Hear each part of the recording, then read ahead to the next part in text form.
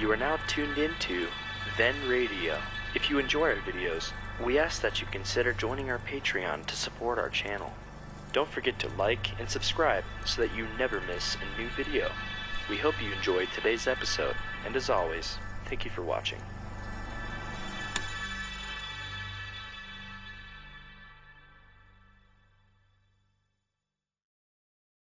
Ladies and gentlemen, we take you now behind the scenes of a police headquarters in a great American city, where under the cold, glaring lights will pass before us the innocent, the vagrant, the thief, the murderer. This is The Lineup.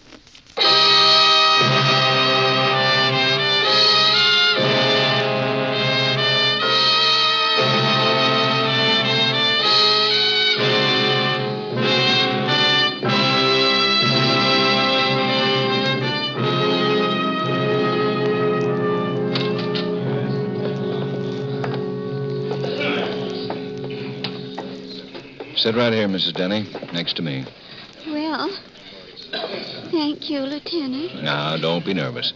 The people on the other side of the screen are the ones who are supposed to be nervous. They can't see us on this side? Not a thing. That's for sure now. No one in the lineup can see you. Maybe the man you've caught isn't the one I saw running away from the holdup. We hope he is. May I have your attention, please? You people out there on the other side of the wire in the audience room, may I have your attention, please? Thank you. My name is Greb, Sergeant Nat Greb. I'll explain the lineup to you. Each of the suspects you will see will be numbered. I'll call off a number, their name and charge. If you have any questions or identifications, please remember the number assigned to the prisoner as I call his name. At the end of the line, when I ask for questions or identifications, call out the number. If you're sure or not too sure of the suspect, have him held. The officers who took your name will assist you. They're seated among you. Please be prompt with your questions or identifications. When the prisoners leave here, they are sent to the washroom and dressed back into their jail clothes.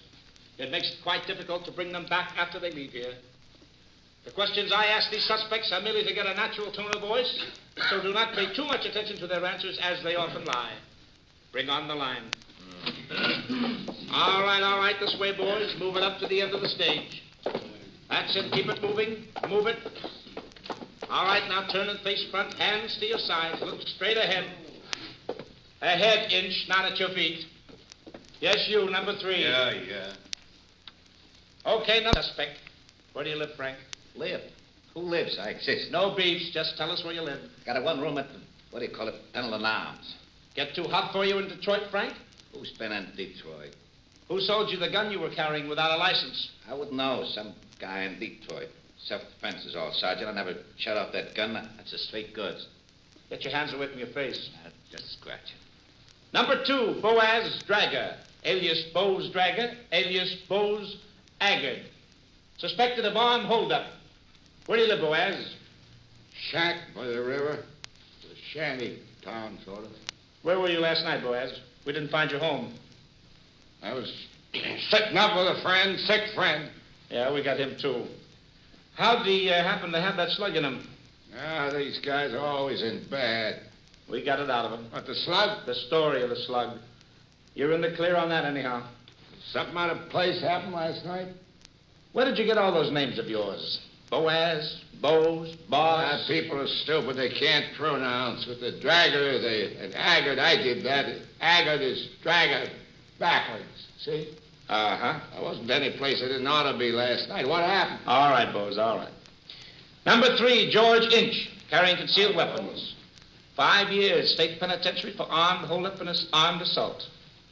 Well, is it one stretching up, George? My lawyer's coming down. Your lawyer? Well, you've gotten class since we last talked to you. See my lawyer. What's your lawyer's name, George? I got nothing to say. See my lawyer. I'm a citizen. Bibsy the Mouth, isn't it? Isn't he your lawyer? He went to a good college. Yeah, for years. Number 4, Willard or Will Willard. Hold-up suspect, disorderly conduct, assaulting an officer, resisting arrest. Well, where do you work, Will? Hill and Ninth, car park. Quite a celebration in your hotel last night, wasn't it? Yeah, it was somebody's birthday. The landlady said some shooting was going on. Oh, it was just a noisy party. Nobody got hurt. It's him.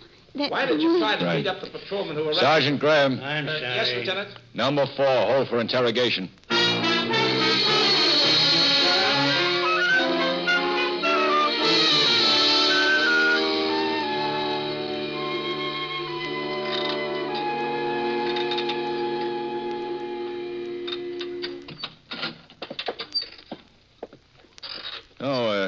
Sit down, Mrs. Denny. That chair for Mrs. Denny, Sergeant. Yeah.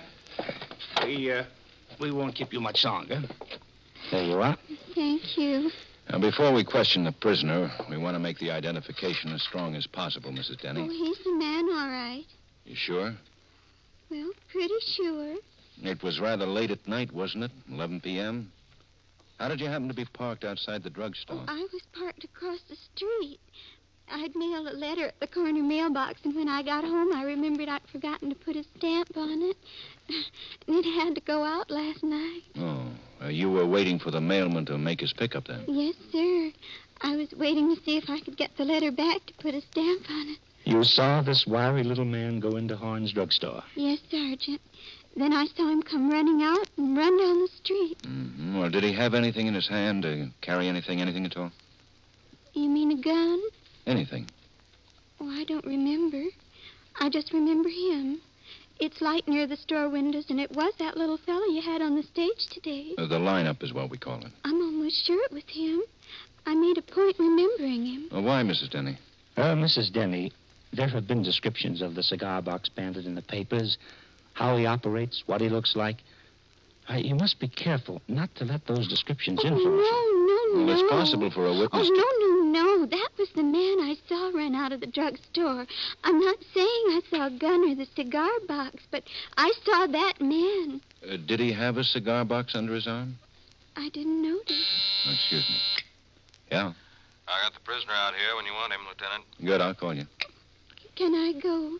I'd better go. Take that other door, Mrs. Denny. I'll show you, Mrs. Denny. It's just my husband keeps on worrying Well, about now, it. you tell him not to. There won't be any trouble, and you've been a fine help. Goodbye.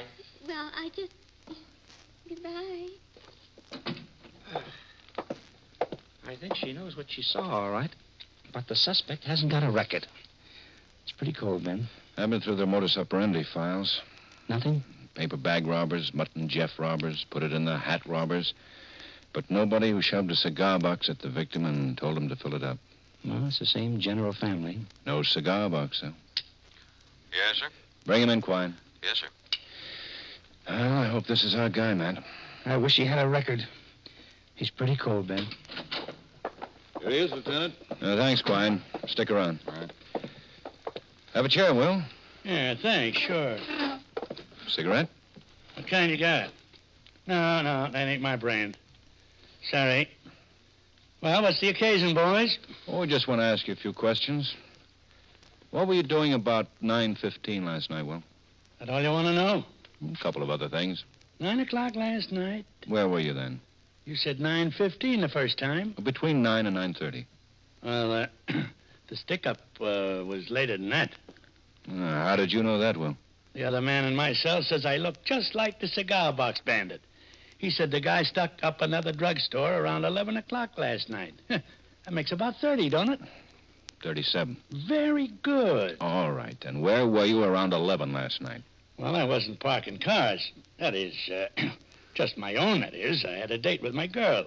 Are you off every Saturday night, Will? Oh, I'm off every Saturday night sometimes. What do you mean by that? Well, some months here every Saturday night and some months not. That's a bollocksed up schedule. Change and help all the time. You're on, you're off. You're on, you're off. You never know one day to the next if you're on duty or not. When'd you get back to your flat last night? Oh, see, I don't know. It's around 2 a.m. Picked up some friends and their dates, and we had a little party. What about the gunplay in your hotel room last night, Will? Oh, you know that landlady, oh, boy, she's a case. Honest, she's a mental case. Because she objects to shootings? Who got shot? There wasn't even a gun around. So, you don't smoke cigarettes, eh? Well, I don't smoke your brand. But what I don't smoke is cigars. Any kid can get an empty cigar box. He doesn't have to smoke it empty. Tell you what I'll do. I'll give you my girl's number. You call her. You ask her where I was last night during the holdup. That a deal? Check that, man. Right. Susquehanna 425 Ort. Hey, Sergeant, you married? Oh, this girl of mine, she's dynamite. Dynamite. Yeah, we'll put a man from the bomb squad on it. Ooh, that's very good. How long you lived here, Will? Well, I'm born and raised here. Went to Packard grade school, Stupid Junior High, Maxwell Fisher Senior High. I did a year in Spooner Business College. You can check it. Parked with your girl around 11 last night, huh? Mm-hmm, yeah, just about. Where? Observatory Hill. You can ask her. Ruth Hurley, that's her name. Susquehanna, 425 Ort. Say, think our names will be in the papers? Now, this is only an interrogation. Oh, we don't mind. The name is Willard. That's sort of an interesting name, ain't it, to spike a story with? Willard? This is just a routine questioning. No news value at all. Well, now, wait a minute. Sure, some paper can get something good out of that, you know. False alarm. Kid the public. You've been identified as the man who held up Horn's drugstore late last night. Oh, go ahead. That's silly. By Horn himself? No. Then it's just silly. The robber was seen to run out of the store and around the corner. Did he see the car, the witness? Who said there was a car? Now, wait a minute. Would you stick up a place without a car? In that neighborhood, a man on foot could disappear into the night better than a man who's driving. There has been a car and other cigar box stick-ups. Yeah? What kind? You tell us. Sergeant. He's kidding. Oh, the sergeant. He's kidding. Lieutenant Guthrie. Yeah? Uh-huh. Thanks. Captain Waldo. Yeah? The Galen Ethical Pharmacy on Quincy Avenue was held up 5 minutes ago by the cigar box bandit.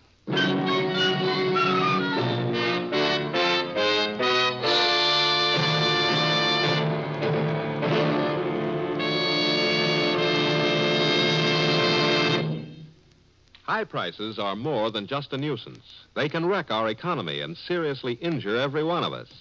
Yet with goods going into defense and with more money in our pockets to spend, the cost of living won't stay down unless we do something about it. All of us. We've got to work better, buy only what we need, watch the prices we pay, keep from asking too much for the goods or the work we sell. Inflation can be licked if we're all good neighbors.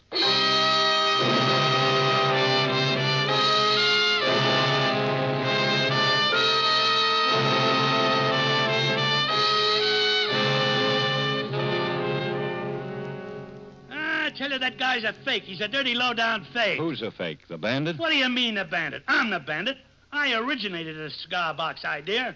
I stuck up all those other drugstores. I've been cleaning up, and nobody can lay a finger on me. So where does this phony come in? If this is a confession, we'd better get the stenographer in. I'm not confessing anything. I'm telling you that this other guy is strictly a phony. And I'll go before any guy I ever stuck up and have him identify me as the one and only genuine cigar store bandit. And that's an offer. Well, what do we do, Ben? Quine, you show Mr. Willard back to his cell. Come on. Thanks, Lieutenant. The low-down crust of that crumb, that bum. What do you think of that? Some guy says he's a cigar store bandit. Hey, what do you say your name is? Quine. Oh, Quine, thanks. Well? Crank. Real psycho. Woods are full of them. Had to happen. Cases like this pull them.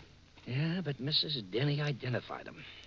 Of course, she could make a mistake. Yes, she could, Matt. Turn him loose.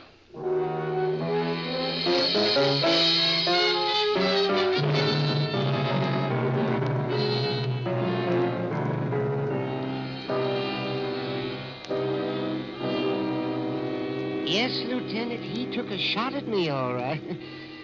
He hit me right here in the chest. He smashed my hearing aid device. It's lucky I got a spare one. Oh, he smashed it all to bits. Oh, you were lucky, Doc. Where were you standing when the bandit came in? Well, I was right here. I was counting up after a hard day in the store, trying to concentrate on filling prescriptions and doing business and listening all the time. It's a relief to close up. I turn off my hearing aid and count up. Oh, my, it's a wonderful relief. Silence. You know, I wouldn't like to have all my hearing back. And then the bandit came in? I didn't hear him. I saw him and opened the door. First thing I know, he's pushing this little pistol into my chest and saying something. Well, naturally, I held up my hand. Naturally. Well, gentlemen, he gets positively red in the face. And I know he's screaming something at me, so I put down one hand and I reach under my coat to turn up my hearing aid. Uh-oh. Well, he whirls around and he stops at the door with the nastiest look on his face. And he fires once and then he runs out. What kind of a gun was It it? was a very small gun, 22. My boy shoots a bit. He has a 22. 25, we think, from the slug. Ballistics has it. It doesn't tally again, Ben. It's a different gun from the last time. Maybe he's got a lot of guns. Well, it's just a little gun. Oh, luckily, it was a little gun. Well, how did the man look? Well, he was small, wiry, dark eyes. Oh, and he kept looking around. Brown tweed coat, brown hat. I was pretty excited, of course. That's our boy. Dirty cigar box? He never got to shove it at me, but he had it under his arm, all right. That's him, Ben. That's our boy.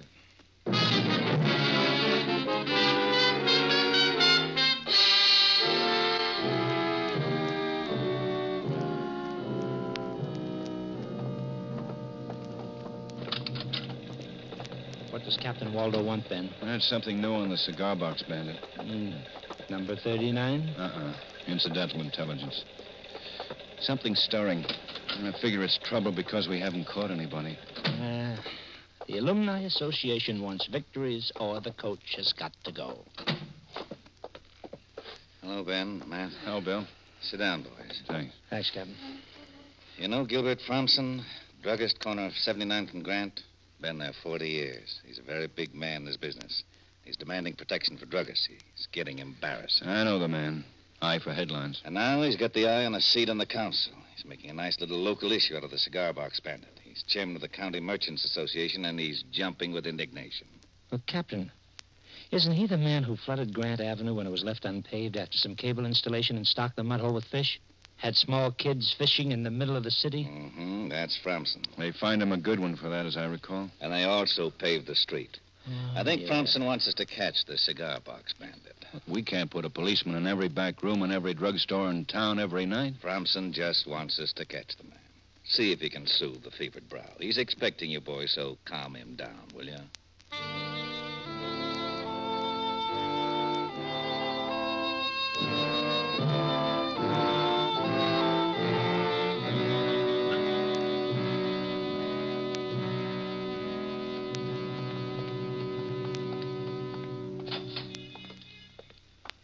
Mr. Fromson? Sorry, I don't see salesman on Wednesday.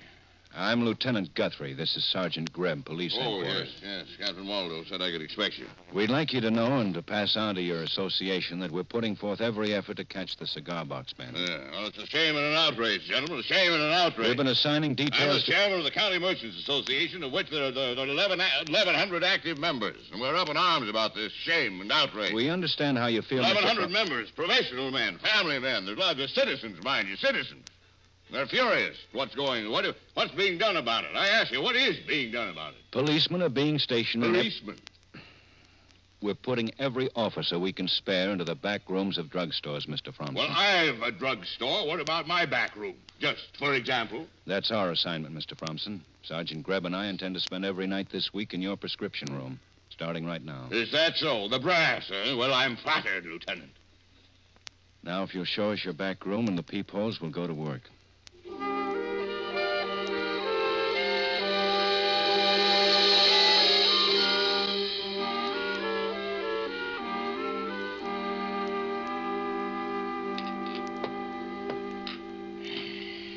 There.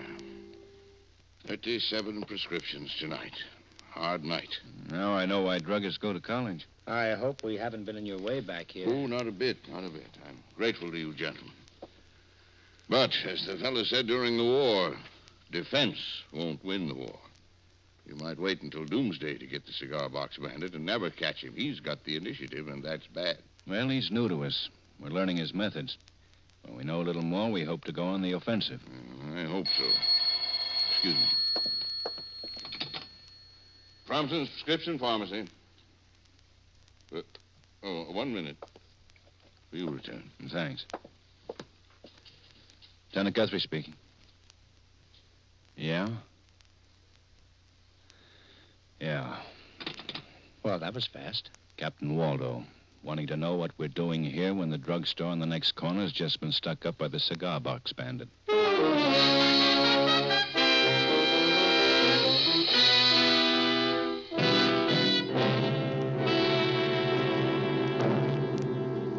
We are making progress, Bill. In spite of our failure to lay our hands on Cigar Box, I insist that we're making progress. Then why aren't you captain and me chief of police? Bill, we've told you. We've had to wait and watch and study. But there's a very definite pattern emerging from this Cigar Box picture. Right, Matt? Well, yes, there are some puzzling features, all right. Like no agreement on the gun he uses. It's been a revolver, a 22 Colt Woodsman, a 25. In general, Captain, the description of the bandit tallies, so there must be something funny about the guns. Nothing funny. The man owns a small arsenal. How do we get him? That's all that concerns us. Get him. Well, we can't spare enough police to give every drugstore protection. He's smart enough to case any job he's going to pull, so he probably knows the stores that are being protected any given night. Then stop wasting time on patrolmen and plainclothesmen, Ben. I don't think we're wasting them, Bill. We've learned several things about our man, and he doesn't strike at random. And it's never open prescription rooms. It's always drugstores with backroom prescription departments, so we can herd the helping back out of sight of the street. By covering certain areas, we've confined the bandit to certain other areas. Now, if on some particular night we went all out and really detailed all areas, we might have a chance. I'd need a lot of men for 2 or 3 nights. Say, 100 men. One night, 25 men. Less than 2 nights is useless. I'll settle for 75 men. Or 60 men. For one night. 2 nights. Impossible. 50 men, 2 nights. 35, top figure. 2 nights. One night. Useless. All right. 2 nights, 25 men. 30 men. But that's all. 30 men, plus Matt and me. Including you and Matt. But if detailing the stores hasn't worked so far, it isn't going to work. It might now. We've got something worked out, Captain. The bandit knows which stores are guarded. We're going to help him know which stores these are. Be very open about it in some cases, and as cagey as possible in others, within the same small neighborhood. Just so you get him before his arteries do. Thanks, Bill. Let's go, man. Right. Oh, Ben. Hey, yeah, Bill. 30 men plus you. Thanks, Captain.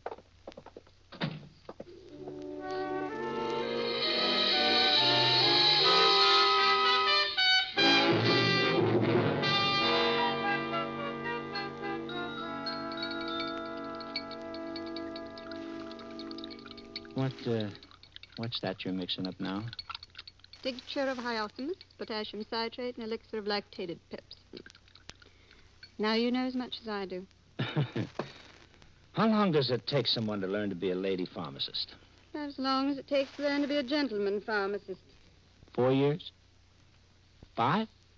How long does it take for an entire police force to catch one fresh little hold-up man? Oh, we'll get him. I don't see how. You have to be an idiot to try to hold me up tonight after the way you've been showing yourself in front all evening. Anybody can tell you're a cop. How? I can tell. How? Don't answer that. Well, you're not going to catch anything back here. Well, maybe you're right. Now, we had a protest vote at our last meeting. Huh? Village pharmacy. Now, one moment, please. For you, Sergeant Greb. Thanks. Hello? Oh, hello, Ben. Oh? Uh-huh. Be right there.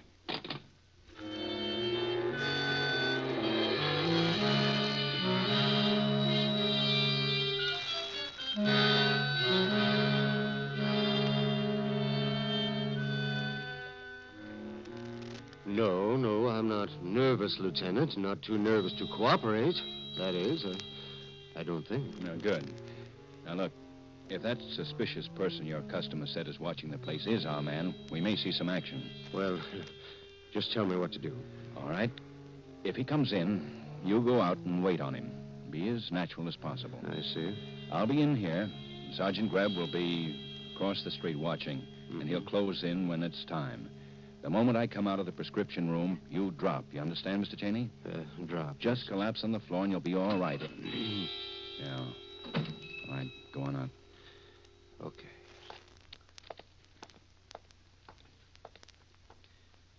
Good evening, sir. Say, what do you got for a toothache, Doc? Well, is it a small cavity or a large one? Well, it's just a toothache. I don't know. Well, I can give you some oil of clove. All right, and you can put it right in this box. Well, I don't understand. This is a stick-up. Now keep your hands down. All right. Open the register. Come on, open it up. Well, Come on, all come on. right, all Go right. ahead and punch it. Yes, all right.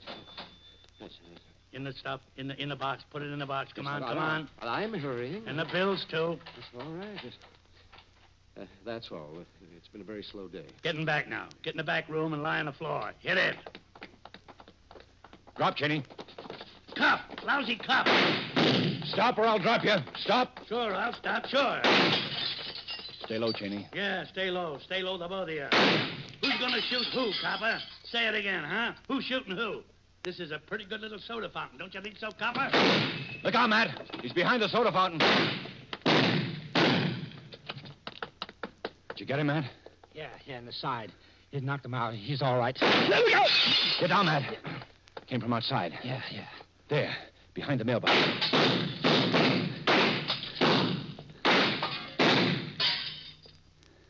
He's down, Ben.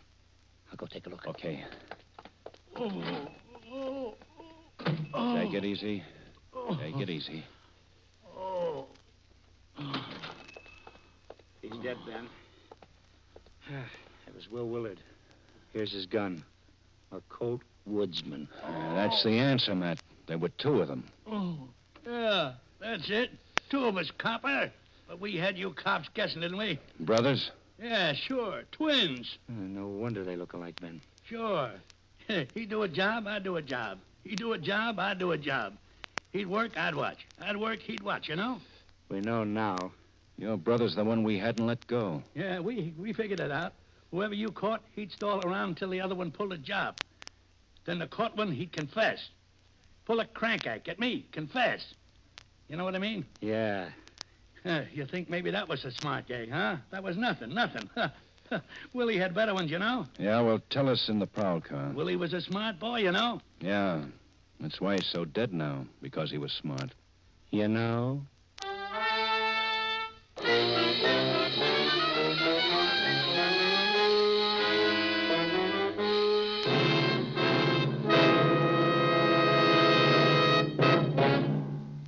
The lineup, where before you pass the innocent, the vagrant, the thief, the murderer. Listen again next week when we again bring you the lineup. May I have your attention, please? Huh? You people out there on the other side of the wire in the audience room. May I have your attention, please?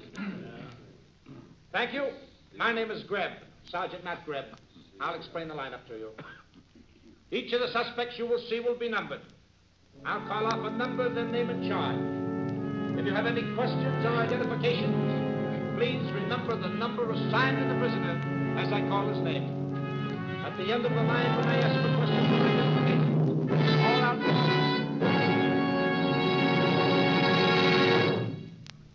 The lineup, starring Bill Johnstone as Lieutenant Ben Guthrie and Wally Mayer as Sergeant Matt Greb, was written by Milton Geiger with music by Eddie Dunstetter.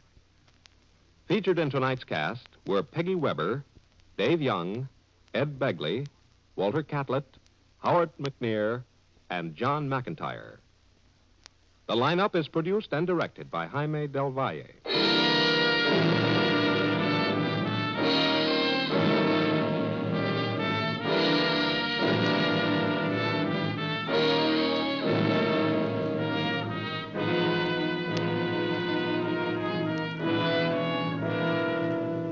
An hour of new music and an hour of dramatic highlights of the news. They're yours on most of these same CBS stations every Friday night. Jan Murray is on hand with his new songwriters and their songs for sale. Edward R. Murrow is here with the voices of the people who've made news in the past 7 days, all appearing on Hear It Now. Listen to Songs for Sale and Hear It Now.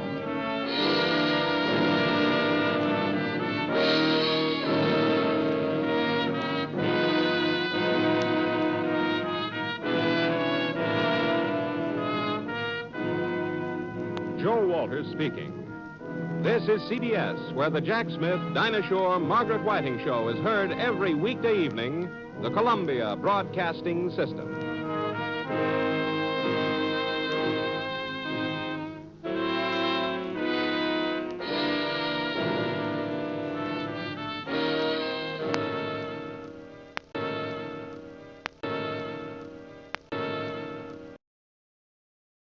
Ladies and gentlemen, we take you now behind the scenes of a police headquarters in a great American city, where under the cold, glaring lights will pass before us the innocent, the vagrant, the thief, the murderer. This is The Lineup.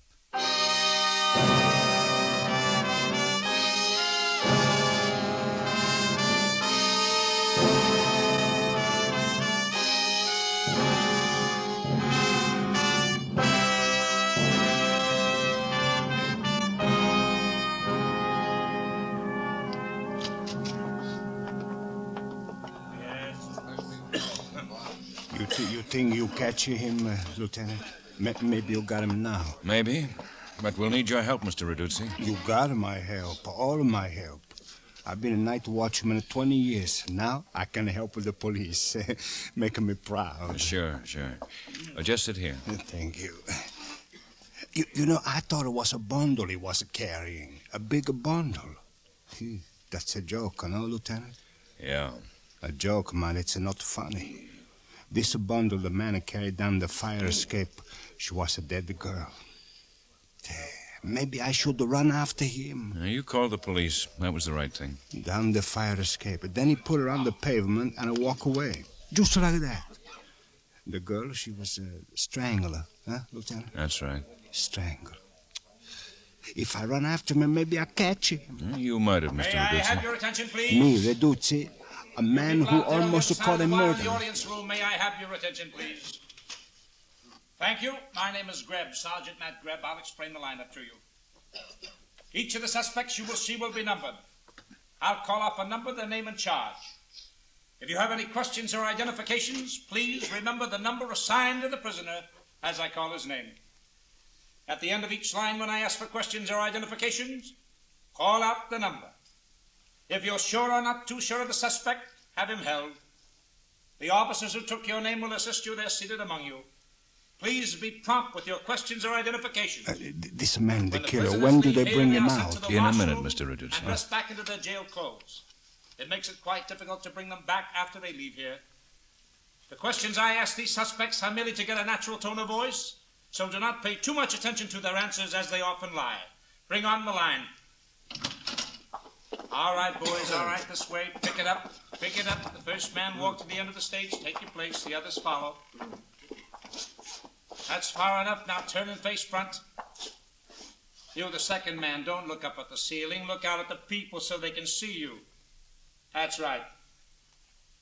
All right, number one, Finney Russell, assault. Where do you live, Finney? Same place, down by the fish market. You hit a man this morning, knocked him out. That's right. Why did you hit him, Finney? Oh, he said a bad thing about me. Is that all? Oh, he tried to sell me a rotten fish. What did you hit him with? Oh, everything. What's everything? A rubber boot and a bucket, I think. Number two, Harold Dodge, theft. Where you from, Harold? The East. Where in the East? The only place in the East, Boston. Don't tell me, Harold. Tell the people out there. Boston. Ever been arrested before? A few times. How often? 5, 10, 100? 7. Speak louder. How many times were you arrested? 7. Where were you arrested this time? In a phone booth. I was calling my girl. The arresting officer said you were breaking open the coin box. I was trying to get my nickel back. The call was hardly worth it. Number 3, Warren Fuller, vagrancy. Where do you live, Warren? Flop house. Which flop house? They don't play no favorites. Sun goes down, there's always a flop house. What kind of work do you do, Warren? Work? All right. What do you do all day? All that. Sit in the park, take a walk up Broadway. Ever think about getting a job? I've thought about it. Have you tried? Sure, I tried. When did you try, Warren? 1933. Didn't work out. Number 4, Charlie Bond, open charge. Where do you live, Charlie? I'm not answering any questions. What's that? I didn't hear you. I said I'm not answering any questions. Okay, make it tough for yourself. I don't feel good. I'm sick. You'll feel worse if you don't answer the questions. Where do you live? Rainbow Apartments. At the apartment house across the street from the Realty building? How do I know? I don't know. You ever been arrested before, Charlie? No. Mr. What do you Reducey? do for a living? I don't know. Come on, speak up. I just can't say. You're not sure? But you see, Lieutenant, Any he questions wasn't or walking. identifications? I see. Sergeant Greb. Yes, Lieutenant. Number 4. Have him walk back and forth across the stage. Yes, sir. That's you, Charlie. Walk. Over to the end of the stage and back. I don't feel like walking. Walk! Now, Mr. Reducey? Yeah. That the man? What? I think so, maybe. Sergeant? Yes, sir. Hold number 4 for interrogation.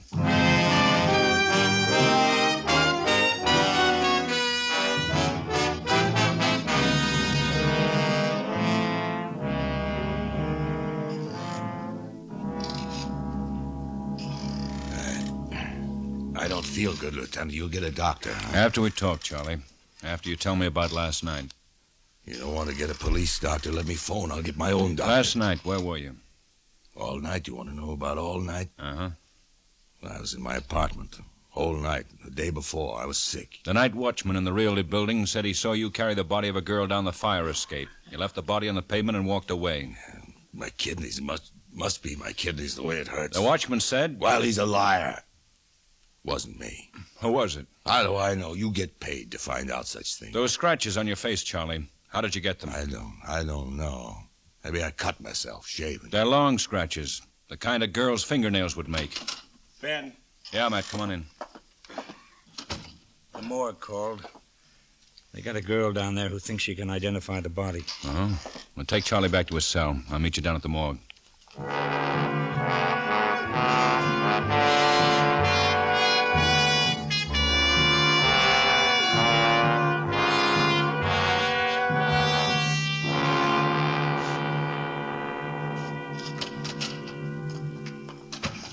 Over here, Ben. This is Laura Phillips. She works in the dance hall over near 15th Street. Lieutenant, I hope you won't think... I mean, this is the first time We understand, Miss Phillips. You think it might be someone you know. My roommate. I know, it's silly, but... Well, Edna left the dance hall in such a hurry last night, and she didn't come home. Sure. I understand, Miss Phillips. All right, Matt. Edna.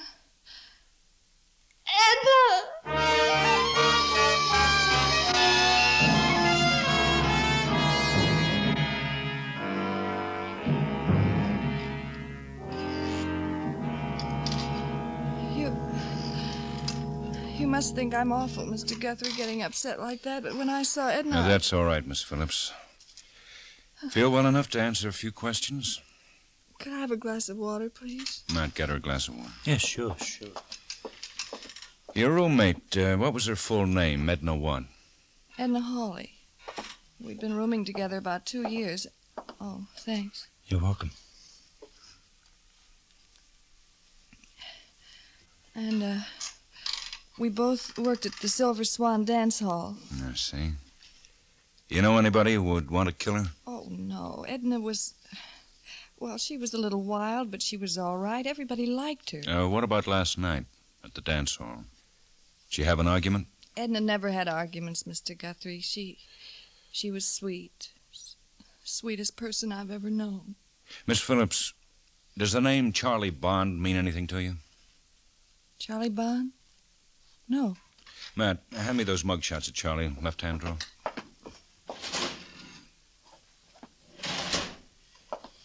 Here you are, Ben. Right.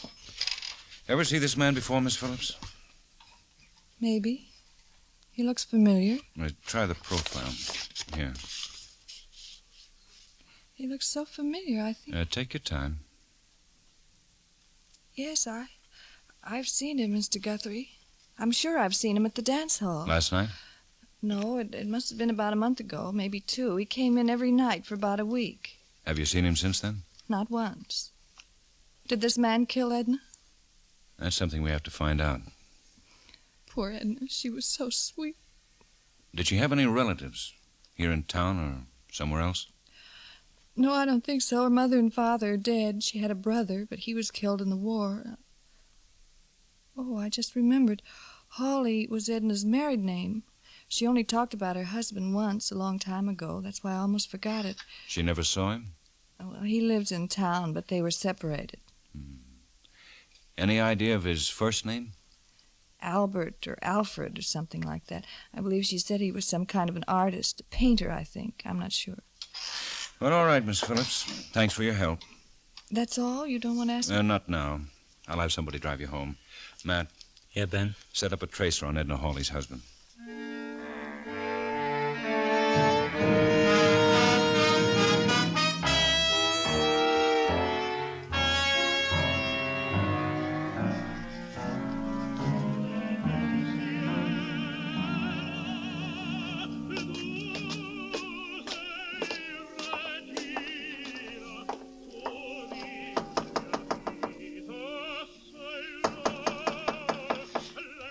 Come in, it's open.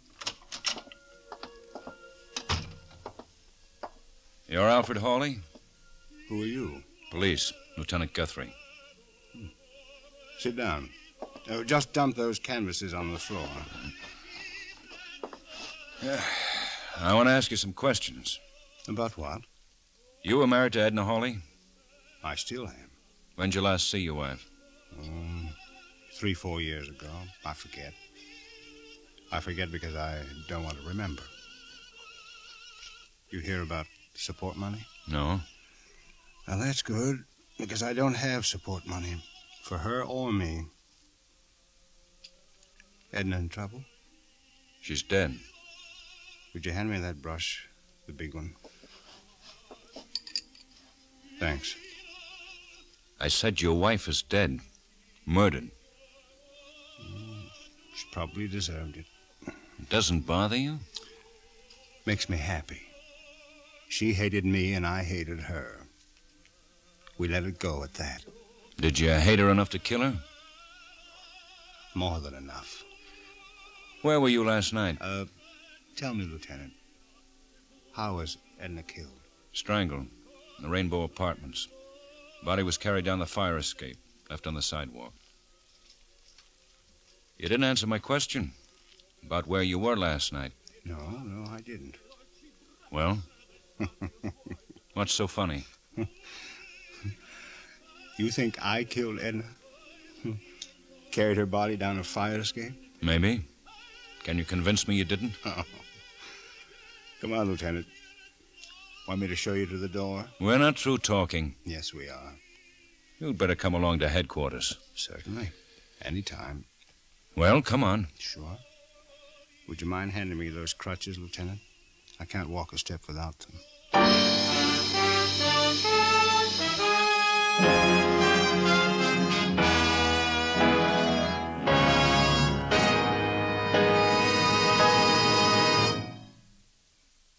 CBS brings you 2 one-hour programs every Friday evening. One designed for relaxation and thorough enjoyment. The other intended to give you a listening post on what's been happening in the world the past 7 days. Friday nights on CBS brings you Songs for Sale with Jan Murray and Hear It Now with Edward R. Murrow, an hour recapitulation of the news of the past week, political, frontline, sports, entertainment. Songs for Sale and Hear It Now are broadcast every Friday on most of these same CBS stations.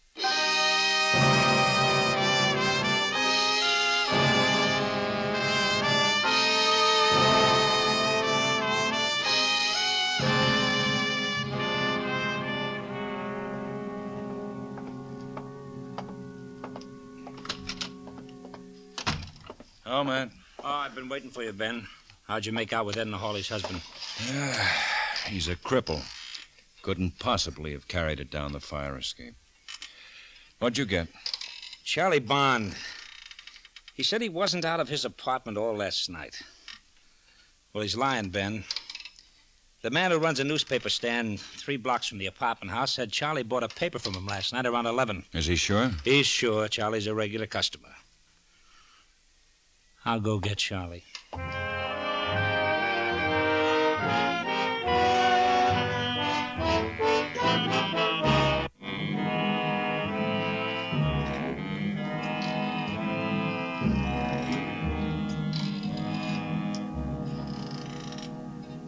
Could you, Lieutenant, do me a favor, will you?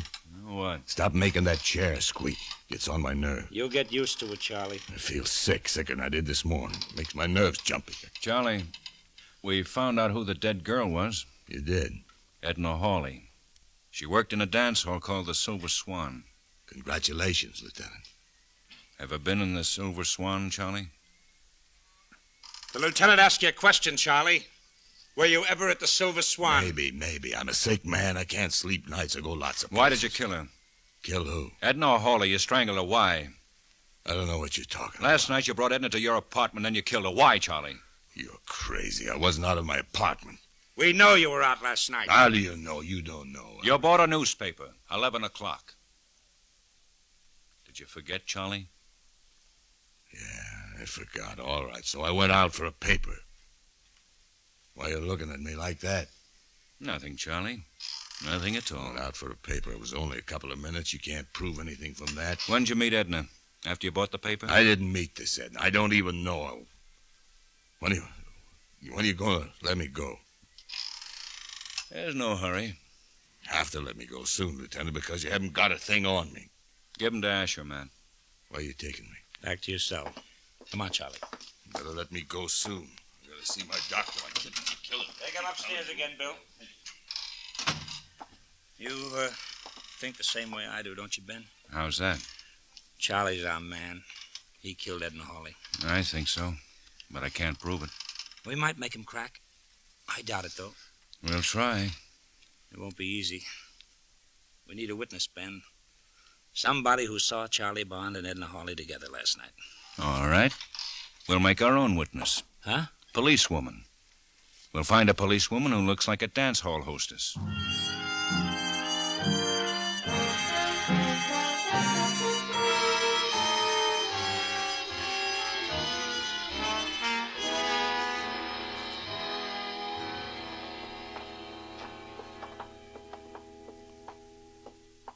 Here we are, Nora. Is Charlie Bond already in the visitor's room? No, he'll be brought in. You understand what you're supposed to do now? Yes, sir. Just remember what I told you. We'll be listening in the next room. Good luck, Nora. Thanks, Lieutenant.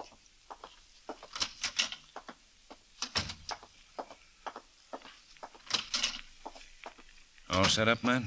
All set up and working. Grab a chair, Ben. All right.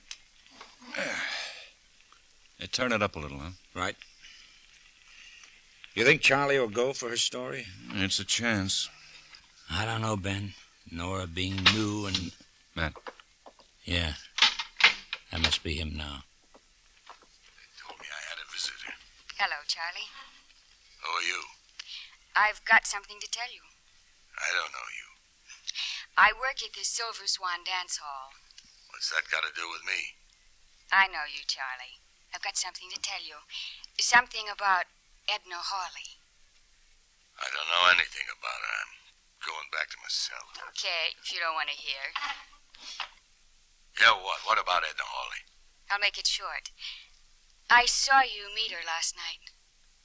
You're crazy. Okay, I'm crazy. But I saw you. You're so smart. Why don't you tell the cops? What do you want? Money? I don't know what you're talking about. Money to keep quiet. $500. You can't blackmail me. I never saw this Edna Hawley. All right. We'll leave it like that. You can't prove I met her. Because I didn't. I said we'd leave it like that. The cops will let you go before long. Yeah, they'll have to let me go. You know where I work, Charlie. See you soon? You won't see me. I'll wait a week. Wait a month. I don't care. A week. That's how long I'll wait. 1 week. Time's up, Charlie. So long, Charlie. Like I said, see you soon. Turn it off, man. Well, she did a good job. Yeah. I think he'll bite hard. Maybe. We'll let him think it over a while. When do we release him, tonight? First thing in the morning. Tonight we've got work to do. Work? Well, we have to rent a room for Nora near the Silver Swan. And you know how hard it is to rent rooms these days.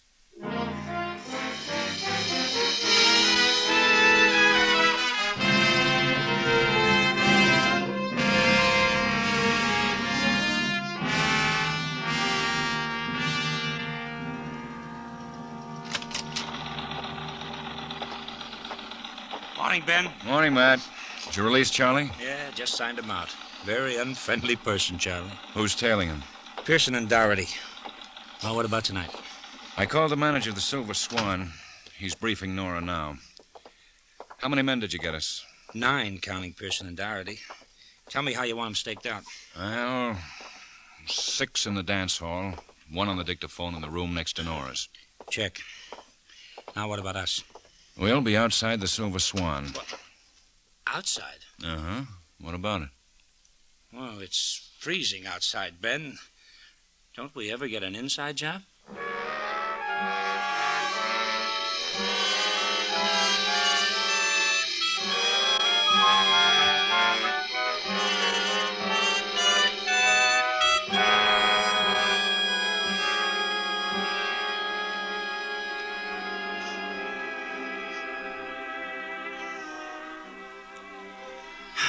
What time is it, Ben? It's 1:55. Oh, I wish they'd close these dance halls earlier. That wind's going right through me. Yeah, me too. Doesn't look like Charlie's going to show. Matt, crossing the street. Where? End of the block. Yeah, I see him now. Keep back in the shadow. Oh, never mind. He's going the other way. Kind of looked like him. Uh-huh. But I don't see Doherty. I guess we were wrong.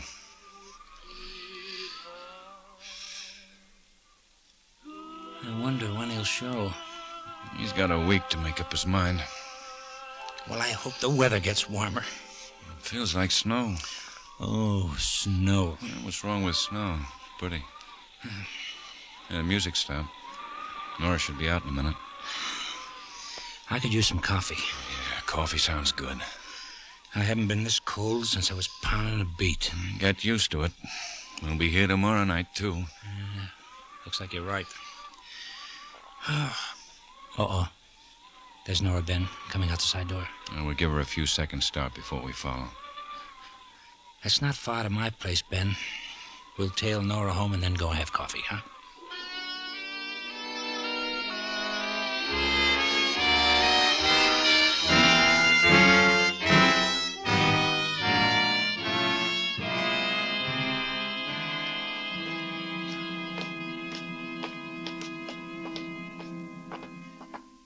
Here we are, Ben.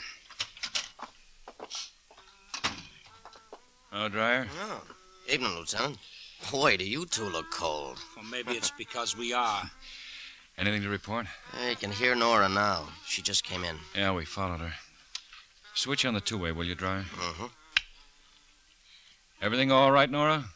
Yes, sir, but no Charlie Bond. We'll try again tomorrow night. All right, Lieutenant. Stay in your room during the day. Be in the dance hall at the usual time. Gee, I hope he shows up soon. My feet are starting to hurt.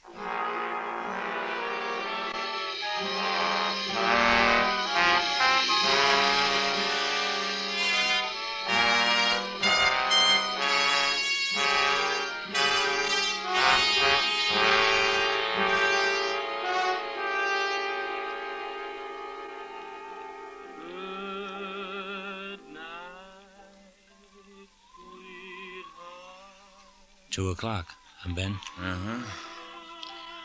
Well, looks like another dry run. I wonder why he doesn't show. Doherty says he sticks pretty close to his apartment. It's not so cold tonight. I think it's gonna snow. You said that the first night. I still think so. Ben, maybe we ought to try something else. Like what? Pick Charlie up again. Keep him locked up until he cracks. You know that wouldn't work, man. Yeah. I guess not. Give it time. We got 4 more nights. Yeah. Coming over for coffee afterwards? We ought to go to my place tonight. Well, mine's closer. There's Nora. Uh-huh. Oh, wait, man. Not yet. What's the matter? That alley there, where the street lights burned out. I don't see anything. He ducked behind the building. Charlie? Well, I don't know. There. Yeah, it's Charlie. What do you know? He's letting Nora walk right by. I thought he would. In her room, huh? If we're lucky. We'll wait till he starts to follow. Ben? All right, man. Let's go.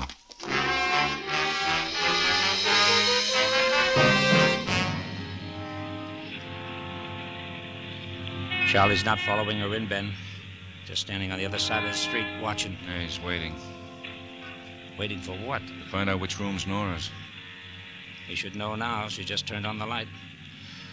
We go up now, Ben? Yeah, the back way. Come on.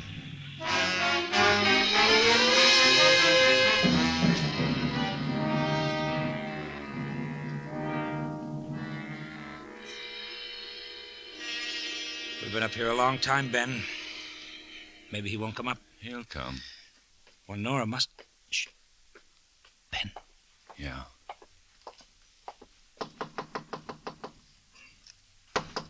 Who is it? Charlie Bond. Just a minute. Turn it up, Dryer. Well, you took your time getting here. Yeah, I had to think about it. I thought maybe you wouldn't come. You said I had a week. I'm here now. Did you bring the money, Charlie? Money? For what? For me. So I'll keep quiet. I haven't got any money. Don't stall, Charlie. I want $500. Suppose I don't pay. I'll go to the cops. Tell them I saw you with Edna Hawley. I've got a better idea. Better than money. Yeah, this. Charlie! Let's go.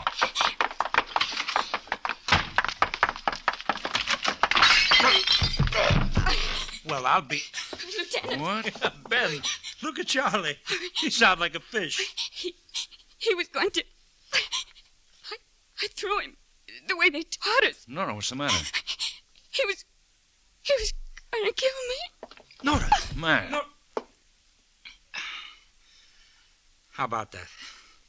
She slugs the killer, then passes out. What is it with women, Ben?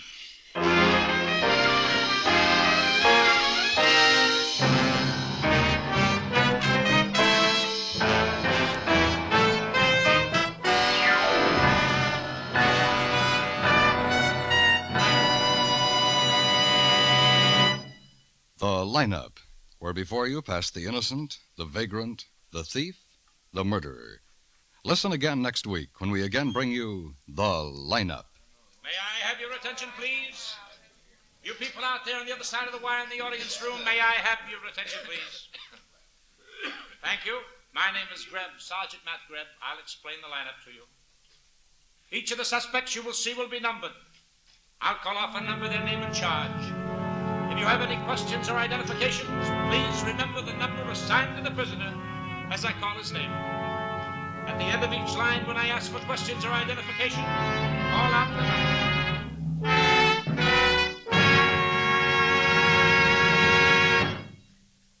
The lineup, starring Bill Johnstone as Lieutenant Ben Guthrie and Wally Mayer as Sergeant Matt Greb, was written by Charles E. Israel with music by Eddie Dunstetter. Featured in tonight's cast were Jay Novello, Junius Matthews, Sidney Miller, Pat McGeehan, John McIntyre, Mary Jane Croft, and Sammy Hill. The lineup is produced and directed by Jaime Del Valle.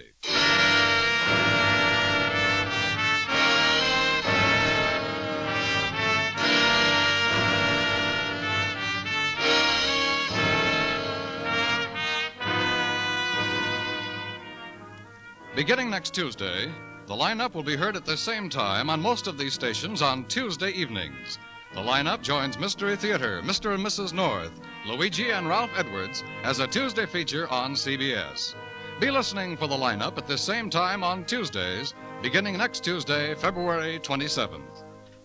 Now stay tuned for a special program in observance of Brotherhood Week, which follows on many of these same CBS stations.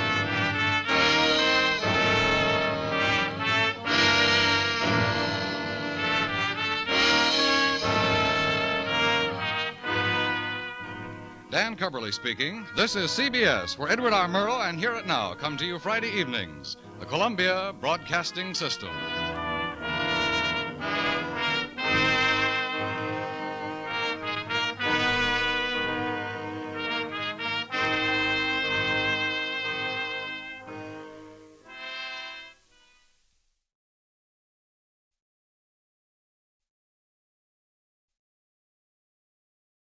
Ladies and gentlemen, in just a moment we'll take you behind the scenes of a police headquarters in a great American city, where under the cold, glaring lights will pass before us the innocent, the vagrant, the thief, the murderer. This is The Lineup.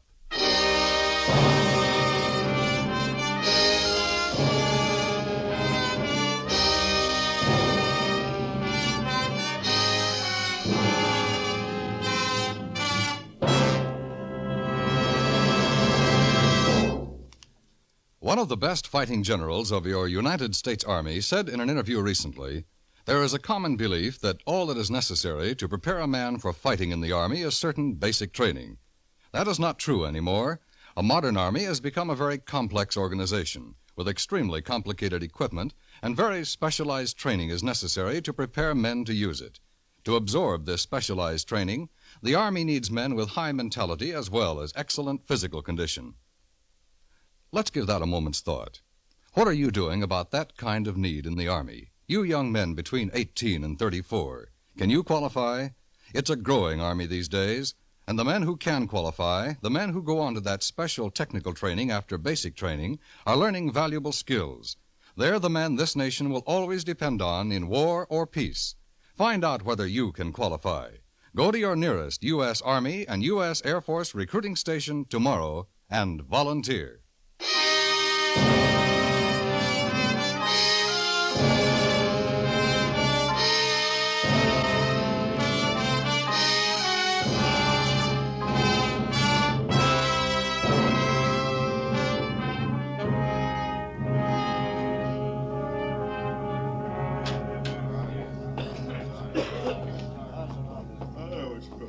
Well, go down to the front, Mr. Polo. Yeah, sure.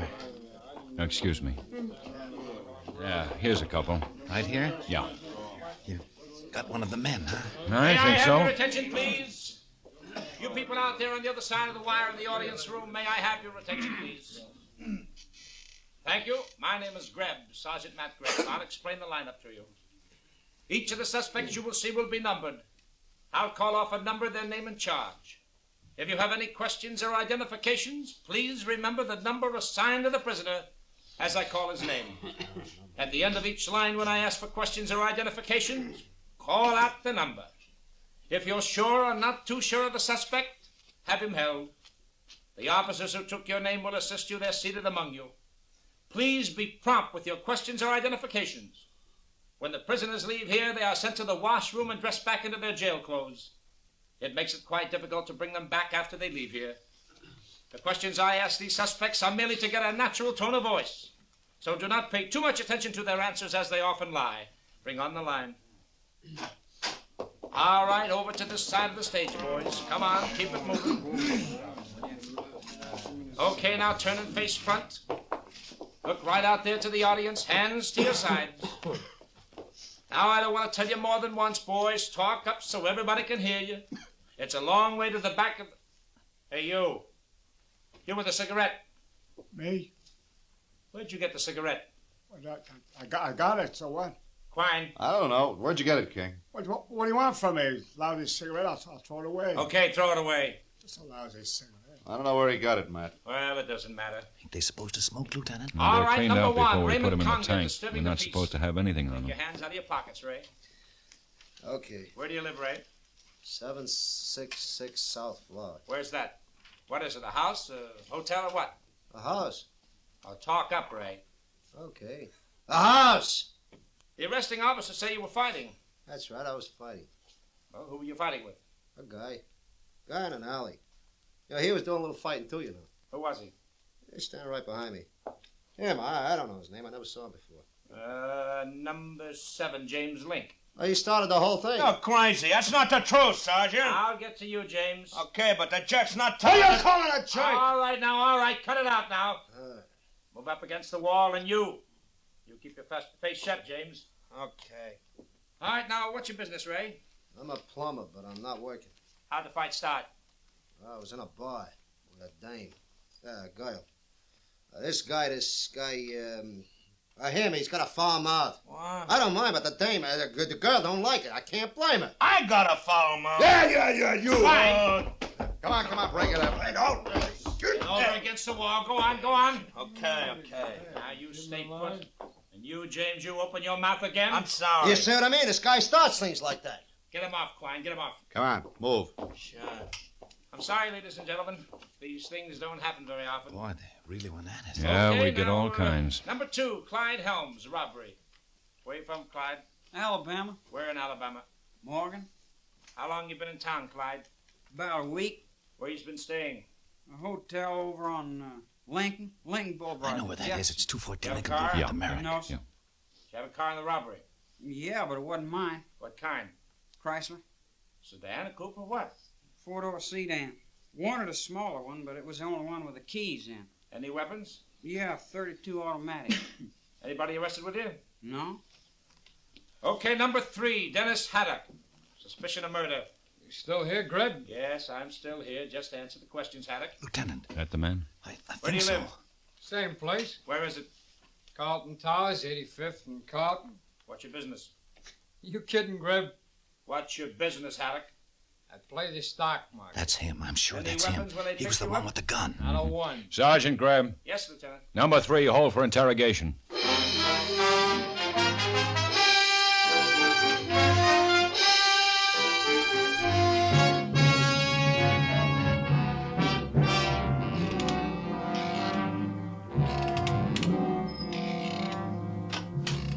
Here he is, Ben.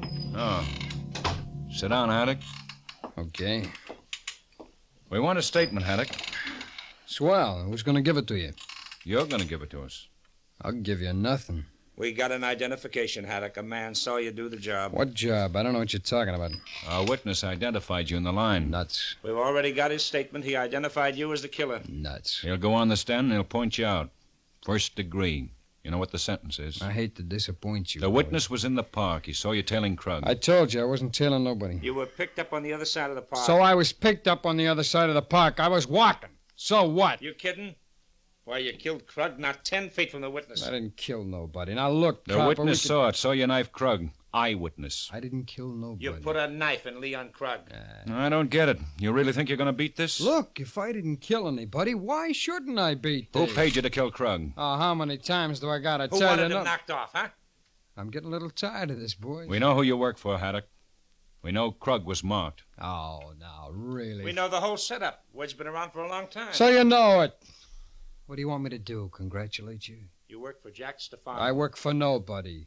You guys are really getting pretty dull. Stefano's got orders out. Every guy who might give him trouble is supposed to be taken care of. You've been reading so many books. Krug was the first. If you think we're going to let a gang war bust... I don't think anything. Except maybe you guys are a little rum-dum. We want Stefano, Haddock. Go get him. And you're going to help us put him away. Oh, now that's a real bright one, Guthrie. I'm going to put Stefano away. Yeah, you're going to put him away. Yeah. You knifed Krug. Oh, now you listen, got paid Greb. for the job, and Stefano paid you. Look, fellas, please, will you? Forget it, huh? You're not going to get anywhere with me. Now, listen, Don't Haddock. you get rough with me, Take Greb. it easy, Matt. Wine. Yeah, Ben. Take him down. Let's go, Haddock. Sure. We got you, and we're going to get Stefano. Okay. With or without you, we're going to get him. Swell. You ready, Copper? Who are you talking to, punk? To you, Copper. To you. Get him out, Quine. Sure. Oh, brother. Talk about gall. Yeah, he really thinks that organization's going to... Hey. It's okay. He tripped. Look, Quine. I mean it. He tripped. Didn't you? Yeah. Get him downstairs. Come on. Okay. Oh, you hurt your ankle, huh? Makes a difference? I ask you a question. Yeah, I heard it. He tripped. Sure. But this whole thing is liable to get pretty serious. Yeah, I know it. Stefano's out to take over the syndicate. He's got a big organization now. Yeah, more than one guy like Haddock. And Haddock's no dummy. That's why he's going to be hard to crack. He's sure Stefano can spring him. Can he, Ben? Not as long as we got a witness. So let's put a couple of men on that witness just to play it safe, huh? Yeah. You coming to dinner tonight? Sure. Molly said about 7. Oh, don't let me forget. I got to stop and pick up a quart of ice cream.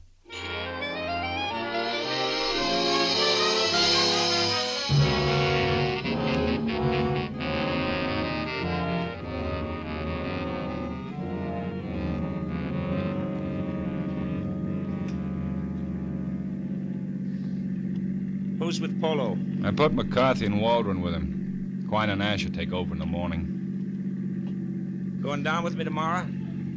Down where? The Red Cross, I told you. Give him some blood. Oh, yeah. Well, it'll have to be in the afternoon around 2. Fine. Oh, here's a market. Yeah. Give me a pack of cigarettes, will you? Right. I'll see what's going on. Okay, Al. Just be a minute. All right, take your time. 87, a 415 at the corner of Elm and Vista. 73 and 77, code Hi, 6. mister. Well, hello, son. Are you a policeman? That's right. Where's your uniform? Well, I don't wear one. I'm a detective. I'm a cowboy. You sure are. That's a pretty dandy outfit. I'm a hoppy ranger. Yeah? What's your name? Jamie Martin Fisher. I got a gun. I could shoot you. Now, you wouldn't want to shoot me. Sure I would. Oh! Ah, you got me. You need some help, Lieutenant? Oh, better put out a APB for a dangerous cowboy. I'm dying, Sergeant. I'll shoot you, too. If I give you a nickel, will you let me go, huh? Sure. Gimme. 43. There you are.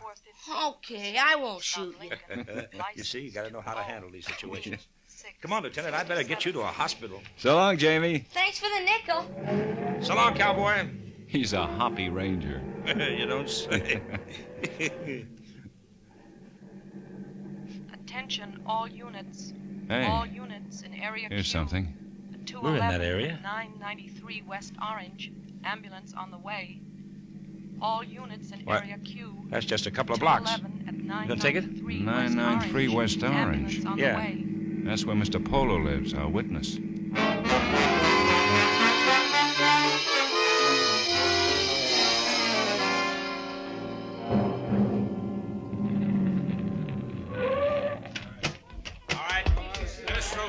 Let us through, please. Let us through. Up there, the second floor up there, somebody's hurt. Now, who are you? The landlord, it's my building. There's been a shooting. Come on, man. The second floor, second.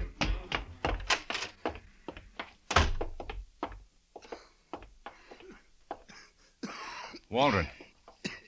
Shotgun went up. I opened the door. Shotgun. I think McCarthy got it bad. Second floor. Go on. Stay with him, man. Crawl down. I tried to get to a phone. McCarthy. Oh. Mac. Ben. Pull. Over there. Okay.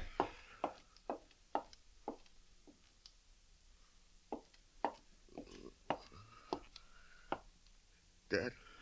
Yeah. Now, take it easy. Take it easy. Now. Ambulance is on the way. Just walked in. Some guy with a shotgun. My face. Take it easy. Did you know him? Lights were out. No. Ben. Yeah? Wait.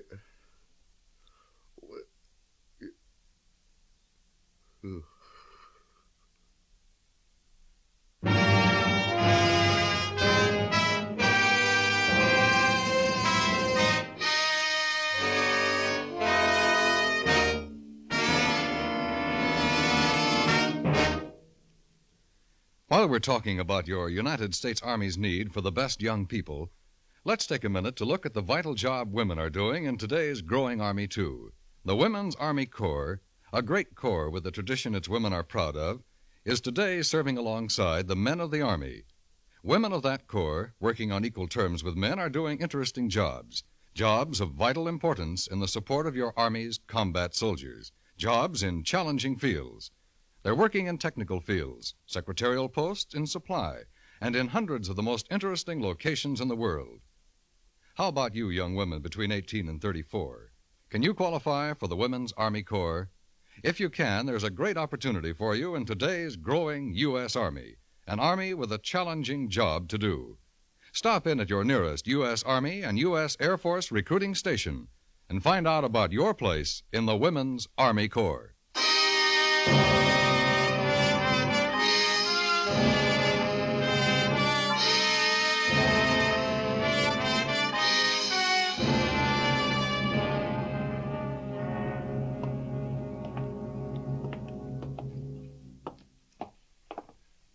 Go get Haddock, Mac. Bring up my office. I'll be over as soon as I see the chief. Right. Oh, Charlie? Hello, Ben. We were the first ones over there, Charlie. A couple of blocks away when we got the call. Waldron may pull through. What have you got? Nothing more than you have. Waldron didn't see the guy, neither did McCarthy. Came home with Polo. Polo opened the door, and when they stepped in, blam, both barrels. Killed Polo instantly. McCarthy got it in the face, Waldron in the chest. Waldron crawled to the first floor. Killer got out the window. Well, with Polo dead, we'll never be able to hold Haddock. Or get anything on Stefano. Stefano will spring Haddock as soon as the news breaks about our witness. He'll probably make him stay in a couple of days just to make it look good. Yeah. I'm going to release Haddock. Right away? Yeah. What would you do if you were Haddock? You didn't know the witness against you'd been killed. What would you do if you were suddenly released? I'd think one Lieutenant Guthrie was a little crazy. Where would you go? Not to Stefano. I'd figure maybe he wanted to tail me. What if you were Haddock and I told you Stefano was going to kill you because you were the only man who could send him to prison? Oh, now, wait a minute, The witness Ben. is dead. A good cop is dead. Haddock isn't going to crack, you know He'll that. never fall for it, Ben. Wouldn't you? If when you got out on the street somebody picked you up and took you for a ride? What are you talking about? Nobody's going to get hurt. Are you crazy? Well, he might talk. And you're a police officer. Then you tell me how to get Stefano. Well, that isn't the way. One way or another, you're going to have to release Haddock. You know he killed Krug, but you have to release him, and there's nothing you can do about it. You think I like it that way? No. When Haddock finds out that the only witness against him is lying down in the morgue, he'll never talk. Then we'll get Stefano another way. Have you got the man who killed Polo and McCarthy? No. Have you got one little lead? No, but you're a police officer, Ben. Charlie, we got to work fast. Stefano's got an organization of killers. But a stunt like this. Well, it might work. We've got to stop Stefano. Okay. Go on. Get out of here. I'll need three-way communication, 2 command cars. Can you get me a waiver from the inspector for 2 command cars? All right. But take it easy on the equipment. Thanks, Charlie.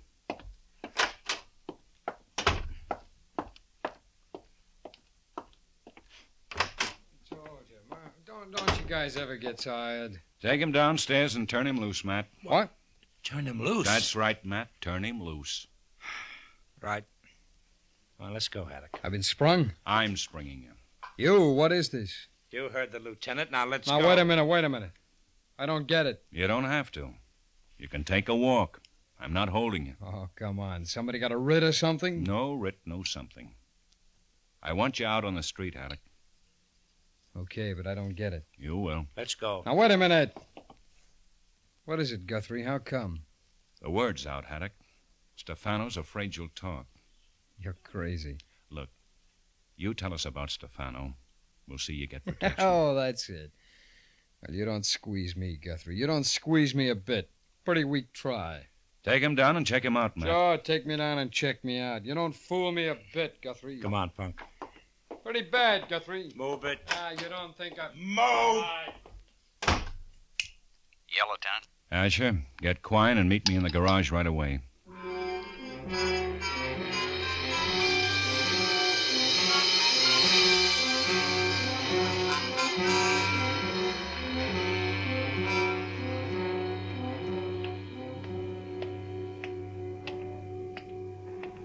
All right, now here it is. In 5 minutes, Haddock will walk out on the street. He's never seen you before, has he, Asher? No. Okay, I want you to follow him. Let him know you're following him. Okay. Quine? Yeah? You're in a command car. A prowl car each spot. Take the command car and follow about half a block away. Right. Matt and I'll be in the other car. We'll stay away out of sight. And you keep us notified on Haddock's movements. Well, if you're being so careful, why let him spot me? I hope he thinks you're one of Stefano's men. I want to scare him right out of his socks. You just want me to keep tailing him, huh? That's right. Until you've got him good and worried. Then pick him up, throw a gun on him. You're supposed to be one of Stefano's boys, you understand? Oh. Walk him to a quiet spot, scare him all the way. Make it look like you're going to kill him. The 3 of us will bust in at the right time. Okay, Ben. Now look, Haddock's pretty smart. He's not going to fall for anything unless it looks awful good. Okay, we'll make it look good. We'll get rough. All right, we'll put on a good fight, so take care of yourself. Think it'll work?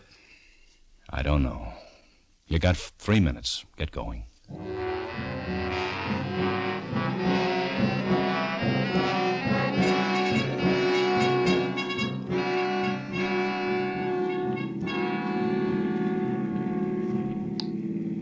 I'm at the signal at the corner of 81st and Lincoln. Haddock's going north. I think he spotted Asher. Turn here, man. We'll stay in the next block, running parallel. Left? Yeah.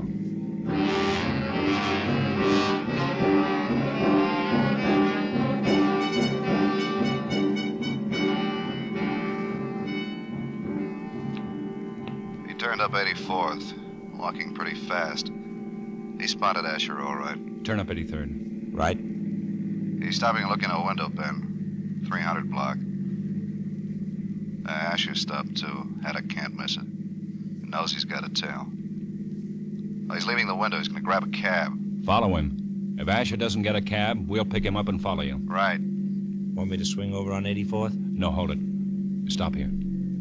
He got his cab, heading north on 84th. It's okay. Asher got another cab.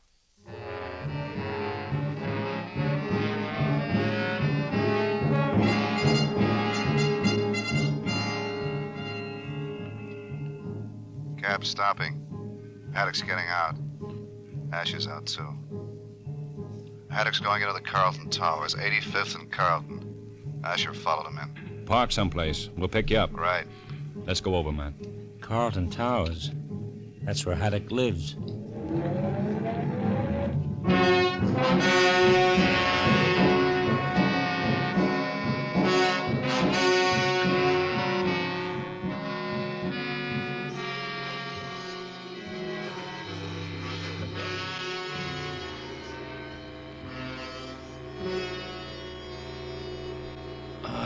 It's 11:30. Maybe Haddock isn't going to come out. Maybe he's just going to lock himself in and have his... There he is. There's Asher. Oh, look at that pickup. Look at Haddock. Yeah, he nearly fainted. All right, let's go.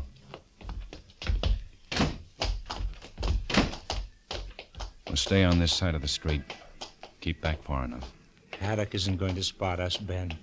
He isn't looking around for anything. He thinks he's taking his last walk. Yeah, up Carlton, right for the river. Funny if a patrolman spotted it. Asked them what they were doing. Hilarious.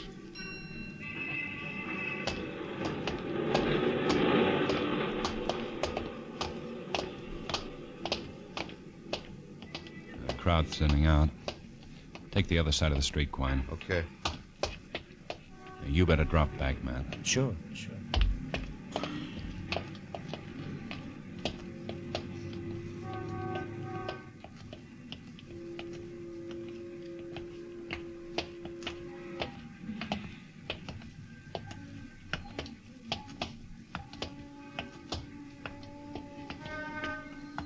Come on. Where are they? Out on that dock. Now stay next to the building. Stay out of sight until we get close enough. I'll give you the word. Okay.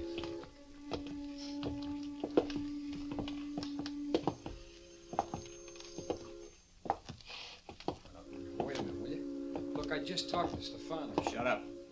Walk to the edge of the dock. No, wait. Walk.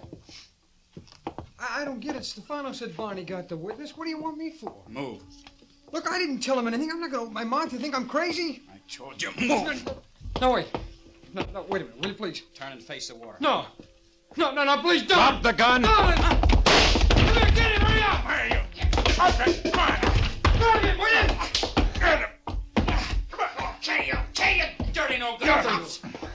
Guthrie, he was going to kill me. Yeah, I know. Stand back there. We tailed you, Haddock. That rat, Stefano, that dirty, stinking rat. Want to tell us about it? Yeah, what do you want to know?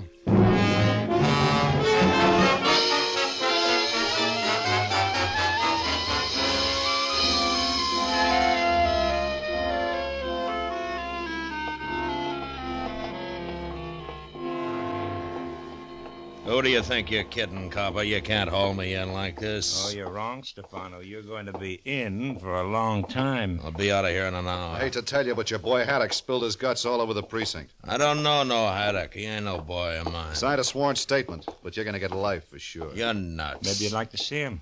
Sure, I'll see him. Ben, we got Stefano. Oh, bring him in. Go ahead. How do you like it, Stefano? Shut up, Haddock. I've done all my talking.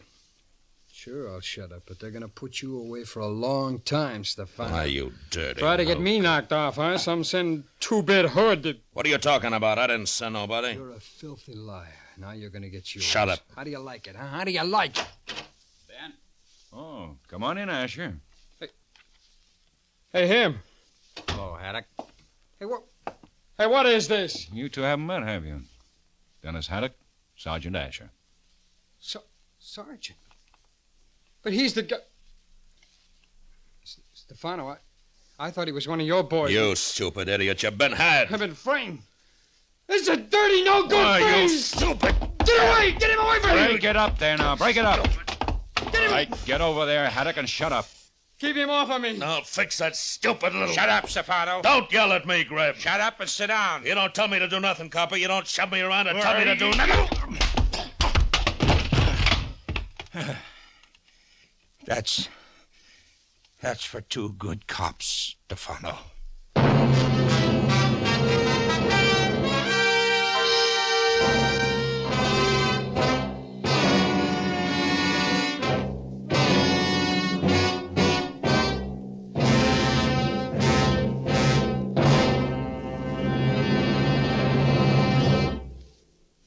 A few minutes ago, we quoted a famous fighting man on the subject of the Army's need for men of high mental qualifications to absorb technical training.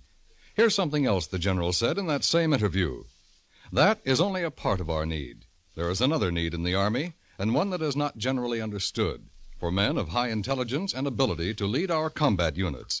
Combat leaders are specialists, too, and require specialized training, just as do the technicians. That's worth thinking about for a moment.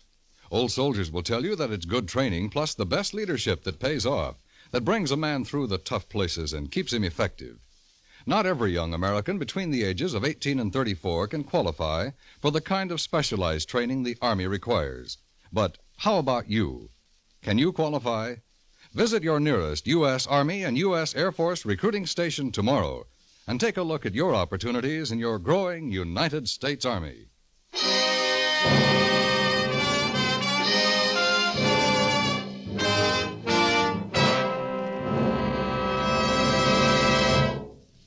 The lineup, where before you pass the innocent, the vagrant, the thief, the murderer. Listen again next week when we again bring you The Lineup. May I have your attention, please? You people out there on the other side of the wire in the audience room, may I have your attention, please? Thank you. My name is Greb, Sergeant Matt Greb. I'll explain the lineup to you. Each of the suspects you will see will be numbered. I'll call off a number, their name, and charge. If you have any questions or identifications, please remember the number assigned to the prisoner as I call his name. At the end of each line, when I ask for questions or identifications, call out the number. If you're sure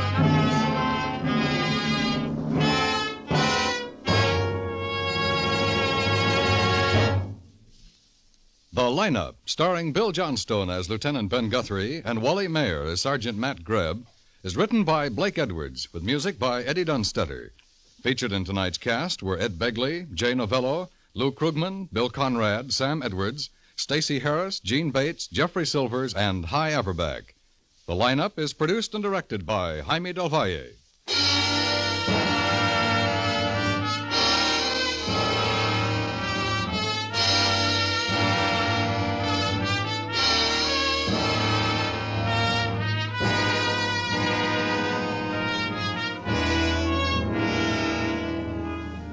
Dan Cubberly speaking. This is CBS, the Star's Address, the Columbia Broadcasting System.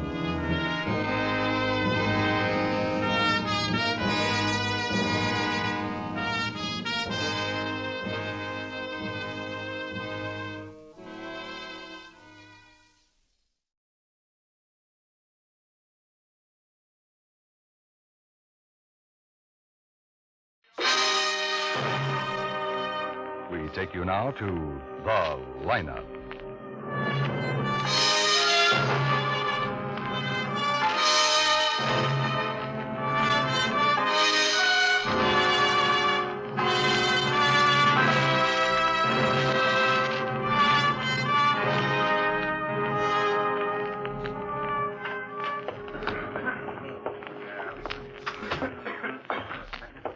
Hi, Ben. Hi. Thought you were off duty. I'm supposed to be, Quan, but we're checking on the 211 we get down the morgue. Oh, no identification? Not yet. Be another hour or so. Thought I'd stop in and see what you got. Nothing big.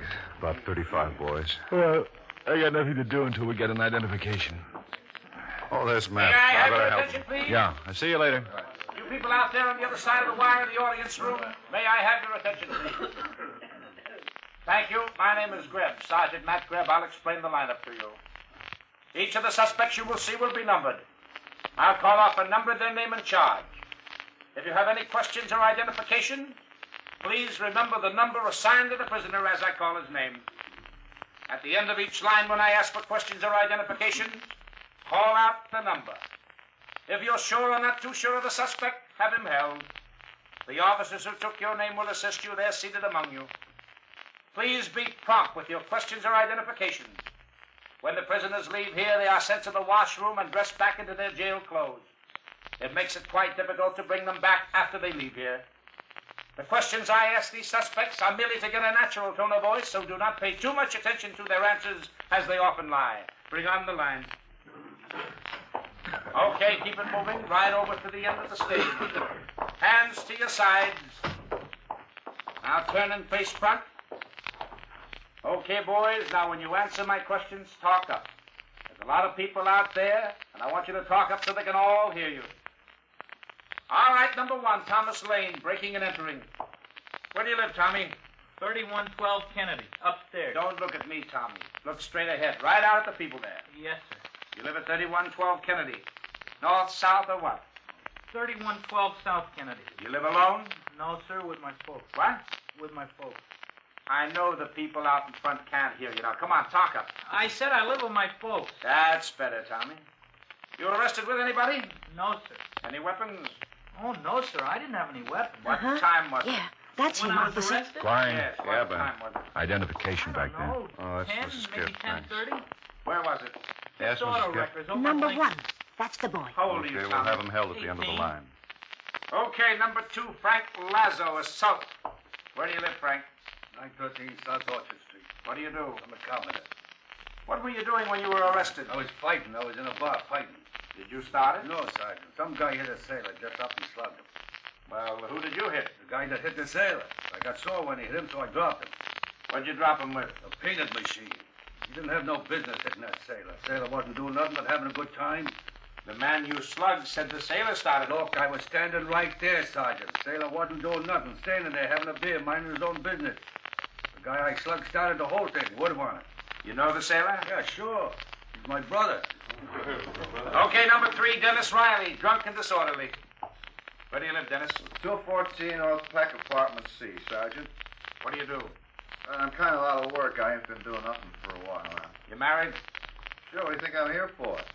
Because you and 3 other guys caused some trouble. Oh, I had a small party, Sergeant. My wife's out of town. I can't do nothing when she's home, so I had a party. Well, you got pretty drunk. Oh, not too much. How long were you drinking? About 30 years. Number 4, George Watson, robbery. Where do you live, George? 440 Federal Street. You arrested with anybody? No. Ben. Any weapons? Yeah, sure. 38. See you a minute? Automatic. Sure. Well, what is it? Nickel-plated, blue steel, or what? Blue steel. What's up? We got something on that 211. Identification? Well, not yet, but I've got an old tramp downstairs. Says he saw the man killed.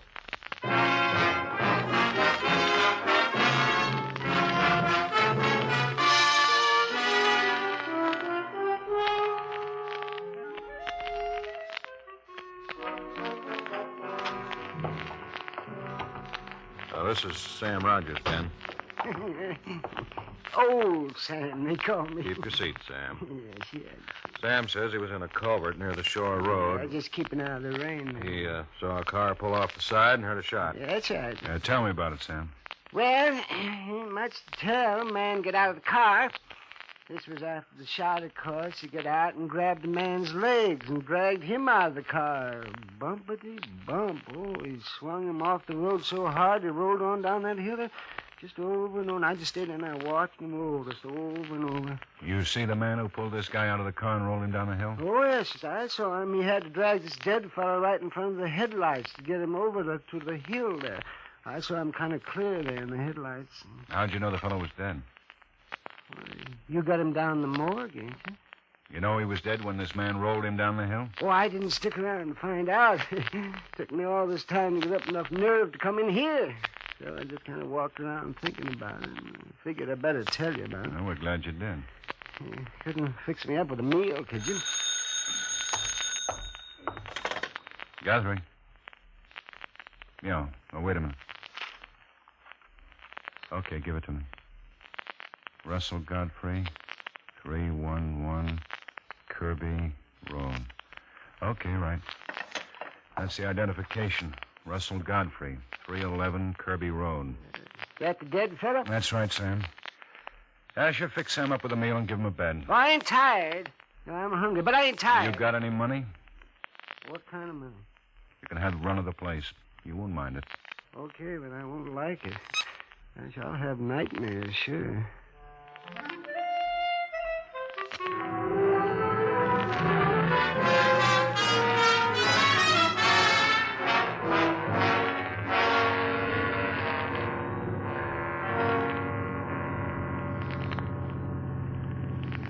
I can sure do without this rain. We need it. Yeah. Well, come on, let's get it over with. Yeah.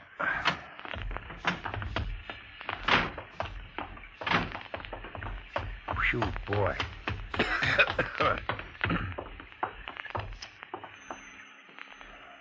Somebody ought to try to figure out a waterproof cigarette. Russell? Oh, I'm sorry. I was expecting my husband. I'm Lieutenant Guthrie, Mrs. Godfrey. Lieutenant? And this is Sergeant Greb. Police? That's right. Something's happened. May we come in? Yeah, of course. Mrs. Godfrey, we'd like to ask you a few questions. Question? Yes. Your husband was shot. Oh, no. There's no other way of telling you this. We've got to tell you the truth. You mean someone killed him? Yes, ma'am. Someone shot him. Oh. Mrs. Godfrey. Mrs. Godfrey, do you have any friends or a member of the family you'd like us to call? My mother. Yeah, call my mother. What's the number, Mrs. Godfrey? Mrs. Klein, Madison, 33446. Mrs. Klein, Madison, 33446? Yes. The phone's in the hall. That door. Thanks. I'm sorry. I'm terribly sorry, but it's such a terrible shock. You think you could answer just a couple of questions and we won't bother you for a while? I'll try. We found your husband out on the shore road. He comes home from work that way. Somebody drive him? He have his own car? Oh, yes. He has his own car. Where does he work? He works for Mr. Martin, the Martin Lyons Printing Corporation. He's a salesman. Martin Lyons Printing Corporation. Yeah, that's on the east side, about 45 minutes from here. What time does he usually get home? About 6. Usually about 6. I've been worried because I didn't hear from him. I even called the office, but they said he left. Why would anybody want it? Your mother's on the way, Ben. He was in his own car, man. Oh? Hitchhiker, maybe? Maybe. Why don't you stretch out on the couch, Mrs. Godfrey? Your mother will be right over. All right. Throw that cover over him, man. Sure. There. Now, you okay, Mrs. Godfrey? Yes, thanks. Man. Yeah? As soon as the mother gets here, we'll check on what kind of car he was driving. Put out an APB. Yeah, okay, Ben. And tomorrow morning, I want to go down to the Martin Lyons Printing Company where he works. Okay. Cigarette? Yeah. Oh, no. Oh, no. Miserable rain. Yeah. We needed it, though.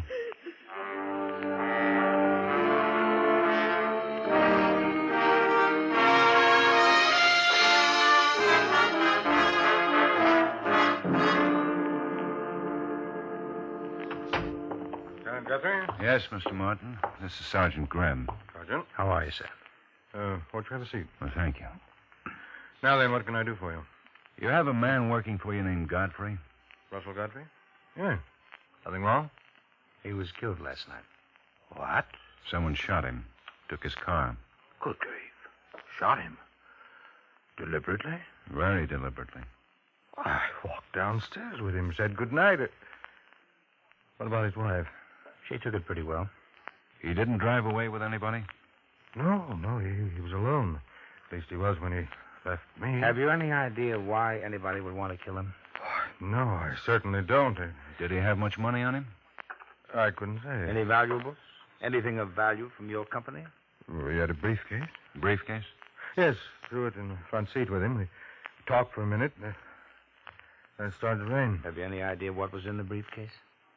Just the kit, all our sales force use, sample forms, cards, checks. What kind of checks? They wouldn't do anybody any good. They'd need the payee's name. Here, I'll show you one.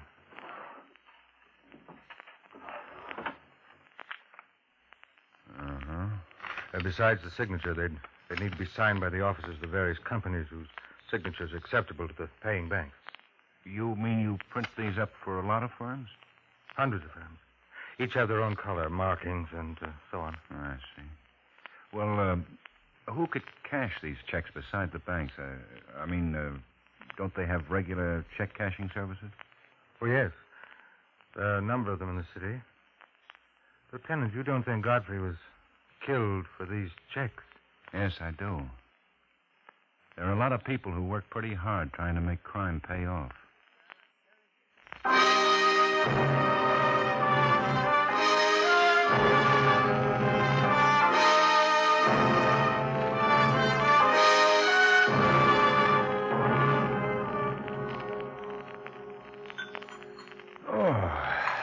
Had enough, Ben? Enough.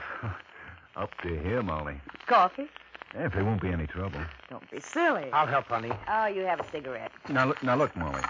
We'll do the dishes tonight. You'll both sit right there and relax. For Pete's sake. You like to eat over here? But how many times? Have a cigarette. Relax, Ben. You're outclassed. Okay. This is no trouble for me at all. Wonderful dinner, Molly. You can come again. Hey, Matt. We ought to help one night. Oh, I help plenty of nights. What do you think I asked you over for? I heard that. Oh, you did, huh? Yes, I did, huh? The cream on the table? No, the sugar is, though. Honey, do you want to have coffee in the other room? You want to? Lights are on, Ben. Sure. Yeah, we'll have it in the other room, honey. Okay, you go on. I'll bring it in. It's nearly 8 and they start at 8. Sit over there, Ben. Always guarding your chair, huh, man? Oh, no, Ben. That's okay. It's okay. I was joking. Larry Who's Snow fighting? handles some of the best fighters in the game. Second bout of the evening features. Oh, gee, and here they are in the ring. Features Wilbur Jones and John Montague, lightweight. Is that loud enough, Montague's Ben? had 11 fights. A little this year. more. Lost 3, won 6 by knockout. Okay. Jones had 12, lost 2, and won 5 by knockout. Well, the fight's on, and there's Jones with a long left. Montague takes it on his elbow and counters with his own left, high on the head of Jones. Yes? Both Jones and Montague have always been crowd pleasers. Ben, but for you. They've always been strong against each other, too. It's the precinct. Oh, thanks, Molly. And Montague takes the left. Hello, and this is counters with his Guthrie. own right. Both of these boys have got a lot of respect for each other, and they're staying away. Yeah, all right, Clyde. We'll be right down. Better hold the coffee, honey. I just poured it back in the pot. Jones ties him up and hits the corner.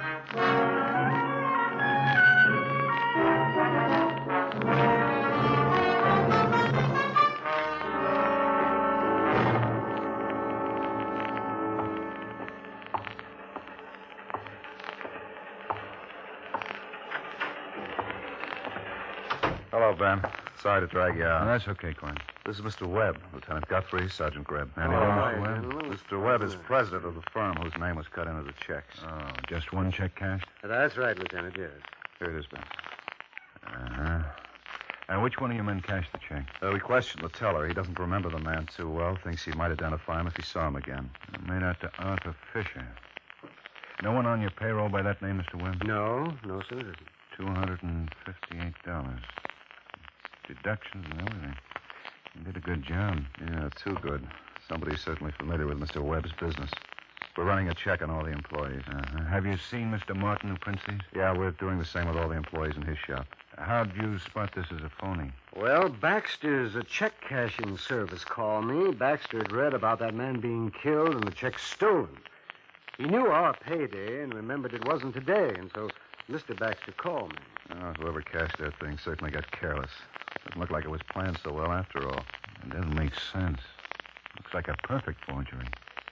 But to make a mistake of cashing it on the wrong day, he might have gotten away with it if he'd gone in with a lot of other checks. Yeah, sure something. Oh, excuse me. Why? Yeah, he's right here. See you, Ben. Thanks. Guthrie. Yeah? Yeah, where? Okay, right. Got Godfrey's stolen car spotted. Parking lot on West Colfax.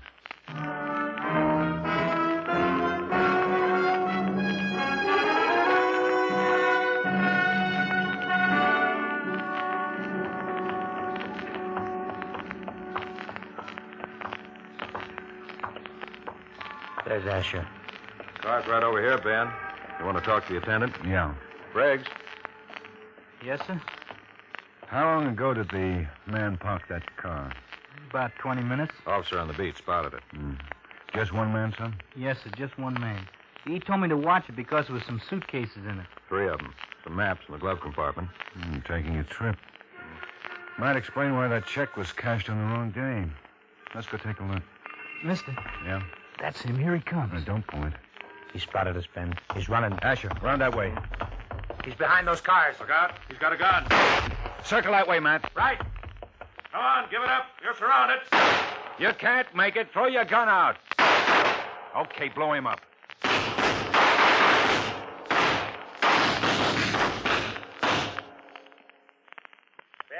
Yeah? He's had it.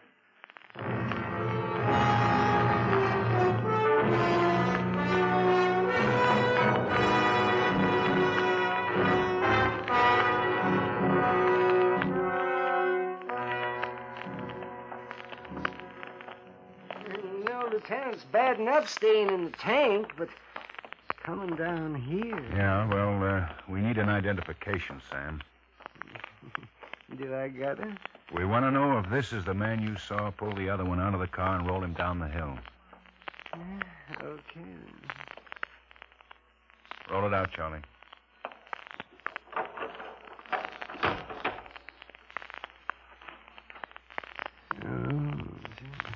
Well? What do you mean, I mean, no, that ain't the guy.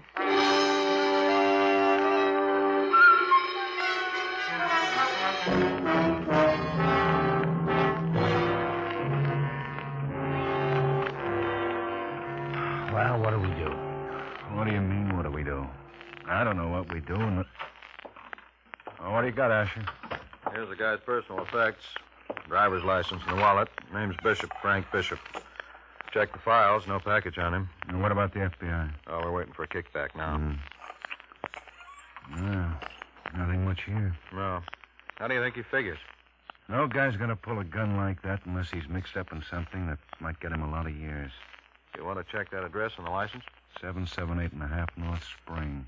Yeah, wait a minute. What's the matter, Ben? That address. What about it? Funny. That address, it's familiar. Now, where the devil have I seen it? 778.5 North Spring? Doesn't do anything for me. Where are those lists on the employees working for the check cashing firms? You put them in the file. Do you want them? Yeah. Give a couple of sheets to Asher. You take a couple and we'll check them. Oh. Yeah? Now, here's the FBI kickback on the guy in the morgue van. He's got a record. Name's Frank Bishop, all right. Arrested in 1933 on a forgery rap and using the mails. Okay, Quine. Bring it in, will you? Right. Nothing on this one. Hey, Ben. Huh? Here it is. The Martin Lyons Printing Company. Jules Harrison, 778.5 North Spring. I knew I'd seen it. Could be Bishop's roommate. Here's a kickback, Ben. Oh, thanks.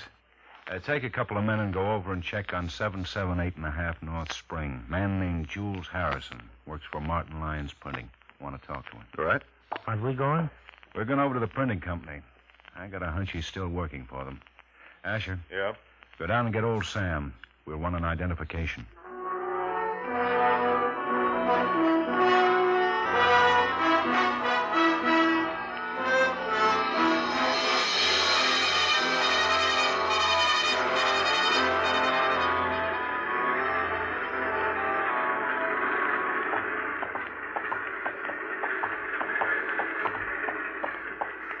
Oh, Lieutenant Guthrie, go right in. Mr. Martin's expecting you. No, thank you. Let's go, Sam. Yeah, okay. Oh, hello, Lieutenant. Oh, Mr. Martin. Mr. Martin, this is Sam Rogers. How do you do? Hey. Sam saw the man who killed Godfrey. We think maybe the man we want is working for you. Jules Harrison. Jules? Of course. He's been with the company for nearly 10 years. Well, we'd like for you to send for him, please. All right. Miss Williams, will you ask Jules Harrison to come in, please? Yes, sir. What makes you think it was Harrison? Well, we spotted Godfrey's stolen car in a parking lot. The man who was driving it put up a fight and was killed. When we checked his address, we found it matched Harrison's. Maybe this other man was the one who killed Godfrey. No. Old Sam here says he wasn't. That's right. Yes, you're absolutely right. That stiff in the morgue wasn't the one that killed that fellow and rolled him down the hill. No, sir. Oh, no, that's for sure. He didn't do it. Yes. Mr. Harrison is here. Send him in. Now, Sam, take a good look at him. Okay, Lieutenant. You want to see me, Mr. Martin? Yes, come in, Harrison. Yes, sir. Yes, sir? That's the fellow, Lieutenant. That's him. That's him. You're under arrest, Harrison. What do you mean I'm under arrest? I'm holding you on suspicion of murder. That's the fella. He pulled the guy out of the car and he rolled him down the hill. Now, wait a minute. Stay right there. Yeah, that's him, all right. These gentlemen are from the police, Harrison. So what? I haven't done anything. You know a man named Frank Bishop? Oh, I live with him, but I haven't... You know a man named Russell Godfrey? Sure, he used to work here. He got... Wait a minute, you don't think... Frank Bishop had Godfrey's car. Bishop is dead. What's that got to do with me? Bishop just lived with me. One of you made a mistake and cashed one of those checks on the wrong day. I think it was Bishop. I think he got scared and tried to skip town. I don't care what you think. I didn't have anything to do with it. This man saw you roll Godfrey's body out of his car. That's right. If I saw you, you pushed him. Just pushed him right over that hill. We think you planned this whole thing with Bishop. You get the checks, Bishop forges them. You've been working here 10 years, haven't you? Yeah. You'd know just what to do with those checks if you had a good forger to help you. How long have you known Bishop? He's been living with me for the last year. I took him in to help with the rent. He should never have cashed that check. Why'd he cash it? I didn't mean to kill Guthrie. I waited on the road, and he picked me up. I didn't mean to kill him. Bishop got scared and needed some money. All that planning, and he ruined it just by cashing that lousy check. Okay. Let's go down to the station. Yeah, I guess it's just as much my fault. I didn't mean to kill Guthrie. Things like that happen, I guess, but I didn't mean to. Okay. Let's go. Jail? Oh, why, sure, young fella. Come on. It's nearly 4 o'clock. We serve dinner in an hour.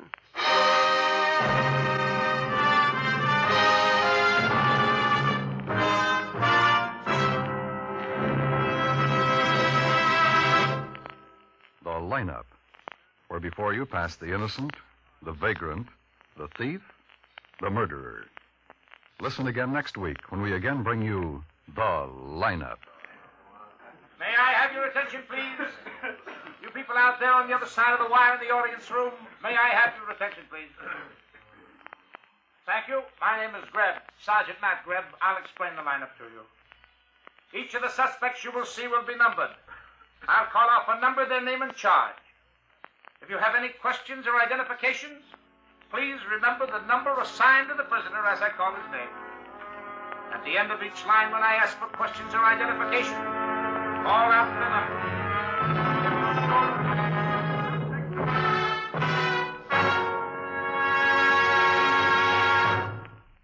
This is the United States Armed Forces Radio Service.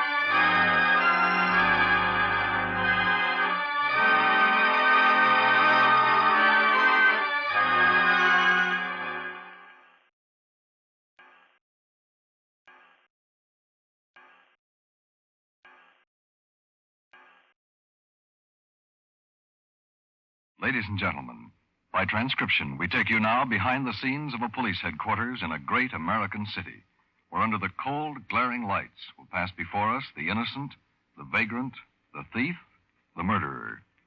This is The Lineup.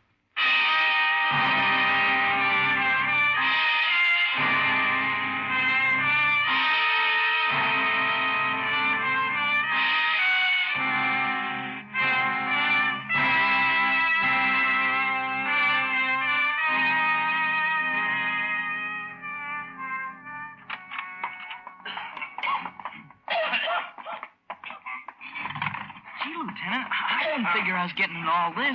I thought all I had to do was to tell you what I saw in Whitegate Park last night. That is all you have to do, Sidney. Here, sit down.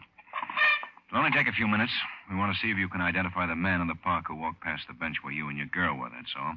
We picked up someone who fits the description you gave us. Oh, yeah, sure. Well, like I said, Lieutenant, Gloria, my girl that is, was repairing her lipstick when this guy sauntered by. Boy, imagine me putting a finger on a murder. Now, hold it, Sidney. Just look and listen, huh? You people out there on the other side of the wire in the audience room, may I have your attention, please? Thank you. My name is Greb, Sergeant Matt Greb. I'll explain the lineup to you. Each of the suspects you will see will be numbered. I'll call off a number, their name and charge. If you have any questions or identification, please remember the number assigned to the prisoner as I call his name. If you're sure or not too sure of the suspect, have him held. The officers who took your name will assist you. They're seated among you. Oh, wait till I tell the guys in the block about this, huh, Lieutenant? Your identification. When the prisoners leave here, they are sent to the bathroom and dressed back into their jail clothes. It makes it quite difficult to bring them back after they leave here. The questions I ask these suspects are merely to get a natural tone of voice, so do not pay too much attention to their answers as they often lie. Bring on the line. All right, boys, all right, let's move. This way, over to the end of the stage. That's it. Now turn and face the front. Hands to your sides, look straight ahead. Number 1, Charles Hamster, assault. Why were you fighting, Charles? Self-defense, he said he wished I was dead. Talk up, Charles. It was self-defense, he said he wished I was dead. Witnesses say you started it, Charles. They ain't witnesses, they're downright liars. His buddies. Number 2, Maurice Calder, drunk and disorderly on private property. Where do you live, Maurice? It all depends on the weather. Why did you start a disturbance in the theater lobby? I was drunk, I guess. Anyhow, when I got inside, I found out I'd already seen the picture and they wouldn't give me my 40 cents back. Number 3, Jimmy Vetter, vagrancy. How long have you been in town, Vetter? 61 years, Sergeant. I don't know if I was born here. There, Lieutenant. That one. Like I told you, bald and with a nose it's flat as a pancake. Sergeant Graham. Yes, Lieutenant. Number 3, hold for interrogation.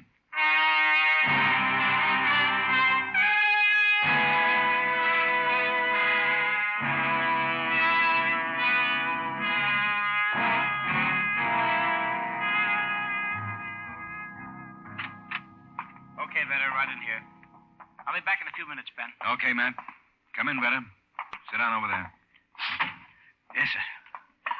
We want a few facts, Vetter.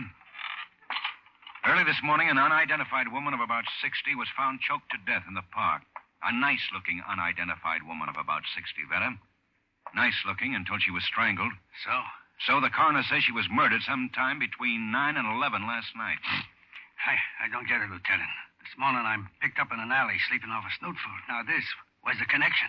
A kid who was necking in the park last night, not 50 feet away from the dead woman. That's the connection, Vetter. A kid who read about the killing in this morning's paper and came in and gave us a description of the man he saw in the park at a little after 11. I still don't get it. Well, then try this. The description the kid gave us was a bald man with a nose flat as a pancake who keeps sniffing all the time. That, Vetter, is the reason we picked you up, not for sleeping in an alley. No. And just to make it all real tight, 5 minutes ago, the kid identified you in the lineup. No, that ain't so. He couldn't have. It was dark there in the park. Okay, Lieutenant, I was in the park, all right. I might as well save us both a lot of time and tell you the rest. You killed her, Vetter? A stick-up that got out of hand when she started to yell? No, Lieutenant. She was dead when I got there. Could I have a smoke, Lieutenant? Yeah.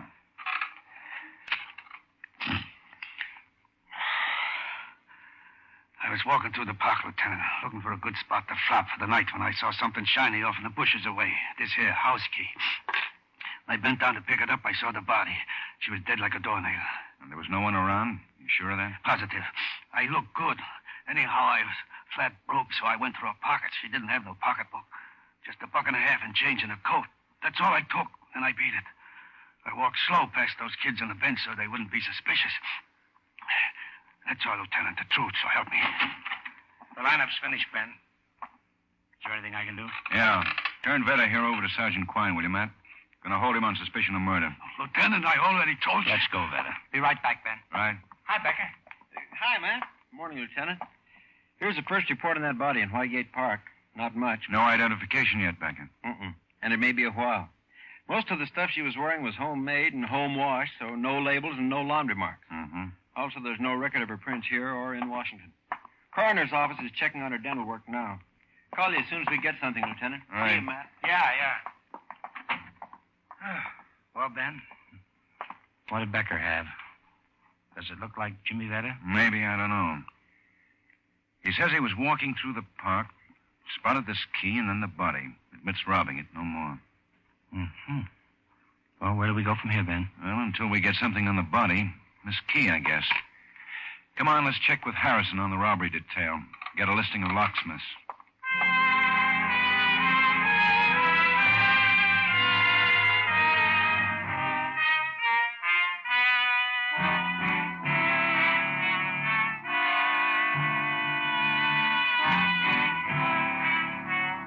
Lieutenant, you may be lucky at this key. Now, how's that, Harrison? One thing, the number punched on it by the locksmith who turned it out, this G104 here, is a local serial number. Get the name and address out of the file in a minute. But better than that, the key itself is for a Brasso Dunlap lock. They're pretty rare in this part of the country, so the locksmith may remember who he made it for. Of course, on a Yale or Master padlock wouldn't stand a chance. Well, don't locksmiths have to keep a record on each key they turn out, Harrison? No, Sergeant. Only keep a record when they make a key for a specific lock, not when they make a key for key. Let's see who G104 is. V, F, G, 80, 95, 1, 103, 104. Here we are. Wallerman Key Shop, 3920 South Clement Avenue.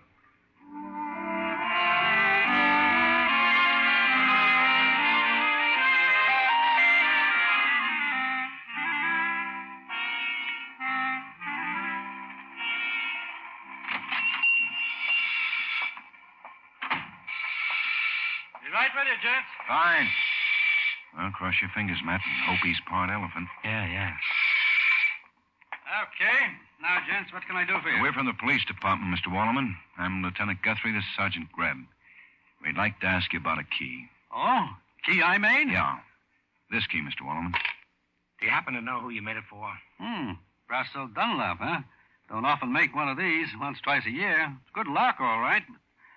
But it's unusual. Well, what is it, Mr. Wallerman? You remember something? Yeah. Bad temper. Sure. About 2 months ago, officer. Guy with nice clothes and a nice way of talking till he got sore. Yeah, I remember now. Said I took too long. I was a blundering idiot, that's it. You know this man's name? His address? No, I don't. But he does live in the neighborhood. How do you know that? Because I've seen him a couple of 3 times at Tommy Lowe's place. Tommy runs a Chinese hand laundry over the next block. This bird must be a customer of his. What does this man look like? Oh, he's kind of tall, thin face, sharp nose, but don't worry. Tommy Lowe will know him, officer. Just mention his temper.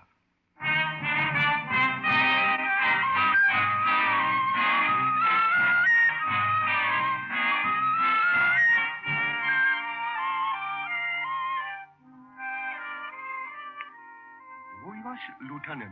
No man you speak of very well. His name, Mr. Leonard Elster. He live 105 Duane Boulevard.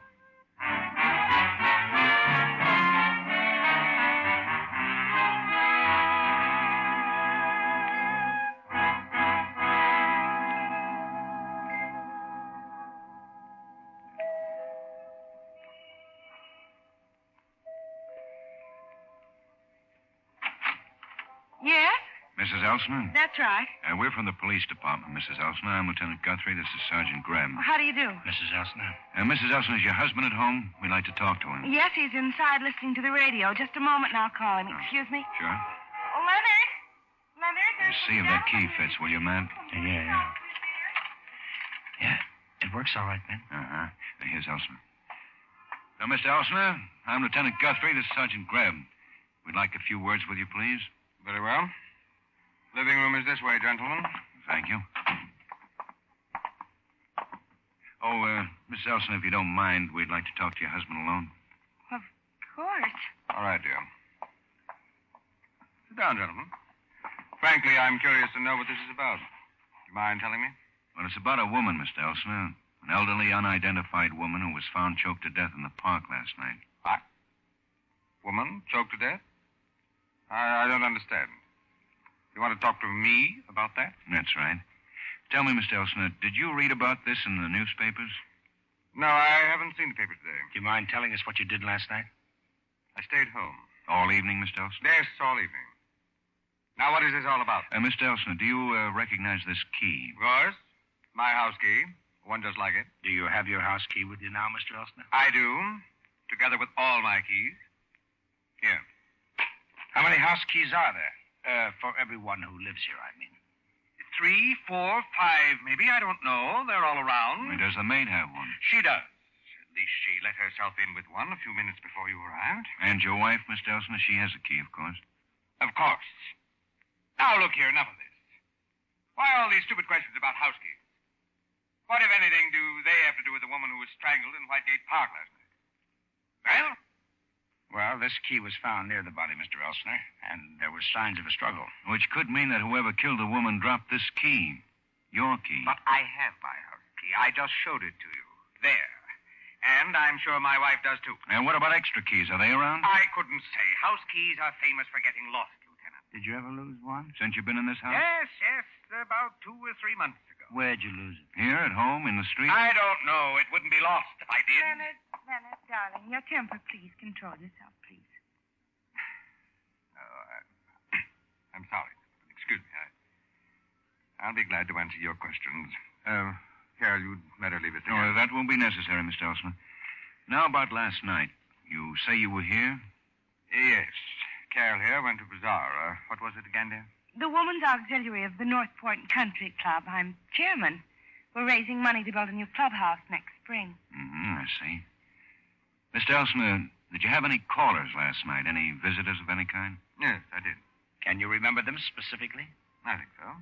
There was the newsboy who was making his weekly collection about 9, I'd say.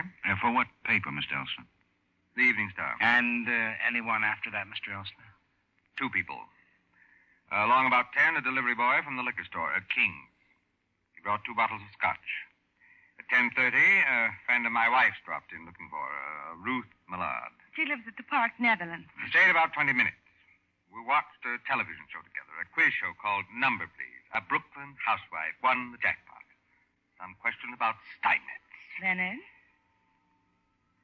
Gentlemen, at 11, I had a long-distance person-to-person call from a Mr. Saul Meadow, toy jobber in Des Moines, Iowa. I manufacture toys. Now, is there anything else? No, sir. Not right now, anyway. We'll be in touch. Good night, Mrs. Elsner. Good night. Good night, Sergeant. Good night, ma'am. Good night, Mr. Elsner. Good night.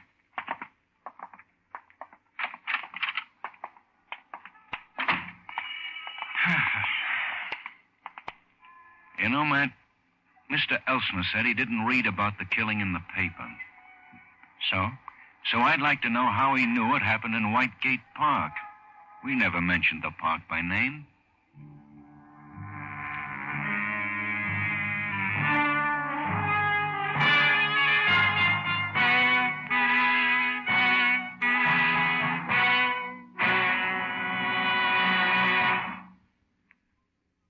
Next Sunday, CBS brings you an exciting, timely appraisal of the world situation and some of the answers when 10 top CBS correspondents are heard in a special broadcast entitled The Challenge of the 50s, Years of Crises. For the past month, these famous CBS reporters have been interviewing world leaders. On next Sunday's broadcast, you'll hear on special recordings what these leaders predict. Edward R. Murrow will be the moderator. Don't miss this unusual, significant broadcast, The Challenge of the 50s, next Sunday afternoon on most of these same CBS stations.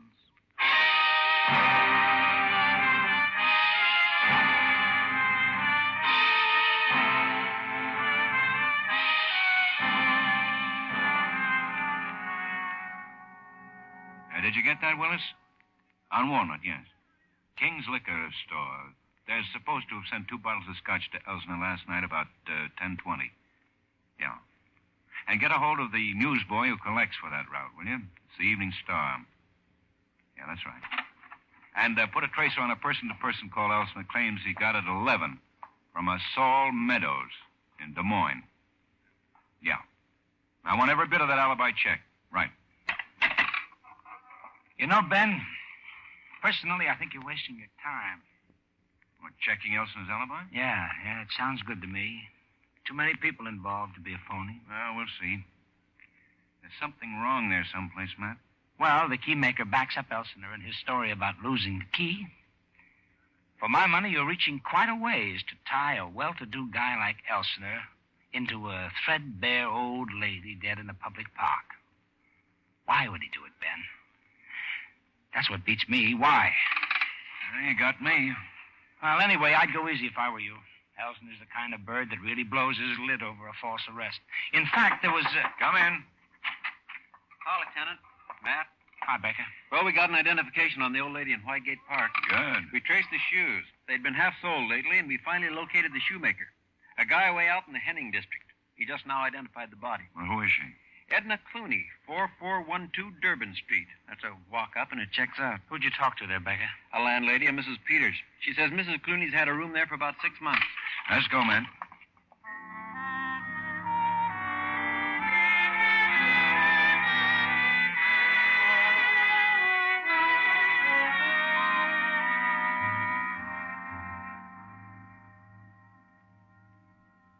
I just can't believe it. She was such a sweet little old thing. Why, terrible, that's what it is. Down this way, gentlemen. Thank you. When did you say it happened? And last night, Mrs. Peters, sometime between 9 and 11. Didn't you notice she was gone today, ma'am? No, I didn't, Sergeant. Sometimes I go a week or more without seeing all my tenants, especially the quiet ones. This is her door here. Ooh, right. Stuffy in here. I'd better open the window. No, I wouldn't bother. We won't be here long. Yeah, we just want to look around. Maybe she kept a date book or a diary or something. If she did, it'd be over there in that table with the drawer. Oh, here, huh? Well, she was sure a tidy housekeeper. She was a nice, sweet woman, Sergeant. One of the best tenants I ever had. Oh, it's just terrible. I can't Now, imagine. this picture, Mrs. Peters, who is it, do you know? Why, yes, that's her. Oh, my goodness. Now, what's the matter? That's Jim, her son. Why, that boy doesn't even know yet that his mother is dead. Is he here in town? Well, as far as I know, he lives over on the south side someplace, works in a mill over there, a stamping mill, I think. You wouldn't know the name then, huh? Could it be McLennan and Land? She's got a metal ashtray here and a letter opener, both stamped with the compliments of McLennan and Land, 1024 South Market. Now, let's try it. Now, Mrs. Peters, leave everything just as it is and keep this room locked, will you? We may be back.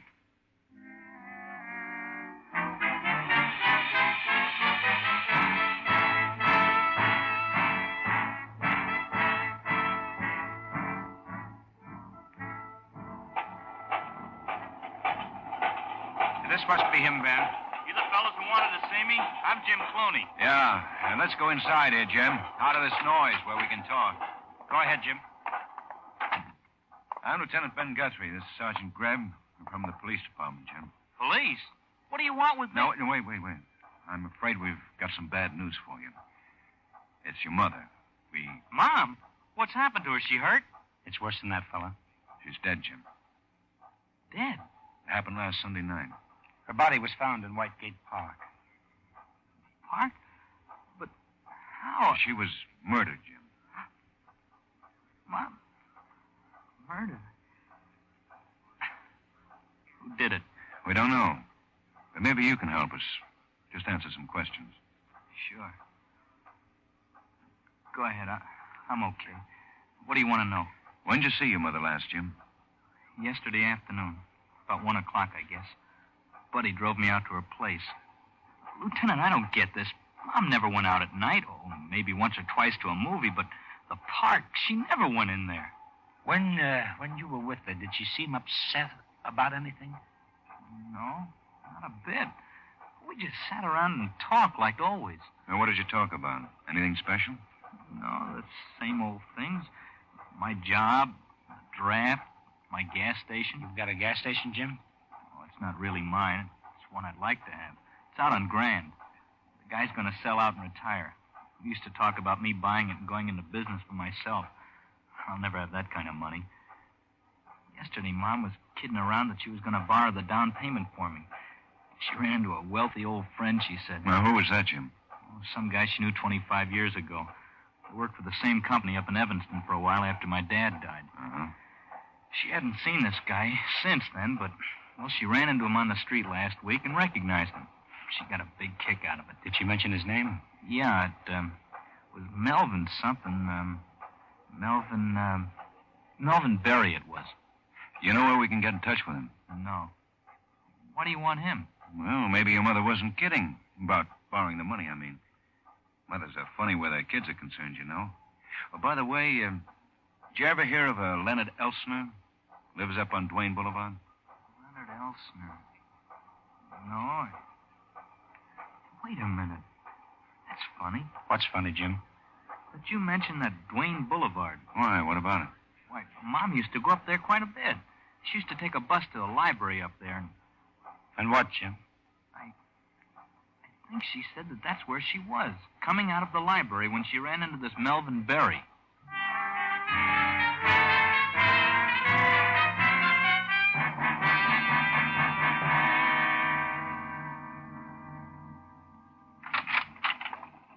Say, Becker, you seen Lieutenant Guthrie? Yep, about 30 minutes ago, Matt. He was on his way down to the file. Oh, okay, thanks.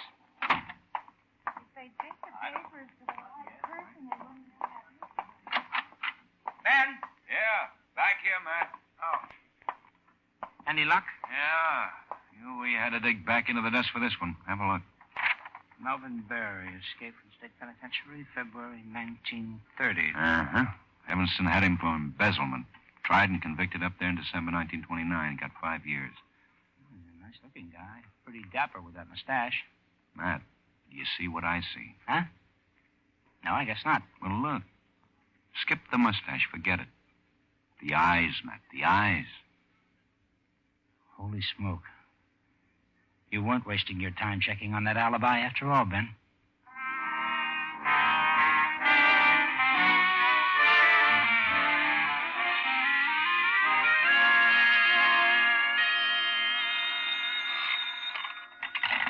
Lieutenant Guthrie. Good. Put him on. Yeah, go ahead, Willis. What? The checks? All of it? You sure? Okay, Willis, that's all. Don't tell me. Yeah, Elsner's alibi is airtight. That's almost impossible. But it's a fact. Let's go, Matt. Go where? To the Elsner residence, 105 Duane Boulevard. But you just said... I know what I said. Let's go.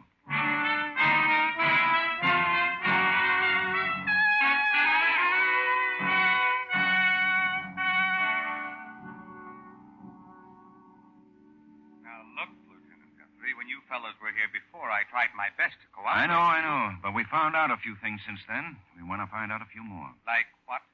Well, for one thing, there are 4 parks in this city. That's an interesting bit of information. So how did you know the murder took place at Whitegate?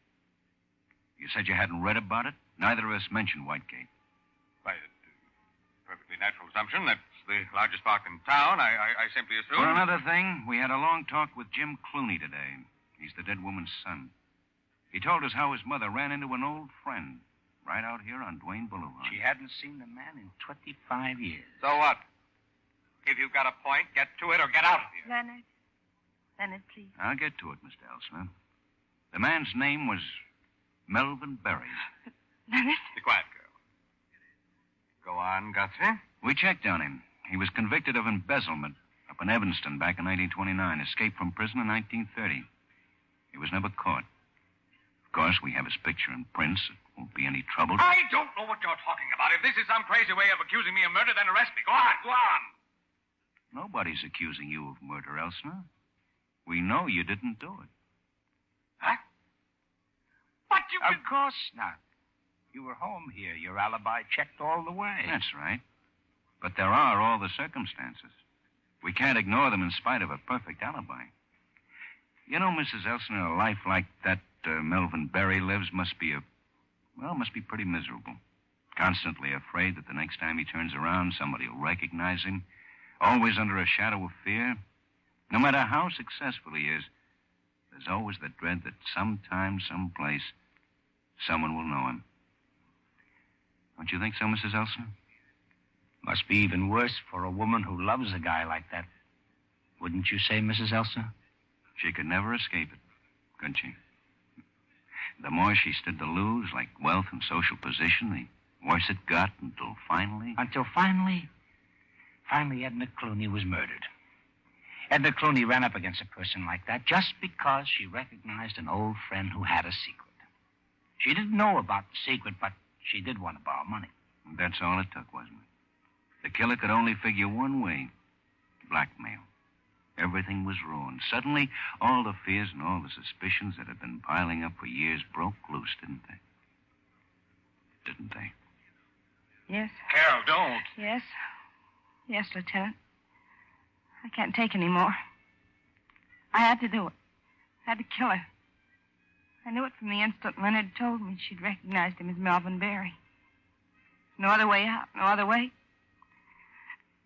I left the bazaar, arranged to meet her in the park.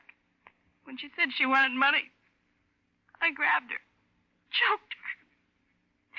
Leonard didn't know anything about it until you came in with my keys.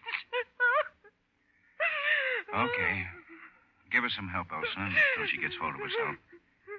And we'll all go downtown and put it on paper.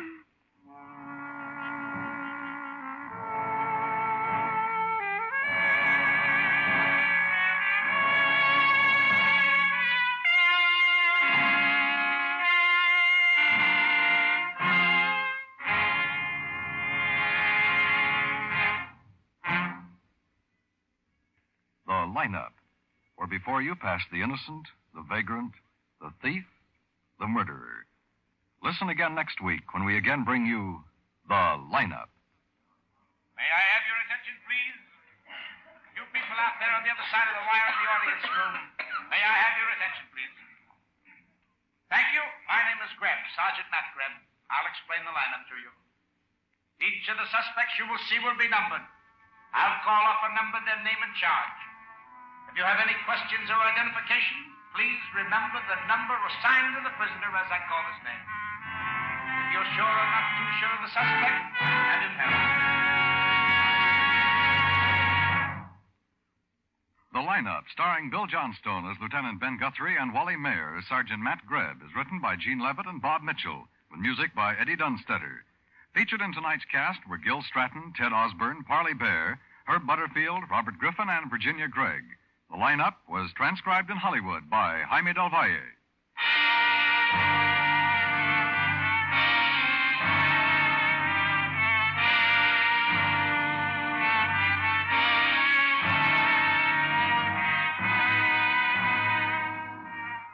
The big postseason football game of the year, the Rose Bowl contest between Michigan and California, will be broadcast next Monday, New Year's Day, over most of these same CBS stations.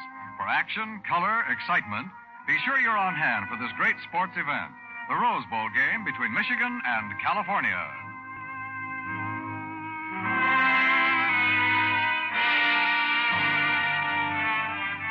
Dan Coverly speaking. This is CBS, where you find songs for sale every Friday night, the Columbia Broadcasting System.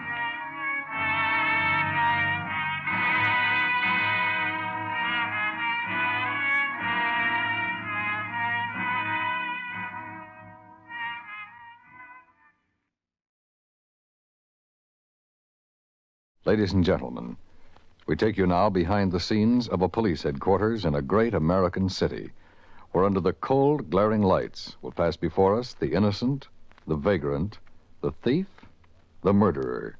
This is The Lineup.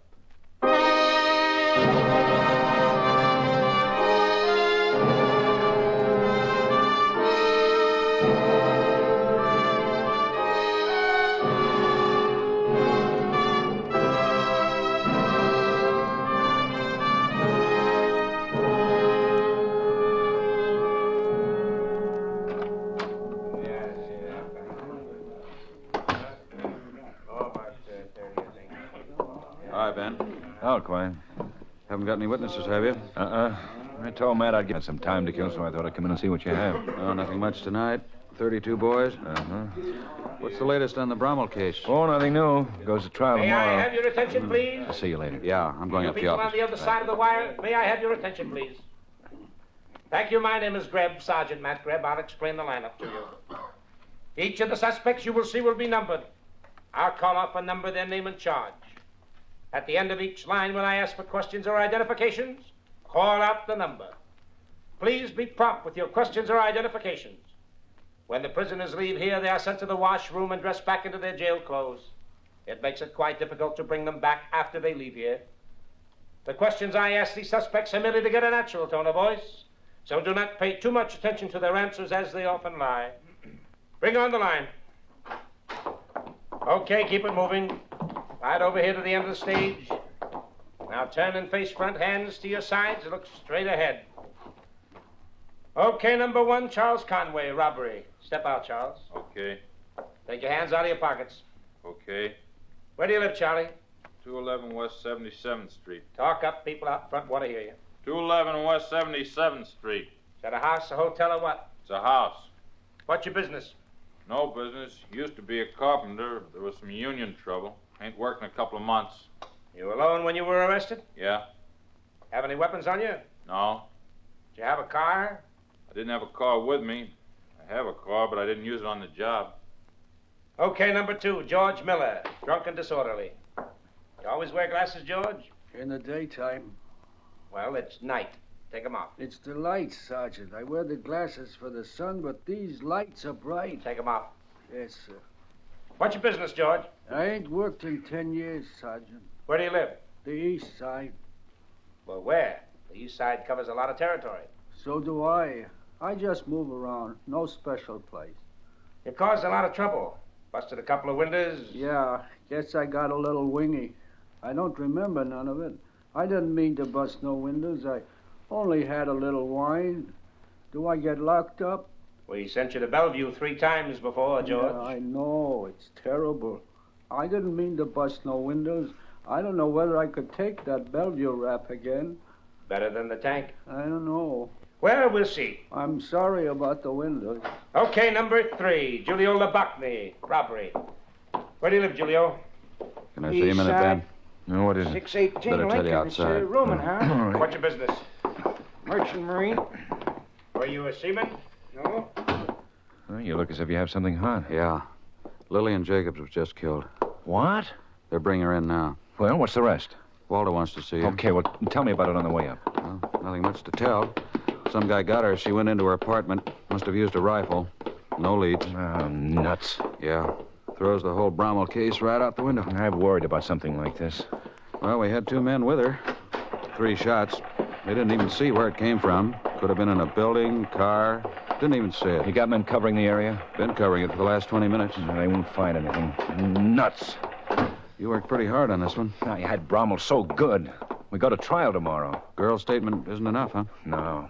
Oh, I don't know. I wanted Bromell for 3 years. I finally get him and lose my only witness. I'll see you later, Quine. Yeah. Ben. Well, what do you want with me, Charlie? I've done all I can do. I got you Bromell. Now somebody blows up the witness. Whole thing goes out the window. Okay. Now relax. Half an hour ago, I got off duty. I was figuring on going home, getting a good night's sleep, getting up in the morning and watching the district attorney crucify Bromell. I was ready to see Bromell get life or maybe the chair, and I was going to be real happy about it. 3 lousy, stinking years right down the drain. Feel better? Yeah. Look, we all know how hard you worked on this thing. Oh, but... okay, Charlie, okay. Tell me what to do. Well, you know what to do as well as I do. Well, with the witness dead, we can't go to trial with what we've got. I talked with the district attorney. He says the same thing. If Bromell goes to trial tomorrow, he's bound to beat the rap. We'll never get him on it again. The only thing we can do is get the gunsel who killed Lillian Jacobs. Won't be easy. Well, it can't be any tougher. Maybe if we get the guy, he'll put the finger on Bromell. Bromell had it done, and he paid somebody to do it, so let's get the guy. Release Bromell? Well, it'll take tonight and tomorrow to set things up. Hold him tonight just in case we run into some fool luck. If we don't, let him go. I'm going to take every available man you got, Carl. Well, they're all yours. Thanks. Sorry I took off like that. Well, you've been doing it for 12 years. Why don't you just do it and stop apologizing? I'll see you later.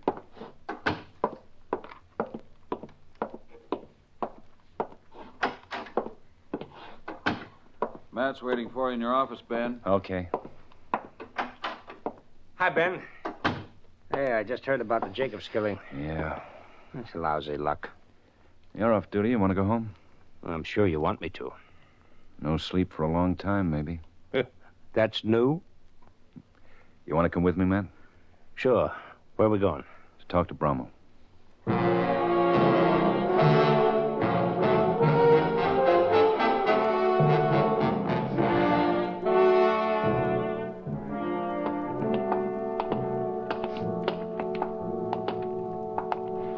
Okay, open up.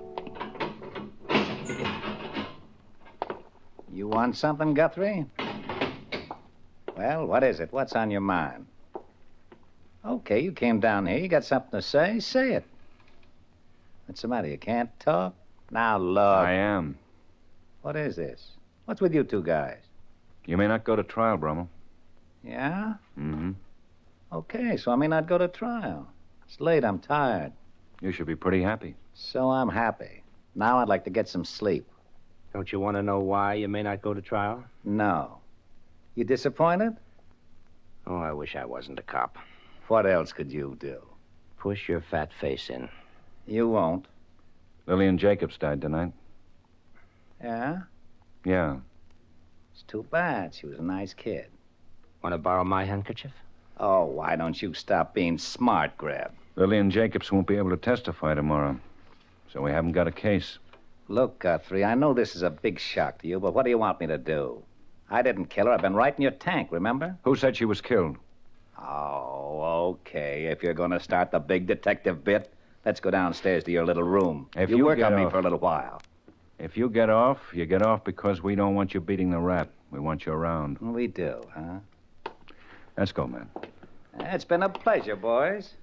Tell me something, Bromell. Sure. How many years did your mother cry before she killed herself?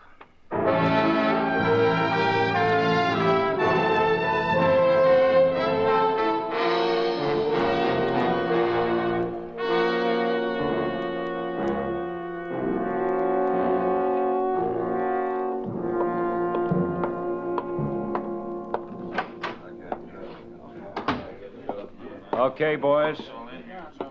This is the story. 3 years ago, Bromell was mixed up in a killing. We were pretty sure it was Bromell. We couldn't get any proof.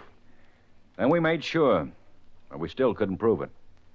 We bugged his apartment, his office, even his table of his favorite restaurant. We made recordings of everything he said for nearly 3 months.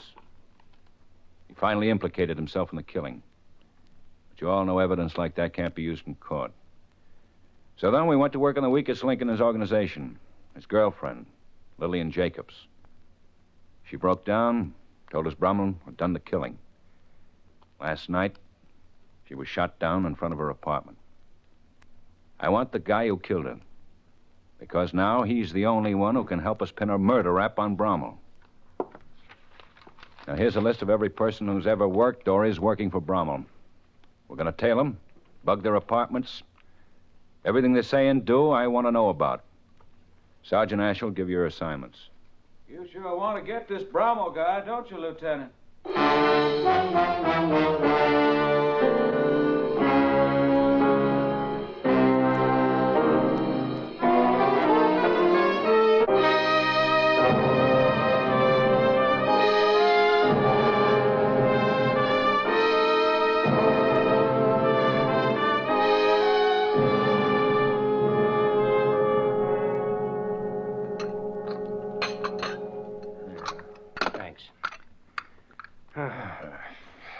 Well, Let's run that last stuff from Small and Crockett. Yeah, okay. Give me a coat. Hello, Ben. Matt. Hello, Charlie. Hi, Chief. Just running last night's tape from Small and Crockett. There on Bernie Lang. You and Matt are on tonight, aren't you? Yeah. Want some coffee? No, thanks. Don't you think you two ought to get some sleep? We will in a little while. You've been going pretty steady for 3 days. Matt and I are on Bromell. We don't want to miss anything. Okay, Matt, let's hear it. Hi, honey. That's Lang. Hi. What took you so long? Oh, I got you talking on the phone. Julie called. Give me a coat. Sure. Julie always calls like that when she's got troubles. Never lets you get off the phone. Just Who's the girl? Yep, Blanche yep. Cummings. Lang steady. Yeah, who's Julie? I told you. Julie Thompson. Running around with some guy in the wholesale jewelry business. Want a drink, baby? Yeah. Now, hold it, You want Matt. some soda? Right. Guthrie. Yeah? Yeah. Okay, bring it in. Something hot? That was Cargan. He's on Ray Bellows. Bellows just made a phone call to someone, said he was calling for Bromell. Told whoever it was to get out of town. Guthrie. Yeah? Uh-huh. Well, get it here and step on it. Tell Lane to stay there. Tail him if he leaves right away. Well, we got our man. Who is he? Billy Kitchell. That was Williams. He's with Lane. Kitchell was the one who got that phone call from Ray Bellows. Williams says he definitely implicated himself in the killing.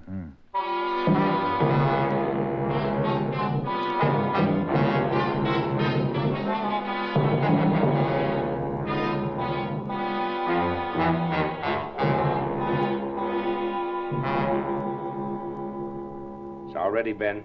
This is the phone call as heard from both ends, Charlie. We spliced the two together, and this is what comes out. Okay, Matt.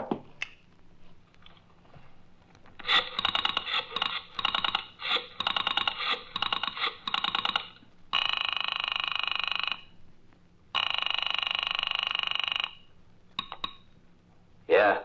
Billy? Who's this? Bellows. What do you want? Bromell says to get out of town. Can't do it. He says to do it. You tell him I'd love it, but I want the fare. You got 1,000? I got 1,000 for the job. You tell Bromell if he wants me out, he's going to pay for it. I'm not dipping into the 1,000 to blow town. He says you should get cool. But things ain't cool. He's got a companion, and maybe you have too. I ain't been out of the apartment. If he's getting nervous, tell him to send me a couple of hundred. I'll be glad to make a trip. Tell him a Jacob's job wasn't easy. It's worth a couple of hundred more. Okay, I'll tell him. Okay. Oh, Billy. He wants to know what you did with the gimmick you used on the job. Off the Washington Bridge. Okay, I'll call you back. Okay. Well, that's it, Charlie. You going to pick him up? Not right away. We're going to see if he gets another call. In the meantime, I'm having the river dragged near the George Washington Bridge. That gimmick he used on the job is probably the rifle.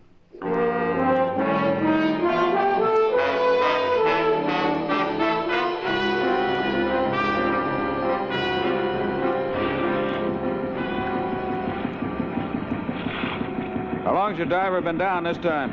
About 20 minutes this time. He's gone over nearly all of the... Oh, wait a minute. He's signaling. Yeah, Phil, what is it? Sergeant Quine says he's found a rifle.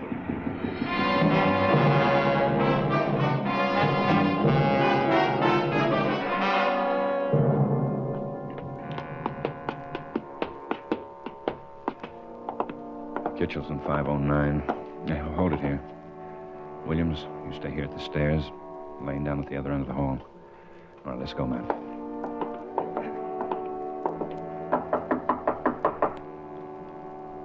Who is it?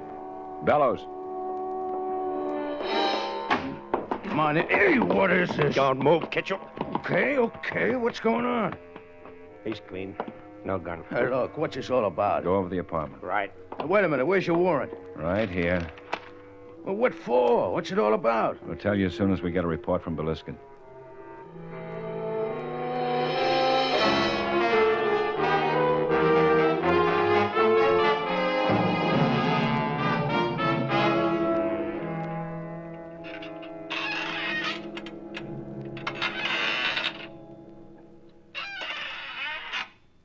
Okay if I smoke? No.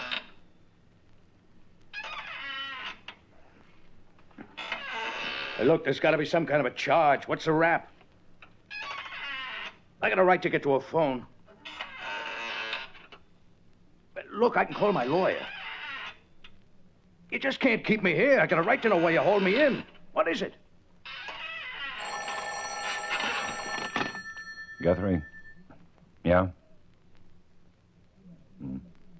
Okay, thanks.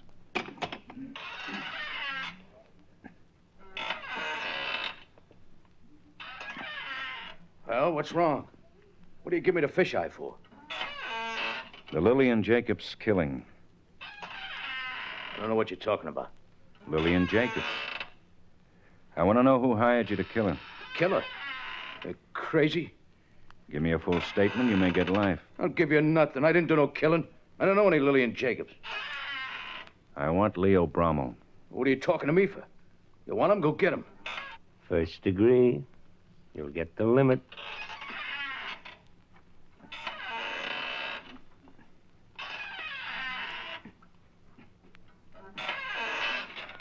Who ratted?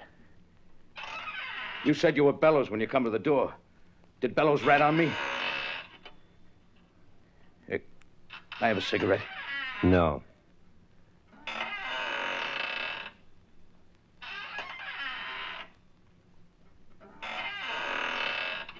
Bellows was the only one I told where I tossed that gun.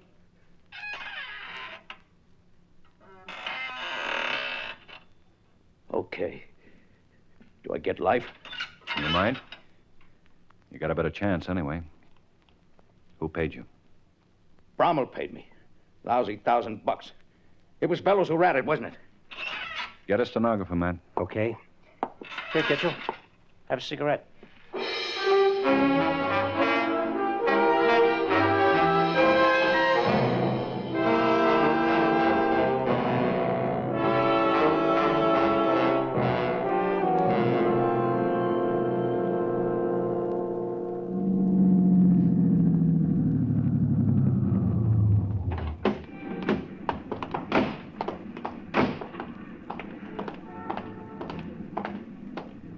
Staked out, Ben. Bromell wants to put up a fight. He can put up a pretty good one. Yeah. Who's up there with him? Ralph Levy and Ray Bellows. Bellows came in about a half hour ago. Well, Bromell's got the whole 8th floor. Private elevator. You'll have either Levy or Bellows on the elevator. The minute it stops on their floor, they're ready. How about the fire escape? No, too tough. Only one man can get through the window at a time. Besides, we come in on them like that, they've got to put up a fight. Well, can we walk in cold? Suppose I call him from the lobby. Tell him I'm coming up to talk to him. You'll have to handle 3 of them. Asher, you and Quine go up on the 9th floor. If there's any shooting, come down that fire escape. Right, man. Okay, let's go, Matt. Where's the house phone? Over there. Leo Bromell, please. Hello? Now, let me talk to Bromell. Tell him Lieutenant Guthrie. Hello, Bromell. Yeah. Well, I want to talk to you. That's right. Well, it's important. Yeah, I'm alone. Yeah. Okay. That's no good. No way I can come up? He expects me alone. Now, here comes the elevator. You better get out of sight, just in case he sends one of his boys down with it. Good luck, Ben. Thanks.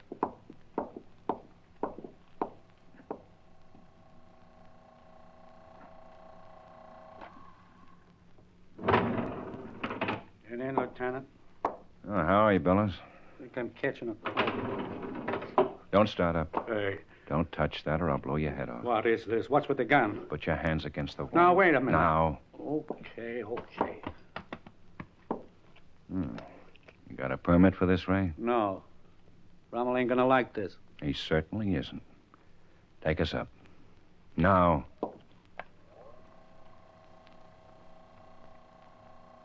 When we get up there, you're gonna walk out in front of me. I'm keeping my gun in my pocket, and you get it first if you open your mouth.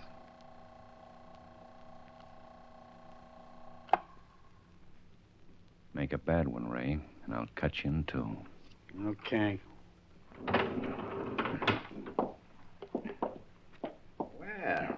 are you, Guthrie? I'm all right. Sit down, have a drink. You know Mr. Levy. Yeah. Well, sit down, rest your flat feet. You can beat it, Ray. Well, you heard me. Beat it. Go pour yourself a drink. Ray stays where he is. What? And don't you move, Levy. What is this? Listen, Guthrie. Ray's not saying anything because I've got a gun on him. You nuts? I'm arresting you as an accessory to murder. Are you starting that again? This is a new one. Lillian Jacobs. I've got Billy Kitchell. And the rifle he tossed in the river. Ralph, no. He'll shoot.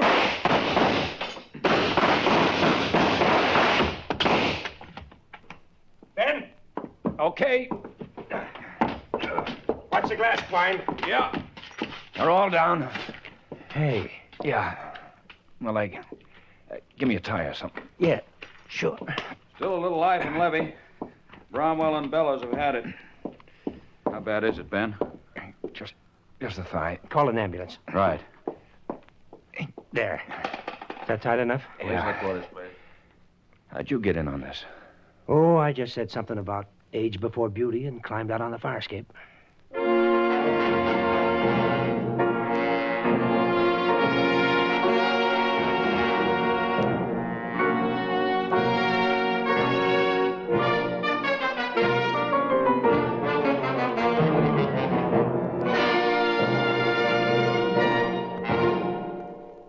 The lineup, where before you pass the innocent, the vagrant, the thief, the murderer.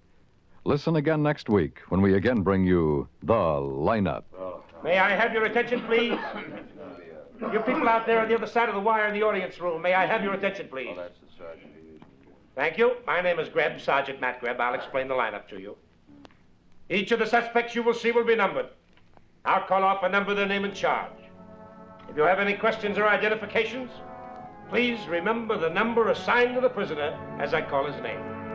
At the end of each line, when I ask for questions or identifications.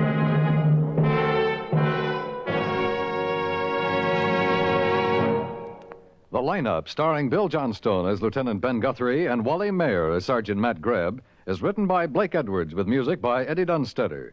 Featured in tonight's cast were Dave Young, Barney Phillips, Herb Butterfield, Jack Moyles, Ray Hartman, Ed Begley, and Sandra Gould. The lineup is produced and directed by Jaime Del Valle.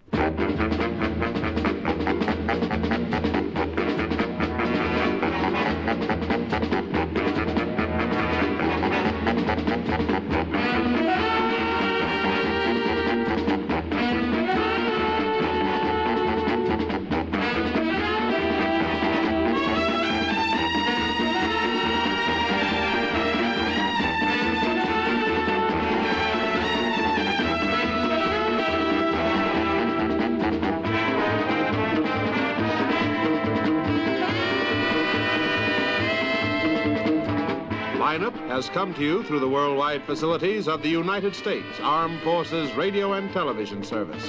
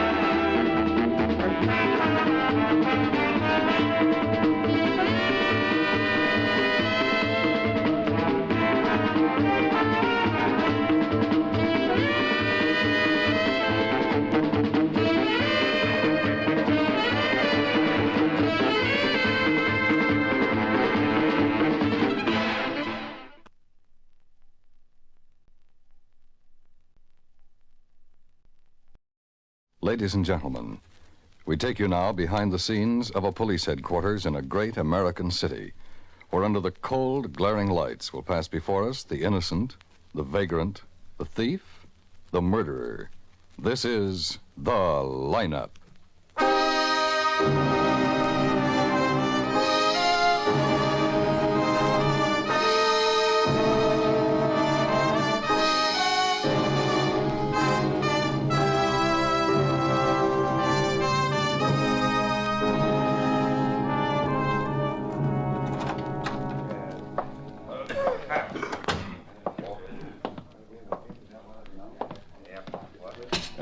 Wouldn't you like to sit a little closer, Mr. Phillips?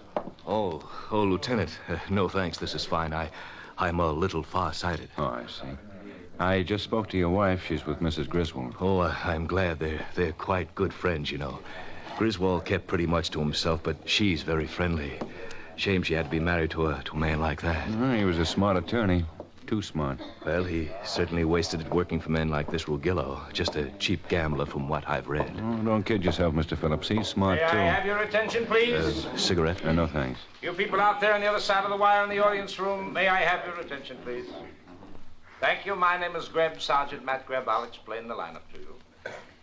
Each of the suspects you will see will be numbered. I've always prided myself on never forgetting a face. Well, let's hope you see one you'll remember. Well, if he's here, I'll know it. Of course, he was quite a distance away, but as I told you, I'm far-sighted. When I ask for questions or identifications, call out the number. If you're sure or not too sure of the suspect, have him held. The officers who took your name will assist you. They're seated among you. The questions I ask these suspects are merely to get a natural tone of voice, so do not pay too much attention to their answers, as they often lie. Bring on the line. All right, move up to the end of the stage, right up to the end now. Come on, keep it moving. All right, turn and face front, hands to your sides, look straight ahead. Okay, number one, Marvin Peck, open charge. Where do you live, Marvin? Wilton Hotel, 8th and Main. What city, Marvin? We don't have an 8th and Main. Biloxi. Buying way to treat an out-of-town visitor. Where are you staying here, Marvin? With a friend. I don't know the address. Where do you work, Marvin? Biloxi. I'm on a vacation. You came here to see Max Rugillo, didn't you, Marvin? I don't even know Rugillo. In 1949, you were arrested in a raid on a gambling house operated by Max Rugillo. I don't even know Rugillo. The Biloxi police have informed us you work a crap table in a place owned by Max Rugillo. I told you I don't even know. All right, Marvin, all right. Step back. Number two, Fred Tyrrell, open charge. Where do you live, Fred? I live on Eastern Avenue, Sergeant. 463 to be exact. And you work for Rugillo, don't you, Fred? Well, I really don't know who I work for, Sergeant. I just do my job and pick up my money every week. Doesn't make much difference what the fellow's name is, see? What were you doing when you were picked up, Fred? Having a friendly drink with a girl. You know, relaxing. How many times have you been arrested, Fred? Well, now, let's see. It's hard to remember just offhand. 4 or 5, I guess. Of course, we all make mistakes now and then, Sergeant. I remember once when I was a kid, my mother told me, Fred... That's enough, Fred. Whatever you say, Sergeant. Number 3, Ben Sampson, open charge. Step out, Benny. Hold your head up. Where do you live? Broadmoor Hotel, 45th Street. Come on, speak up, Benny. 45th Street. Lieutenant. Yeah. Where you working, I Benny? think... Now, just a minute. Let me be sure. Where are you working? The River Club. Yes, sir, I'm I've been sure. there a long time. That's you know the man, that. Lieutenant. I was so surprised for a minute. I guess I didn't really expect to see Sergeant it. Greb. Yes, Lieutenant. Hold number 3 for interrogation.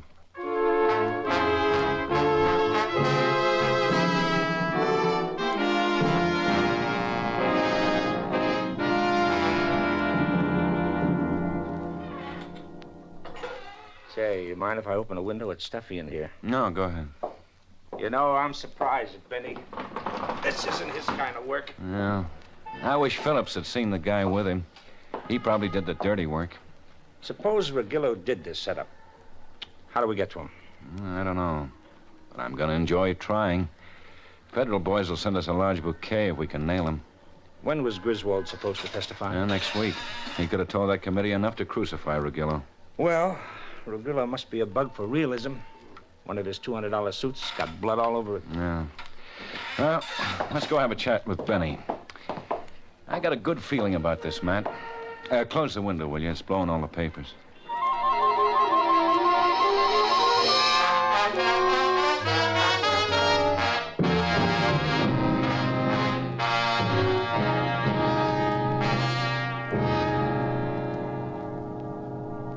half of that, Benny. Don't you know how to say anything without cussing? Sorry, I didn't know you were sensitive. We're all sensitive, Benny. Even Ruggilo's sensitive. He's not going to like you getting yourself identified. Now, why don't you guys knock off? I got nothing to do with Ruggielo. I wasn't in no vacant lot. We know better, Benny. That witness pegged you cold. Who was the guy with you? Look, fella, you're wasting your wind. The guy with the shotgun, Benny. Who was he? Or did you blast Griswold? Maybe you have more nerve than I figured you for. We know Ruggielo wanted Griswold eliminated, Benny.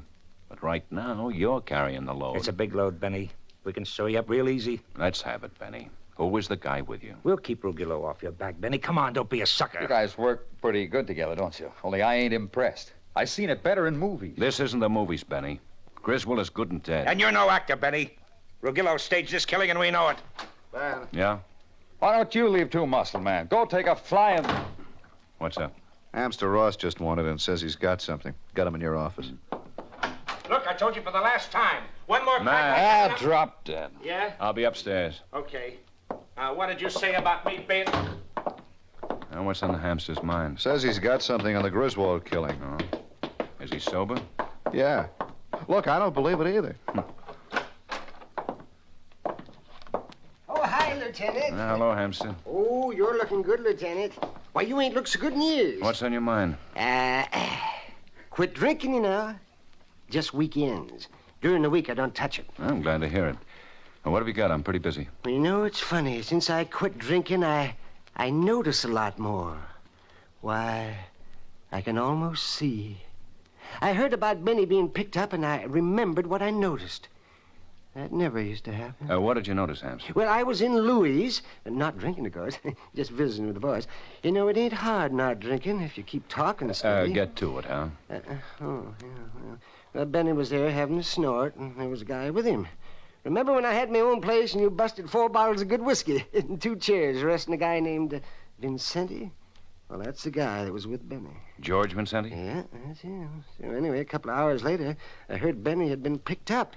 And then when I read why he got picked up, well, I figured... Thanks, Hamster. Oh, yeah, sure. You see, I figured you'd like to know. Never paid much attention to things when I was drinking. Yeah, Ben. Drag out a package on George Vincenti, will you, Ash? I want it fast. Right, Ben. And put out an APB on him. If anything comes in after 6, I'm having dinner at Matt's. I figured it was important. I wouldn't have bothered you, Lieutenant. Yeah, it's very important, Hamster. Thanks a lot. I figured it was important because this whole deal's pretty hot. Since Benny got picked up, Max Ruggielo gets talked about a lot. Oh, what about Ruggielo? Well, it won't bother you any, Lieutenant. Ruggielo couldn't bother you. But from what I heard, he wouldn't like you digging around too much in his attic. Since Benny got picked up, he wouldn't like you thinking he had any part of what happened. Oh, not that Ruggielo would bother you, Lieutenant. He wouldn't bother you. Oh, that Benny's the most irritating little... Oh, hello, Hamster. Hello, sir. Oh, you're looking fine, just fine. You can go now, Hamster, and thanks again. Oh, I'm glad to help, Lieutenant. And don't think you owe me a thing, because you don't. I'm glad to help. Unless you wouldn't mind telling your boys to kind of leave me alone on weekends. Sure. Oh, well, thank you, then. Glad to see you both looking so well. News? Yeah. Benny's playmate was George Vincenti, remember? Well, that's more like it. Now the shotgun makes sense. I should pick him up tonight. What time do we eat? Oh, about 7. We walk out in the middle of dinner again, Molly'll have kittens. Yeah. Wouldn't you think she'd get used to it after all these years? No, I guess not. Well, come on, let's go.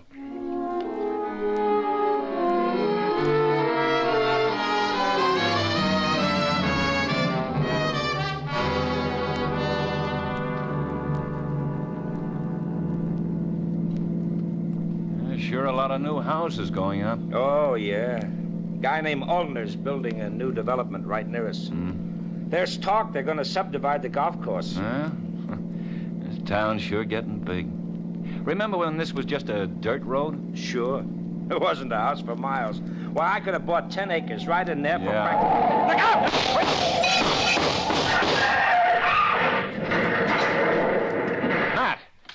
Matt!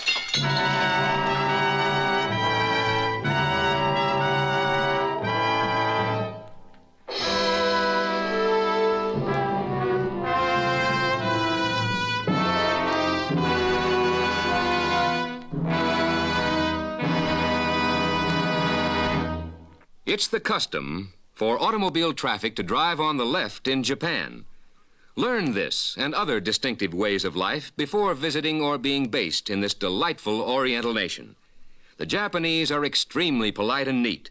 Therefore, you are expected to take your shoes off before entering any Japanese home, hotel, or temple. Your stay in Japan or any other country will be far more agreeable, and the people will be much more friendly if you take the time to observe their native customs.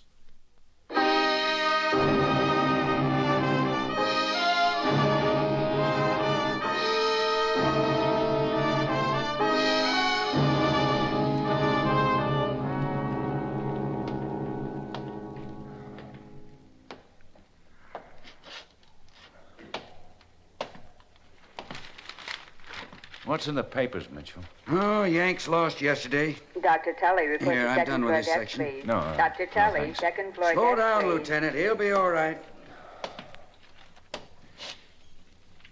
They've been in there an hour. 15 minutes. He'll be all right. You like the races, Lieutenant? Yeah, they're fine. I hope you don't like them the way my wife likes them. She don't bet much money on one horse, just a little on all of them. Why don't you sit down and relax? Don't do you no good walking off a lot of shoe leather. Dr. Tully, report to second floor I desk, see him please. come in and go Dr. out, Tully, all kinds. second floor desk, please. I can spot how bad. Gets to be kind of a hobby. Sergeant Greb, he's going to be okay. I'll bet you. How long you been on this detail, Mitchell? 7 years. 7 years. I've been sitting here watching them come in. Take my word for it, Lieutenant. Here's a doc. Oh. Well, how about it? How is he? That thick-headed Irishman? Yeah, he's fine. I accused him of faking just so he could get a rest. Is he conscious? No, he just came around. He's got a slight concussion, a lot of bad bruises, but I'll get him a pretty nurse. Want to see him? Yeah. He'll have to stay flat in his back for a couple of days. I'll call Molly now. Is that his wife? Yeah, I wanted to know first. Ben, I got George and Sonny spotted. Where? The apartment house on the north side, 74th Street. Doc, tell Matt I'll be in later. Tell Mitchell to call Molly, will you? Sure. All right, let's go, Quinn. Oh, Doc, as long as Matt's okay, better save that pretty nurse. You'll just spoil him.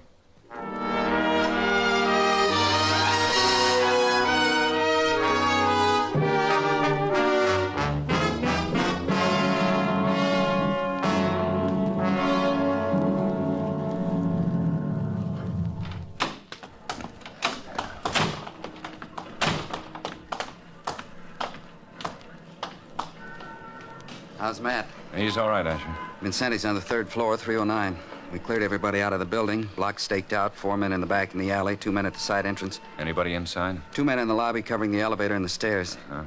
Want to come along? Sure.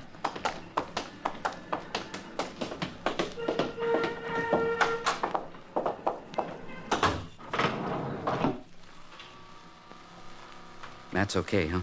Slight concussion. Yeah, Regillo's playing for keeps. Yeah. But if we get Vincenti in one piece, I'm going to make Regillo pay for a lot of things, including my car. It's next to the last door on the left. Hold it. Yeah, it's Vincenti. Nuts. Wouldn't you know he'd step out and spot us? He knows me. He knows me, too. Yeah, and he's got a good idea why we're here. Well, no sense being backward about it. Come on, Vincenti, open up. Okay, let's go in. Boys in the alley. Fire escape. There he is, halfway down. He busted a window. Asher, go down from here. We'll take the stairs. He's not... Ben! All right, please don't shoot him off, please! Here, here's my gun. No more, no, don't! You okay, Quinn? Yeah. Now, please don't! Oh, shut I'm up. gonna shoot. Please. That's okay. I'm gonna shoot. What took you so long, I'm gonna Asher? shoot, huh?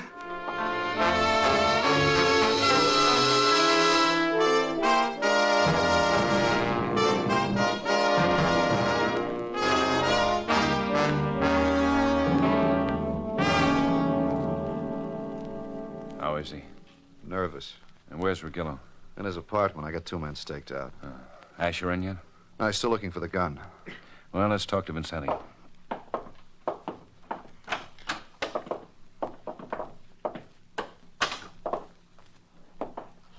Why'd you kill Luther Griswold, Vincetti? I didn't. Who paid you to do it? Nobody. You didn't do it for nothing? I didn't do it. What'd you do with the shotgun? Ah, look, I don't know what you're talking Luther about. Griswold. Max Rugillo. I don't work for Gillo. I don't even Now, know. why did you blow up Griswold? I didn't, I tell you. We've got Benny Sampson. He said you did. I don't know Benny Sampson. You're lying. You did a stretch together. I don't know him. You didn't do nothing, huh? Yeah, I didn't do nothing. What did you run for? Well, I got scared and I didn't think. You nearly got dead for not thinking. Okay. Resisting arrest. Lock me up. Resisting arrest, assault with intent, illegal possession. I can think 'em up all day and make 'em stick. Okay, but I didn't knock off Griswold. Benny Sampson says you did. Benny Sampson. I don't even know the bum. I got shoved off the road tonight. There's a cop in the hospital. Well, the town's full of lousy drivers. With shotguns? I don't know nothing about no shotguns. You just don't know nothing. No, I don't know nothing. The word's out that Rugillo wants me dead if I get nosy. Well, that's Rugillo's business and your nose. You and Benny Sampson staked out on a vacant lot. I don't know no Benny Sampson. You and Benny staked out on a vacant lot. I told you I don't know blasted Benny. Luther Griswold and ran back and got in your car. I wasn't in no vacant lot. Benny tripped and a witness spotted him. Benny spilled all over the precinct. I'm getting pretty tired of this. Oh, yeah. You're getting awful brave for a guy who was crawling around begging not to get a face full of bullets. Well, what did you want me to do? Keep shooting. I'd have loved it. I want Max Rugillo. Well, then go get him. I want a signed statement that he paid you to kill Griswold. Hey, I thought you said Benny spilled all over. He said you were with him in the lot. He didn't say who paid you for the job. Oh, sure. Where's the car, Vincetti? What car? The car you climbed into after you shot Griswold. Go ahead. Go ahead. You can work on me all night. Make it all week. We've got the time. You don't know nothing. Where's the car? I don't know. Where's the shotgun? I don't own one. You get 5 to 1 anyway. We'll see. Rugillo won't get you off. I'll make this stick. Okay. How much did Rugillo pay you? He didn't. 200? 500? Good professional job. Right up your alley.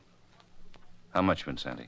An all-day sucker. Oh, it's very funny, I was only Vincenti. kidding. I was only kidding. Ben? Yeah? You want to see the shotgun? Yeah. Bring it right in. Oh, hello, Vincenti. Found your car. I don't own no car. Garage on 85th Street. Fingerprint boys are on it now. Here's the gun. Mm-hmm. Where'd you find it? Under the back seat. Want me to run it up to ballistics? Yeah. You look awful, Vincenti. You should get more sleep. Okay, take him downstairs and book him. Right, let's go. Hey, you'll never make it stick. I'll make it stick so good you'll burn in a month. Come on, move. Hey, no, wait a minute. No deals now. You're a cinch. Come on. No, wait a minute. Wait a minute. You want Rugillo, don't you? What do you want? A break. I can give him to you if you give me a break. The shotgun, the evidence. You'll get first degree. How can I give you a break? You got weight. You can throw it around. Second degree, huh? I'll try. I don't want to hang. I said I'd try. Rugillo paid me. And Benny Sampson? Yeah. He didn't give you no statement, huh? Well, we lied a little. You'll forgive us, won't you? It figured. Let's get a stenographer and then go over and spoil Mr. Rugillo's dinner.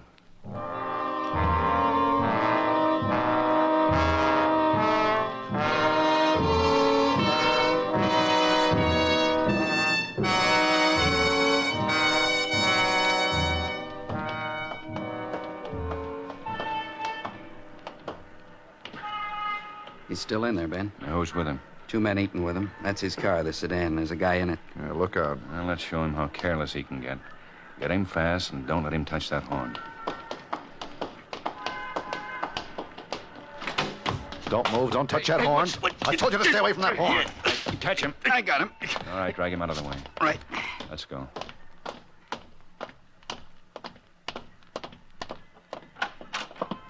He's over at the 8 Slug, you know, down Colvick's place. Oh, yeah. Where's that doll we saw? Is she over there, too? Yep. What do you want? What is this, Guthrie? You're under arrest, Rugillo. Keep your hands on the table, boys. Look, Guthrie, I'm finishing dinner.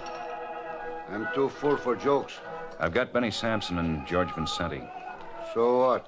I've got a sworn statement. Accessory before the fact. For what fact?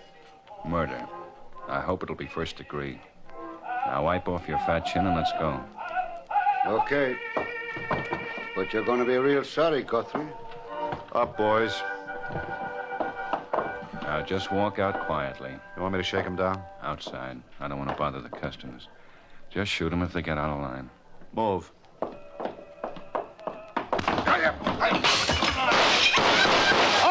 don't shoot! Don't shoot! All right, you. Get over there with the Rugillo. And both of you, put your hands behind your head. I'm sorry, Benny slugged me so fast. All right, everybody. Calm down. It's okay. Okay, Ben? Yeah. Get an ambulance for this one. That bum nearly broke my jaw. He sure paid for it. You made him a dead bum.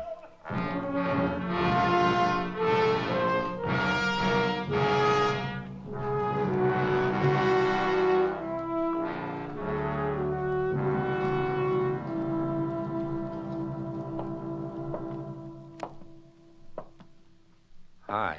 Well, you look just lovely, man. Molly was here this afternoon. Huh? She doesn't think much of your driving. I just left Max Rugillo. He's sorry he ever had us run off the road. You got him? With everything. We picked up George Vincenti and his shotgun, and he signed a sweet little statement. Well, I feel better already. Oh, good evening, Sergeant. Hello. And you're Lieutenant Guthrie? That's right. Well, you can stay a few more minutes, but the sergeant will have to take a nap. Oh, I'm not sleepy. Oh, you will be. Just drink this. Oh. Come on. Ooh, That's fine. Now say goodnight to the lieutenant. And if you want anything, just ring.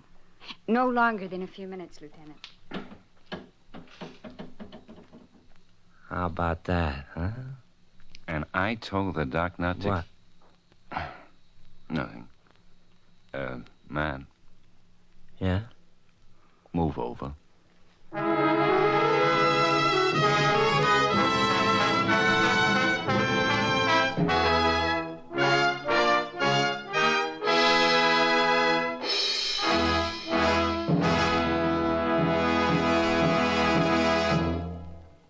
The lineup, where before you pass the innocent, the vagrant, the thief, the murderer.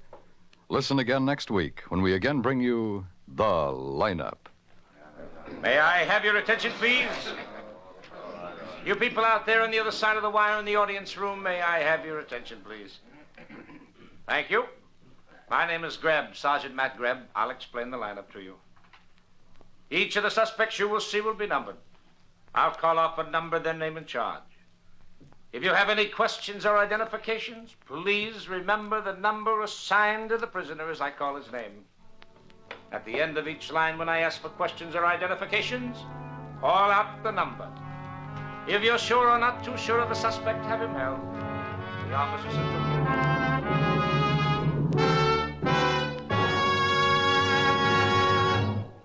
The lineup, starring Bill Johnstone as Lieutenant Ben Guthrie and Wally Mayer as Sergeant Matt Greb, was written by Blake Edwards and Dick Quine, with music by Eddie Dunstetter. The lineup is produced and directed by Jaime Del Valle.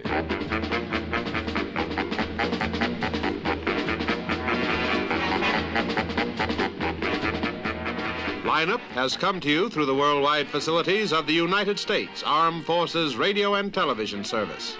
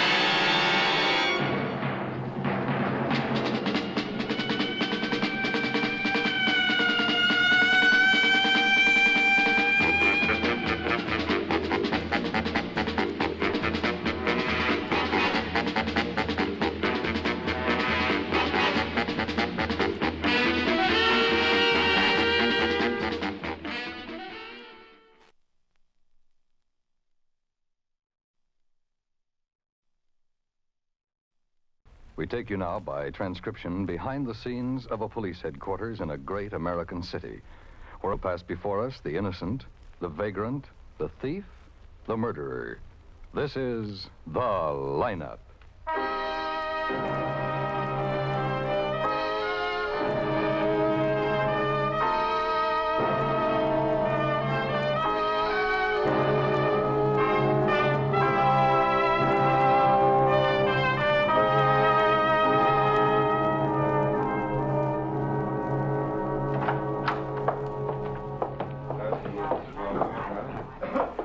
Go ahead, Kenneth. Go ahead.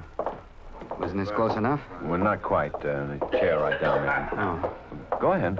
You don't have to be afraid. Light's on them, not you. They can't see you. All right. Sit down, Kenneth. Yes, sir. May I have your attention, please? You people out there on the other side of the wire in the audience room, may I have your attention, please? Thank you. My name is Greb, Sergeant Matt Greb. I'll explain the lineup to you. Each of the suspects you will see will be numbered. I'll call off a number, their name and charge. If you have any questions or identifications, please remember the number assigned to the prisoner as I call his name. At the end of each line, when I ask for questions or identifications, call out the number. If you're sure or not too sure of the suspect, have him held. The officers who took your name will assist you. They're seated among you. The questions I ask these suspects are merely to get a natural tone of voice, so do not pay too much attention to their answers as they often lie. Bring on the line. All right, boys, come on, move it along. Snap it up now. We're late this morning. Go to the end of the stage, turn and face front with your hands to your side. Well, Kenneth? Come on, let's hurry, boys. He's not there, sir. You now, sure, when Kenneth? You answer my questions, You've got to be sure. Speak up so the people out I told you, sir, he was wearing a red checked shirt. I am sure he's not up All there. right. All right, Kenneth. Number one, I'll leave and wait for the Albert next line. Is that Weiss or Weiss, Albert? Please. Albert Weiss, vagrancy. When did you hit town? Well, sit down, Kenneth. We'll wait here. Oh, Lieutenant Guthrie? Yeah? What if this man hasn't been picked up? What if he got out of town or something? Well, we've picked up quite a few. But if you miss this man, well, that's going to make things look awful bad for me, isn't it? That's right, Kenneth. I've been thinking about it all night. It's going to put me in that alley all by myself. If you don't find him, it's going to be all me, isn't it? And then who's going to believe I wasn't in the store and I didn't shoot that guy? Well, he's still alive. If and when he regains consciousness, we'll take you to see him. That's what I'm praying for. He's got to come to. He's got to tell the straight story. He's got to tell you it wasn't me. Well, I hope he does, Kenneth. It'll make it a whole lot easier if he does.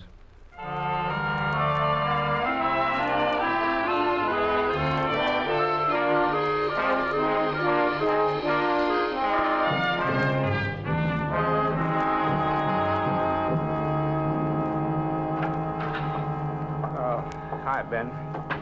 He's not here yet, huh? He's having his lunch. He'll be up any minute. We put 6 lines in front of him this morning, Ben, but he didn't identify anybody. That's right. And he'll look at some more. He's looking for a man with a red check shirt. But did he recognize the man or the shirt? Well, I've asked him that. He says he spotted the shirt first, but he thought he could identify the man from size and features, too. A lot of things wrong with this story. We'll go through it again when he gets here. I'm not saying I believe him, but... Have you seen his record?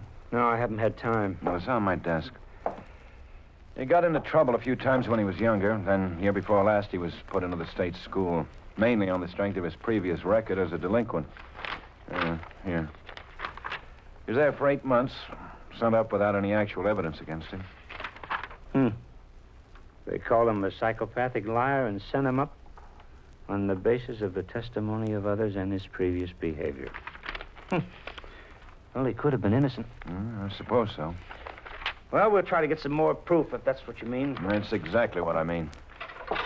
All we've got on him now is location. He was there outside the store that had been robbed. But he didn't have any money on him. Paraffin test last night said he hadn't fired a gun.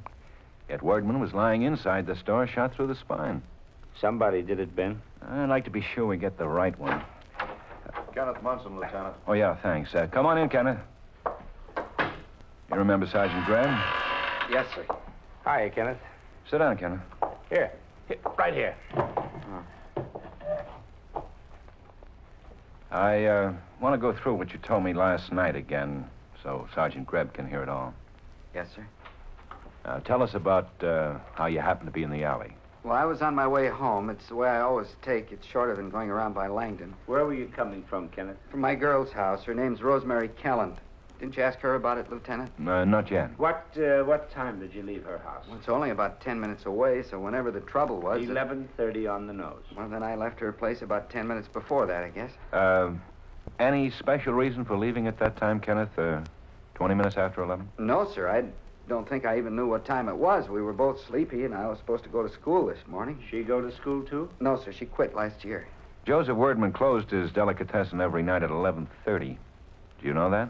I don't think I ever noticed. You passed by there almost every night, didn't you? Yeah, but I passed a lot of places on the way home. I never paid much attention to any of them. Why should I? You think I'm lying, don't you? Well, we're just going over your statement. Well, I'm not lying. I don't care how bad it looks for me. I'm telling the truth. I should have run away. If I had it to do over again, maybe I would. I even wanted to, but I didn't. If you're honest and tell the truth, things are supposed to work out Now, for you. hold it, Kenneth. That's what I've tried to do since I got out of that school. I haven't done anything wrong. You can ask the probation office. I've got your parole record, Kenneth. It's a good one. But now it isn't anymore. I've been picked up for questioning again. My record would be better if I'd run away, but I didn't. I was coming through the alley and I heard some shots. You were coming from 4th toward 3rd. I was about halfway through. Then this man I told you about came running toward me. I ducked out of sight so he wouldn't see me. When he went by, I noticed a red shirt. Anything else about him? Well, it was pretty dark. He didn't look much taller than me. I don't know about the rest of his clothes, but I don't think he was wearing a hat. Now, that's the truth, but how am I going to prove it if you don't find him? I got the feeling you aren't even looking for him because you got me. Now, again. quit it, Kenneth. Quit it. Well, this is just another job for you. You just want to get it off your books. I know that. You're more interested in getting a conviction than you are in getting the right That's enough, Kenneth. Send him back, man. Right. Come on. Kenneth Munson. See that he gets downstairs, will you? Right. Guthrie. Oh? Well, I'll be out for a while this afternoon, but I'll check with you when I get back. Mm-hmm. Yeah, I know that. But thanks for calling. Yeah. The hospital. Wordman's still alive, then? They don't know for how long. And they don't think we'll ever get a statement out of him.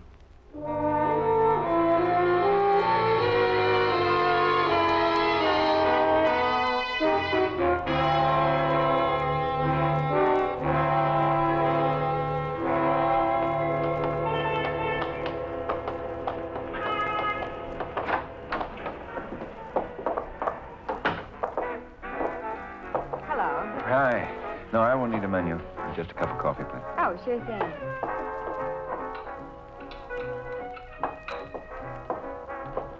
Thanks. Are, you Rosemary Kelland? That's right. Police. My name is Lieutenant Guthrie. Oh. It's about Ken Munson, isn't it? Yeah. He said he was with you last night. I thought I'd come and talk to you. Wait till I get rid of this coffee. Do you think he robbed that place? Well, I'm not sure yet. Do you think he did? No. I don't think for a minute he did. I suppose you feel you know him pretty well? Yeah, sure I do. I've known him for over 6 months. Well, what makes you feel so sure he didn't do it, Rosemary? He just couldn't. He couldn't leave my place and all of a sudden turn into somebody that could walk in and shoot a man. Wordman had turned around to get a gun of his own. He was shot in the back just after he opened the drawer. I don't care. It wasn't Ken. He couldn't have been thinking about robbing some place while he was with me. It's hard to explain. Well, what did he talk about? Well, I don't want to pry into anything that's none of my business, Rosemary, but there's a lot stacked up against him. It may be false, and I can't learn the truth without asking questions. His record doesn't help. His record? Yeah. You know about that, didn't you? No. He didn't tell you that he was sent to the state school for correction year before last? No. That he's out on 2-year probation now? No, he never told me anything like that. Strange you didn't hear it from some of his friends.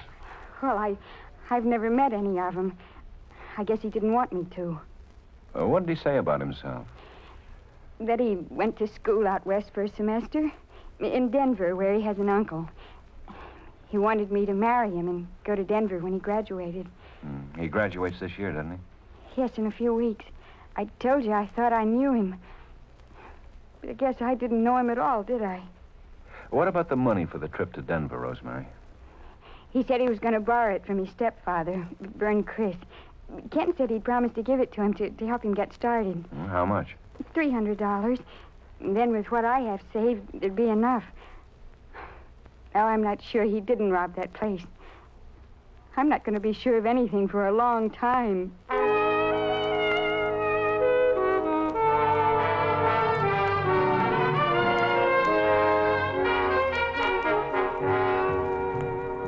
pretty tired of this, Lieutenant. There hasn't been anything but trouble with that boy since I married his mother. He was 13 then. There's been one thing after another. I've been disgraced in front of my friends and business associates. I've been lectured like a numbskull by those stuffed shirt family relations experts we taxpayers support. Well, he's had his last chance as far as I'm concerned. I don't want to have another thing to do with him. Well, he hasn't been proved guilty yet, Mr. Chris. And why is he in jail? He's being held under suspicion. There's no charge yet. Well, if I know him, there will be, and I know him. I told him something like this was going to happen when he came out of that school. Well, do you think that was wise? I wanted him to understand what he was and what he'd done. His mother died while he was in that school. She died of shame more than anything else. I told him there was one chance out of 100 that he'd go straight, but I'd take that chance. I'd give him a roof over his head until he went wrong again, and then out he'd go. Well, he's out. He gets nothing from me. Did he tell you about the girl he was going with, Mr. Chris? No, but I can imagine. Well, he evidently wants more out of life than a roof over his head. He seems to have a thought or two about the future. But whether that will stand for him or against him, I don't know. Did he ask to borrow $300 from you for a trip to Denver? Denver? What kind of lies has he been telling you? Did he want to borrow $300? Yes, for some nonsense like buying into a soft drink stand. You refused him? Of course I did. How much did he take out of that store? Well, no money was taken because Mr. Wordman went for a gun. And he was shot. Yeah. Well, I've done what I could. I've given him a good home. Times he wasn't in trouble with the authorities. It's not my responsibility, and he knows it. If he's going to yell for help, he better yell somewhere else. I've given him all the help I'm going to. Well, sure you have, Mr. Chris. Sure you have. I'll try not to bother you again.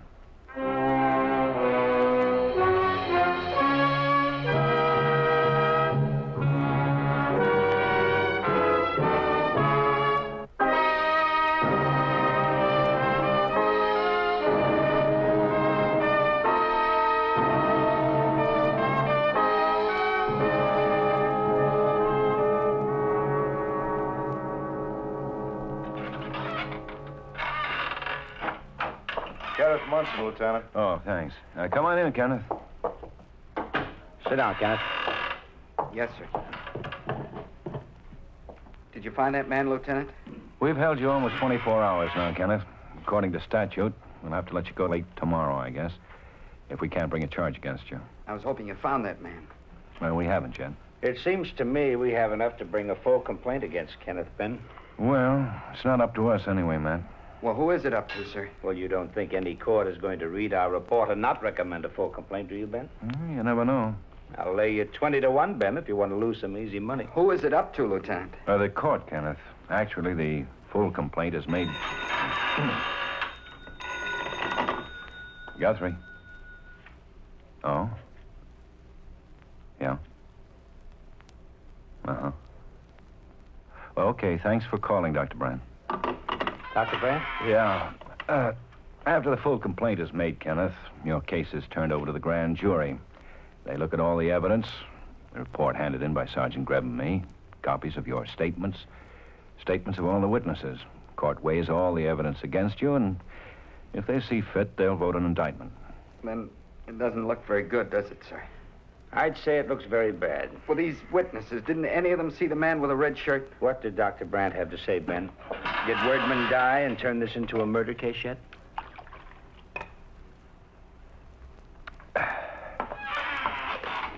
Where do you think we should start looking for witnesses that could have seen this man in the red shirt, Kenneth? They'd help a lot. I don't know, sir. I thought maybe you'd found somebody who was on the street that night and saw him. What about Denver, Kenneth? What? Denver, Colorado. Oh. Well, I used to kid with Rosemary about it. Well, I guess she was playing it straight. She's one of the witnesses I was talking about, Kenneth. You know what she's going to tell the court? No. A man from the prosecutor's office will be there. He'll bring up your old record, where they called you a pathological liar. Do you know what that means, Ken? Yes, sir. He'll ask Rosemary if you ever lied to her. And she'll say she's not sure anything you ever told her was true. No, that isn't right. You told her you wanted to marry? I did. I still do. I love her. Well, not enough to tell her the truth about yourself. You didn't tell her about your record. Well, that's right. I didn't tell her about my record. If you lie to the girl you're going to marry, you'll lie to everybody. No, it wasn't a lie. Well, what was it? Well, I'm ashamed of my record. I didn't think there was any harm in not telling her about it if I didn't have to. But why didn't you tell us you'd lied to her? Well, it wasn't a lie. It just never came up. Don't cut it too fine, Kenneth. You told her you went to Denver, that you had an uncle out there. I know I did. That was sort of a lie, but it wasn't a bad one. It didn't hurt anybody. I had to talk about something to cover up being in that school. Well, you must have figured we'd tell her the truth. I don't know what I figured. Maybe that she'd cover up for you? I didn't think anything. I knew she'd learn the truth. And if she knew it'd help me and she thought I was worth it, maybe I did sort of hope that she'd cover up for you? Well, it doesn't sound good that way. She wouldn't be covering up for me because I didn't do anything. You told her you were going to borrow some money from your stepfather so you could take it to Denver. I did try to borrow some from him. You told him you were going to buy into a soft drink stand, didn't you? Yeah. There wasn't a chance he'd let me have it if he knew I was going to Denver. Didn't he like your uncle that lives there? Were you going there? Yes, I was. Why, Kenneth? Why Denver?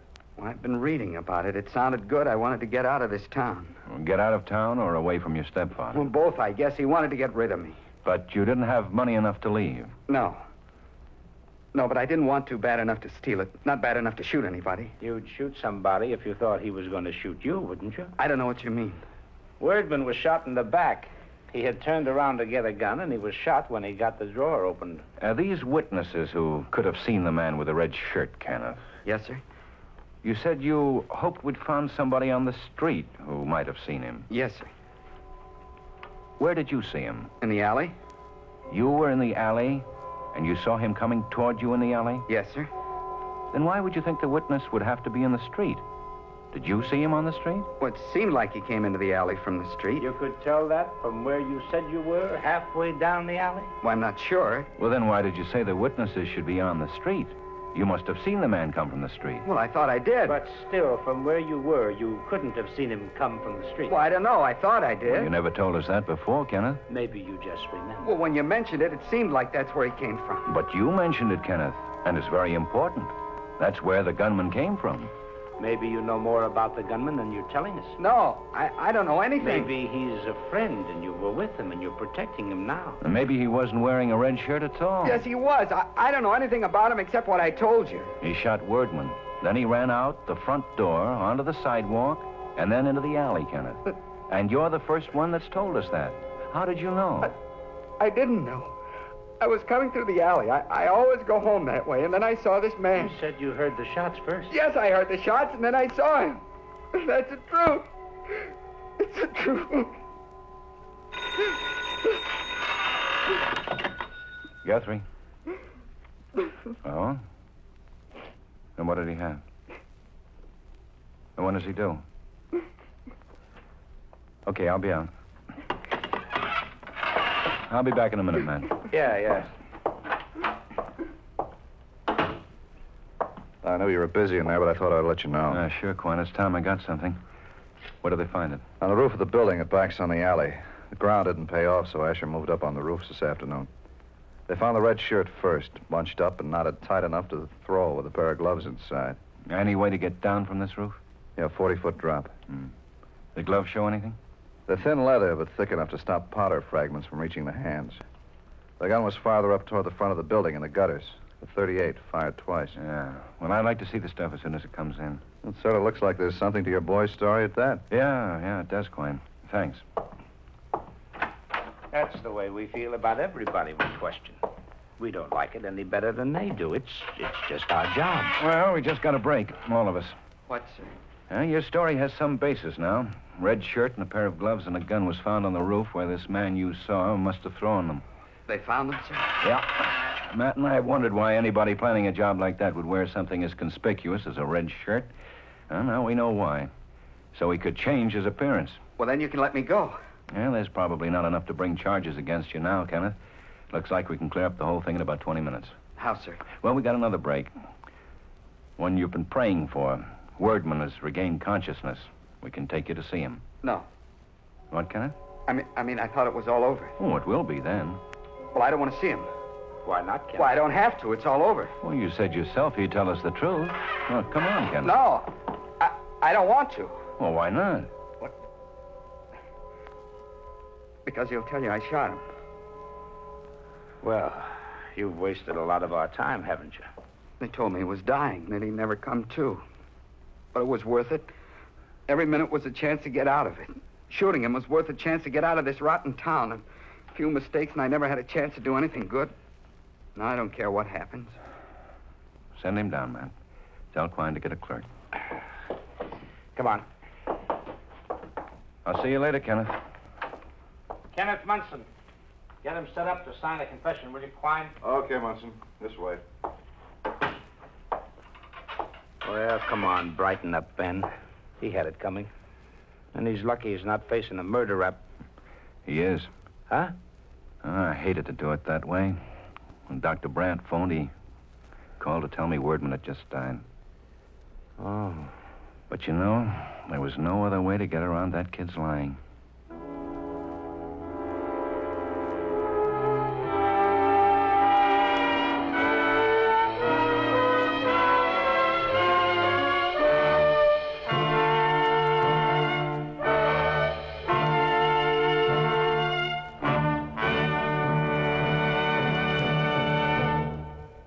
The lineup, where before you pass the innocent, the vagrant, the thief, the murderer.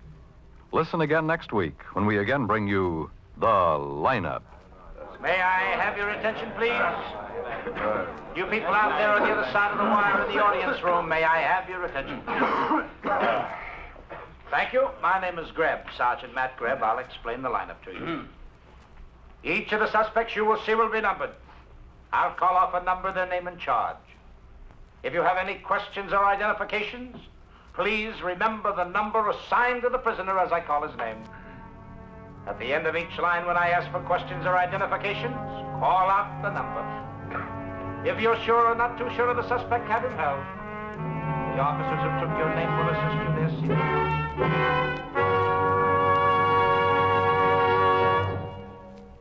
The lineup, starring Bill Johnstone as Lieutenant Ben Guthrie and Wally Mayer as Sergeant Matt Greb, was written by Gil Dowd with music by Eddie Dunstetter. Featured in tonight's cast were Ray Hartman, Victor Perrin, Hy Averback, and Sammy Hill.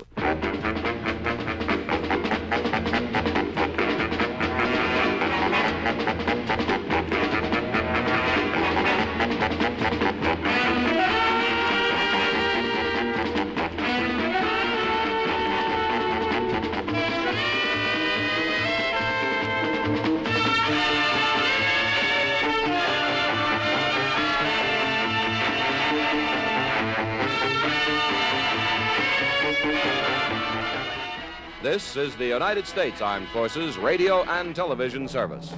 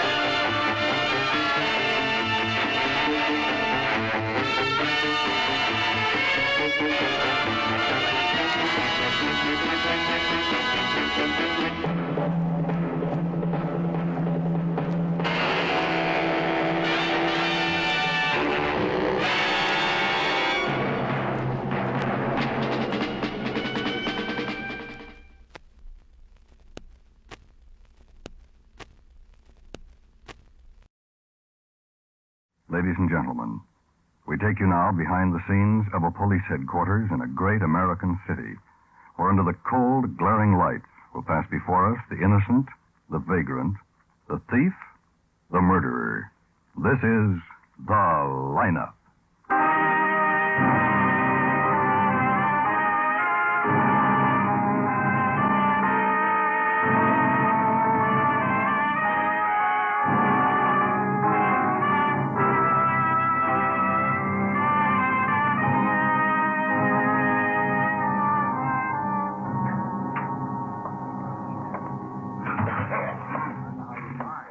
Hi, Ben. Hi. I put Loeb down on the first row. He's right over there. Oh, thanks, Glenn. How are you, Leonard? Oh, hello, Lieutenant. How do you feel? Pretty good, I guess. A little uncomfortable keeping my arm up like this. Yeah. How long will you have to keep the cast on? About 4 months, the doctor said. Bullet shattered the bone, and they had to put a new piece in. That's tough luck. You think you got the guy? Well, if it's the same one you picked out of the mud pile. Your attention, please. You people out there on the other side of the wire in the audience room, may I have your attention, please? Thank you. My name is Greb, Sergeant Matt Greb. I'll explain the lineup to you. Each of the suspects you will see will be numbered. I'll call off a number, then name and charge. If you have any questions or identifications, please remember the number assigned to the prisoner as I call his name. At the end of each line, when I ask for questions or identifications, call out the number. If you're sure or not too sure of the suspect, have him held. The officers who took your name will assist you there, seated among you. The questions I ask these suspects are merely to get a natural tone of voice, so do not pay too much attention to their answers as they often lie. Bring on the line. All right, boys, keep it moving right over here to the end of the stage. That's it. Now turn and face front, hands to your side. Now, when I call your number, step out and talk up so the people in the back of the room can hear you. All right. Number 1, Elliot, push your wrist out. Where do you live, Elliot? 154 West 108th Street. What's that? Number 3. Yeah, an apartment. The small guy. That's the guy. You sure? I'm a Yeah, commercial that's him. fisherman. He's the one that was driving. Oh, we'll wait till he comes up. I want you to be positive. Okay. What started the fight? The guy made a remark. What did you hit him with? The gaff. That's a sharp hook, isn't it? Yeah, I use it to haul in fish. You gaff him. Who was the man you used it on? The guy works for me. You found any of the other men, Lieutenant? No, I don't even know who they are yet. Aboard. Well, that third guy up there would know. If he's the one. He is. I was a cop for a long time, too, you know. I got memory. He drove that car. Where do you live, Pete? 433 and a half North Lincoln, Sergeant. Where do you work? I ain't been. Where did you work? Fighter. Used to be a fighter. Lightweight. A little heavy now. Any weapons? Huh? Any weapons on you when you were arrested? No, I just climbed into the place. I didn't want to hurt nobody. Where are you from, Pete? Detroit. I've been here a couple of months, I guess. I couldn't find nothing to do. Can't fight no more. Got blind in this eye. Did you have a car? No. Where am I going to get a car? Okay, Pete, step back. Yeah, okay. Number 3, Cully Price, armed robbery. Where do you live, Cully? Lexington Avenue. 774 North, Lexington Hotel. That's him. What's your business, Cully? No business. Come on, talk up, Cully. I'm not working. You have any weapons on you? Yeah, 38. 38 what? Revolver, automatic? Automatic. And you people out there hearing? Oh. Now you heard what I said, Cully. Yeah. All right, talk up. It's a long way to the back of the room. Sure, okay. You own a car, Cully? No. You were driving one at the time of the robbery. I wasn't in no robbery. You sure that's him? Where are you from, Absolutely. Cully? I was closer than this when he drove away. Sergeant Greb, Yes, Lieutenant. hold number 3 for interrogation.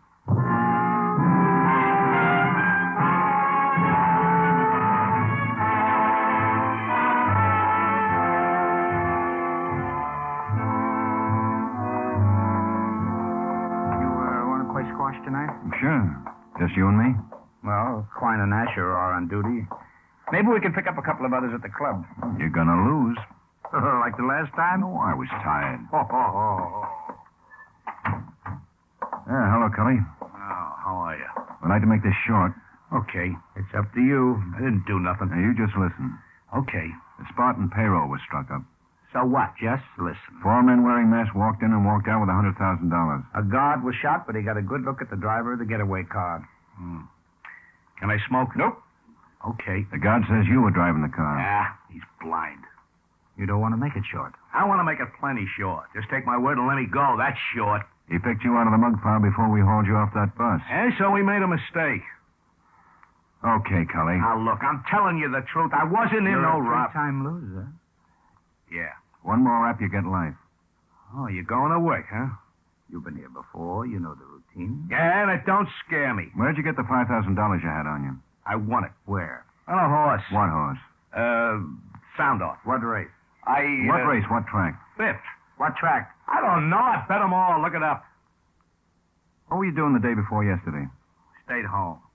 Who was in on the robbery with you? I wasn't in no robbery. Who were you driving the car for? I wasn't driving no car. How much did you bet on that horse? Huh? How much did you bet on that horse? Enough to win me $5,000. What were the odds? I don't remember. I bet every day. What day did you bet this horse? Yesterday. We picked you up getting on the bus at 11 o'clock in the morning. No. No, it wasn't yesterday. Day before? Yeah, I think so. Where did you bet it? Out of books. I thought you said you stayed home. Well, I went out. A guy can't stay in all the time. Who were the other 4 men in on the stick-up? I don't know what you're talking about. You read the papers, don't you? I didn't read about no robbery. You must have bet a lot of money to win $5,000. Yeah. Where'd you get it? I had it. Won it. I do pretty good on the races. What was the name of the book? Look, I don't want to get into no trouble. You were identified as the man driving the getaway car. I tell you, I didn't drive no car. Where were you going on the bus? Out of town. Where? New York.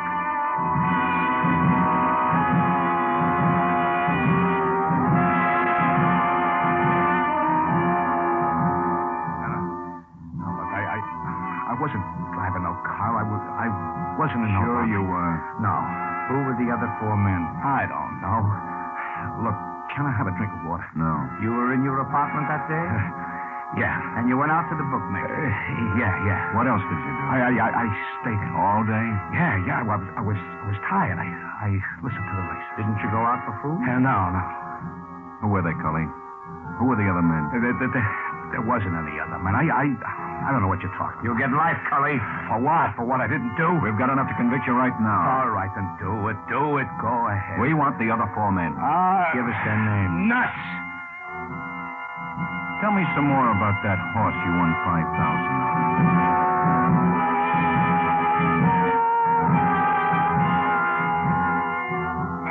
No!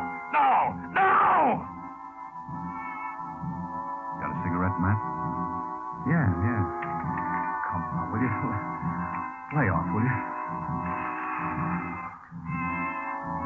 Look, come on, you've been working on me for 4 hours now. My gosh, it has been. Yeah. Lay off, for Pete's sake. I'm a little thirsty. You bet the races all the time, huh, Cully? Yeah, all the time.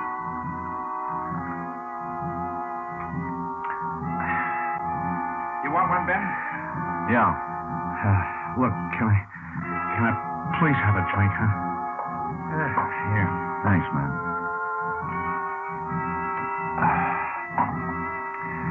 How come you only got $5,000 out of a $100,000 job? I didn't get the fry from a job. I got it back. Come on, Cully. Okay. Who were the other 4 men? Lou Holstetter, Jack Facio, David James, and Martin Fleischman. Fleischman? Yeah. He just got out 2 months ago. He figured the job. He would. I got a flat $5,000, and they split the take. All I did was drive. Now, give me a drink of water. I'm losing my voice.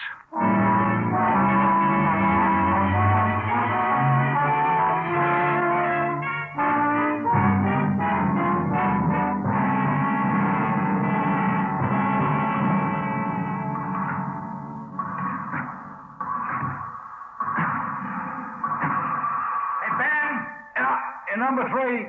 Oh. I told Klein we'd be up here. You get out on APB? Yeah. Descriptions on all of them. I hope we get Fleischman first. He's so smart he never argues. He'd just tell us who the rest were. You ready to get beat? I'm ready to find out if you can. Okay, serve it up. All right.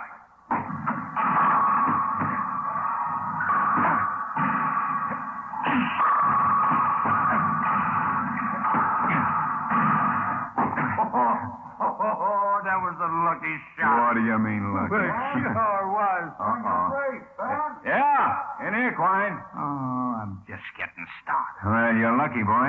I felt it tonight. Yeah, you can't even get out of your own way. Oh. Hello, athletes.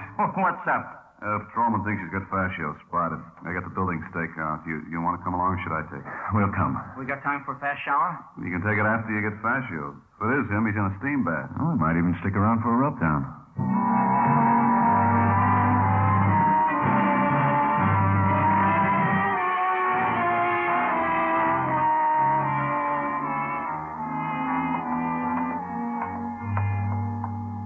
Which one? Last booth on the end. Okay. You go on back to the front. Hey, there's customers in the other booth. Ain't gonna be no shooting. He's getting a rub down, isn't he? Yeah, Where's his clothes? in the other room. Well, I don't think he's got a gun with him. Quine, go check his clothes. Okay. Show me. Yeah, sure.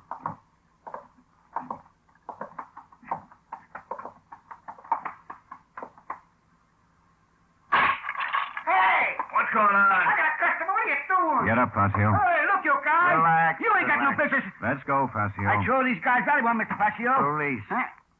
Oh. Come on, Fascio. Yeah. Sure.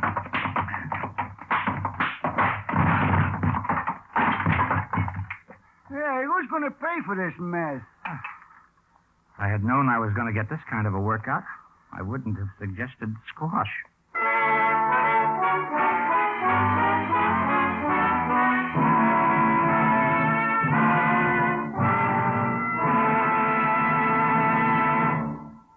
Teamed with the phrase household word is the name of Bing Crosby.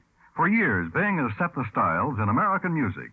You and your entire family are invited to join Bing every Wednesday evening over most of these same CBS stations. That's Wednesday night, Bing's Night on the Air. The Bing Crosby Show, an American listening tradition.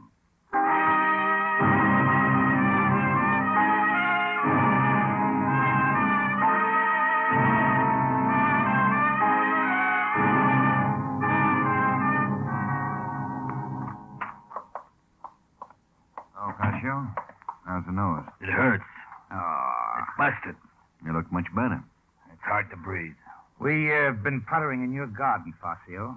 You sure have a green thumb. Huh? $18,000 we dug up, Fascio. In an old empty grapefruit can. Imagine our surprise. I don't trust banks. With your circle of friends, I don't blame you. You've never been such a smooth operator, Fascio. How come your end was so much more than Cully's? Who's Cully? Oh, look, let's not play hide and seek anymore. I already got a blister digging in your devil grass. We've got a signed confession from Cully. It's only a matter of time until we get your playmates. Martin Fleischman, Lou Holstetter, and David James. Right, Fascio? Now, do you still want to waste time? And I recommended Cully for the job. $5,000 he got. He ain't made that in 2 years. Why, when I run into him, he was tending bar in some sloppy saloon. I took him to see Marty, got him a suit of clothes, loaned him $100 and let him sleep on my couch. Had to get it clean, too. Crummy bum got hair oil all over the upholstery. Ouch. You'll have to stop talking through your nose for a while, Fascio. But don't stop talking. Where do we find the rest of the boys? I don't know. I don't get hasty. I just don't know. Holstetter was leaving the state. James I never knew before. He was Marty's idea. What about Marty? Marty's smart. You'll have trouble finding Marty. Where'd you see him last? Look, Lieutenant, I'm not trying to be difficult. I know when to play it cozy. It's just my nose hurts. Well, I'll have the doc look at it again, Fascio. After you tell us all you know. Teletype from Illinois, Ben. They picked up Holstetter. Good. See, I told you he left the state. Take a couple of men, send them up on extradition. Right. Well, 3 down, 2 to go. Where's Fleischman, Fascio? I mean it, fellas. If I was you, I wouldn't know where to start looking for Marty. He's covered up good if I know Marty. Only he doesn't know we're looking for him yet. What are his habits? What does he do with his spare time? Well, he reads a lot. Ancient history he likes. I used to meet him at the library once in a while and drive him home. He never learned to drive. Which library? Big one in Central. But he wouldn't go there now. Marty's too smart to go anywhere for a while. Matt, put a stake out on every library in town. Right. It's worth a try. You're wasting your time. Marty's too smart. I'd sure like a smoke, Lieutenant. Wonder if it'd hurt my nose. Oh, here. Try it and find out.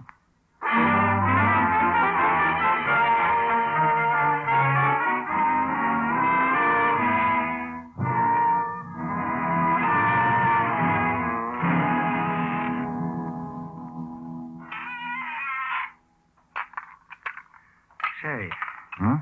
You using a different brand of coffee? Well, it's that instant stuff. I thought I'd try it. Saves emptying the grounds. You like it? Well, it's not bad.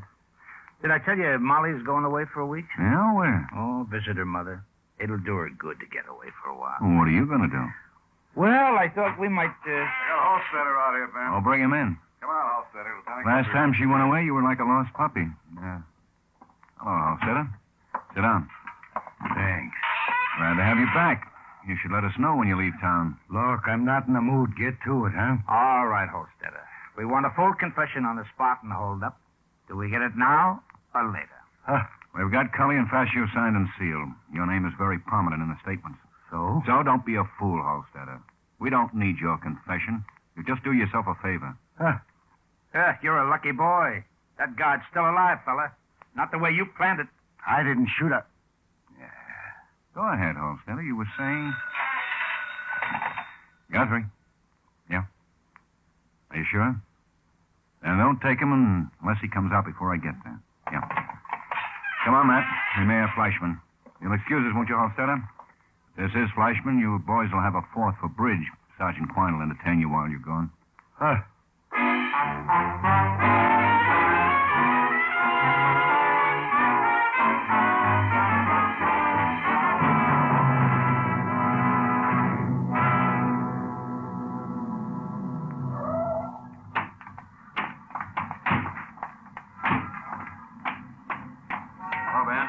Hi, Asher. Pretty sure it's Flashman, all right. Patrolman on the beat spotted him. I went up and took a look. He's in the ancient history section. What's the setup? Well, it's not very crowded in there. I was afraid to send too many boys up. Get suspicious. I've got 2 men in there with him now. 1 man in the hall. 2 men up there at the entrance. Anybody with him? Didn't spot any. Just sitting there reading. Let's take him.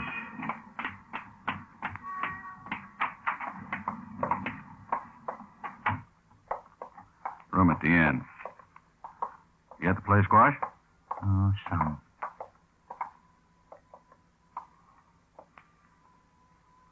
James? Yeah. Yeah, that's Fleshman. Is there something I can do for you? Please, stay here, Asher.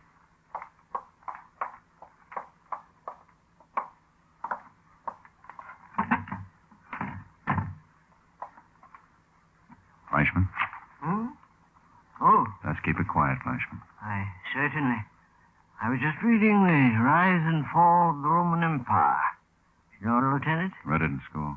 Should read it again. Very interesting. Let's go. I'm surprised to see you boys. Very frankly, didn't expect it. Let's go. Is this an arrest? A Spartan payroll. We've got everybody but David James. Oh, sorry, miss. All right, boys. I'll have to return this book. Okay. Thank you, miss. Oh, why, yes, certainly. I'd like to check it out, but I'm afraid I couldn't afford the overtime. Good day. Good day, sir. I'd like to find David James. Would it help me? Might. I'm quite sure you can find him on his boat. His boat? He lives on it. David is a sort of a sea-going hermit. Doesn't care much for people. Where's the boat? The end of River Street, South Landing. It's registered under Smith. All right, let's have your right wrist. Certainly. It rose and fell. Rome? Fleischman.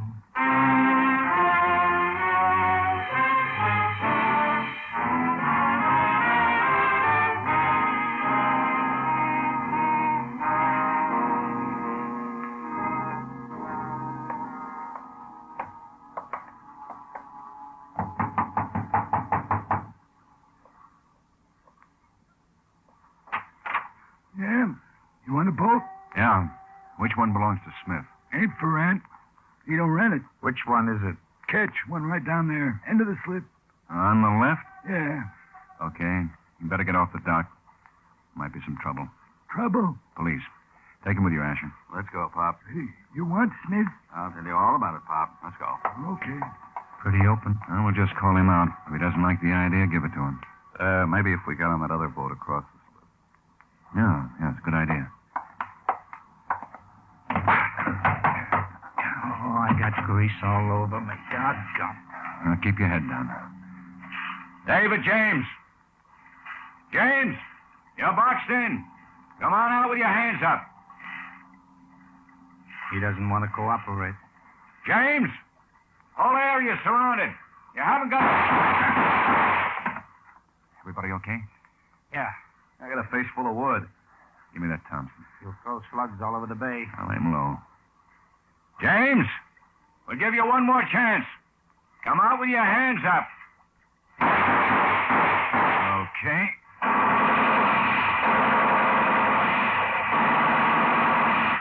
All right. Put that thing away.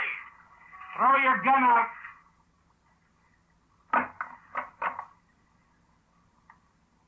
Here he comes. Both hands up, James. I can't. You hit the other one. Walk over this way. Okay.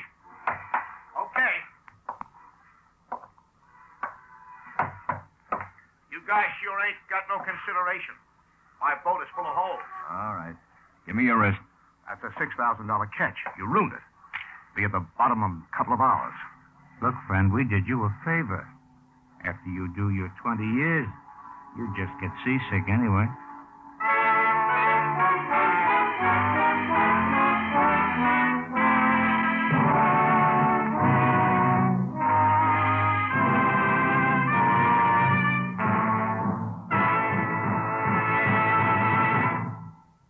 The lineup, where before you pass the innocent, the vagrant, the thief, the murderer. Listen again next week when we again bring you the lineup. May I have your attention, please? You people out there on the other side of the wire in the audience room, may I have your attention, please? Thank you. My name is Greb. Sergeant Matt Greb. I'll explain the lineup to you. Each of the suspects you will see will be numbered. I'll call off a number, the name and charge. If you have any questions or identification, please remember the number assigned to the prisoner as I call his name. At the end of each line, when I ask for questions or identification, call out the number. If you're sure or not too sure of the suspect, have him held. The officers that took your name will assist you then to the democracy.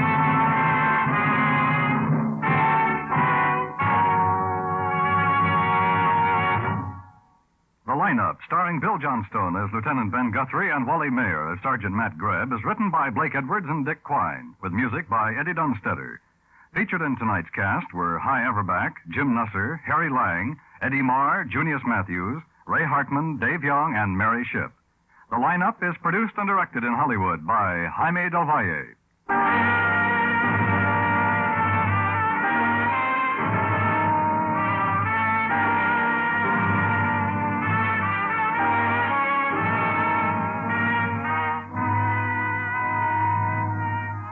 Gregory Peck is your star on Suspense, radio's outstanding theater of thrills this Thursday night. Mr. Peck will star in a suspense drama as up-to-date as tonight's radio news, a story that deals with narcotics and sales to teenagers. Be listening for Gregory Peck when Suspense is heard this Thursday on most of these same CBS stations.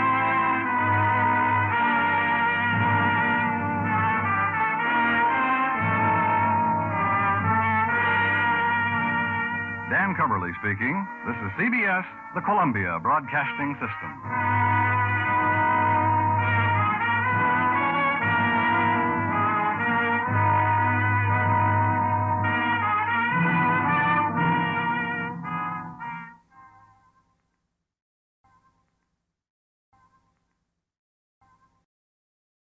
Ladies and gentlemen, we take you now behind the scenes of a police headquarters in a great American city, where under the cold, glaring lights will pass before us the innocent, the vagrant, the thief, the murderer.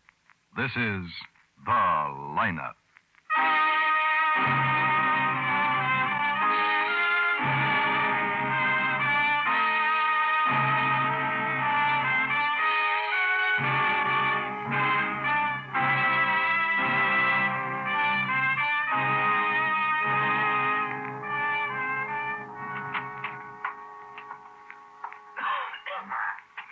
Hi, Ben.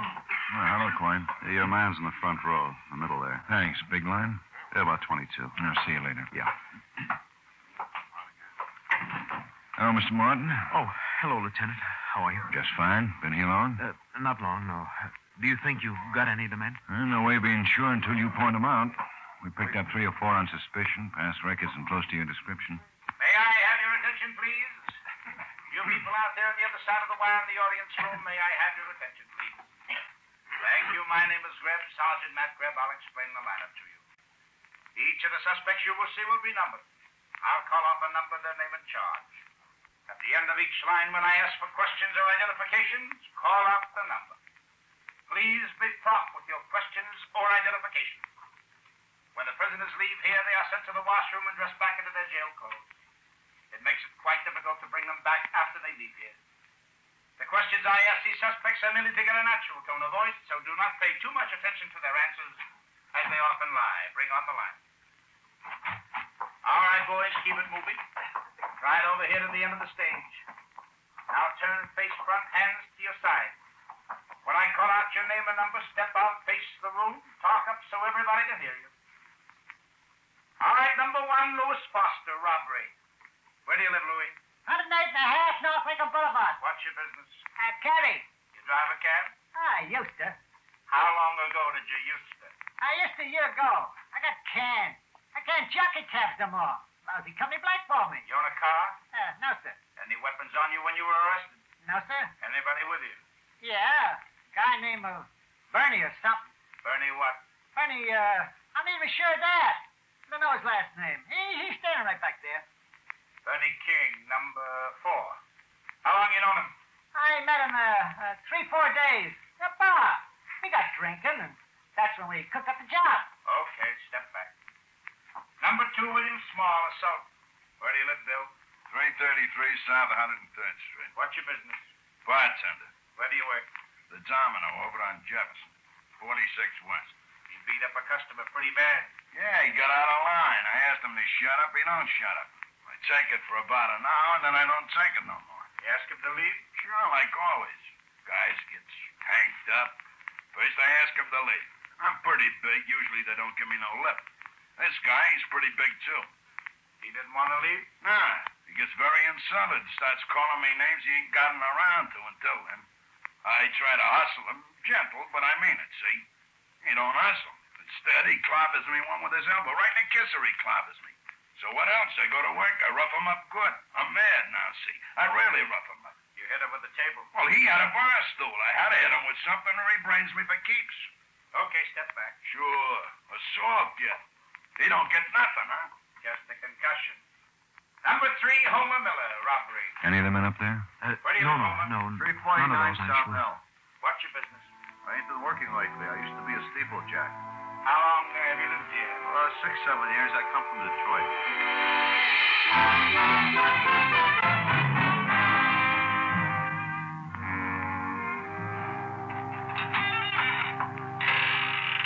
Hi, boy. No, man. That coffee hot? Yeah. Martin didn't make an identification, huh? He's down looking at the mug file again. Here. Thanks. Well, you'd sure think with 4 men to find, he ought to be able to spot one of them. I don't know. Maybe they haven't got any records. They were pretty professional about it. We didn't even get a print. Yeah. But look at the M.O. 4 guys go into a theater, stick it up. 1 lookout. The other 3 guys go up to the manager's office. We've had theater hold up, sure, but not 4 guys working like this.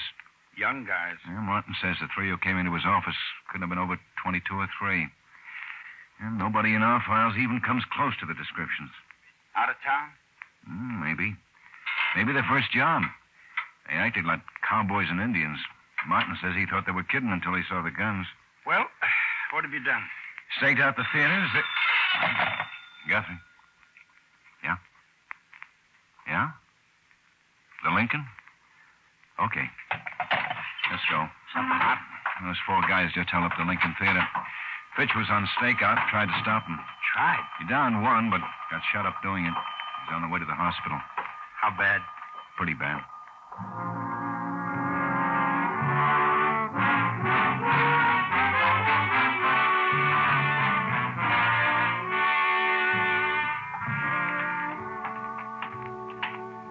Hello, Ben. Matt. Hi, Usher.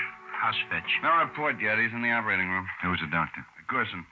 Fitch caught one in the chest and one in the right leg. Family been... Yeah, they're in this room. What about the other one? No identification on him. Before he passed out, he said his name was Martinelli. Fitch really blew him up. Slug went in the right hand, up the arm, right through his body. Funny, huh? Up the arm like that, right through. Oh, here's Dr. Lundigan. He operated on Martinelli. Gentlemen, I suppose you're the police. That's right, Doctor. I'm Lieutenant Guthrie. This is Sergeant Greb. Hi, Doc. How do you do? How's Martinelli? I can't say just yet. He hasn't regained consciousness since we removed the bullet. We were hoping to question him. Well, you can wait in the room if you like. Thanks. It's 304 right there. Well, let's go in. Ben. I just came from the theater. The cashier. Come on in the room and tell me, huh? We're police, nurse. Dr. Lundigan said we could wait in here. Well, all right, if he said so. I'll get another chair. Thanks. Please try to talk quiet. Okay. He's working pretty hard at it. Yeah. What do you got, Quine?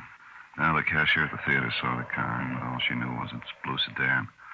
Not much, but I put on an APB, and descriptions tell it all the way around. Has to be the same bunch. Mm-hmm. How's Fitch? He's still out, too. You want me to stick around? Yeah, for a while. Why, you got a date? No, I got nothing to do. Here you are. Thanks. I'd better call a doctor. Ask Dr. Lundigan to come to 304.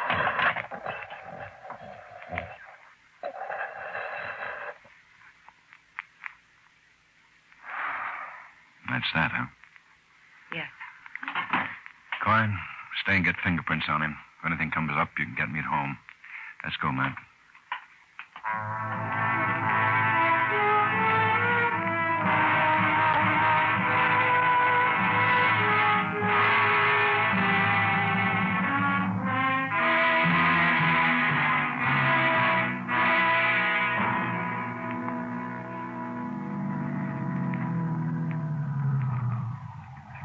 Hey, you got the lawn looking good. Oh, not bad for just Sunday labor.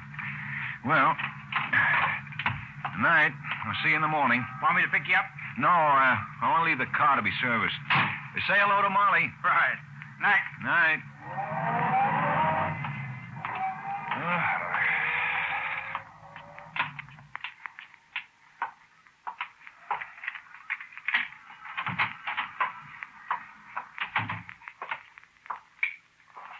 What? Get his feet, Luke. Yeah. Johnny, douse these lights. Get the car started. Come on. Let's get him out of here. Heavy, ain't he?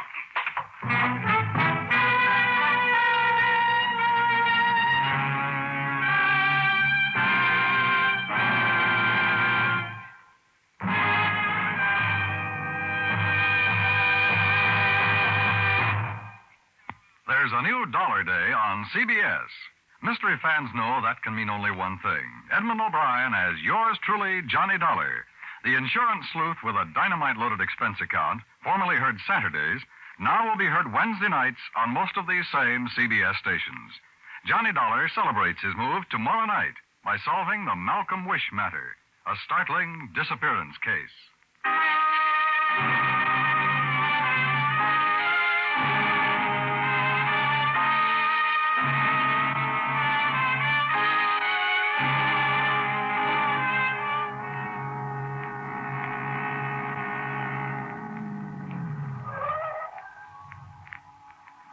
Don't see nobody. Okay, drag him out.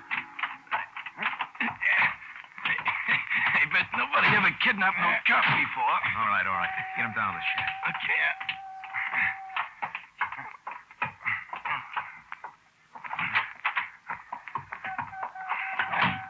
Where do you want him? Just dump him. Right.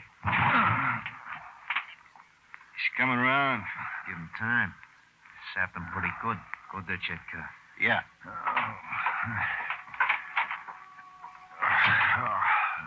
Don't feel so good, huh, cop? You want I should get some water or something and dump it on him? Or you should just go sit down and shut your face. I'll take care of the cop. Okay. Big deal. How about it, cop? Feel like sitting up? Oh, sure, you can sit up, so sit up. You don't look so good. You messed them up. You needed messing. Come on, cop. Take it easy. What? Wake up. Okay, okay. I'll sit there. What's going on? You got bean. No. You got bean good. Shut up. Okay.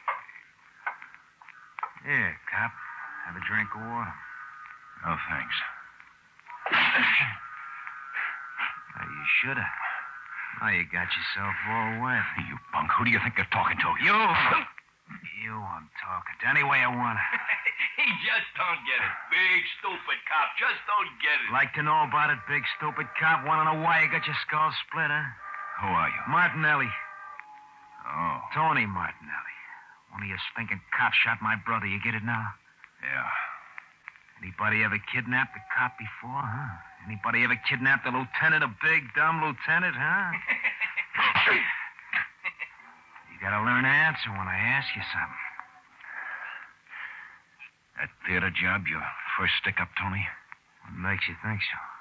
Because you pulled another one 3 days later. So what? Amateur. Smart hood would figure we'd stake out the theaters. I'm not smart, huh? Not a bit. Smart enough to get 3,000. I told you to kick your face shut. All right. Car stitch. Hey, he's with us, huh? The boys are making a big mistake. Tell us how we're making a big mistake, huh? None of us got records in this town. Who's going to find us? They'll find you. Know the penalty for kidnapping in this state? They ain't going to find us, cop. My brother ain't going to say nothing. And if we got you along, even if they do find us, they ain't going to do nothing. I'm getting hungry. I'll go out and get some sandwiches. Okay, what do you want? Hey, liverwurst. Just get some. Step on it. Okay. How about the copper? Oh, he ain't hungry. Get me some hamburgers. Okay. You know what we're going to do, Lieutenant? What? We're going to wait right here to see if my brother's going to be all right. Then we're leaving the state. You're going to be sitting right in the front seat, all the way. What if your brother doesn't get all right? You still sit in the front seat until we get clear.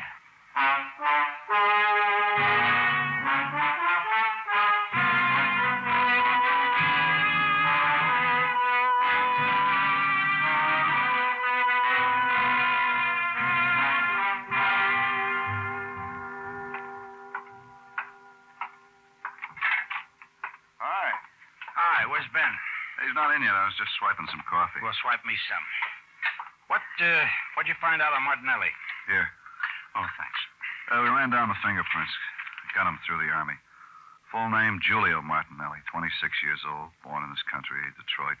Don't know how long he's lived here, no record at all. What's Detroit say? I'm waiting on it now. Just heard from the Army an hour ago. He's got a brother, Tony Martinelli. Family deceased. What kind of an Army record does he have? Lousy. Both he and his brother were always in trouble. No overseas duty, stationed in California. I wonder where Ben is. Oh, you supposed to pick him up? No. Oh, he's probably still having his car serviced. Here's the report from Detroit. Both the Martinellis have records. Minor offenses, but habitual. Both served small-time raps a dozen times. Any report on the blue sedan? No, and here's something else. Detroit sent back these covering the descriptions of the other two guys with the Martinellis. Martinelli's brother, Tony's cinched to be the guy who ran the stick-ups, and these two guys have been picked up with him a couple of times. Luke Johnson, Charlie Rinn. Yeah, according to their records, they never pulled off anything this big, just petty stuff in the past. Well, you better have these circulated. Right. And where's Ben? I don't know. He sure is late.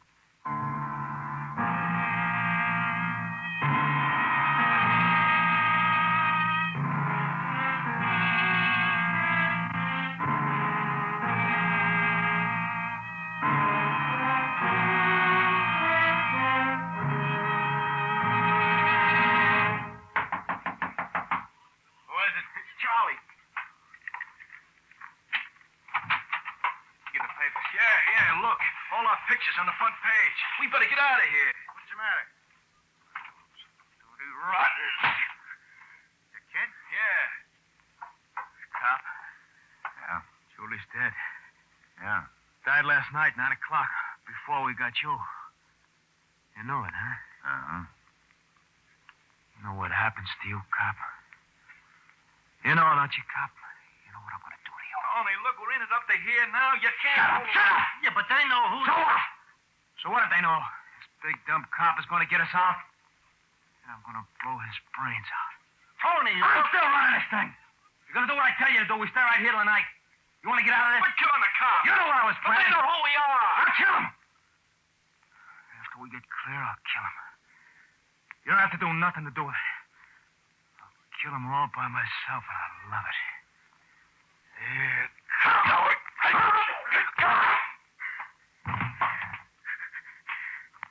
I'm gonna love every minute of it.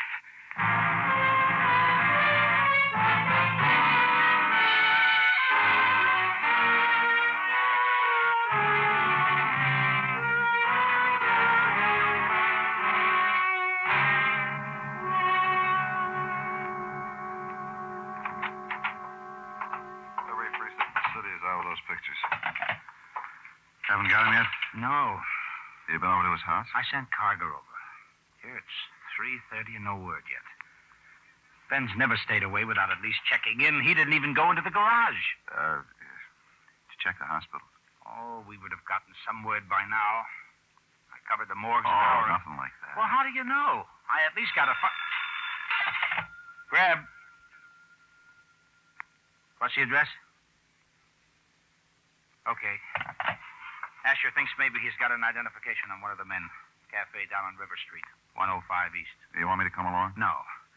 No, he'd better stay here until Carger checks in about Ben. Let me know as soon as you hear anything, huh?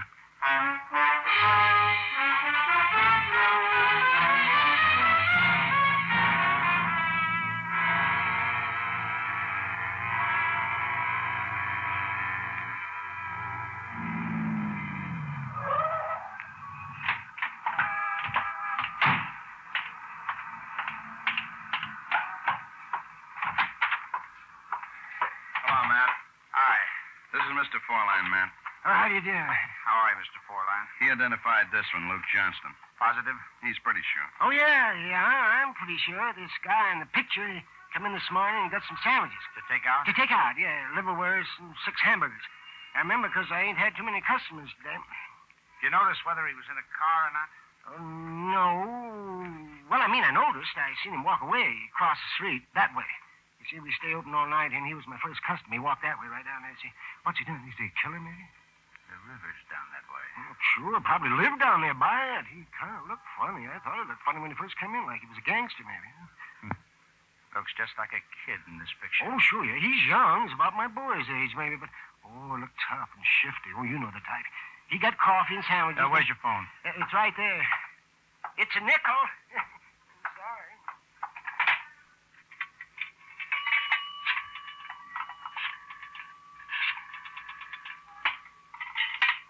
Oh, he got his nickel back. Yeah, how'd you like that? Professional secret. This is Greb. Let me talk to Waldo. Hello, Captain. We got an identification on Luke Johnson. I'll need every available man to cover this area, at least 15.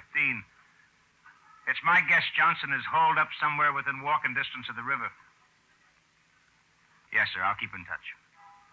Yeah, I know. Okay. Oh, the address is 105 East River. Right.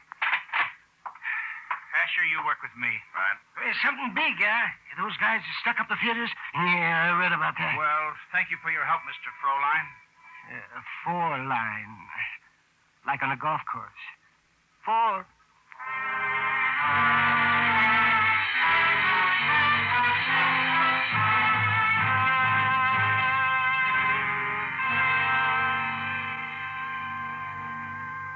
Ain't it dark enough yet, Tony? It's plenty dark, Tony? All right. Which way's the car? In the alley behind the charter house. Look, Tony, do we have to take this guy along? Can't you knock him off here? Knucklehead, he's insurance. Come on, Lieutenant, on your feet. Move. Tony, don't hit no more. We'll have to carry him again. Go out the back way. So help me, cop, one fancy move and I'll blow you apart. Hey, Lieutenant, you look awful. Thanks. Shut up. We only got about a half a tank of gas, Tony. That'll get us to the state line and more. Well, we should have brought some food if we ain't going to stop, Tony. There's a car. Hold it. I thought I saw something move. Down, Ben! Get to it, Beggar! Ben, you hit? No. Where'd he go? There he is, in between those buildings. Ben, we'll get him! Ben, come back here! Luke. He's lying back there next to Charlie, tough boy. Now, come here. I got no gun, Tom. Don't shoot. I got no gun. I know you haven't, Tony. He can't get away, Ben. Go back to the car. He's calling. He sure is. All right, Tony, come on out. Okay, come on. Don't shoot. I don't have a gun, Tony. Come here. All right. Take it easy now, Lieutenant. Come I here. got no gun. You win, Sig. You win. Take it easy, huh? Don't shoot!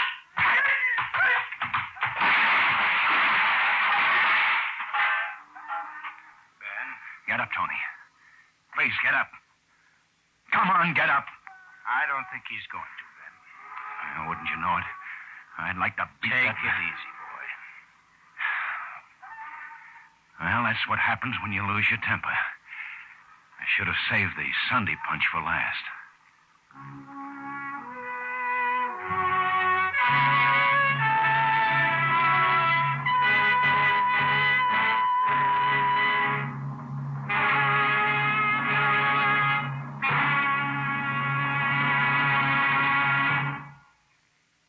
The lineup, where before you pass the innocent, the vagrant, the thief, the murderer.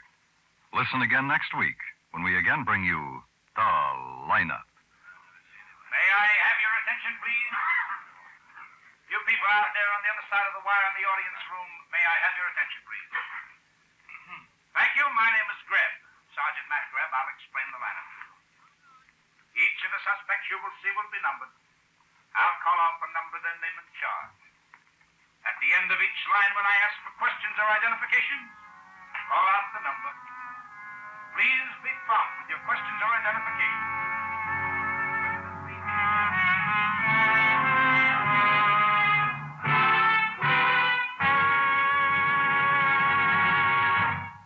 The lineup, starring Bill Johnstone as Lieutenant Ben Guthrie and Wally Mayer as Sergeant Matt Greb, is written by Blake Edwards and Dick Quine, with music by Eddie Dunstetter. Featured in tonight's cast were Hy Everback, Tony Barrett, Dick Ryan, Ted DeCorsia, Peter Leeds, Virginia Gregg, Howard McNear, and Clayton Post. The lineup is produced and directed in Hollywood by Jaime Del Valle.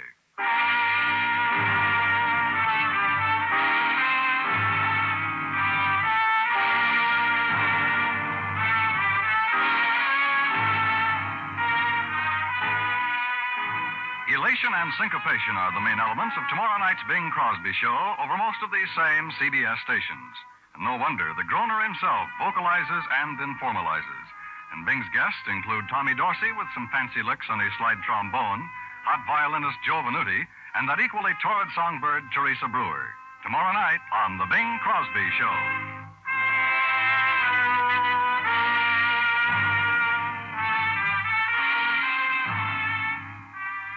Dan Coverly speaking.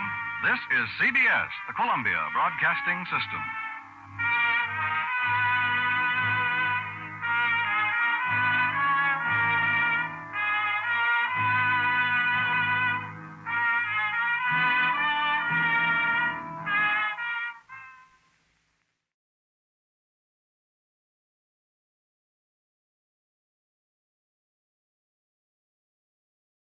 Ladies and gentlemen, we take you now behind the scenes of a police headquarters in a great American city, where under the cold, glaring lights will pass before us the innocent, the vagrant, the thief, the murderer.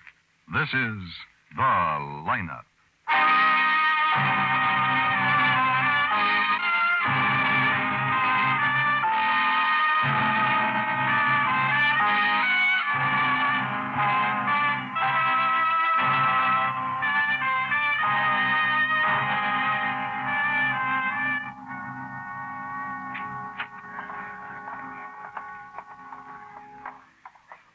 We can sit right here, Mr. Hunter. How many men will we look at? 31 altogether. Our men probably won't be any of these, but we want to cover every possibility. You people out there in the the other side of the wire in the audience room, may I have your attention? Thank you. My name is Greb, Sergeant Matt Greb. I'll explain the lineup. Each of the suspects you will see will be numbered.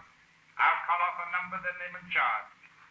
If you have any questions or identifications, please remember the number assigned to the prisoner as I call his name. Please be prompt with your questions or identifications. The questions I ask these suspects are merely to get a natural tone of voice, so do not pay too much attention to their answers as they often lie. Bring on the lamp. All right. Come on. Move it up to the end of the stage. Right on up to the end, that's right. Now turn and face front, hands to your sides, and look straight ahead. Now, when I ask you questions, talk up so the people in the back can hear you. All right, number one, John Nathey, robbery. Face front and talk up. Where do you live, John? 66 on River Street. What's that? Seaman's Hotel. Don't look at me. Look right out front so the people can see you. What do you do, John? Ship's cook. Anybody arrested with you? No. Any weapons? Yes, sir. Pistol, wasn't it? Yes, sir. What kind of pistol? 32, I think. 38. I know. Yes, sir. You have a car? Yeah, Chrysler. Well, a sedan, a coupe, or what? Sedan. What color? Black. Okay. Number two, David Moore, soap. Where do you live, Dave? 205 South Maple. Can't hear him, Matt. Now, look, I don't want to tell you boys again. It's a long way to the back of the room, so you got to talk up. Come on, now. Where do you work, Dave? Fisherman's Sons. What do you do? What's your work? Tom. Your landlady says you hit her. Yes, sir. With what? A hot plate. Something you cook on? Yes, sir. I was cooking. She said I was smelling up the building. Why did you hit her? Oh, it's a long story, Sergeant. You'd have to know my landlady. Okay, number three, Ivan Seiberling, drunk and disorderly. Any of these men, Mr. Hunter? No. Great Park, 644 North Hodgson Place. Don't tell me. Tell the people out there. Yeah. What do you do, Ivan? Construction engineer. You were pretty drunk. Yes, sir. The arresting officer said he's had complaints before. Yes, sir. She has complained for a week. Who's she? My wife. You live at 644 North Hudson? Yes, sir. The report says you broke a window at that address. The door was locked. I broke one other night, too, when she locked me out. I will keep right on breaking them until she leaves door unlocked. Maybe you'd better stop drinking. Yes, sir. Any questions or identifications from the How audience? about it, Mr. Hunter? Number 2 was picked up in your neighborhood. No. Any questions None of or those. identifications from the Okay, audience? we'll look at the next bunch. Nothing, Matt. All right, sir. All right, run them off. Bring on the next line.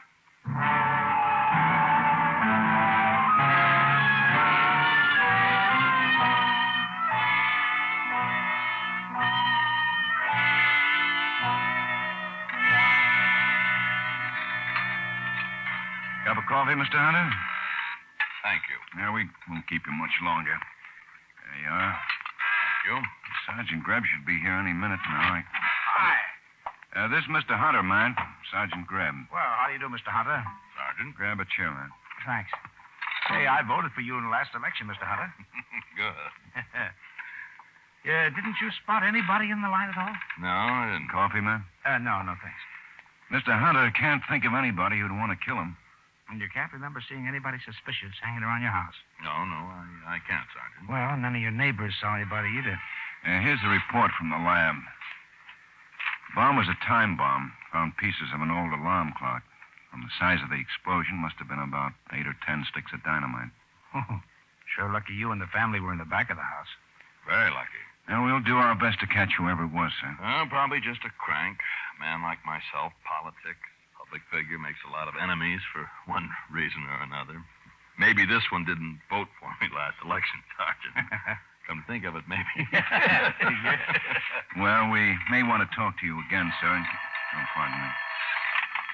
Guthrie. Yeah?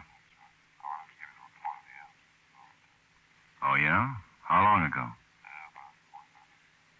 Anyone hurt? Right, sure. Another bombing. What? Friend of yours, Councilman Adams. Well, was he hurt? Yeah, both he and his wife. They're in the hospital. They've got a child. No, the child's all right. Ruined the house. Were Adams and his wife hurt badly? Well, I don't know. Ambulance took him away. I'll have to check with the hospital. This is awful. Everybody should certainly be warned. Well, they will be, including the mayor. We'll put a man with you and your family, Mr. Hunter. In the meanwhile, we'll go and look at Mr. Adams' house.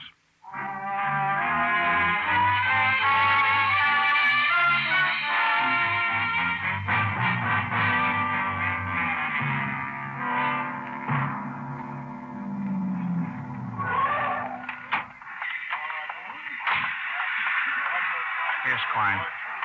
I got a man over here who thinks maybe he saw the guy who planted the bomb. Oh, well, let's go talk to him. Go over and talk to Chief Anderson, Matt. See what he's got to say about the damage. Sure. This man's a neighbor. His name's Crump. Mr. Crump. Yes, Sergeant? This is Lieutenant Guthrie. Hi, Mr. Crump. Oh, glad to meet you, Lieutenant. Let's move over here where we can talk. All right. All right. Now, tell the lieutenant just what you told me, Mr. Crump. Well, about 4:30, I was working in my backyard mowing the lawn, and I saw Mrs. Adams get into her car and drive out of the garage. Well, about an hour later, I went around front to get the hose, and I saw an old truck pull up across the street. I saw a man get out, kind of an old man, old clothes. He went around the back of the truck and took out something that looked like a box. It was about this big, I guess. Yeah. Then he headed for the Adams house. A couple hours later, I was sitting in my living room, and I saw Mr. and Mrs. Adams pull up in front of their house and go in. A little while later, my wife and I were having dinner, and the explosion happened. Busted most of the windows in our house. I didn't think about the old guy with the box until I found out what had happened, and I remembered reading about this other bombing yesterday. Figured that box the old guy was carrying might have been the bomb. Yeah, I see. Can you remember what this old guy looked like? Well, maybe if I saw him again. Mm-hmm. And what kind of a truck was he driving? Oh, it's a real old one. Really beat up in an old Ford or Chevy. You know, one of those pickups.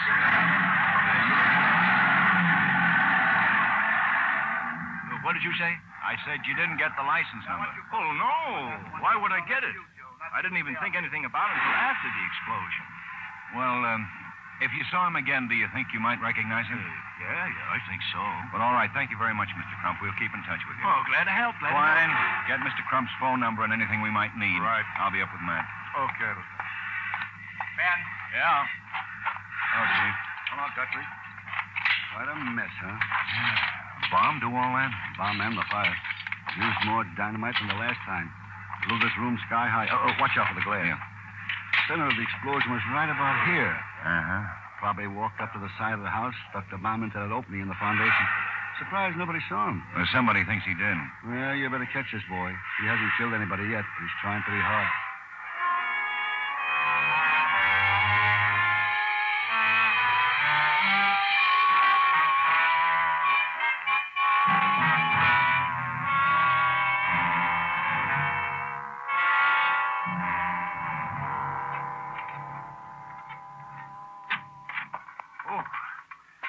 Cold. Yeah, paper says snow. How'd you make out with Crump? Nothing. He looked through the whole mug file, not a thing. I talked to the hospital this morning. The Adams is going to be all right. No luck on that old Ford pickup? Why don't you turn up the heat? Oh, okay. Say, I'll bet we get a blizzard. We're due, you know. Guthrie? Yeah? And what was he wearing? Well, that sounds like him. We'll be right down. Well, maybe we got the bomber. Yeah? 20 minutes ago, picked up a man wearing old coveralls and a dirty leather jacket coming out of the state building. Spotted him, followed him 3 blocks before they grabbed him. He's climbing into an old Ford pickup with 30 sticks of dynamite in the back of the truck.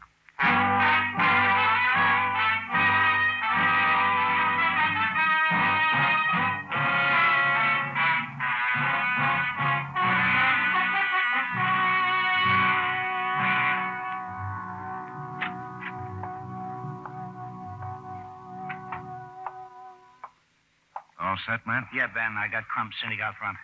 How many men are you going to show? 3 besides the suspect. Okay. I'll go sit with Crump. Hello, Mr. Crump? Hello. Oh, Lieutenant Guthrie, I couldn't see. Yeah, well, we want you to look at some suspects. Oh, that's what Sergeant Greb said. Yeah, we think one of them might be the man who planted the bombs. Well, I hope I can help. All right, Ben, run them on. Yes, sir. Lights. Bring 'em on, Twine. All right, come on, move out to the end of the stage. Come on. Stand in the line. You all got on coveralls and leather jackets. I'll take a good look. All right, now turn. The man on the end, Lieutenant. Yeah, what about Yeah, him? that's the man, no doubt about it. I remember better than I thought I would. He's the one that got out of the truck, all right, the one with the box. All right, Matt. Run him off. Yes, that's all. File off. Well, we'll need a statement from you, Mr. Crump. Oh, sure. What were the others arrested for? They weren't, Mr. Crump. 3 others were police officers.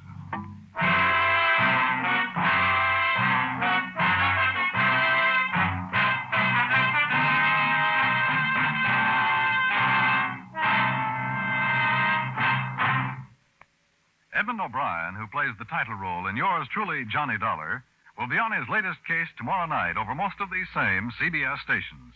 In one of his most thrilling investigations, Johnny Dollar goes to London to join forces with the men from Scotland Yard in the Hatchet House theft matter. How that London trip heads Johnny Dollar's famous old expense account. Don't miss Johnny Dollar on Wednesdays.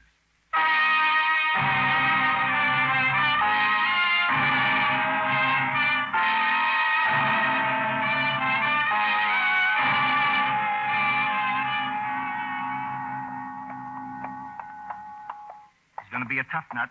Arresting officers couldn't get a thing out of him. We've got men over there talking with people in the State Building.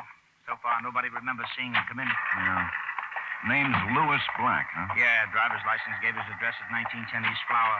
Asher's over there now checking. I wonder what he was doing in the State Building. Yeah, I'm worried, too. I wonder if... Oh, no. No, he couldn't have. A big building. I hope you're right. Hello, Lewis. I'm Lieutenant Guthrie. This is Sergeant Greb. Quinn? Yeah. We'll see you upstairs. Right. Sit down, Lewis. I want to talk to you about these bombings. We know you made those bombs. The man saw you walk up to the Adams house with one of them.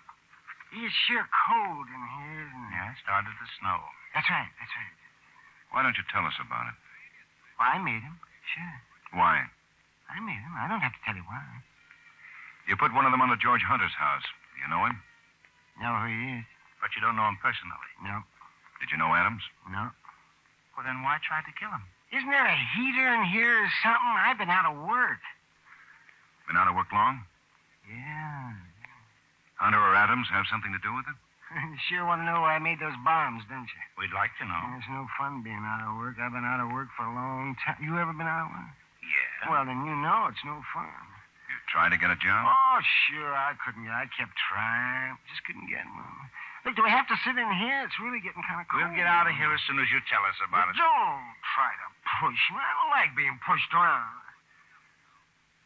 I can stand it down here just as long as you can. We're not trying to push you.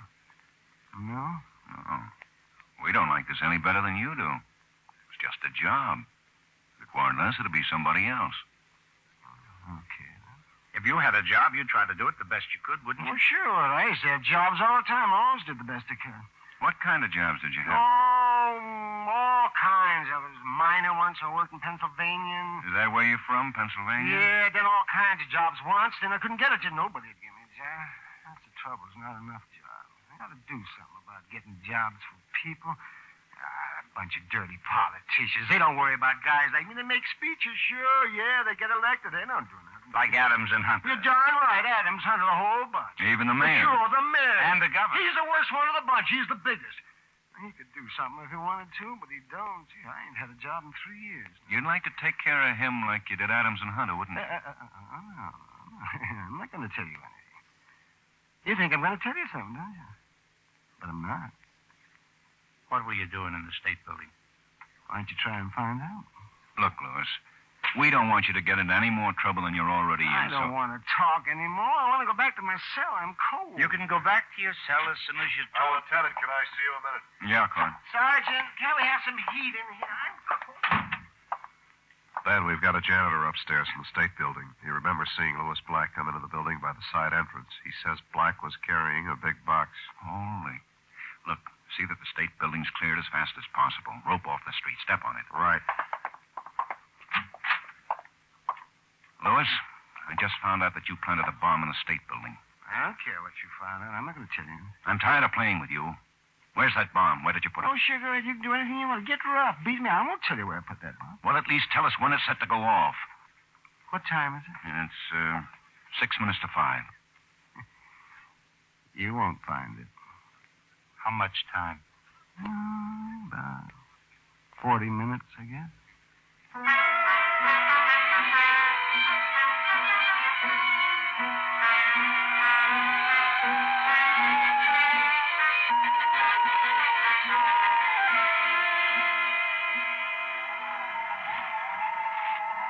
Everybody's out of the building. You find out where he put it? No, he wants it to go off. We got him over in the car with Waldo and Asher. They'll keep working on him. It's Army car. Captain Phillips, demolition expert. I'm Phillips. Guthrie, hope we can use you. Know what kind of a bomb it is? Quiet will tell you all we know. We've got to get into that building and try to find it. 30 men in there now, covering every floor. Who's in charge? Harrison, he's in the basement. Come on, man. What time is it? We got about 25 minutes, more or less.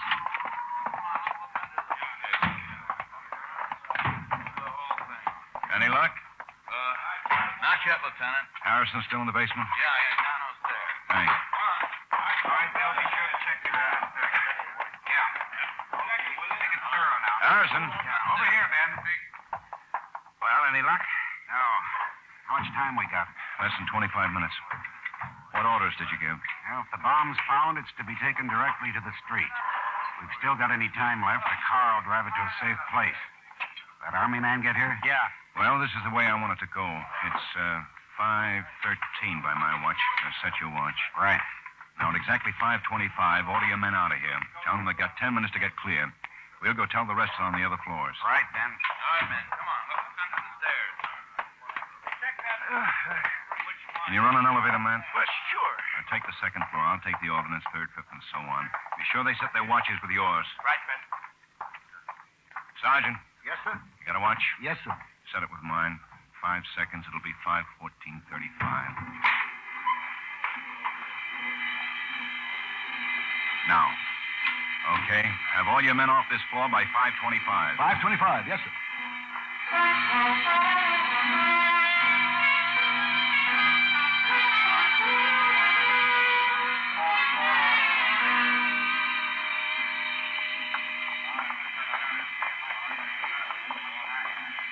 Ben.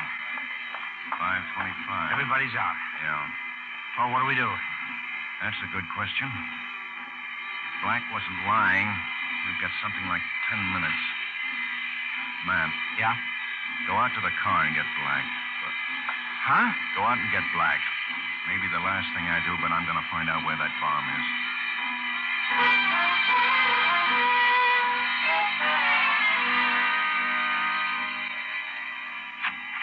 Go on, get in there. Hold on. I'm okay. I won't. Give me a little trouble. All right. Get out of here, man. What? Get out of here. Wait a minute. Suppose you find out where the bomb is. Who's going to watch Black while you get it? I'll worry about that when I get to it. I'm staying. Okay, I can't argue. How about it, Black? You want to tell us where it is? You never find it. What time is it? 5:28. You can't scare me. You think if you keep me here, I'd tell you where the bomb is, huh? About 5 minutes, huh? I guess so. You're not very smart, are you? I said 40 minutes. Well, maybe 40, but maybe not. I can't be sure. Might go off in a second. I guess so. Who are you kidding? You won't stay in here. You're scared. Listen, Black. You're downright we're scared. But so help me, you're going to tell us where that bomb is, or it's going to blow all of us sky high. Now, shut up unless you want to tell us. I'm not afraid to die. Well, you're going to have a chance. 8 stories in this building. Yeah.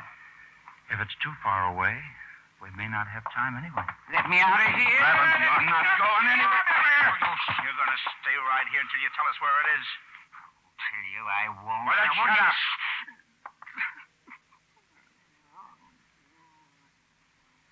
$5:29.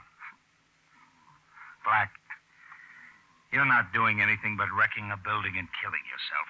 You can't get the governor. He's been taken out. Can't make me tell you. Okay.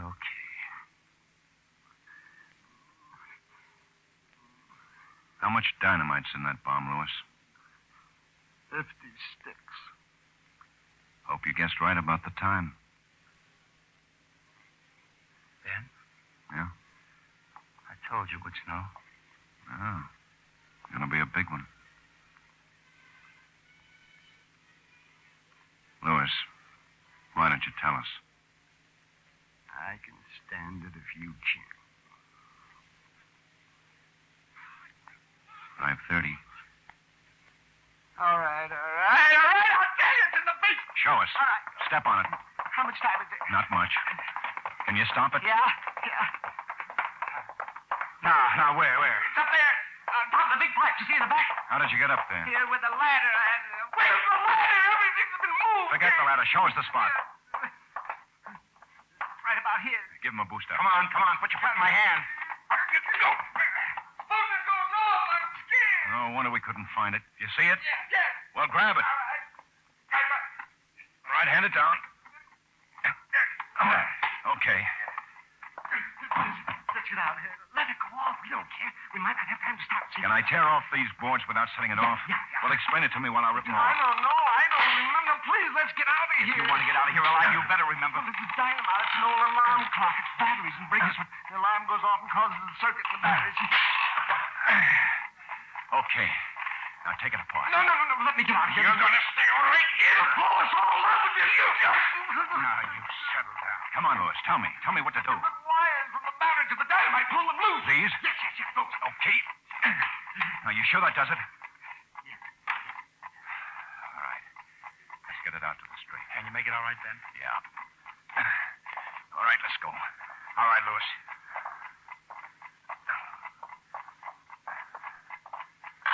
What's that? What is it?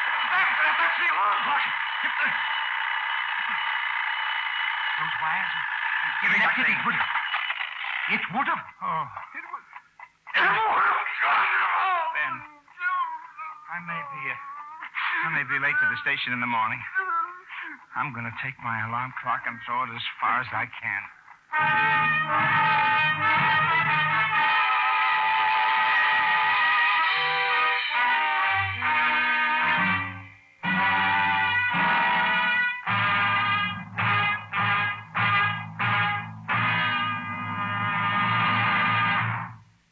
Lineup, where before you passed the innocent, the vagrant, the thief, the murderer.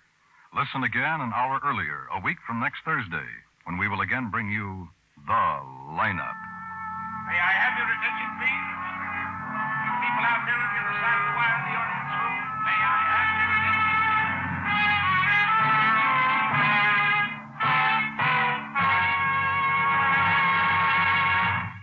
The Lineup, starring Bill Johnstone as Lieutenant Guthrie and Wally Mayer as Sergeant Matt Greb, is written by Blake Edwards with music by Eddie Dunstetter. Howard McNear was heard as Lewis Black.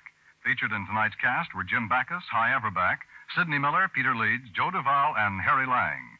The Lineup is produced and directed by Jaime Del Valle.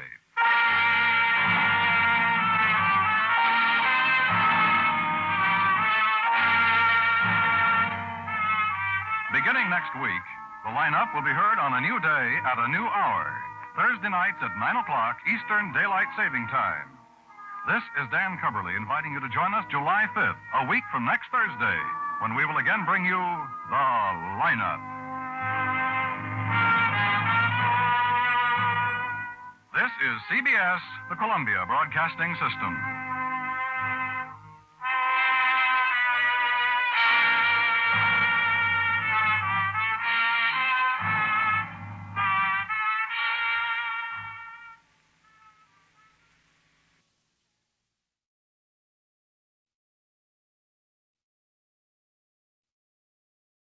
Wrigley's Spearmint Chewing Gum, the refreshing, delicious treat that gives you chewing enjoyment, presents for your listening enjoyment the Lineup.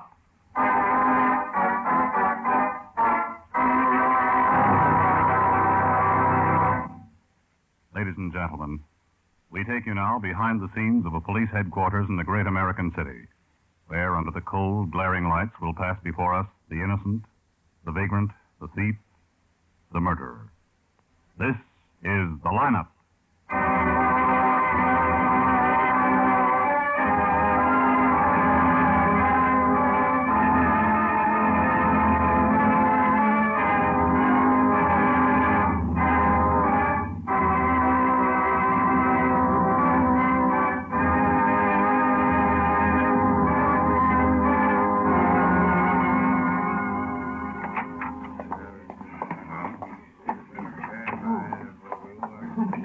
can take any one of these seats, David. All right. You think you found the man, Lieutenant? That's hard to say. We picked up a couple of men who were seen in that area. One of them knows Dr. Simpson. Who is he? And I want you to identify him.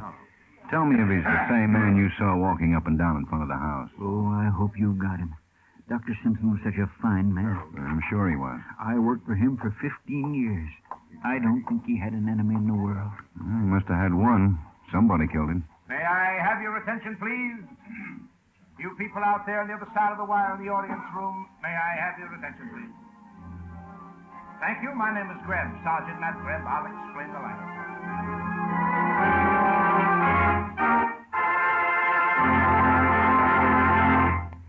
For refreshment while you work, for enjoyment anytime, chew a stick of Wrigley's Spearmint Gum. The delicious, long-lasting, real mint flavor of Wrigley's Spearmint cools your mouth and freshens your taste. The good, smooth chewing helps keep you feeling fresh and alert, adds enjoyment to whatever you're doing. So indoors, outdoors, at work or at play, enjoy chewing Wrigley's Spearmint Gum. Wrigley's Spearmint. Refreshing, delicious. We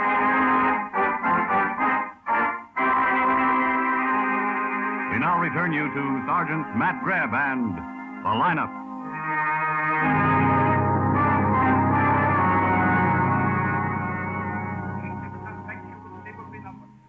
I'll call off a number, then name and charge. If you have any questions or identifications, please remember the number assigned to the prisoner as I call his name. At the end of each line, when I ask for questions or identifications, call out the number. If you're sure or not too sure of the suspect, have him held. The officers who took your name will assist you there seated among you. Please be prompt with your questions or identifications. When the prisoners leave here, they are sent to the washroom and dressed back into their jail clothes. It makes it quite difficult to bring them back after they leave here. The questions I ask these suspects are merely to get a natural tone of voice, so do not pay too much attention to their answers as they often lie. Bring on the line. All right, keep it moving, boys. Right over here to the end of the stage. That's it. Now turn and face front, hands to your sides. Now when I call you, step out and talk up so everybody in the room can hear you. Okay, number one, Robert Mockler, robbery. Where do you live, Robert? 1745 10th. What's your business? I'm a pipe fitter. Who do you work for? I'm not working. I used to work for Acme.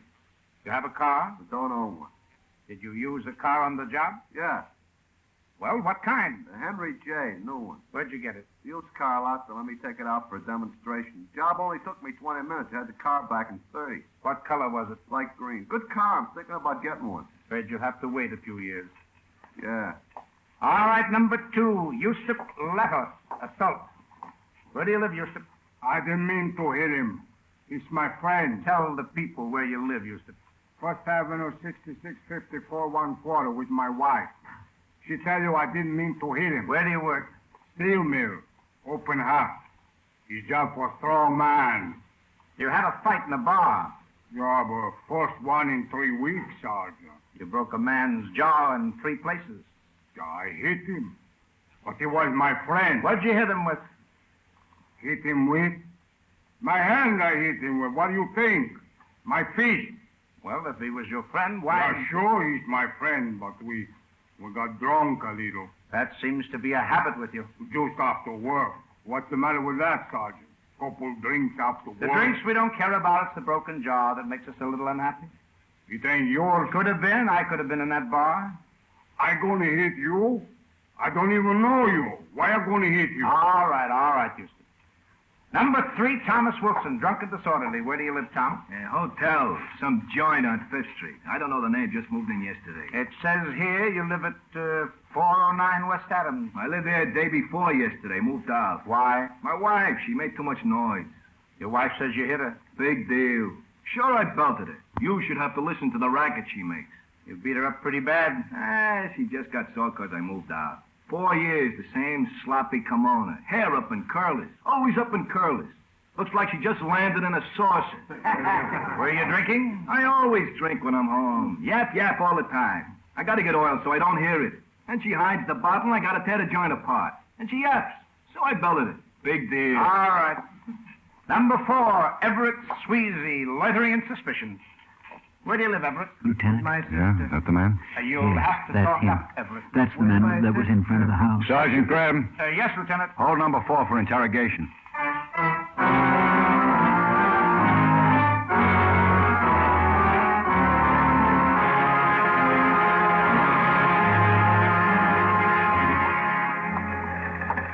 You hungry? Oh, a little. Well, when we finish with this guy, let's get some dinner. Sure. Hi, Matt. Hello, Quack. Get a load of that tie, Ben. What's the matter with it? Are you kidding? Easter's a long way off, pal. I think it's very colorful. Ah, come on. How's Sweazy? Just like his name sounds. Funny little guy. Reminds me of a rabbit. Well, we'll have a talk with him. Will you need me? No. Why not, Ben? That tie would scare Rasputin into a confession. Oh, that's funny. Go get yourself some dinner. Thanks. Hello, Mr. Sweazy. Hello, Lieutenant. Sergeant. Why am I here? You think I've done something? We just want to ask you a few questions. I was just out walking and a policeman arrested me. Why did I get arrested? I haven't done anything. Do you always take walks at 4 o'clock in the morning? I like to think. I take walks and I can think. I'm all alone and walking helps. It's peaceful early in the morning. You do it often? Oh, yes. There's nothing the matter with that. What's wrong with that? Do you know a Dr. Simpson? Hmm? Dr. Simpson, do you know him? A doctor? Simpson.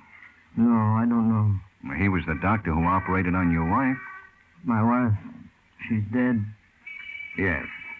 We're sorry. I live with my sister now. I couldn't live in the house anymore. Jeanette's dresses hanging in the closet. Dr. Simpson? Yes. You were arrested 5 blocks away from the doctor's house. I don't know. But he operated on your wife. My wife's dead. Could I have a glass of water? Sure, Matt. Sure. I don't feel very well. I haven't been well for a long time. Now, what's been the trouble? Headaches. My stomach's been upset, too. Haven't been able to sleep. I don't know. I guess I'm sick. There you are. Thank you. Is it a clean glass? Well, sure it is. So many germs. I'm very careful. I have so many colds. Thank you. Water tastes funny. If you haven't been feeling so well, Mr. Sweazy, why don't you go to see a doctor? Oh, I'm sorry. It's okay. I'll clean it up. You're liable to cut yourself. Be careful. It's okay. I'm terribly sorry. Don't worry about it. Mr. Sweazy, Dr. Simpson was killed this morning around 3:30. I feel just terrible.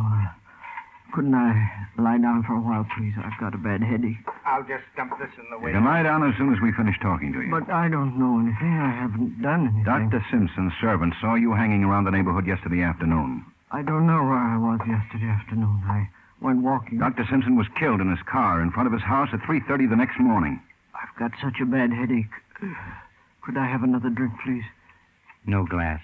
The doctor was shot through the head with a .32 caliber automatic. I'm just too tired to talk anymore. I feel so bad. My back aches. Well, why don't you tell us about it? Then you can sleep. I can't tell you anything. I just want to lie down for a while. I'll be all right then, and you can talk to me. Look, Dr. Simpson operated on your wife. You were at the hospital. We checked. I'm going to be sick. Catch him. Oh, I guess he really is sick.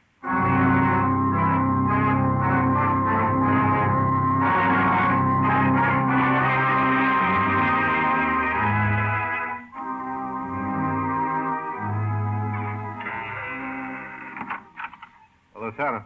Yeah? Everett's sister, Miss Sweazy. Okay. Go right in, Miss Sweazy. How do you do, Miss Sweazy? Hello. Sit down, please.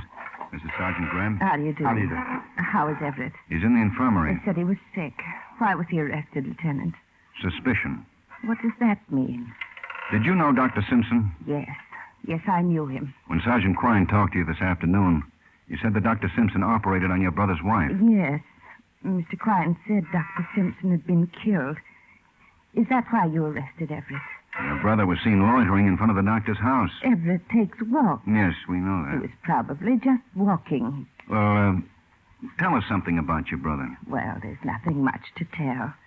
He's always been sensitive. He paints. He's never really been well since he was a child, but he's a gentle person. You don't think he'd kill anyone? Oh, of course not. He was very fond of his wife? Oh, yes. They'd been married for some time. He really hasn't been the same since she died. She died of cancer, didn't she? Yes. Oh, it was a terrible thing. Everett suffered almost as much as she did. And then when she died, well, it was almost too much. Mm-hmm. And he moved in with you? Yes. He put his house up for sale. Or rather, I should say, I did. Everett just wouldn't think about it. Did he ever say anything about Dr. Simpson? Say what? Well, maybe that he might have felt that the doctor was responsible for his wife's death. No, most certainly not. Everett wouldn't do anything. Lieutenant, can I see you? Excuse me. Yes, certainly. Now, what is it? Everett Sweazy. He just tried to hang himself.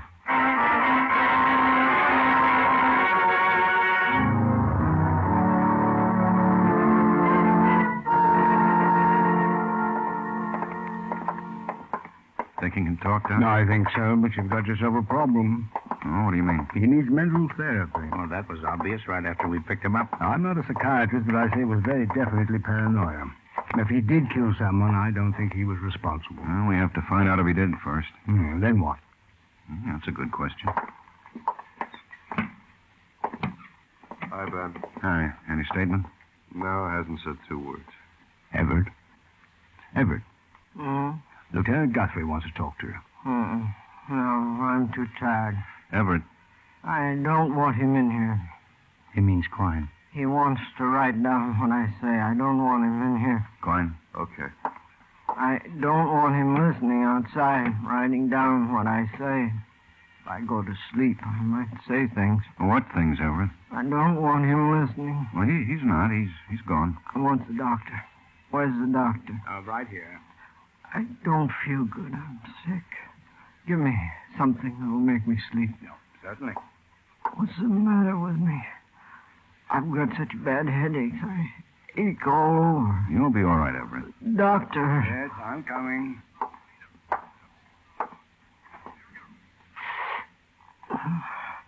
There. You'll sleep now. Thank you. Lieutenant. Yeah? I don't care now. It doesn't really make any difference. What doesn't? That I killed Dr. Simpson. I killed him. He killed Jeanette, and I killed him. Oh, I feel so terrible. I'm glad I'm going to sleep now.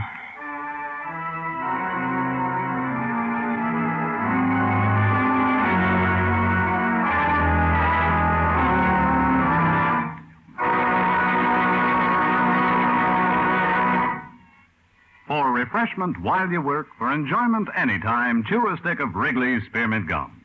When your mouth feels dry, when you're warm or tired, Wrigley's Spearmint is really refreshing. The lively, full-bodied real mint flavor cools your mouth, moistens your throat, freshens your taste. And the chewing itself gives you a little lift, helps you feel your best and do your best. So for chewing enjoyment plus pleasant refreshment, chew delicious Wrigley's Spearmint Gum.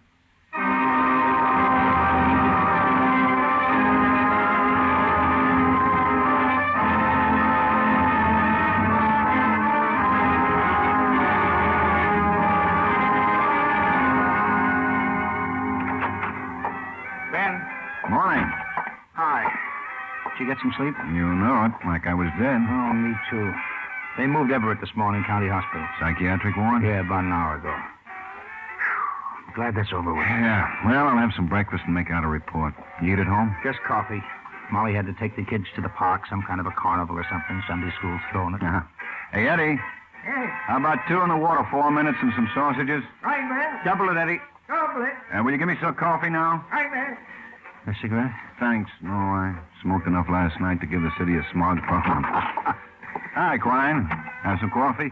Well, he changed the towel. I hate to do it, boys. Oh, now, look. This is too hot. We haven't even had our coffee. Find us in a half an hour. It's Everett Sweazy. Yeah, what about him? They were just taking him into the county hospital. He slugged the guard. Got away.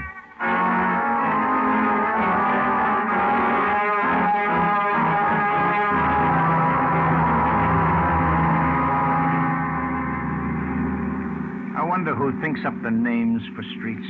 You wonder the strangest things sometimes. What's that number again? 224. It's the next block.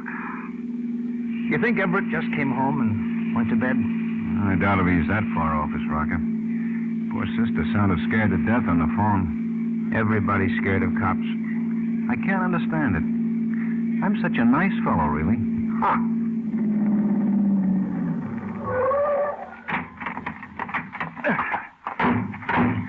All the lights are out. Yeah.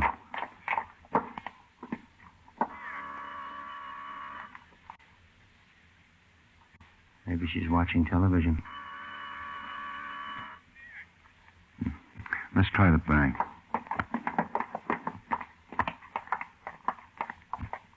Yeah, there's a light in there. See anything? Yeah. Fine way to treat your sister. Come on. Huh? Oh, locked. I better bust a window. All right. Give me a boost. All right.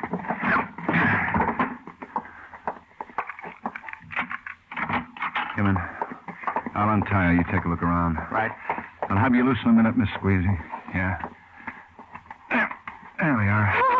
Now, don't try to talk just yet. Just let me get your arms, legs free. Everett, he's gone mad. You've got to help him, please. Here, let me help you up. All right. All right, sit here. Now, Miss Squeezy, where's your brother? I don't know. He was here when you called, but I couldn't tell you. He was like a crazy man. Now, just tell us what happened. He was here when you called. He was standing right over me with a gun. I was so frightened. Did he say where he was going? I'd have told you he was here, but I was so frightened. He was standing right beside me with a gun. That's why he came here, to get his gun. Now, please, do you know where he went? Yes, I'm trying to tell you. He went to kill Dr. Hanley. That's why he came for the gun. I wanted to tell you on the phone. Well, who's Dr. Hanley? What's his first name? His first name is John Hanley. He said he was going to kill him. Get on the phone. Where's your phone? In the hall. Call When you Dr. called, John he said- Hanley. Tell him not to leave the house. Get the address and tell him we'll be right there. Right. Oh, please, don't leave me. What if he comes back? What'll I do if he comes back? He won't come back, Miss Sweezy. Now, please, try to calm down. I'll send one of our men over to stay with you. I've seen it coming ever since Jeanette died. I could hear him crying. Did Dr. all night. Hanley take care of Everett's wife? Oh, he did everything he could for Jeanette. He took care of her the best he could. I tried to tell Everett when he came for the gun. Well, we'll stop him, Miss Sweezy. Now, please Dr. take... Hanley's a fine doctor. He's taken care of me for years. Why, The he even doctor's took out care on of the it. call, Ben. His wife said, though. We better get going. But I'm alone here. And if they took my car, he might come back. What'll I do if he comes back? There'll be a policeman here in 5 minutes. And now, look, don't worry. We'll stop Everett before he does any more harm. Oh, yes. Please. But don't hurt him. Try not to hurt him. Please.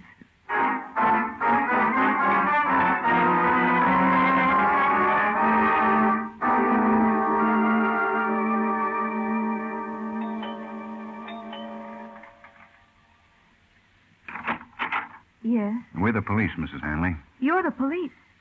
Why, Oh, come in, won't you? Thank you. Have you been able to locate your husband? Why, yes, I just told one of your men where to find him. You did what? Please tell me what's wrong. This is all very disturbing. Mrs. Hanley, we're the ones who called you. But a man came to the door just a few minutes ago. Did he say he was from the police? Well, I just assumed it. Well, that is, I asked him if he was the officer that called, and he said yes. What did he look like? Oh, he was small and slender. That's Everett. Yeah. Where's your husband, Mrs. Hanley? He's making a call on Arden Road, 1456 Arden. Do you know the phone number there? Well, they have no phone. You've got to tell me. Is John in trouble?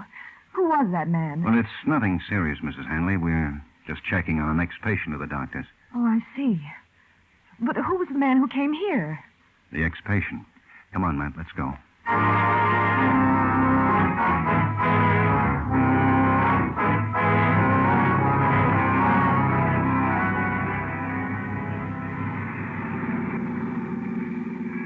KQRA from 13J.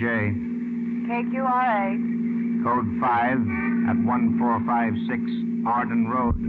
Suspect armed and dangerous. KQRA. Roger. I wish I felt luckier tonight. My timing's off, man. Yeah. How much further? few blocks. You know, doctors sure lead a rough life. Molly's uncle's a doctor.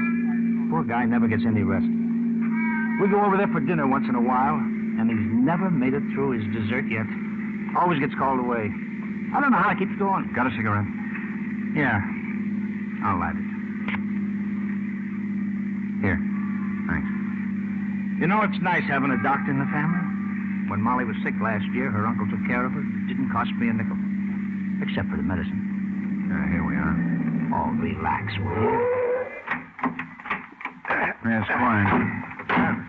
Glad you're here. Oh, this is a pip. We were already on our way here when we got your call. Please, you gotta do something. You gotta get him out of there. This is Mr. Stafford. He put in a call for us. That guy in there is crazy. Says he's going to kill the doc. You gotta get him out of there. He's got a gun. My kid is awful sick, and that lunatic in there's with a gun. Now, take it easy, Mr. Stafford. What happened? Well, my kid took sick tonight, and I called Dr. Hanley. A few minutes after he got here, this crazy guy comes to the door and says he's looking for the doc. I told him the doc was with my kid, so he pulls out a gun and goes on in. I ran to the corner gas station and called the cops. I see. Well, now, is there anyone else in the house? Well, no, there's just my kid and me. Get that guy out of there, will you? Which room is it? That one there on the ground floor where the light is. All right, now you stay out here, Mr. Stafford. We'll get him out. Come on, man. You gotta do something. You think we better go in? This guy's liable to... Keep it quiet. Okay. Everett, please listen to reason. Yeah, over there. Very ill. I've got to get him to a hospital. What for, Dr. Henley? So you can let him die? Oh, please, Everett, try to understand. How come you're so anxious to make people live, Doctor? How come you care whether he lives or not? I wasn't responsible for Jeanette's death, Everett, any more than Dr. Simpson was.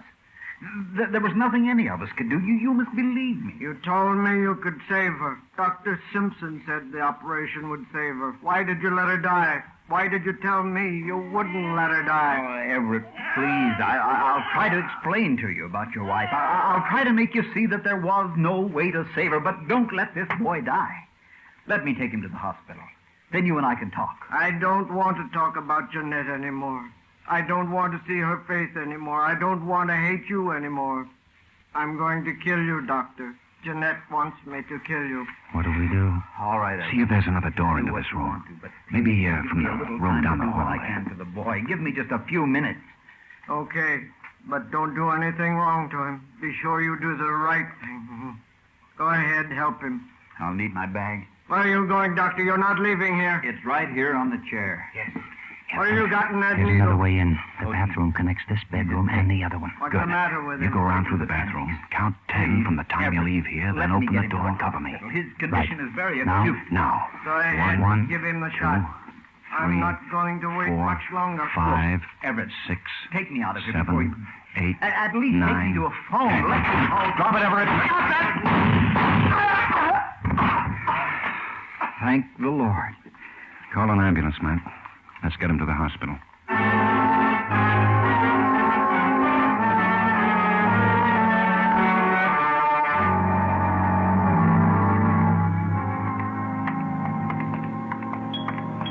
He's on the 3rd floor, Ben. 312. Okay. Did Gerson do the operation? Yeah. Said we didn't get him here any too soon. Laura, please. 3, please. He was on the table for 2 hours. Yeah? Well, if he pulls through this, it'll be one for the books. Mm-hmm. If Dr. Hanley hadn't been there, he wouldn't have had a prayer. 3rd floor. I hope he's conscious. Yeah. Wonder what he'll have to say. Yes? Police, miss. Is he awake? Yes, but he's not too strong. We'll only be a minute. Hello, Everett. Hello, Lieutenant. Tell me, please. Am I going to live? Did you talk to the doctor? You've got a good chance. The doctor did a good job. Is this the same hospital Jeanette was in? Well, I don't know, Everett. Find out for me, will you? I have to know. I'm scared. Okay, I'll find out. If it is the same, I don't want to stay here. Now, look, you better not talk anymore. Lieutenant, how's the kid? The little boy, is he still sick? No, he's fine, Everett. The doctor removed his appendix, and he's going to be fine. I'm glad. I didn't want him to die. But, Lieutenant, come closer, please. Yes, Everett? He still may die. If Dr. Hanley takes care of him, you mustn't let Dr. Hanley take care of him. Dr. Hanley killed my wife, you know.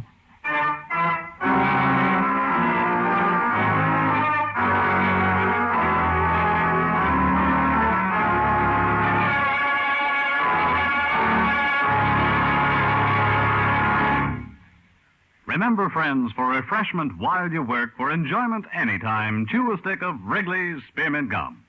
There's lots of lively, real mint flavor in it to cool your mouth, freshen your taste, and sweeten your breath. And chewing Wrigley's Spearmint helps keep you fresh and alert. You feel better, work better, get more fun out of doing things. So indoors, outdoors, at work or at play, always keep delicious Wrigley's Spearmint Chewing Gum handy. For refreshment while you work, for enjoyment anytime, chew a stick of Wrigley's Spearmint Gum.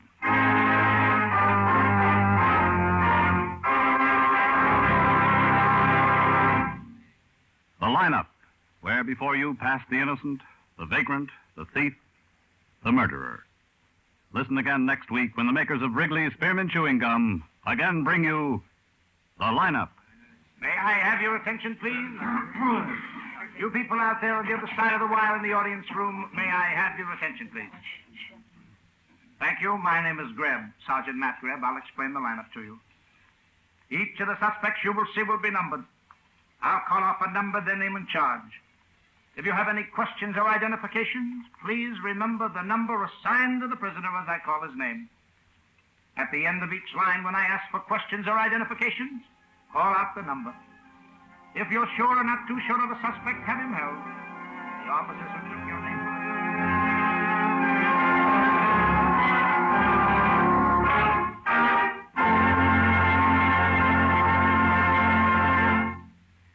The lineup, starring Bill Johnstone as Lieutenant Ben Guthrie and Wally Mayer as Sergeant Matt Greb, was written by Charles E. Israel and edited by Blake Edwards and Richard Quine, with music by Eddie Dunstetter.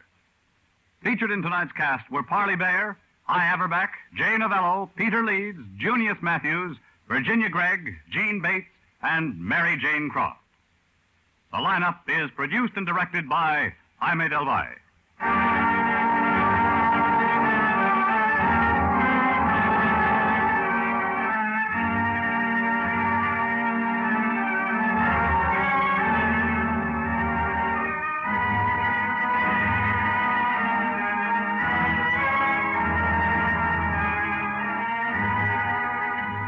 Stevenson speaking.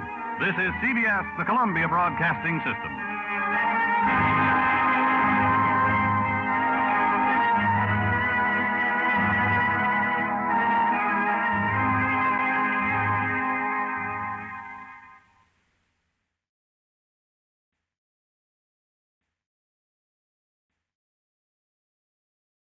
Ladies and gentlemen, we take you now behind the scenes of a police headquarters in a great American city, where under the cold, glaring lights will pass before us the innocent, the vagrant, the thief, the murderer.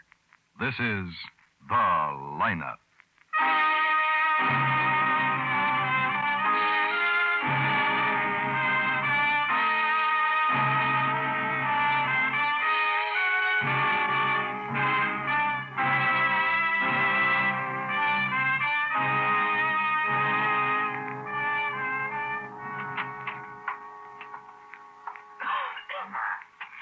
Hi, Ben.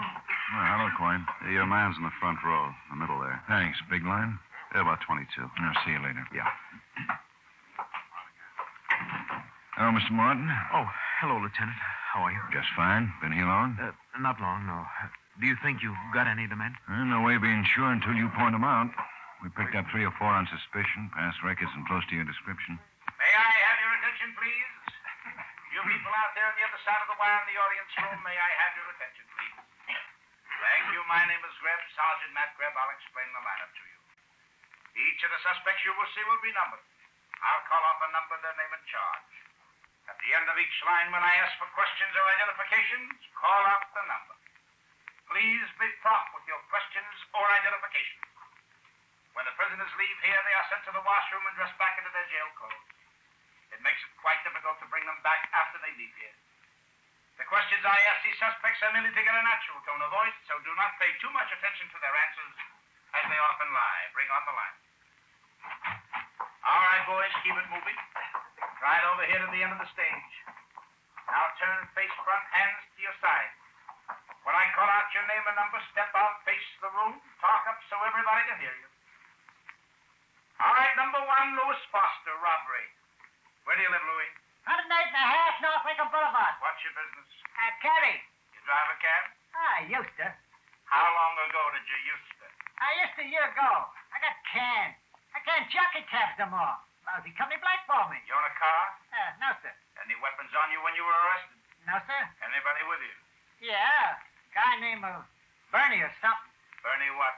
Bernie, I'm not even sure of that. I don't know his last name. He's standing right back there. Bernie King, number 4. How long you known him? I met him 3-4 days. At a bar. We got drinking, and that's when we cooked up the job. Okay, step back. Number 2, William Small, assault. Where do you live, Bill? 333 South 103rd Street. What's your business? Bartender. Where do you work? The Domino over on Jefferson. 46 West.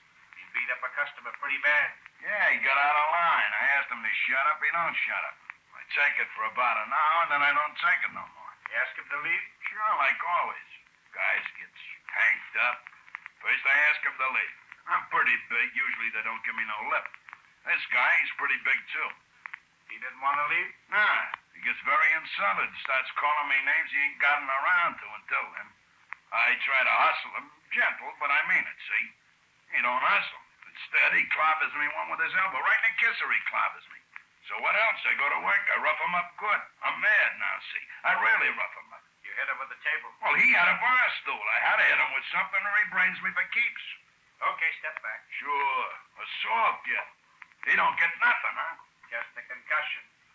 Number 3, Homer Miller, robbery. Any of the men up there? Where do you live, Homer? 349 South Mill. What's your business? I ain't been working lately. I used to be a steeplejack. How long have you lived here? 6-7 years. I come from Detroit.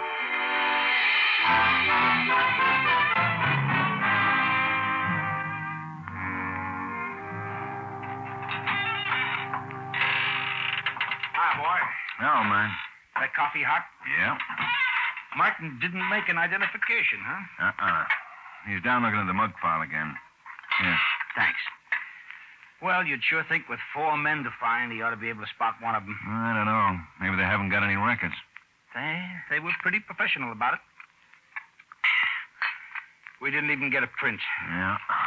But look at the M.O. 4 guys go into a theater, stick it up. 1 lookout. The other 3 guys go up to the manager's office. We've had theater hold-up, sure, but not 4 guys working like this. Young guys. Yeah, Martin says the 3 who came into his office couldn't have been over 22 or 3. And nobody in our files even comes close to the descriptions. Out of town? Maybe. Maybe their first job. They acted like cowboys and Indians. Martin says he thought they were kidding until he saw the guns. Well, what have you done? Staked out the theaters. Guthrie. Yeah? Yeah? The Lincoln? Okay. Let's go. Something hot? Those 4 guys just held up the Lincoln Theater. Fitch was on stakeout, tried to stop him. Tried? He downed 1, but got shot up doing it. He's on the way to the hospital. How bad? Pretty bad.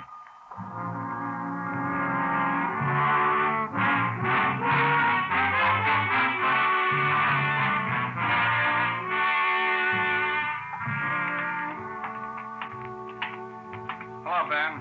Matt. Hi, Asher. How's Fitch? No report yet. He's in the operating room. Who's the doctor? Gerson. Fitch caught one in the chest and one in the right leg. Family been... Yeah, they're in this room. What about the other one? No identification on him. Before he passed out, he said his name was Martinelli. Fitch really blew him up. Slug went in the right hand, up the arm, right through his body. Funny, huh? Up the arm like that, right through.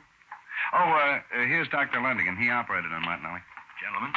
I suppose you're the police. That's right, Doctor. I'm Lieutenant Guthrie. This is Sergeant Greb. Hi, Doc. How do you do? How's Martinelli? I can't say just yet. He hasn't regained consciousness since we removed the bullet. We were hoping to question him. Well, you can wait in the room if you like. Thanks. It's 304 right there.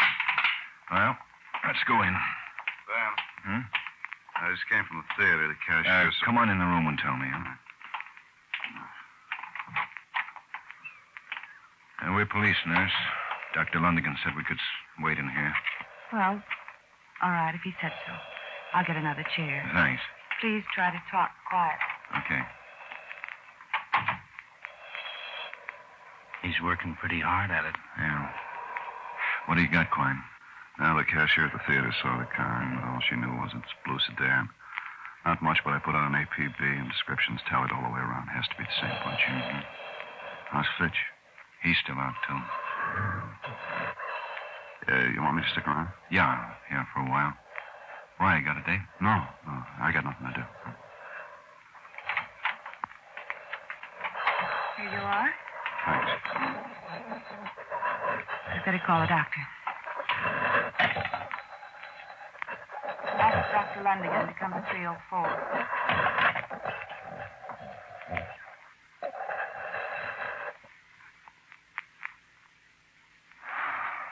That's that, huh?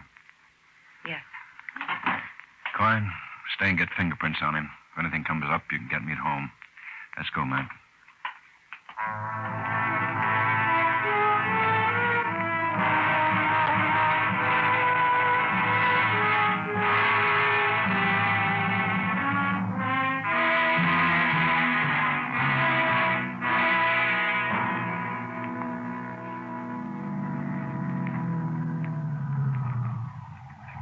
Hey, you got the lawn looking good. Oh, not bad for just Sunday labor. Well, night. I'll see you in the morning. Want me to pick you up? No, I want to leave the car to be serviced. Say hello to Molly. Right. Night. Night.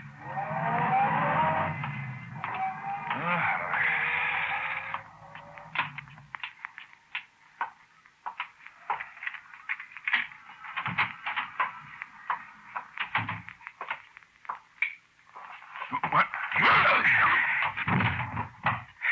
Get his feet, Luke. Yeah. Johnny, douse these lights. Get the car started. Come on. Let's get him out of here. Heavy, ain't he?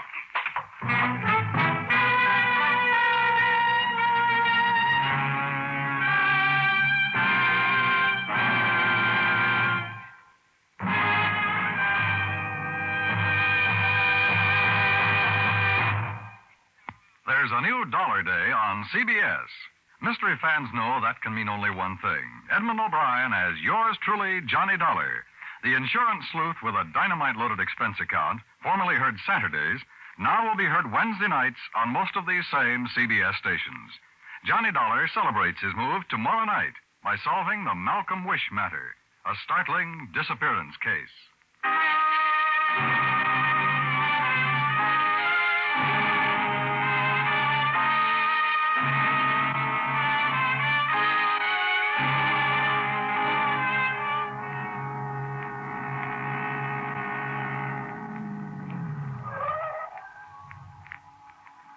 Don't see nobody. Okay, drag him out.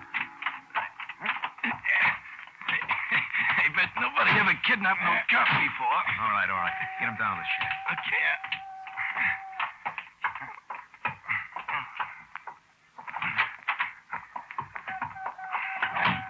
Where do you want him? Just dump him. Right. He's coming around. Give him time. Sapped him pretty good. Go ditch that car. Yeah.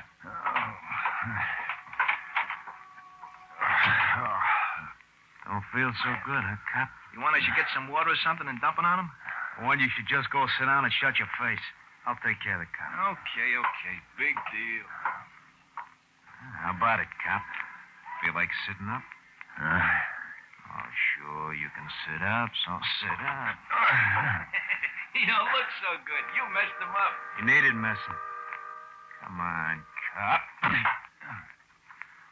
Take it easy. What? Wake up. Okay. I'll sit there. What's going on? You got beans. No. You got bean good. Shut up. Okay. Here, cop. Have a drink of water. Oh, thanks. You should have. Now you got yourself all wet. You punk. Who do you think you're talking to? You I'm talking to. Any way I want to. He just don't get it. Big, stupid cop. Just don't get it. Like to know about it, big stupid cop? Want to know why you got your skull split, huh? Who are you? Martinelli. Oh. Tony Martinelli. One of your stinking cops shot my brother. You get it now? Yeah. Anybody ever kidnapped a cop before, huh? Anybody ever kidnapped a lieutenant, a big, dumb lieutenant, huh?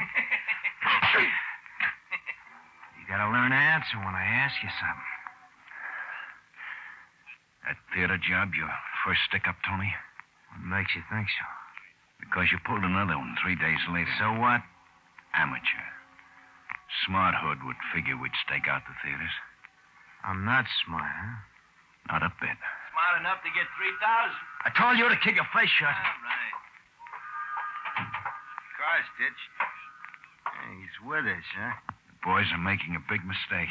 Tell us how we're making a big mistake, huh? None of us got records in this town. Who's going to find us? They'll find you. Know the penalty for kidnapping in this state? They ain't going to find us, cop. My brother ain't going to say nothing.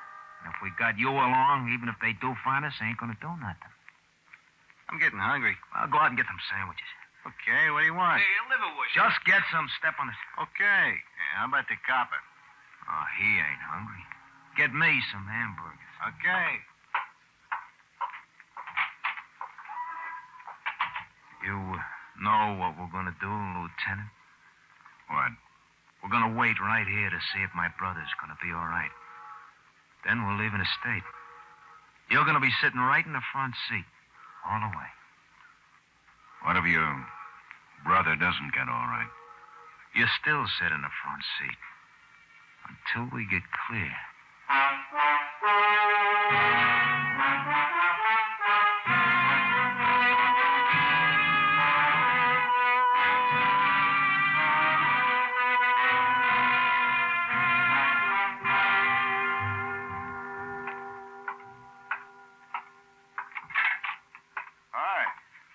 Where's Ben? He's not in yet. I was just swiping some coffee. Well, swipe me some. What'd you find out on Martinelli? Here. Oh, thanks. We ran down the fingerprints. Got him through the Army. Full name, Giulio Martinelli, 26 years old, born in this country, Detroit. Don't know how long he's lived here, no record at all. What's Detroit say? I'm waiting on it now. Just heard from the Army an hour ago. He's got a brother, Tony Martinelli. Family deceased. What kind of an Army record does he have? Lousy. Both he and his brother were always in trouble. No overseas duty, stationed in California. I wonder where Ben is. Oh, you supposed to pick him up? No. Oh, he's probably still having his car serviced. Here's the report from Detroit. Both the Martinellis have records. Minor offenses, but habitual. Both served small-time raps a dozen times. Any report on the blue sedan? No, and here's something else. Detroit sent back these covering the descriptions of the other two guys with the Martinellis. Martinelli's brother, Tony's cinched to be the guy who ran the stick-ups, and these two guys have been picked up with him a couple of times. Luke Johnson, Charlie Rinn. Yeah, according to their records, they never pulled off anything this big, just petty stuff in the past. Well, you better have these circulated. Right. Where's Ben? I don't know. He sure is late.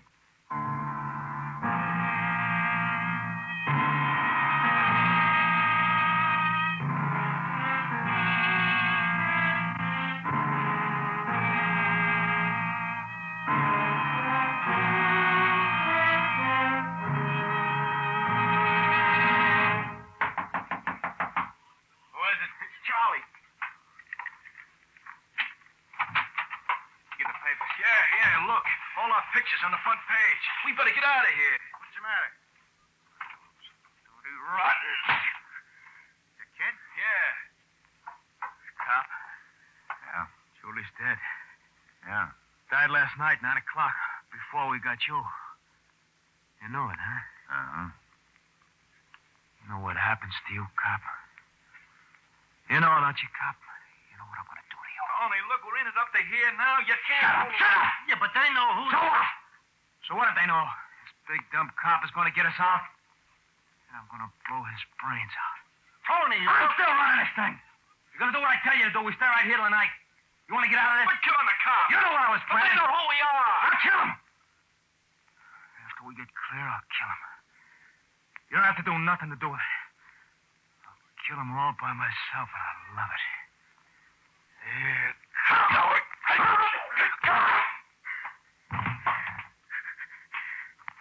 I'm gonna love every minute of it.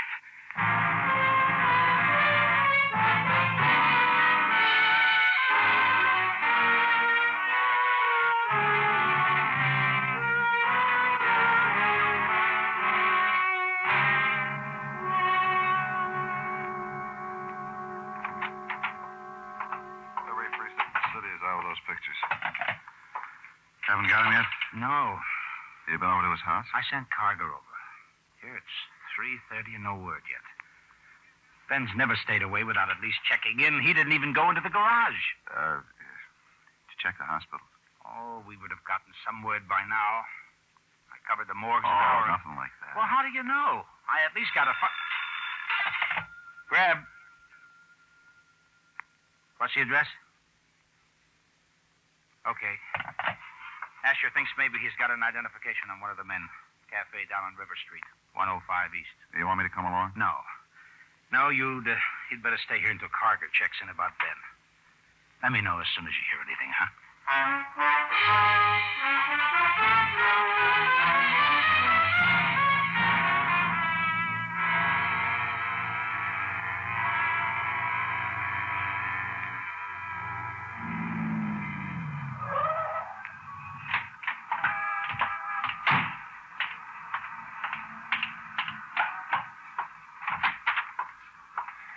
Hello, Matt.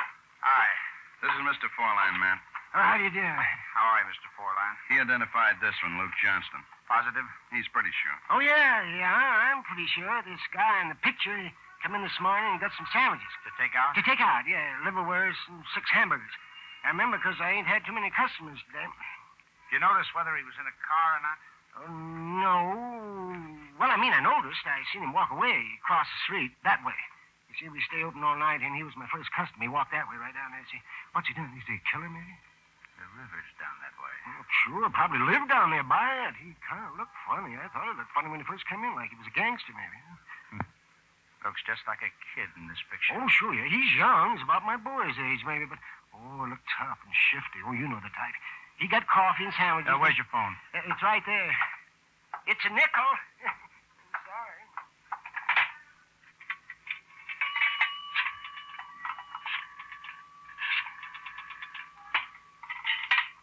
Oh, he got his nickel back. Yeah, how do you like that? Professional secret. This is Greb. Let me talk to Waldo. Hello, Captain. We got an identification on Luke Johnson. I'll need every available man to cover this area, at least 15. It's my guess Johnson is holed up somewhere within walking distance of the river. Yes, sir. I'll keep in touch. Yeah, I know. Okay. Oh, the address is 105 East River. Right. Asher, you work with me. Right. There's something big, those guys that stuck up the theaters? Yeah, I read about that. Well, thank you for your help, Mr. Froline. A 4-line. Like on a golf course. 4.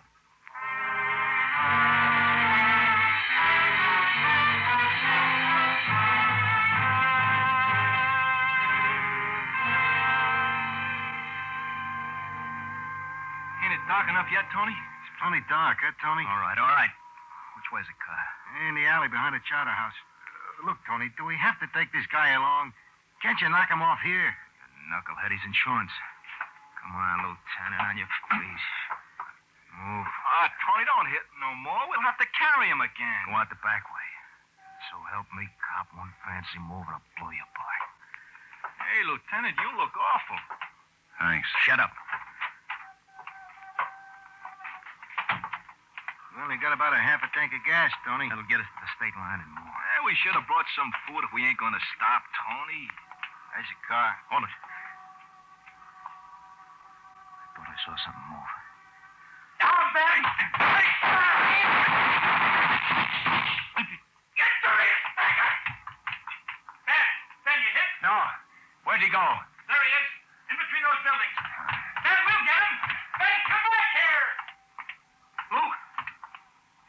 Stand back there next to Charlie, tough boy. Now, come here. I got no gun, Cop. Don't shoot. I got no gun. I know you haven't, Tony. He can't get away, Ben. Go back to the car. He's calling. He sure is. All right, Tony, come on out. Okay, come on. Don't shoot. I don't have a gun, Tony. Come here. All right. Take it easy now, Lieutenant. Come I got here. no gun. You win, see? You win. Take it easy, huh? Don't shoot.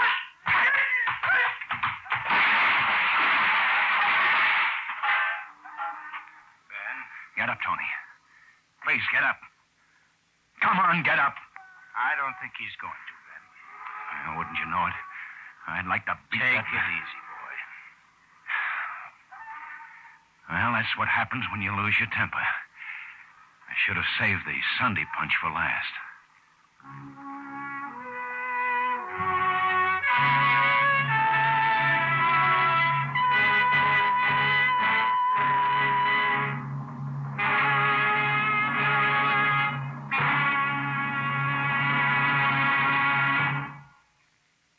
The lineup, where before you pass the innocent, the vagrant, the thief, the murderer. Listen again next week when we again bring you the lineup. May I have your attention, please? You people out there on the other side of the wire in the audience room, may I have your attention, please? Thank you. My name is Greb. Sergeant Matt Greb. I'll explain the lineup. Each of the suspects you will see will be numbered. I'll call out the number, their name and charge. At the end of each line, when I ask for questions or identification, call out the number. Please be prompt with your questions or identification.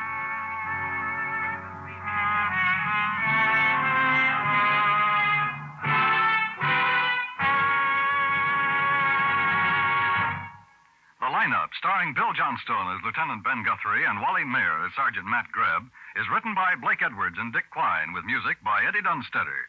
Featured in tonight's cast were Hy Everback, Tony Barrett, Dick Ryan, Ted DeCorsia, Peter Leeds, Virginia Gregg, Howard McNear, and Clayton Post. The lineup is produced and directed in Hollywood by Jaime Del Valle.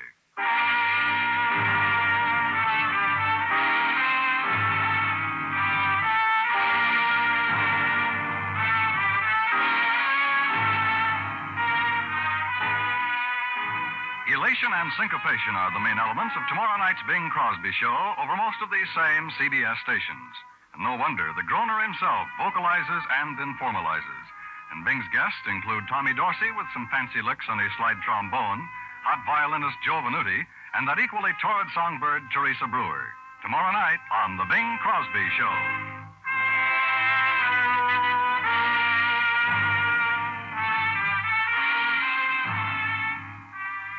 Dan Coverly speaking. This is CBS, the Columbia Broadcasting System.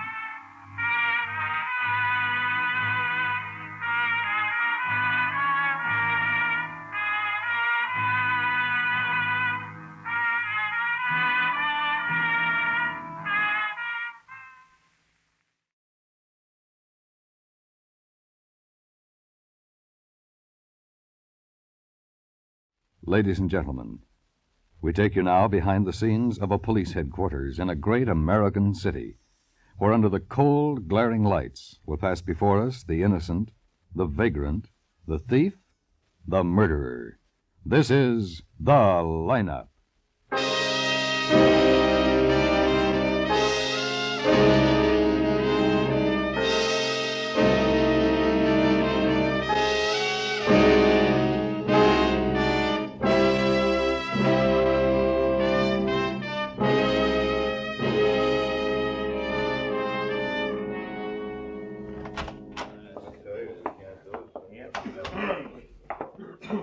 We can sit right here, Mr. Becker. Oh, here? Sure, that's all right. Thank you. Is it all right if I smoke? Sure, go ahead. You think you have the man? Well, we have no idea. Mm-hmm. You smoke? No, thanks, not right now. Thank you. Well, if you do, if you've caught the man, I'll know him. I hope so. Like I told you, his face pressed this close, maybe a foot away from where I was looking through the curtains. Mm-hmm. And you never saw him before? Oh, no, I never saw him before.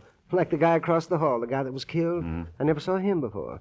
And he lived right across the hall from me. You may think that may sound funny, but I don't know. No, it's very possible. No, I lived there for at least, I don't know, about 7 months. Oh, there's Sergeant Greb. Yeah, he interrogates the line. Oh, he's a nice guy. He sure is. I like May I have your attention, please? You people out there on the other side of the wire in the audience room, may I have your attention, please? Thank you. My name is Greb, Sergeant Matt Greb. I'll explain the lineup to you. Each of the suspects you will see will be numbered. I'll call off a number, their name, and charge. If you have any questions or identifications, please remember the number assigned to the prisoner as I call his name. At the end of each line, when I ask for questions or identifications, call out the number. If you're sure or not too sure of the suspect, have him held. The officers who took your name will assist you. They're seated among you. The questions I ask these suspects are merely to get a natural tone of voice, so do not pay too much attention to their answers, as they often lie. Bring on the line. All right, boys, keep it moving right over here to the end of the stage. Come on, come on, come on. Now turn and face front, hands to your sides. Now, when I call your number, step out and face the audience. Keep your head up and look straight ahead. Talk up so everybody can hear you.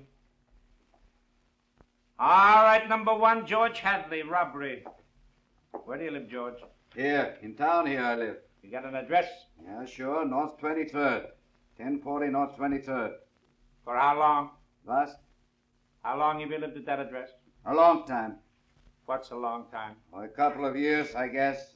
That long I lived there at least yet. That's a long time, ain't it? Where are you from? Pittsburgh. What's your business? Baker. That was back in Pittsburgh, though. I don't have too many baking jobs since I come here. There's too many bakers. What were you doing over at Madison Terrace last night? I was walking. You always take a walk at 11 o'clock at night? Not always. Last night I took one. There's something the matter with that? These times when you do take walks, do you always carry a flashlight and a screwdriver under your shirt? Oh, it just happened to have them with me last night. There's something the matter with that? No, unless you try to break into a house. I wasn't trying to break in. You had the window open? Yeah, sure, I was breaking in. How about that? Okay, George, step back. Number 2, Harry Saunders, disturbing the peace. Oh, yes, there's the man up there. Tell the people which where one? you live, Harry. The next one in line. Well, let's wait till these questions. Sure, wherever I can. Well, where was it last night? Oh, somewhere over on Lake or Lake Street or something like that, In the park, wasn't it? Yeah. The arresting officer said you were trying to catch a swan. Catch it? I was feeding the thing. I was trying to get the thing over so I could pet it. You didn't want to eat it? A swan? You had a big club on the ground beside you. It wasn't my club. It was just laying there. I happened along, see the swan swimming around, so I start throwing the thing some lousy crumbs. I didn't notice no club on the ground. Eat a swan? Your story doesn't quite fit with the story we got from the arresting officer. Arresting officer? What did he say, huh? What did he say? Don't tell me, tell the people. All right. What did the arresting officer say? I was feeding the stupid bird some breadcrumbs. What's the matter with that? Where am I going to eat a swan, huh? Where am I going to eat it? That's a lot of bird. I'm going to start a fire right in the middle of the park, huh? Okay, Harry, okay, step back. Eat a swan. Where am I going to get a pot that big, huh? Where? That's enough, Harry. It's all neck. Number 3, Tom Pearson, open That's charge. him. That looks like him. May I make sure? Yes, that's the man. Yes, I'm sure. Okay. Sergeant Greb. Yes, Lieutenant. Number 3, hold for interrogation.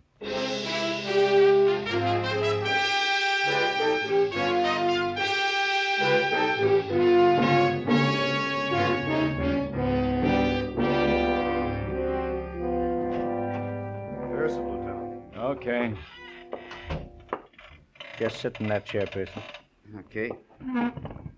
Well, figured out where you were yesterday afternoon? I told you. Watching the chess players in Jackson Park. Watching the chess players in Jackson Park. Showed you pictures around over there this afternoon. Yeah? Yeah. Funny nobody remembered seeing you. Real funny, 'cause that's where I was. You like chess, huh? I got interested. How does a bishop move? Huh? Yeah. How does a bishop move on a chessboard? I just watch. I don't know the rules. Well, doesn't it get pretty dull if you don't know what's going on? I got nothing else to do. It's a nice day, so I watch some old duffers playing chess. You going to throw me in jail for that? You were identified in the line. Yeah? Yeah. The man who identified you said you were climbing down a fire escape. I told you I was in the park. Watching a chess game. Watching a chess game. You know Michael Hunter? Yeah. You know someone killed him? No, but I can't say I'm unhappy about it. You threatened Michael Hunter once, didn't you? If I did, it was a long time ago. But you threatened him. Yeah, I threatened him, if you want to call it that. I threatened a lot of people, if you want to call it that. What were you doing at Hunter's apartment yesterday? I was in Jackson Park. You've been identified as the man who sneaked down the fire escape. I was watching the chess players, remember? You were booked back in 47 for assaulting Michael Hunter. That right? That right? He kept bothering my kid's sister. You didn't like him, huh? No, I didn't like him, would you? I didn't know him. That story about Jackson Park won't sell this. I didn't kill Hunter. What do you want me to do, lie? You want me to lie, huh? I was in Jackson Park. How long have you known Michael Hunter? 4 years, 5 years. Where'd you meet him? My sister was in some play with him, but I didn't kill him. But you really worked him over. Sure, what do you want? He made it tough on the kid, I made it tough on him. He deserved it. You used a tire chain on him, didn't you? Something like that. How long has Hunter lived at his present address? How should I know? In your neighborhood, isn't it? Yeah, so what? You can't tag no murder on me. I didn't kill him. Nobody said you did. What? Then what's this all Hunter isn't dead. He isn't dead? He's in a coma. He may not make it. We just want the man who stabbed him. No, I'm not it. Hunter had some kind of an acting school, didn't he? Yeah, that's how my sister got to know him. The whole setup was a phony. How do you know? I know. He was a lousy actor. Looked good, told dames he could do something for him. Lieutenant, can I see you for a minute? Okay.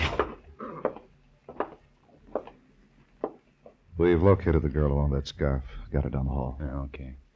Matt, take Pearson downstairs. I'll be right back. Right. Asher turned her up. Wasn't easy. He checked all of Hunter's previous so-called students. She was one of them. He just showed her the scarf, and she admitted it belonged to her.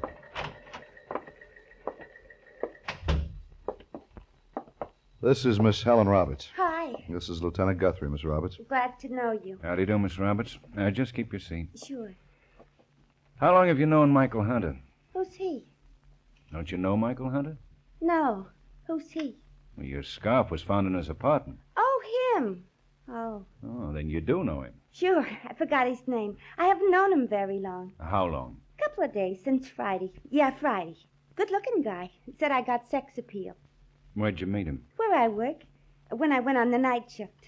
I work at the White Spot. 24-hour restaurant on Mariposa Street. Yeah, food ain't bad. You eating there? Yeah, ain't bad. I went on the night shift and I met this guy, this Hunter. Spotted him right off, real cute. Asked me if I'd ever done any acting. Said I had sex appeal. When was the last time you saw Mr. Hunter? Oh, I only saw him once. I only known him for a couple of days. When was it? Yesterday afternoon. What time?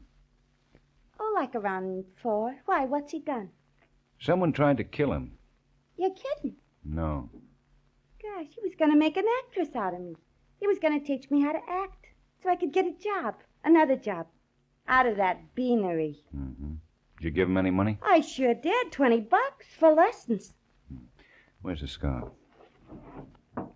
Here. This is your scarf, isn't it? Yeah, What time did you leave Hunter's apartment? right after the lesson. About a half hour later, I guess. What time did I say I was there? 4 o'clock. Yeah, I got a bad memory. 4 o'clock. Well, I guess I left about 4:30 then. Was anybody else there? Sure. Who? Mr. Hunter. He was giving me a lesson. I mean anybody else besides Mr. Hunter. Me. Did he say he was expecting anyone? Not to the best of my knowledge. Have any ideas who might have stabbed him? I know. Know if he had any enemies? Look, mister. All I know is he said with my sex appeal I should be in Hollywood pictures, and I gave him $20 for acting lessons. I don't know none of his friends, and I don't know none of his enemies. Okay. Thank you, Miss Roberts. To be sure. Can I go now? Yes. But don't try to leave town. We may want to talk to you again. Leave town? On what? I gave Mr. Hunter my last $20, and you say don't leave town.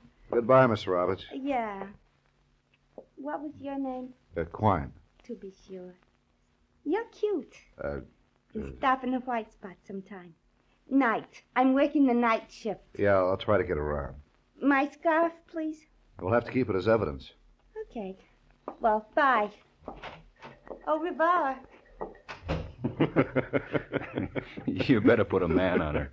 Are you kidding?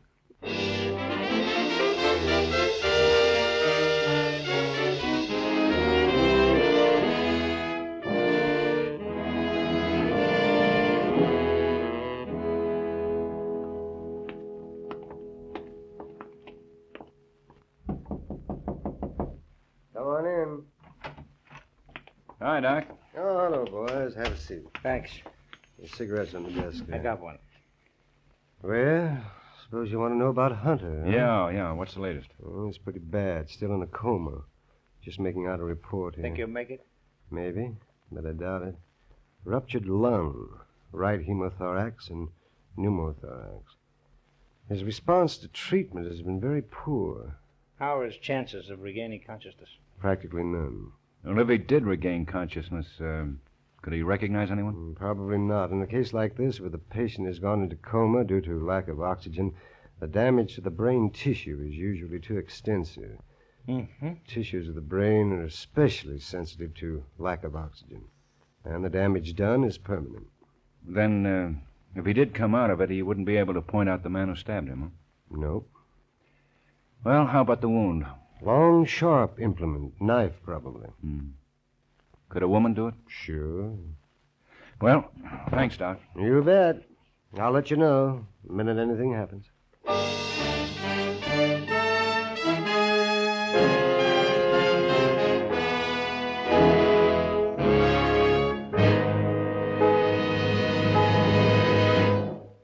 Tomorrow night, another big show joins the fall lineup. James Hilton introduces Deborah Carr in James M. Barrie's Quality Street to open another star-studded season of outstanding dramas on most of these same CBS radio stations. Listen, too, for Lucille Watson in Ladies of the Jury tomorrow night on your Broadway Playhouse.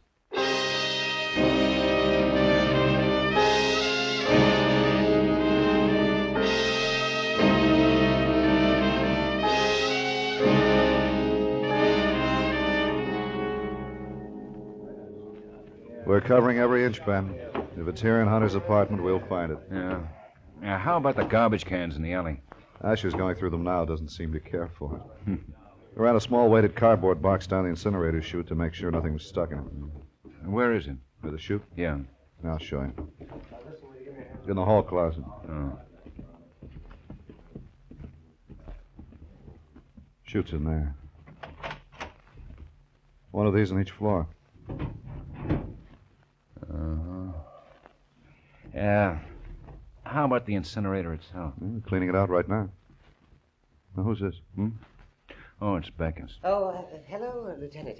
Hello, Mr. Becker. This is Mrs. Becker, Lieutenant Guthrie. Hello, Mrs. Becker. Hello, Lieutenant. This is Sergeant Quine, Mr. and Mrs. Becker. Hello, Sergeant. What's all the confusion about? Why all the policemen? Looking for the weapon. Oh, well. You think it might be in the building? Could be. We know it's probably a knife, and a long one. He might have thrown it away or tried to hide it before he went back to the street. Pearson? Maybe. That's the man you identified, isn't it? Yes, dear. How well did you know Mr. Hunter, Mrs. Becker? Oh, he was just a neighbor. I didn't know him well at all. Just saw him a few times. Ever talked to him? A few times, yes. And when was the last time? 3 or 4 days ago, I imagine. Just hello and how are you? Ever notice anybody with him? No. Doesn't have any friends you know of? No. Well, he had a young lady in his apartment yesterday. He did? That's right. Neither of you saw her? No, I didn't see her. Oh, no, I didn't. Ben. Oh, excuse me, please. The janitor just came on duty. Yeah? We showed him a picture of Pearson. He remembers him. Oh, from where? Here. Says Pearson was here yesterday and asked for Hunter's apartment number.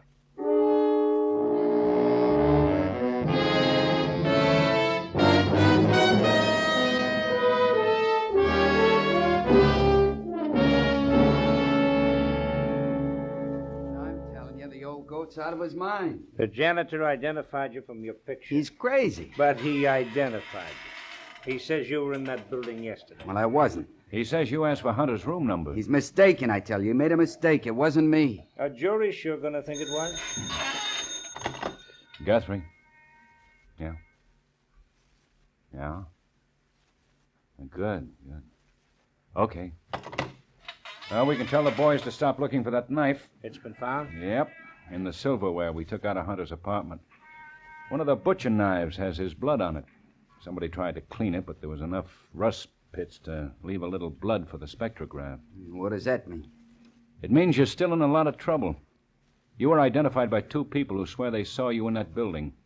Okay. What? I was there, but I didn't kill him. Well, he's not dead yet. Well, I didn't stab him. If you think I went up there to knife Hunter, would I have gone in by the front, talked to the janitor, and let somebody else see me? Well, might not have been premeditated. It was Hunter's butcher knife. That kind of indicates that it wasn't premeditated. I didn't go up there to stab him. He was already stabbed when I got there. Well, then why did you leave by the fire escape? Because Hunter was on the floor bleeding. When? When I got there. How did you get in? I walked in, the door was open. Why didn't you call the hospital? Got scared. You blame me? Besides, he looked good bleeding. Why didn't you tell us this when we brought you in? Are you serious? What do you think? What time did you arrive at Hunter's? Around 5:15. See anybody? Just a janitor. How long did you stay in the apartment? Just long enough to look, and then I beat it out on a fire escape. You expect us to believe that? Look, it's the truth. I tell you, I walked... Guthrie? Yeah? Oh. Uh-huh.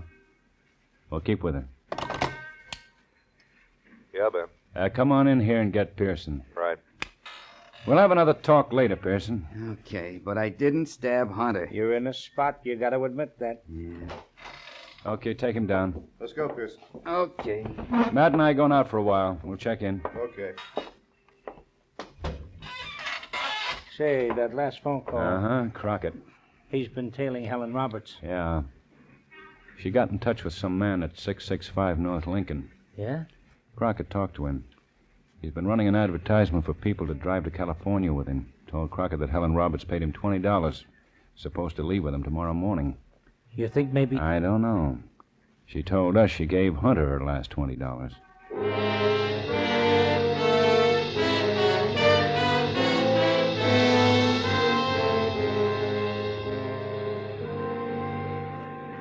Oh, what if she doesn't go to work? You'd like that, huh? Don't be silly. Helen's a nice-looking doll. I don't mind keeping her company. Well, just make sure she doesn't come back to her apartment before we get a chance to go over it good. I still say, what if she doesn't leave? Oh, she will.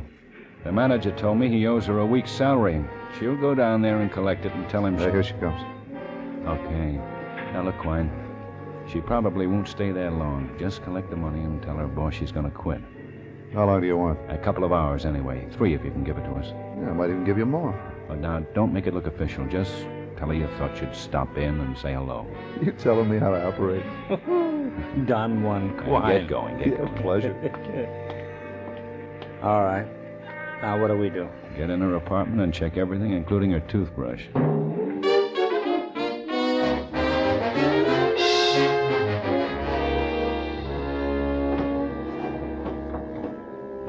You know, it sure would have been a lot simpler if we knew what she had on that day. I'll collect everything. Shoes, dresses. Hey. Huh? How about these? Lovely.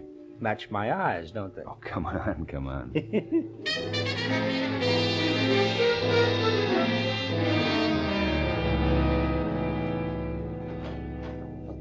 What's all that stuff? You look like you've been to a sale. How long will it take you to go over these clothes, Evans? For what?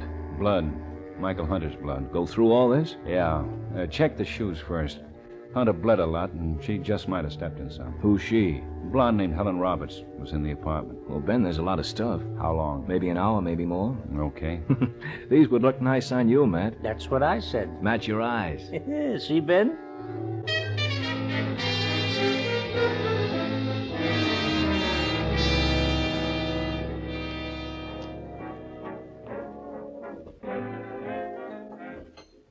Want some more coffee? Gee, thanks, Dick, but I really got to get home. Hey, how come you're quitting your job? I got tired of it. I'm going to get something else, something that suits my talents more, you know. Yeah. Do you still want to be an actress? Well, I don't know. I guess maybe I'd still like to be one, but I don't know. I'm still pretty upset about Mr. Hunter's dying. I don't know anybody else in the acting business. Oh, well, I know a few people. You do? Oh, gosh, that would be wonderful. Mr. Hunter always said I had a lot of sex appeal and things, and I don't know why I shouldn't try to be an actress. I know I got the talent for it. Why don't we get out of here? Go somewhere and talk some more. Well, I really should be getting home. I got to start looking for another job tomorrow. Oh, it's early. Well, I don't really think... Besides, you don't want to go looking for another job until we see what I can do for you with my friends. Okay. When do you have to be on duty again? Oh, whenever I feel like it. Yes? Sure, the department doesn't make a move without me.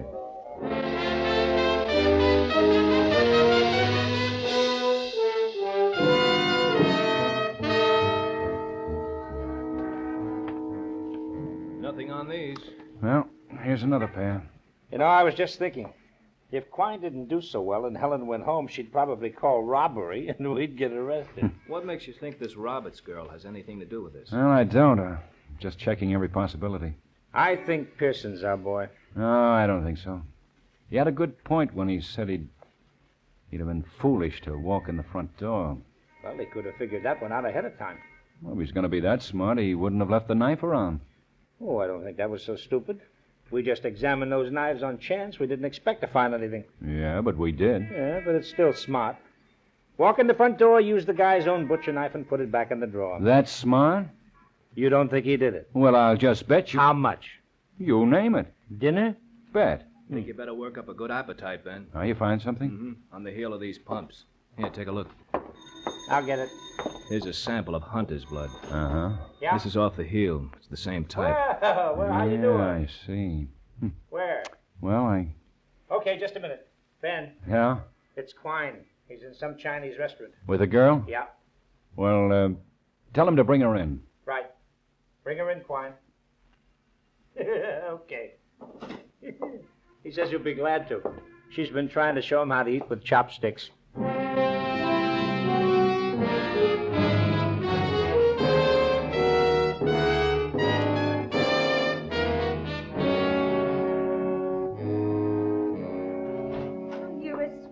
You are. A swell one. Pretending you wanted the date. I'm sorry, but the lieutenant The here... lieutenant, huh? You're the lieutenant, aren't you? That's right. Sit down, please. We met before, haven't we not? Yeah. Please have a seat. Who's he? That's Sergeant... What's this all about? Why did this guy bring me down here? Wanted a date. Wanted to help me meet some people that could help me get a job. I told him to bring you in. Well, I ain't sure about that. I'm sure about him playing up to me. He said he wasn't even on duty. Miss Roberts. Yeah. Why did you kill Mr. Hunter? Me? Are you nuts? Me? I didn't have nothing to do with it. Your scarf was in his apartment? I don't know you. I'm Sure, my scarf was in his apartment. You found it there, I left it there, so what? You think I killed him with my scarf? He was stabbed. You think He's dead? Died a half hour ago. But you said he was... We found some of his blood on one of your shoes. On one of my shoes? What are you doing with one of my shoes? How did you get it? He wasn't wounded? Stabbed by a knife when you last saw him? Say, who are you anyway? I told you, No, I'm sorry. he wasn't stabbed or nothing like that. He was walking around and he wasn't doing it with no knife in his back. How'd you know he was stabbed in the back? Well, I guessed. Wasn't he? How'd you get blood on your shoes if he wasn't stabbed? I don't know. I cut my finger a couple of days ago, see? It was his blood on your shoes. You killed him with a butcher knife from his kitchen drawer. I did not. And besides, who are you? Sergeant Greb. You killed him with it and wiped it off. Well, if I did that, how did you find any blood? How, huh? Spectrograph. Spectra what? Don't come on like Dick Tracy with me. You could have washed it with soap and water, and the spectrograph would still find it. I don't believe it. Then explain the blood on your shoes. Well, actually, Mr. Hunter was stabbed when I got there. I got scared and ran. You can understand why I didn't tell you about it. I was scared. You can understand, Lieutenant? A man named Pearson was there after he was stabbed, too. Did you run into each other? Well, I didn't know his name, but there was a man there. He didn't see you. He didn't? Why did you kill Hunter? Because he said he couldn't do nothing with me no more. He said he couldn't help me, and I asked him for my money back. How much money had you given him? Lots, a couple of $100. We was going to get married. He broke my heart. So you stabbed him with that kitchen knife? Yes. He was pouring some beer, and I couldn't stand it. He said we was going to drink to our parting, and I wasn't going to be parted by no guy what had 200 clams of mine. Will I get the chair? Take her out, Quine. Come on. And you, Richard. You're all alike. Just the man. Yeah, let's go. Lieutenant, Yeah? will the reporters want to talk to me? Probably. I'll see them. I'm on the ragged edge of disaster, but I'll see them. Au revoir. I'll talk to you later. Goodbye, Mr. Greb. To be sure. Oh, holy cow. Well, you owe me a dinner. Yeah. You know something? What? Better she never became an actress.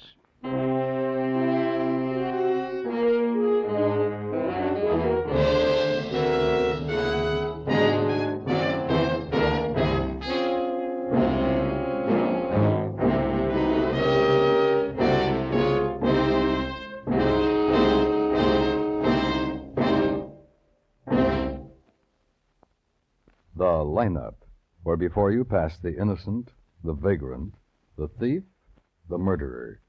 Listen again next Wednesday when we again bring you the lineup. May I have your attention, please? You people out there on the other side of the wire in the audience room, may I have your attention, please? Thank you. My name is Greb, Sergeant Matt Greb. I'll explain the lineup to you. Each of the suspects you will see will be numbered. I'll call up a number, their name and charge. If you have any questions or identifications, please remember the number assigned. The lineup, starring Bill Johnstone as Lieutenant Ben Guthrie and Wally Mayer as Sergeant Matt Greb, was written by Harvey Easton and edited by Blake Edwards, with music by Eddie Dunstetter. Featured in tonight's cast were Hy Everback, Howard McNear, Victor Perrin, Peter Leeds, and Virginia Gregg. The lineup is produced and directed by Jaime Del Valle.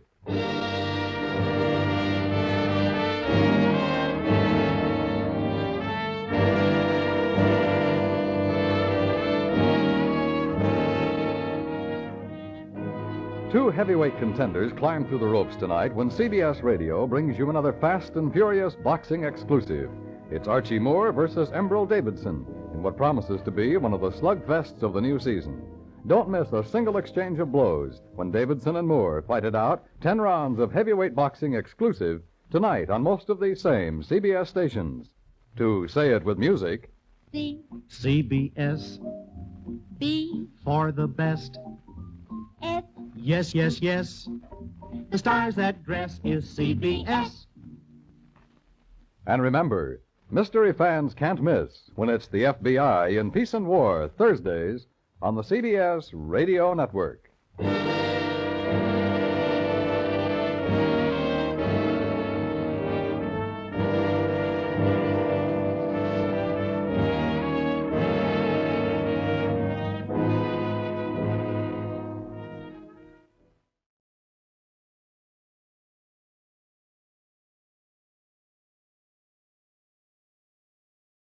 Ladies and gentlemen, we take you now behind the scenes of a police headquarters in a great American city, where under the cold, glaring lights will pass before us the innocent, the vagrant, the thief, the murderer. This is The Lineup.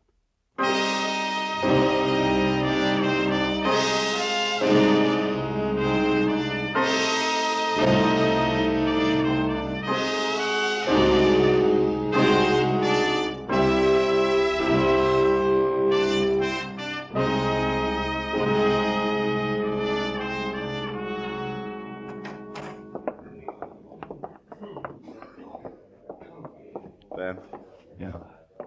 Here's Mr. Wiggins. Now, how do you feel, Mr. Wiggins? Oh, better. I feel a little better. Well, we can sit right here. You need some help? No, thank you. It's all right. I'll see you later, then. Yeah. Thank you, Sergeant. You bet. Nice fellow. Crying? Yeah. How many people do we have to look at? Oh, I think they're 28 or 29. We've had 2 other cases like yours in the past week. Picked up a couple of guys that might be possibilities, but we haven't been able to get positive May I identifications. have your attention, please? You people out there on the other side of the wire in the audience room, may I have your attention, please? Thank you. My name is Greb, Sergeant Matt Greb. I'll explain the lineup to you. Each of the suspects you will see will be numbered.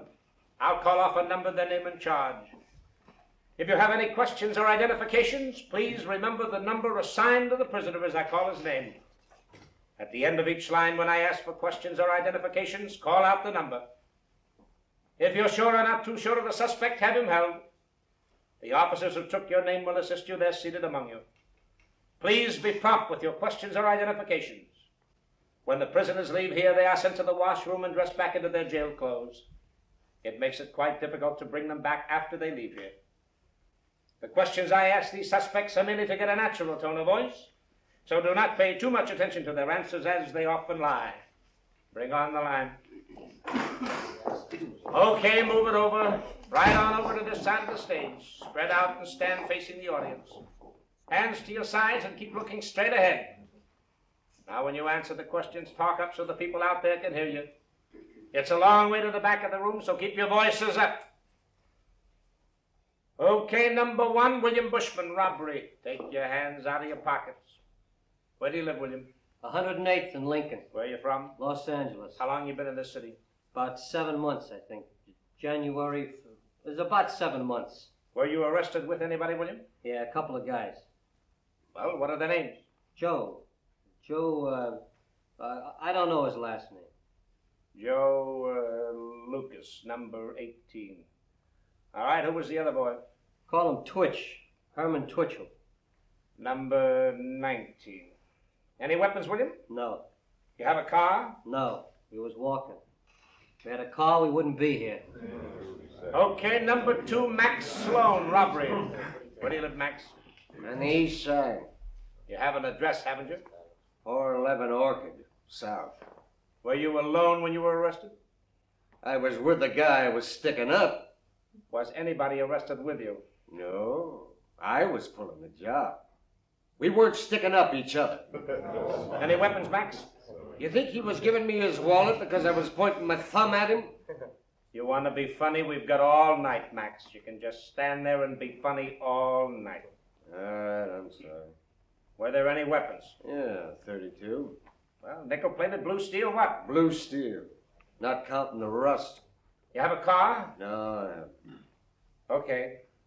Number 3, Stanley Any of Meyer, these men? robbery. No, none of those men. Where do you live, Stan? I don't recognize any of those Come on, men. you'll have to speak up, Stan. I said I don't live here. I'm from out of town. Where out of town? Wilmington, Kentucky. Can you people hear him back there? No. All right, now look, I told you boys you're going to have to talk up. I don't want to have to repeat the question, so come on, talk up all the way to the back of the room. Now, where are you from, Stan? Wilmington, Kentucky. Where have you been staying here? Only one place, a flop house. What flop house? Oh, just a flop house. I don't remember. Who remembers a flop house?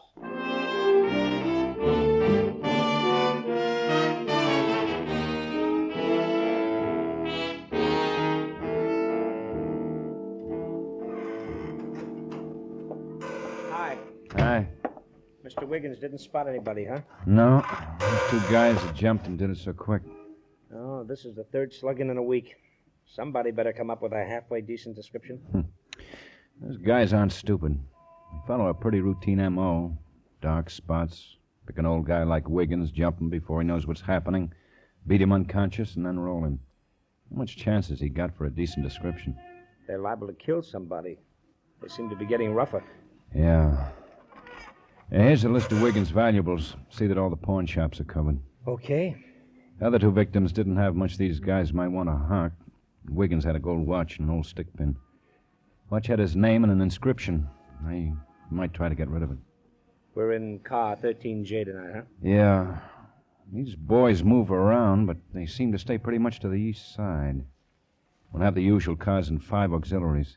Waldo's putting about a dozen plainclothesmen on the streets. Funny if one of our boys got rolled. And they're not old enough. These guys pick a mold so they won't give them much trouble. Nice guys. Yeah, swell.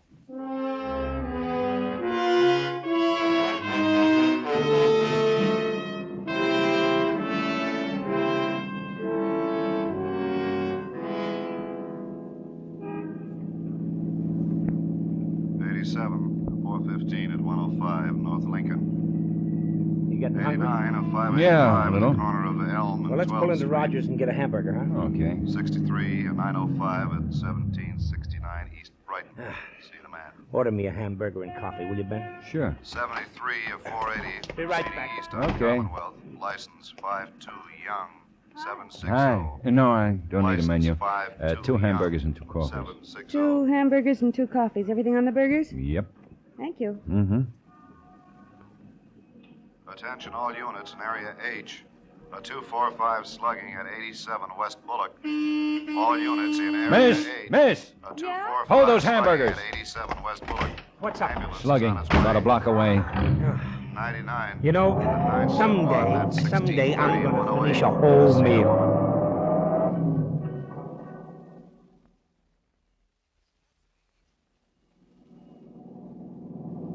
There it is. Oh, Quine's already here. Over here. It's a woman. Pretty bad.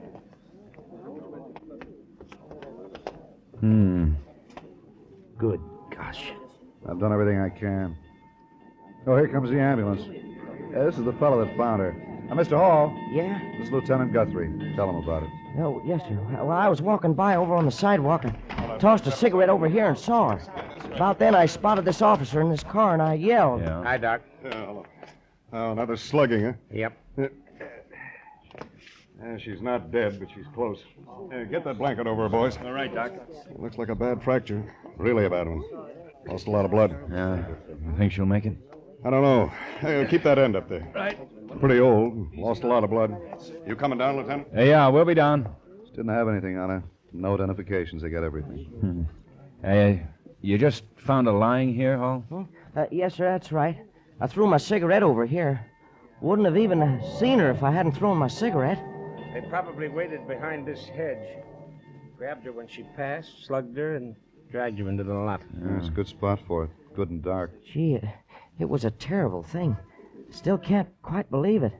What are you going to do about it? What do you think?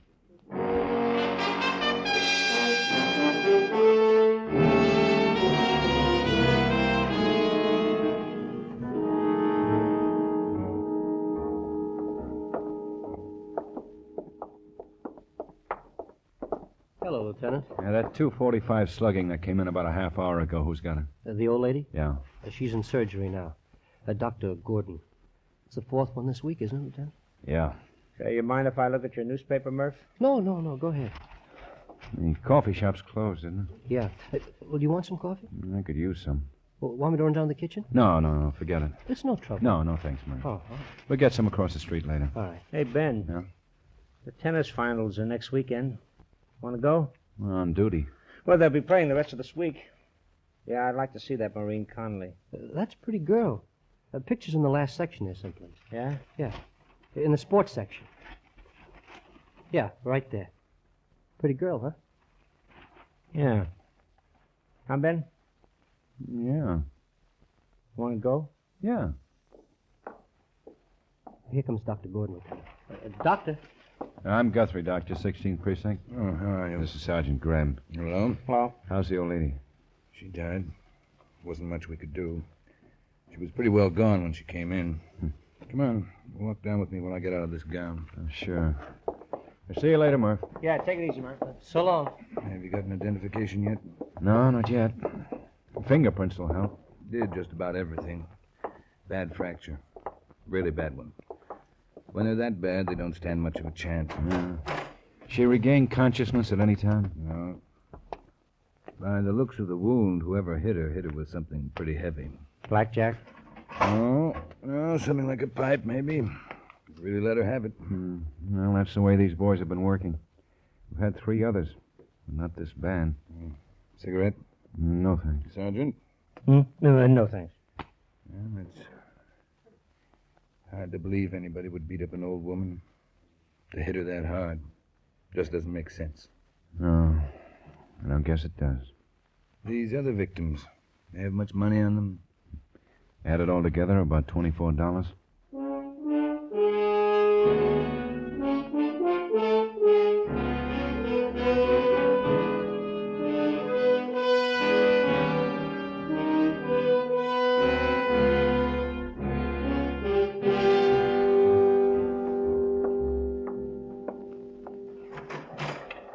Hi, Ben. Morning, Matt. Anything new?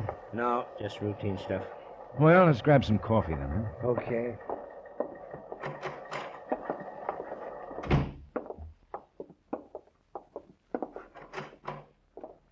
was just looking for you, Van. Huh? Morgue sent us over the fingerprints on that old lady. You got an identification? Yeah, we ran a check through, and this is what we came up with. Woman's name is Stokes, Mrs. Rebecca Stokes. Lives at 518 North Oak with her daughter. Asher went over to get the daughter. We'll need a positive identification, so Asher's taking her right down to the morgue. Mm-hmm. Thought maybe you'd like to talk to her first. Yeah, I would. Let's go. Her daughter's name is Lillian Dunn. She was married. Husband killed in the war.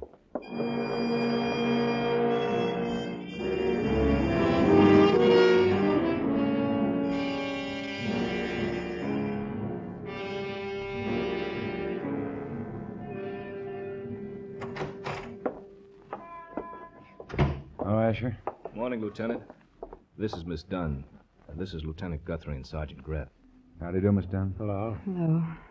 We certainly wish we could eliminate all this, Miss Dunn, but it's necessary. Well, I don't think I can go through with it. I don't think I can do it. Well, it's really necessary. She has to be identified by a relative. I just don't think I can. Well, it's your mother. We're sure of that. Sooner or later, you'll have to... Well, sooner or later, you'll want to see her. But not in here. Please, not in here. We have to keep her here until we get a positive identification. Do you have any other family? In Nevada. An aunt and a cousin. Well, if they could get down here. Oh, they haven't seen Mom in years. Your mother's the fourth victim in a week. We've got to stop these men. We'll need some information. All right. Where was your mother going last night? Well, I guess she was coming home.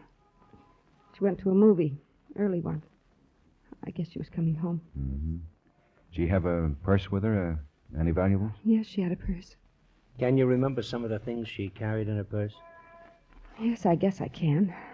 It wasn't much. Not much money. Anything to identify her? Some cards and things. She have any jewelry? Any rings or a watch? Yes.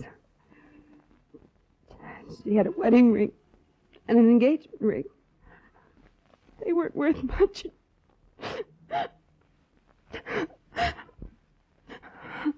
I'm sorry. Don't be. I think Miss Dunn better go on home, Asher. Get a description of the two rings and take her home. Sure, Lieutenant. No, I'll do it. It's best to get it over with. I'll have to do it sooner or later. Well, look, maybe we can get some close No. friends.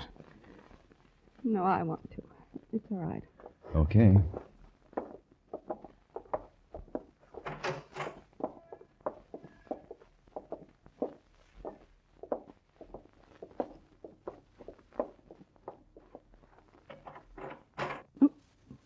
Now, look, Miss Dunn, if you don't want to... Go ahead, go ahead.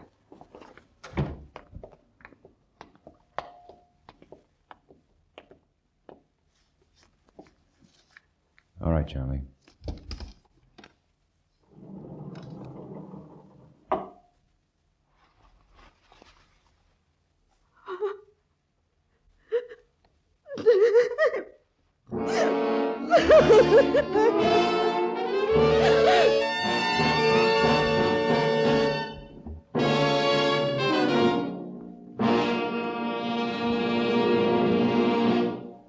How many times a day do you say, I heard it on the radio?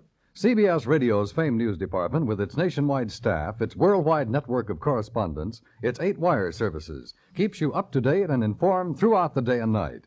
The CBS Radio newsroom is on duty 24 hours a day. For the latest news, keep in touch with CBS Radio News.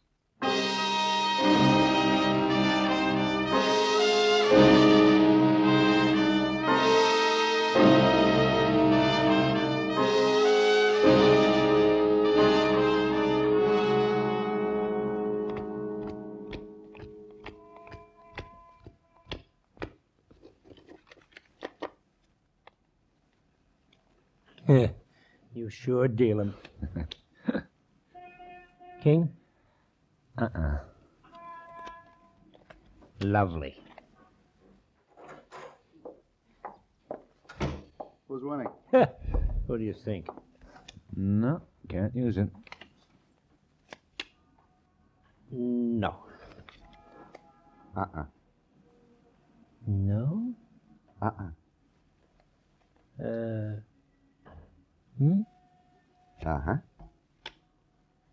Chin.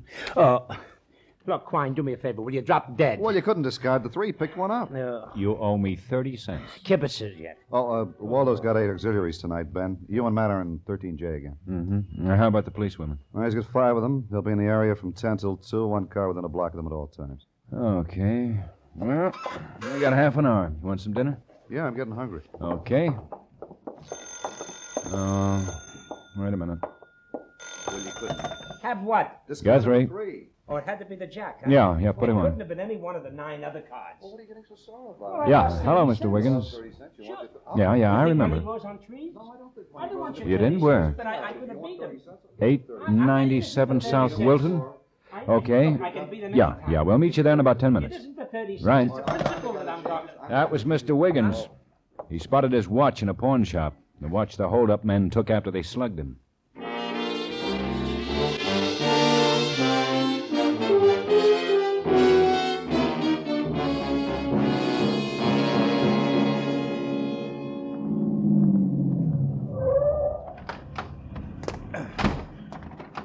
There's Mr. Wiggins. Hello, Lieutenant. Hello, where's the watch? Right over here in the window. There. The gold one. It's open. See the inscription? Mm-hmm. Okay, let's go in.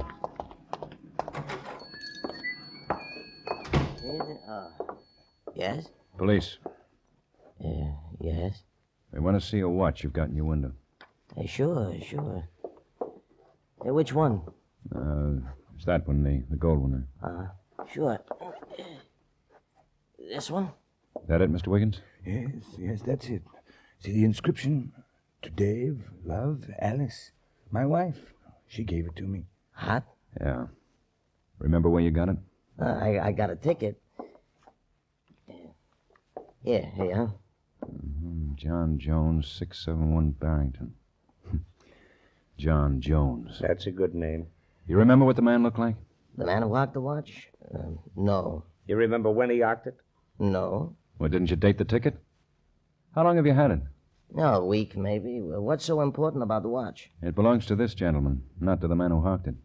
Okay, take it. Ain't worth much. Why, it's solid gold. Solid gold. I got dozens. What's your name? Wagner. George Wagner. Look, I don't know nothing about it. This guy came in, he hocked it, that's all. Look, Mr. Wagner, it's very important that we get a description of this man. He stole it, huh? Yeah, and he's got a friend. We want them both for murder. Murder? That's right. You think you might know him if he came in again? I don't know. I don't know. Maybe. I don't remember. You get one of these lists? Lists? Yeah, one of these. Oh. List of stolen articles like that watch. Oh, sure. I got one. None of these other things in your store? No. You sure? Sure, I'm sure. You didn't know about the watch, you better check. Look, I know I ain't got none of them. You didn't report the watch. You better check. All right, if I find something, I'll call you. We'll wait. While I check the whole inventory? Just the tickets on the last week and a half. Okay. We'll take a look at them, too. Yeah, sure, okay. Look, officer. Yeah? I know the man that hocked that watch, but honest, I didn't know he killed anybody. I didn't know it. What's his name? Young. Carl Young. He's hocked things before. He's been in a couple of times. I know him from the neighborhood. I didn't think... His name's Carl? Yeah, Carl Young. The name in this watch is Dave. Well, he said it belonged to his brother. You know his brother? No, but I know him. He seemed like an honest guy. Where does he live? In the neighborhood. I bowl. He's in the bowling alley a lot. I bowled with him last Friday. Look, honest, Does he hang around with another guy? I seen him with another guy sometimes. Big guy. You better come on down to the station, Mr. Wagner. The station? Why? I'm afraid you're in a little trouble.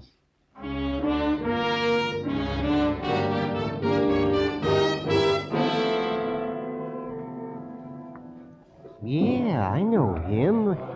Carl Young. Oh, yes, he hangs out in here a lot.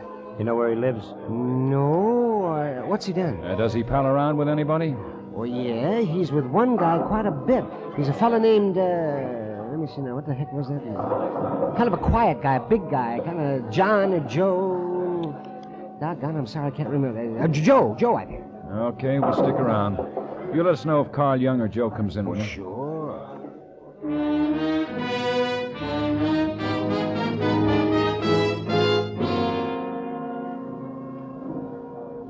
Says he's got a dozen men checking the neighborhood, Ben. There are 4 cars in the block. Nobody does anything unless you give the word. Okay. Well, if they both come in, we'll take them. One of them, we'll tail him. Okay. That's 3:30. Yeah. See that guy down there, second alley? Yeah, what about him? He's bowled 6 strikes.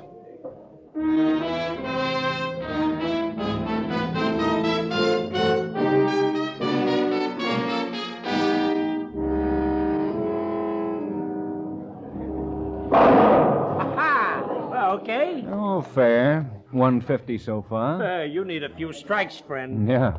All right. Oh. Try to pick up that split. Yeah, I will. Oh, Lieutenant. Yeah, what is it? That fella just came in there. Yeah, which one? That big one there. I said to him, hello, Joe. And he said, hello. His name must be Joe. Where is he? He's upstairs in the pool hall. Oh, come on, point him on. Yeah, up here. It's right up this way. Wait a minute. Hello, Joe. Yeah. How are you? That's him? Yeah. Come on, Matt.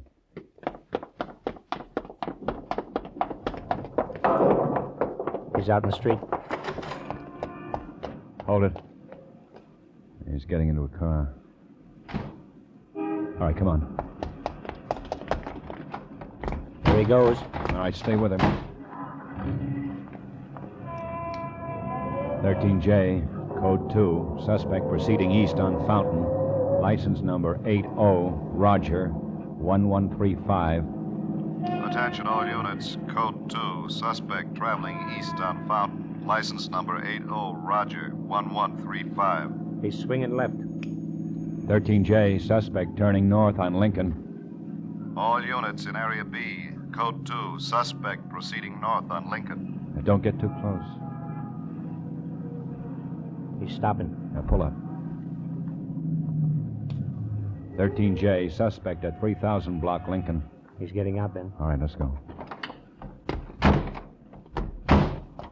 Going into that building. Yeah, hold it. Yeah. We'll wait till the rest of the boys get here. Well, there's Quine now. He's in the building, Quine. You better take it around back in the alley. Right. And there's Asher. Quine's taking the back, Asher. We'll go in. You wait here for the rest. Spread them out. Right, Lieutenant. All right, let's go, man. Okay. How do we do it? Well, we find out what apartment he went in, clear out the building, and take him. Wait a minute. Huh? Mailboxes. Oh, yeah. Lipsky, Busher, Whiting. C. Young, 208. Yeah. Well, if they're in the room, we can just clear out the rooms on both sides. Forget the rest of the building. I'll take 206. I'll take 210.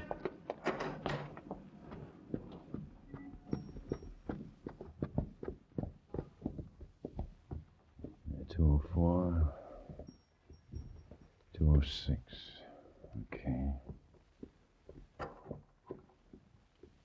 Yeah, sure. So what? I tell you, Carl, I tell you, I know what I'm talking about. This dame ain't the dumbest in the world, but it'll be a pushover. Ben! Yeah. That was Carl Young with the big boy. Come on. It's better that way. We'll take him on the straight. They're climbing into a car. Hold it, Young. Hey, look out, Carl. Let's go. Watch it, Ben! Asher! Over that way. Get them between us. Give it up, Young. Watch it. They're breaking for the alley, Ben. Young's down. Take this one, Asher. Right, Lieutenant.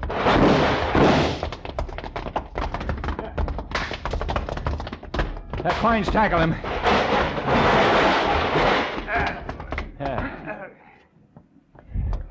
You all right, Quine?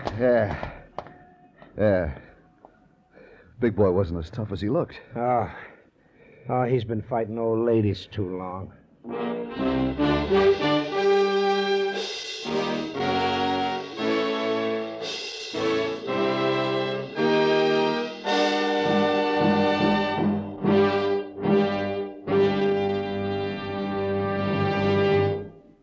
The lineup where before you pass the innocent, the vagrant, the thief, the murderer. Listen next Wednesday when we again bring you The Lineup. May I have your attention, please? You people out there on the other side of the wire in the audience room, may I have your attention, please? Thank you. My name is Greb, Sergeant Matt Greb. I'll explain the lineup to you. Each of the suspects you will see will be numbered. I'll call off a number, their name and charge. If you have any questions or identifications, please remember the number assigned to the prisoner as I call his name. At the end of each line, when I ask a question,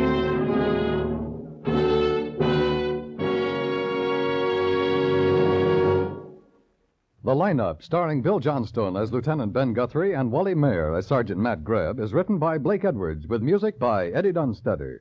Featured in tonight's cast were High Upperback, Ray Hartman, Bob Sweeney, Howard McNear, Peter Leeds, Virginia Gregg, Sidney Miller, and Bill Boucher.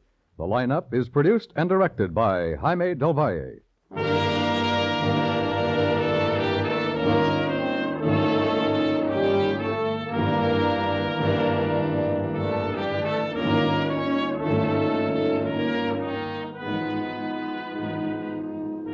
The top fights of the nation come to you on CBS Radio.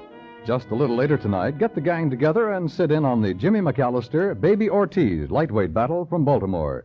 The broadcast will be heard on most of these same CBS radio stations. Who are you pulling for? And just as a reminder of where to find the ringside, CBS, CBS, the Star's address, the Star's address, where you always hear the best at CBS, CBS, the Star's address, the Star's address, CBS. Stay tuned for yours truly, Johnny Dollar, which follows immediately over most of these same stations.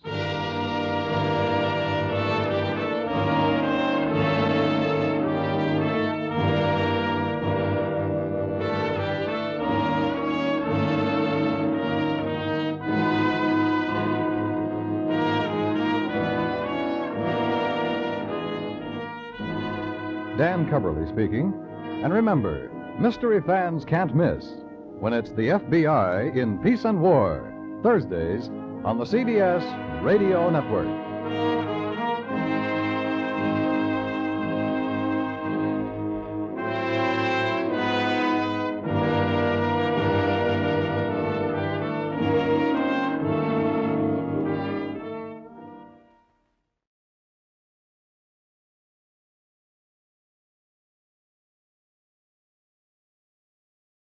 Ladies and gentlemen, we take you now behind the scenes of a police headquarters in a great American city, where under the cold, glaring lights will pass before us the innocent, the vagrant, the thief, the murderer.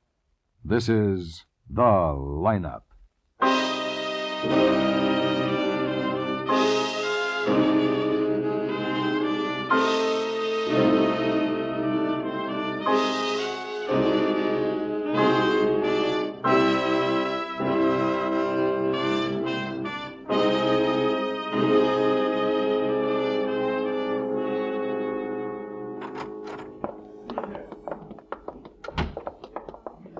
Sam. Yeah? Here's Mrs. Jennings. This is Lieutenant Guthrie. How do you do, Mrs. Jennings? Hello, Lieutenant. I'll see you later then, Ben. Yeah. Oh, Don't worry. I'll drive you back home when you're finished. I'll see you in a little bit. thank you, Sergeant. I hope I can be of some help, Lieutenant. He's been so nice to me. He drove me over on the ferry instead of the bridge. I told him I'd like to see ships up close. Well, so do I. Mrs. Jennings, our man probably won't be any of these, but we have to cover every possibility. Of course, Lieutenant. How is that poor girl? Oh, about the same. Oh, such a terrible thing. Is he a criminal? None of the suspects are down here, Mrs. Jennings. They'll all be up on the stage. May I have your That's attention, Captain Devereaux, please? narcotic squad. Oh, You people out there on the That's other all right, side of the Mrs. wire in Jennings. the audience room, may I have your attention, please? Thank you. My name is Greb, Sergeant Matt Greb. I'll explain the lineup to you. Each of the suspects you will see will be numbered. I'll call off a number, their name and charge. If you have any questions or identifications, please remember the number assigned to the prisoner as I call his name. If you're sure or not too sure of the suspect, have him held. The officers who took your name will assist you. They're seated among you. The questions I ask these suspects are merely to get a natural tone of voice, so do not pay too much attention to their answers as they often lie. Bring on the line. Sergeant looks like a nice man, All isn't right, boys, Greb? come on, Oh, keep it moving. yes. Family man? All the way to the end of I the stage. thought so. That's right, all the way down. Now turn and face front, hands to your sides, and look straight ahead. Now don't be afraid to talk right up so the people in the back of the room can hear you. All right, number 1, Roswell Brennan, robbery. Where do you live, Roswell? Here. Here, on this stage of the county jail in town? Where? In town, I don't know the address. I just moved in yesterday. Got picked up before it gets settled. 10 each side. Can you people hear him back there? All right, a little louder, Roswell. Now, where did you live before you moved to the east side of town yesterday? Yeah. Come on, speak up. Here in town, right here in this stinking town. Where? I lived at the White Hotel for a while. And before that? I lived out of town. You married? Not anymore. Ever served time? You heard the question. Yeah. Well, when, where, what for? It was a couple of years ago. I did 9 months in the county jail in Cheyenne, Wyoming, for robbery. Okay. Number 2, Frank Sundell, disturbing the peace. Where do you live, Frank? 532 Logan Street. Is that your permanent residence? Permanent as any. Lived there almost 3 months now. According to the report, you threw a brick at a laundry truck and smashed the windshield. Well, they wouldn't make good on the 3 shirts of mine they ruined.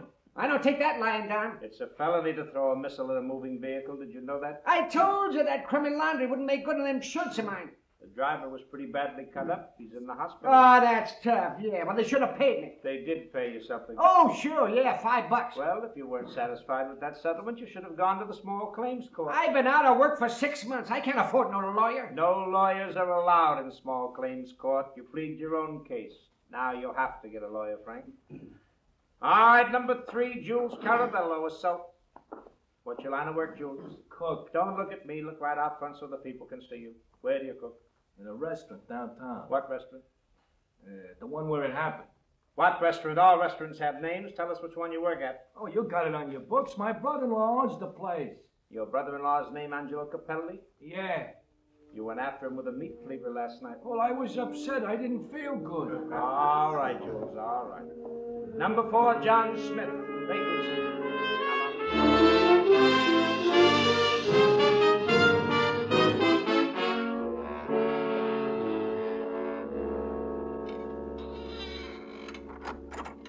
Hi. Hi. Oh. But anything the matter? Just tired again. I keep telling you to try a massage, Ben. Those guys... Not me. Well, then let Quine... No, thanks. Now, look, I'll let him do it to me, see, and show you how easy it is. Yeah. Mrs. Jennings spot anyone? No, she's coming back tomorrow and try again. That's too bad she didn't get the license number of the car. Well, he just passed a window and parked out of her range of vision. She thinks it was a 50 Buick. It was dark out last night. No moon. She has the face pretty clear in her mind. She says he wasn't 2 feet from her window when he walked back to his car. And besides, there's a street light on her corner, and that helps. Yeah. How's Asher doing? Any identification on our Jane Doe yet? He's looking into the clothes labels and laundry marks. Put her prints on the wire. Well, maybe she'll regain consciousness long enough to tell us who she is. And Dr. Gordon said he'd let me know if there was any change. She was sure shot up. Ash is checking on that coat she was wearing. Should get something. It was expensive. Mink. You know, Molly says she could never stand to wear a mink. Hi, Ben. Matt. Oh, fine. Just the guy I want to see. Ben needs a neck job. Yeah? No, I didn't say I did. Now, look, Ben, look. He can take your head and twist it just right so your neck cracks. Relax it in half a second. Go ahead, Quine. Go ahead. Show him. You don't show me. What's the matter? You scared? Come on, Quine. Come on. Do it to me. Show him. Okay, sit over here, Matt. All right. Now, sit down and relax. I'm relaxed. Relax, Matt. That's it. That's Yeah. it. Now, relax now. All right. Yeah. How's that? Oh, great. See? Now the other way. Watch this, Ben. I'm watching. You see, you got to get a hold of him just right, Ben. It's the leverage. Now, relax, Matt. Just loosen up. Now, hold it. I tell you, Ben, this is exactly what you should do. You feel better right away. Hold still, wait a minute. Oh, sorry. All right. I got to get you set just right. All right. It's important, you know. Yeah. The big secret is Lieutenant to relax, Guthrie. To relax all Yeah. over. Yeah. Wait a minute. Let me take that down. Good. Real good. 3041 Turn your Albion head Street. the other way, will you, Yeah. Matt? Yeah. Like Okay. that. There we are. Yeah. Hey, come on, let him do it to you, Ben. I tell you, it makes you feel 10 years younger in 10 seconds. Does it really work? Oh, sure. Yeah, well, what do you say, Ben? Well, maybe later. That was Asher. Huh? He came up with an identification on our Jane Doe. She worked in a defense plant for a while. Prints were on file with the Bureau. Her name's Lorraine Oberhauser. Asher's over at her apartment now. Okay. Ben, yeah. I want to think about it. Come on, man.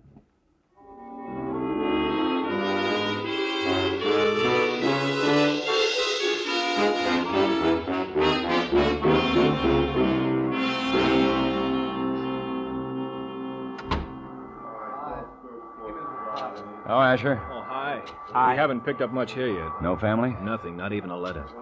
But Crockett should get something at the defense plant. Uh-huh. Oh, the apartment house manager, Clarence Dillon's waiting to talk to you. Oh, sure. In here. Thanks. Lieutenant Guthrie and Sergeant Greb, Miss Dillon. Oh, Miss Dillon? Hello. Hello. I couldn't believe it when they told me about poor Lorraine. I still can't believe it. Was she a friend of yours, Miss Dillon? When she quit her job 3 months ago, we sort of got acquainted. We'd have coffee together late in the morning. She ever speak to you about her family? Never. Although I think she was married once. What about her friends? I never met any of them. What about the man who drove the Buick? He used to come by and pick her up, didn't he? Oh. You know about Claude. Claude who? Why, I never met him. She just called him Claude when she talked about him. What'd she say about Claude? Well, you know, I have to meet him or I'm going to see him tonight. Mm-hmm. A few times I saw him in the hall. Oh, what'd he look like? Tall, sort of getting bald. How old? Well, maybe 40. How old's Lorraine? 25. She had a birthday a week ago. She have a party? Sort of. Didn't Claude come? No. It was just Lorraine and myself. We had a drink or two and then went out to dinner and a movie. Did Claude come by here last night? I couldn't say. I was out last night. He does drive a Buick. Yes. What kind? Riviera. Blue. Trimmed in black. You know where we can get hold of him? Oh, heavens, no. Well, did Lorraine ever mention what kind of work he does? No. Well, how'd he strike you the few times you saw him? Quiet man. Very quiet. Have money? Seemed to. Did he buy Lorraine that fur coat? I suppose so. He bought her a lot of things. Where's your apartment? Across the hall. Do you ever hear them arguing? No, I don't think they saw enough of each other to argue. What do you mean by that? Well, he only saw her once or twice a week, always during the week, too. They hardly ever went out. But Claude had money. Seemed to, yes. Lorraine pays all her bills on time, does she? Her rent? Oh, yes, always. But she hasn't been working for 3 weeks. Do you think Claude was helping her out? I don't know. Is Claude a married man? Yes. Get that, Asher. Right, then. Now, those times you had coffee with Lorraine, she ever ask your advice? No. Never mentioned she was in love with a married man? Just once. She was unhappy about it. She didn't like it. Claude's wife wouldn't give him a divorce. Uh-huh. Anything else? Well, she said she knew she'd have to break it off. It was no good. When'd she tell you that? Yesterday morning. This picture was found in one of the drawers, Miss Dillon. Do you recognize this man? Well? That's him. That's Claude.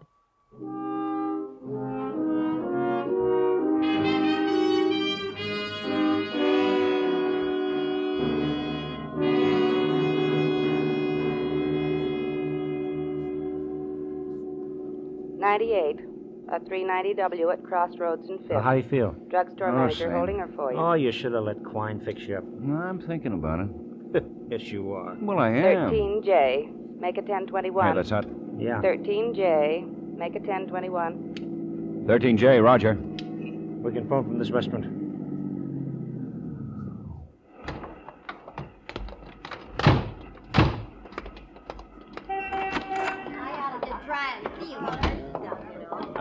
Where's the telephone, miss? Around the side. I'll do it, Vic. No, I want to make another call, too.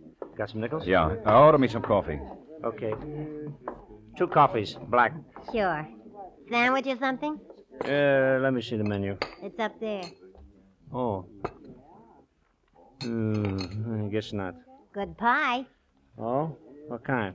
Apple, huckleberry, boysenberry, black bottom. I'll try the black bottom.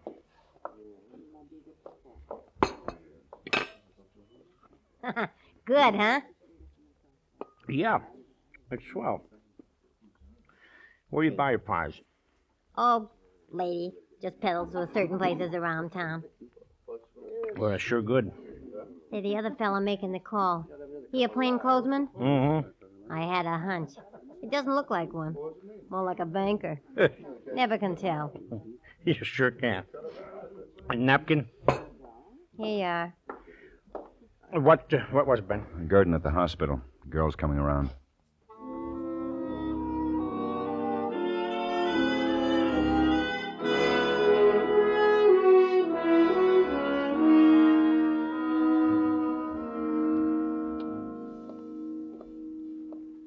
How you been? Oh, fine, Doc. Remember Sergeant Greb? Oh, sure. Hi, Sergeant. Hello, Doctor. Maybe I shouldn't have bothered getting in touch with you. She hasn't died. No, not yet. But she's about 2 inches away. Hard to do anything with a patient in her condition. She's under oxygen. Oh. Know who she is yet? Her name's Lorraine Oberhauser. The priest? She was wearing a scapular medal. Oh.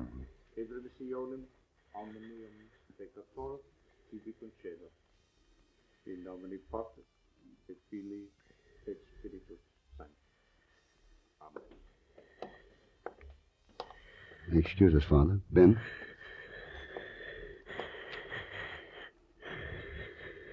Sometimes just before it comes, they regain consciousness long enough to say a few words.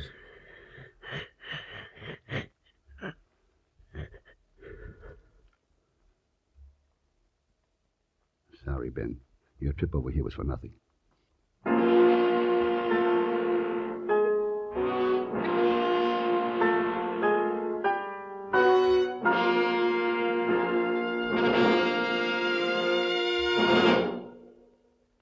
Beginning next week, the lineup will move to Thursday evenings. So listen to the lineup Thursday nights over most of these same stations.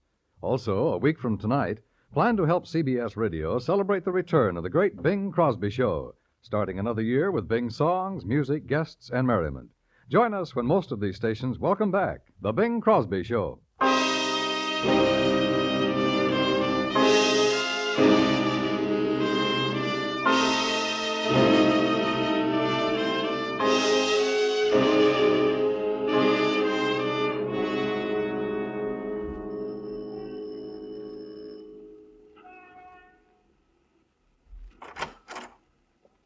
Well, this is a surprise. Hello, Mrs. Jennings. This is Sergeant Greb. Good afternoon.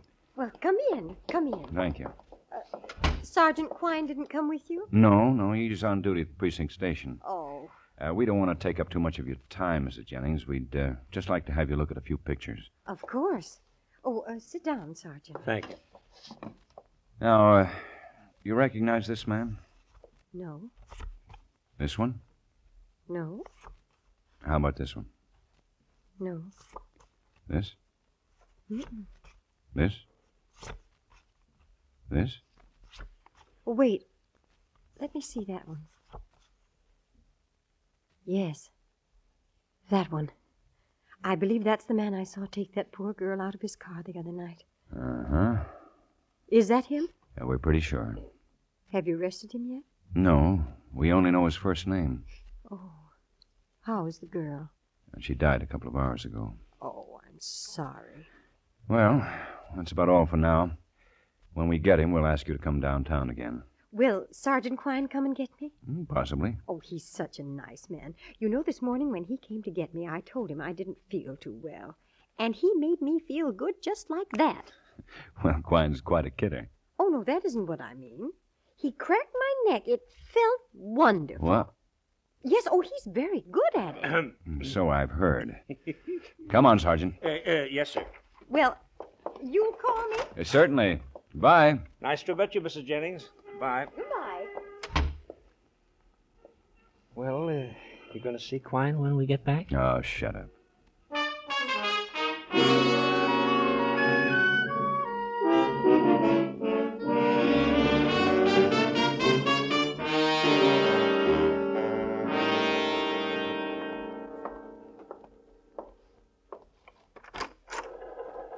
Hi, Ben. Oh,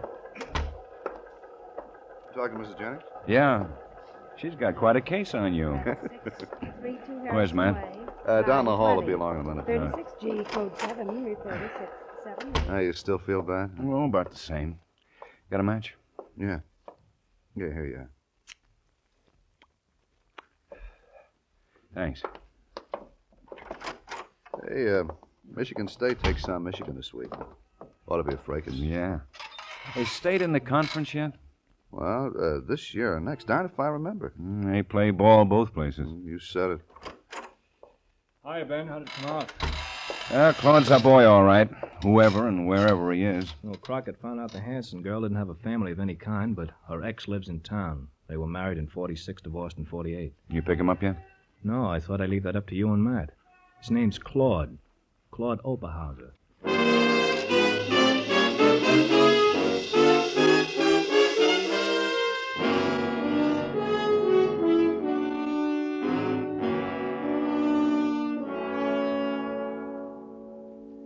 The police, did you say? That's right, Mr. Oberhauser. I'm Lieutenant Guthrie. This is Sergeant Greb. Oh, how do you do? Well, sit down, gentlemen. Just getting ready to leave the office. Thanks. Well, what is it? You were once married to a girl named Lorraine Hanson? Oh, yes, once. We've been divorced almost 3 years now. Is Lorraine in trouble? She was shot to death last night, Mr. Oberhauser. You sure it's Lorraine? Well, we checked her prints with the FBI. She worked in a defense plant and was on file. Oh, poor kid. The poor mixed-up little kid. Have you been seeing her? Oh, yes, occasionally. We have a drink together. We even talked of trying out marriage again. You married now? Yes, more or less. When'd you last see her? Oh, a week or so ago. I don't remember exactly. Friendly? Oh, yes. See, we were just kids when we got married. We knew we'd made a mistake, and then we separated. I guess we both grew up a little in the meanwhile. We kind of needed each other. We'd like to have you come along with us. Huh? Oh, well, all right. Wait a minute. I'll get my hat. Matt, tell Asher to take his boys off the front and back entrance. This isn't the right Claude.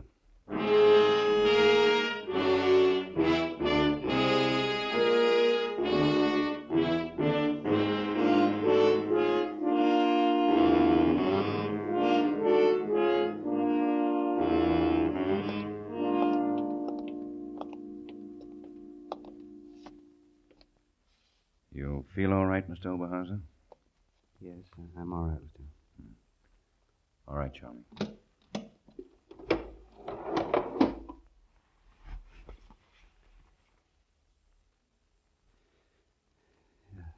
That's Lorraine. You're positive? That's Lorraine, I'm positive. Okay. Now let's go out front. Have you talked to anyone else yet? Just a landlady. What about Claude? Claude? Claude Unright. Sit down, Mr. Oberhauser. Sergeant Greb will be along in a minute. Tell me, is this Claude Unright? Yes, that is. Well, what can you tell me about him? Oh, just about everything. Yeah? Well, Lorraine's been seeing him for the last year. I knew that, of course. At the same time she's been seeing you? Uh-huh. I checked on him, wanted to see what kind of a man he was. I didn't want her to do something foolish, make any rash moves. Did Lorraine know he was married? No, not at first. Not until I told her. Where can we get in touch with him? Well, I don't remember his address, and I know it isn't in the book, so... Well, what about where he works? Well, I don't know where that is, but I've got his address or my... Ben,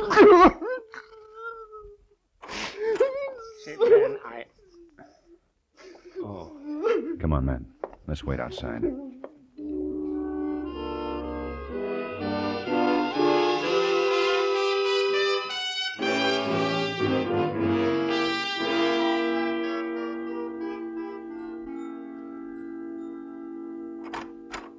Hello. Hello. Who are you? My name's Guthrie. Who are you? I'm Tommy Armrack. Oh, is your daddy home? No. Your mother? She hasn't been home for 3 days. She's out of town. I'm hungry. I don't know why my daddy's so late. He's usually home when I come home from school. Matt. Matt! Go, man. Come on around. Who's he? Well, he's a friend of mine. We're policemen, Tommy. No, you're not. You don't even have a uniform. We saw it in the garage. He tried. Oh. This is Tommy Arnwright. Oh, hi, Tommy. Take a look around, man.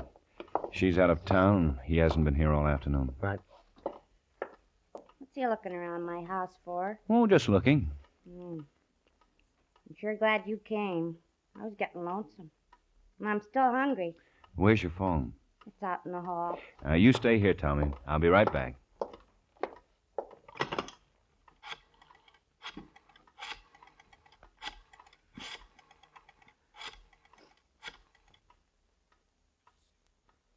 Sergeant Asher, please.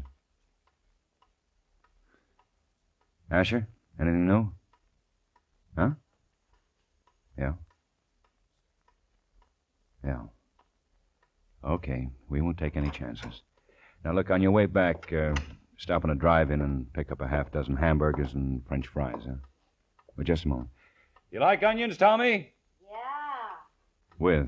And 3 malts, too. Right. We'll wait here for Onright. He didn't pack anything, Ben. Empty suitcases in the closet.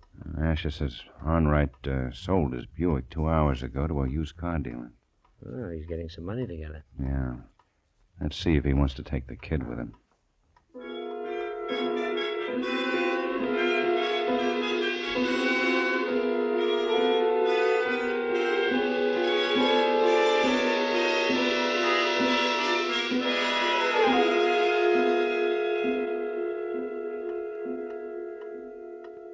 The kid know anything? He was asleep when the matron took him down to juvenile hall. Oh, it's after 10:30, Ben. Do you think Arnwright might have beat it already? I don't know. Oh. Hard to say. It's been a long day. I hope it doesn't get any longer. Yeah? How long? Yeah, okay. Turn off the light, man. Carga says a yellow Merc's been circling the block, thinks it's Onright driving. Better get your car warmed up. We might not stop. Right.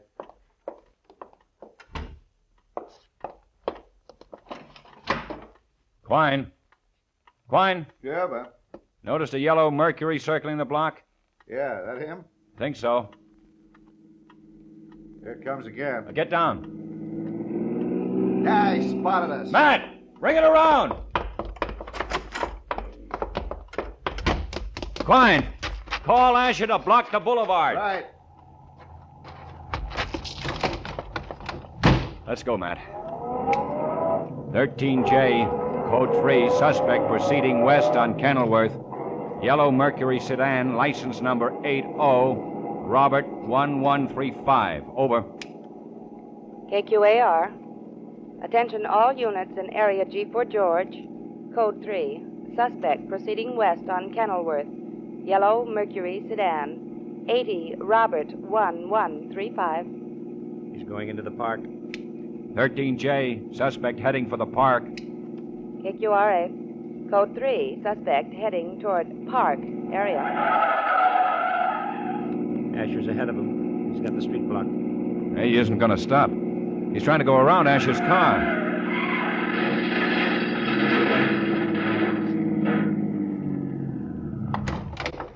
There he goes. Shoot in the air, Matt. Okay, let him have it. Yeah, that did it. He's down. Watch it now.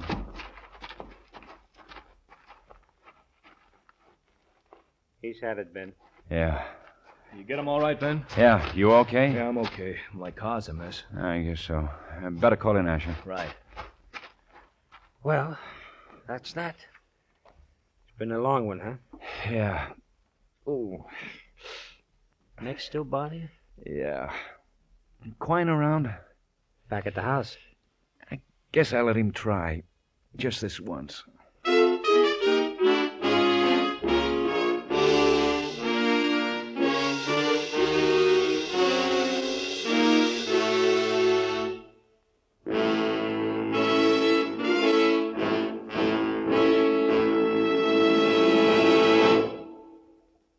The Lineup, where before you pass the innocent, the vagrant, the thief, the murderer. Listen next Thursday when we again bring you The Lineup. May I have your attention, please? You people out there on the other side of the wire in the audience room, may I have your attention, please? Thank you. My name is Greb, Sergeant Matt Greb. I'll explain the lineup to you. Each of the suspects you will see will be numbered. I'll call off and number their name and charge. If you have any questions or identifications, please remember the number assigned to the prisoner as I call his name. At the end of each line, when I ask for questions or identifications,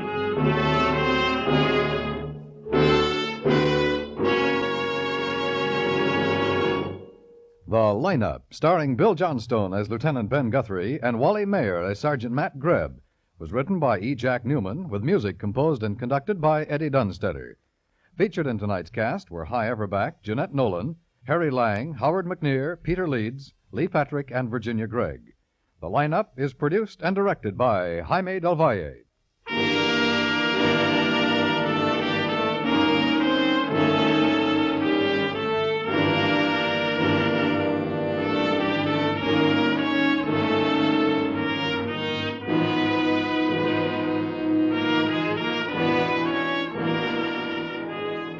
Beginning next week, listen for The Lineup Thursday nights on most of these same stations.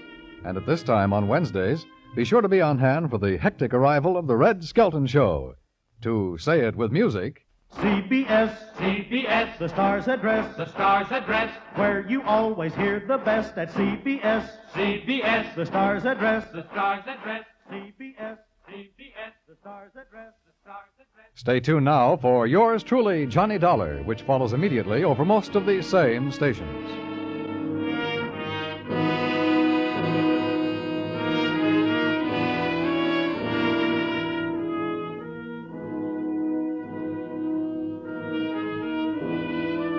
Dan Coverly speaking. This is the CBS Radio Network.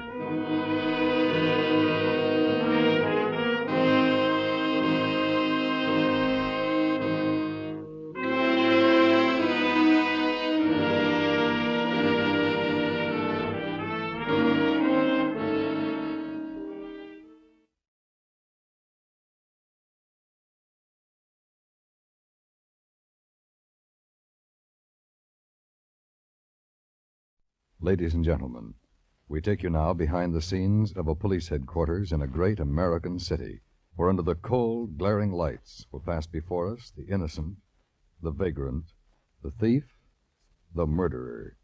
This is The Lineup.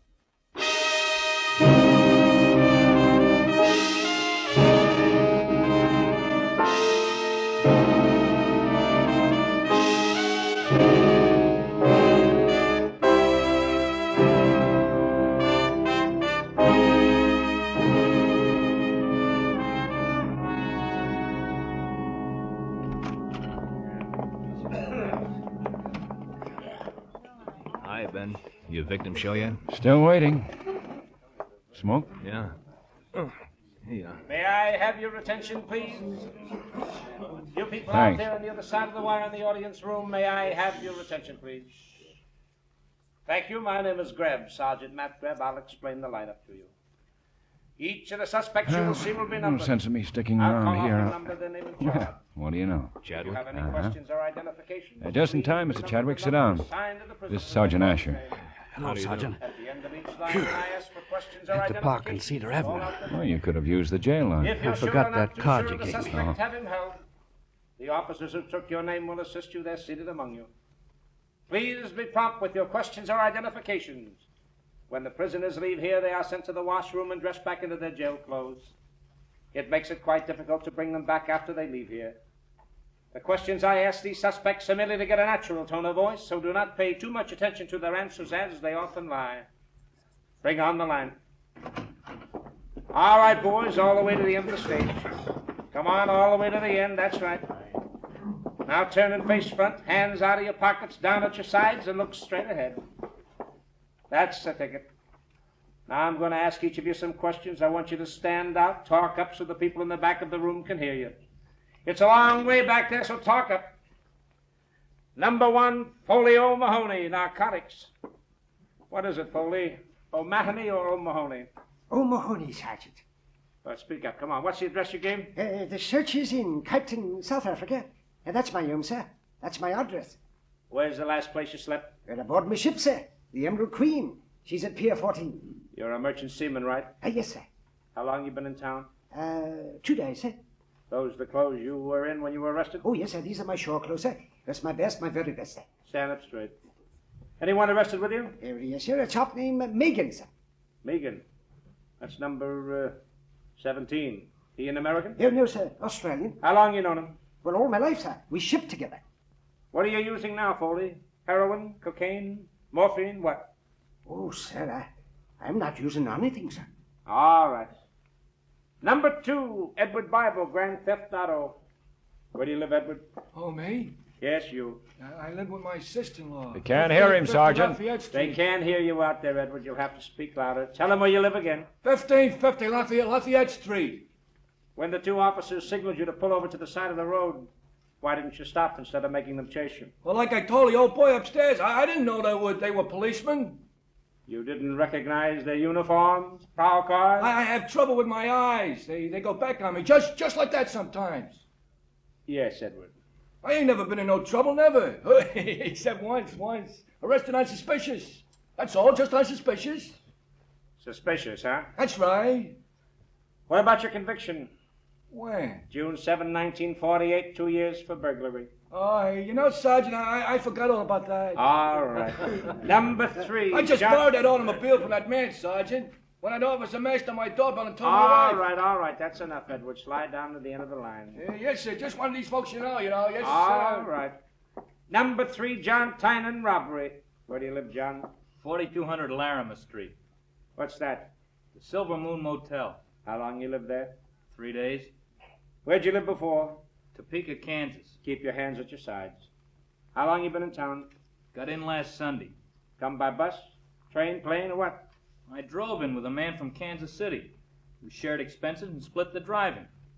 What's your work, John? Electrician. Were you carrying a weapon when the officers arrested you? Yeah, revolver. What kind? 38.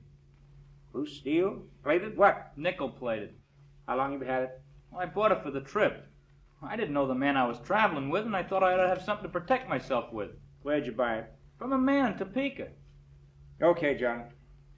Number 4, Carl Powers, assault. Face front and speak up, Carl. You live at 1601 Cherry Street? Yep. How long you lived there? Year. The report says you were breaking furniture at that address. They ganged up on me. Who? Mike and his wife. Mike? Who's Mike? Mike Bullet. Some double-jointed name I never could say. Mike Boloniski? He's here too, you know. I know. Mike's got quite a shiner, Carl. So is his wife. So have I. Maybe all of you better lay off the hooch the next time you play cards. Any questions or identifications How about from it, the Mr. audience? Chadwick? Number 3 fits the general description you gave. Any questions or identifications from the audience, I just don't please? think so, Lieutenant. Lieutenant? Nothing, Sergeant. Okay, run them off. Bring on the next line.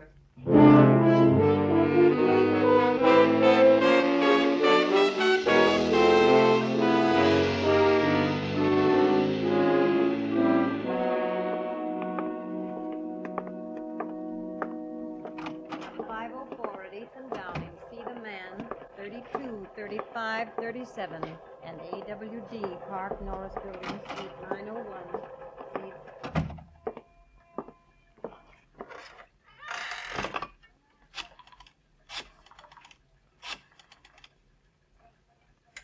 Hi, Crockett. Oh, good. Number 16. Yeah. Isn't that the payoff? Yeah, who knows? You got anything yet? All right, let me know. Hi. Hi. You finished already? Yeah, not many today. Chadwick didn't come through, huh? No. Here, take a look at this. All these places? Yep. M.O.'s exactly the same. Pick out a little neighborhood jewelry store. She stays on the outside. He goes inside and cleans the place. They hit once and scram to the next town. Well, Ben, these descriptions are all pretty much alike. including the one we got from Chadwick. Hey, what about that? I thought sure Tynan was our boy. Well, let's keep hauling them in. Okay. Well, how'd you come out? 16. How about you? 33. I'll have to wait 2 more years for another exam. Unless 32 sergeants quit the force. You got a chance. Oh, not much. I've never made more than 14 appointments in a 2-year period. That's the way it goes with civil service. Well, at least the waiting's over, huh? That's something. Hey, some game, huh? What do you mean, some game? Woohoo, sorehead. Guthrie. Yeah. Denver? Mm-hmm. Well, hold on. Matt, what about Tynan? Back at the city jail. Going to be arraigned on concealed weapons this afternoon. It's okay. Thanks, Ryan. Tynan may still be our boy, Matt. Chief of police in Denver wants us to hold. Jewelry store man there identified the picture we put on the wire last night. Get Chadwick up here. He's down looking through the mug file.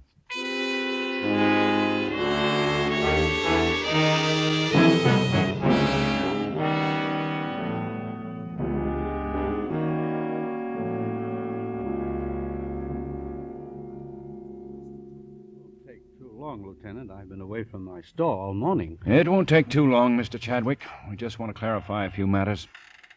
You want us to get the man and woman who held up your store, don't you? Well, yes, of course. Then why have you been wasting my time, your time, the department's time, Mr. Chadwick? What? Last Saturday morning, a man and woman stuck up your jewelry store. Happened approximately 11:30 in the morning, before you went to the bank. Now, just a minute, Lieutenant. Let me finish, and then you can talk. Besides a sizable amount of jewelry stock, you also reported that over $800 in cash was taken from your safe. As a matter of routine, our robbery division found out that you haven't deposited more than $400 in cash on any Saturday morning within the last 8 months. But we gave you the benefit of the doubt. You seemed in good faith and anxious to cooperate with us. Matt, hand me that. Here you are, Ben. Thanks. This is a picture that went out over the wire last night. It's the man you saw in the lineup this morning. His name's John Tynan. A victim in Denver identified this picture of the man working with an unidentified woman who held up his store. We're pretty certain he's the same man who held you up. Well, what have you got to say? All right. I guess I've caused you an awful lot of trouble. Well, it isn't the first time a victim hasn't identified a thief because of the money he hoped to collect on his casualty policy. Well, Mr. Chadwick? Yes. Yes, he's the man who held me up. Will I be booked or something? How much cash did he actually get? $360. How much did you claim? $800 plus. Give him a form, Matt, so we can verify this identification. Right. I don't understand people sometimes. They whoop and holler and cry for law and order and protection. When they have an opportunity to do something active in the way of apprehending criminals, they pass it up. Sign here, Mr. Chadwick. Yeah. And this copy, too. Now what? You better call your lawyer, Mr. Chadwick. Insurance companies don't like to be lied to either.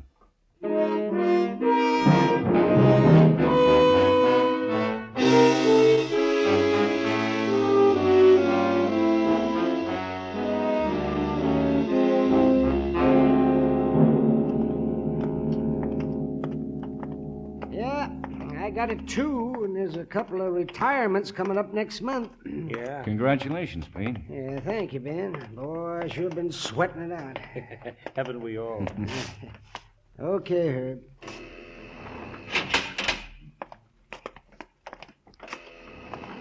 What's that booking number again? 22689. Didn't we let him out for your lineup today? Uh-huh. How's Molly? Good. Hey, Sergeant. Hey, Sergeant, I got to see you, just a minute. I got something to tell you. Later, Ed, later. Hey, but it's important, Sergeant. Later, Ed. Oh, don't forget it. Hi, Carl. Well, Guthrie. How you been, Lieutenant? Fine, thanks. Yourself? Good. Hey, Lieutenant, why don't you get him to put radios in these places? At least while the series is on. All right, knock it off, you guys. Knock it off. Some people want to get some sleep around here, you know. Tynan? Yeah? Come on. Now what? This way.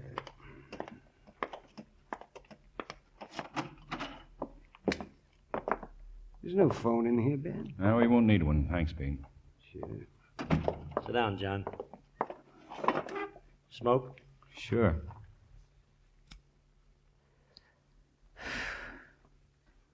Why the visit?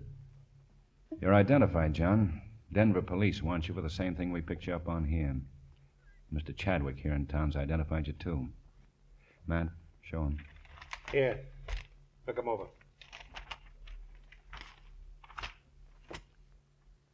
Well, son, What's it mean? that depends on you. Ever been in trouble before? No? How old are you? 23. Well, with or without a statement, you'll be indicted for grand theft and robbery. They can also throw in transporting stolen property, carrying concealed weapons. It'll be easier if you cooperate with us. How long? That's up to the judge of the Superior Court. But we'll be there to tell him how much you helped us or how much you didn't. Her name's Irene Oldham. You can pick her up at the Albany Hotel. She's registered under the name of Mrs. Dick McBride. Get a stenographer, man.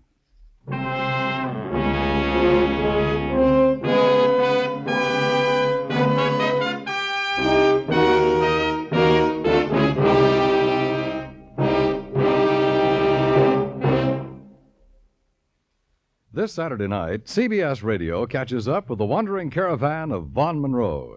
After a one-month vacation, Vaughn, the Moon Maids, the Moon Men, and singing comic Ziggy Talent will again make music in the Monroe manner over most of these same stations. CBS Radio beams their season's premiere out to you this Saturday night. Don't miss it.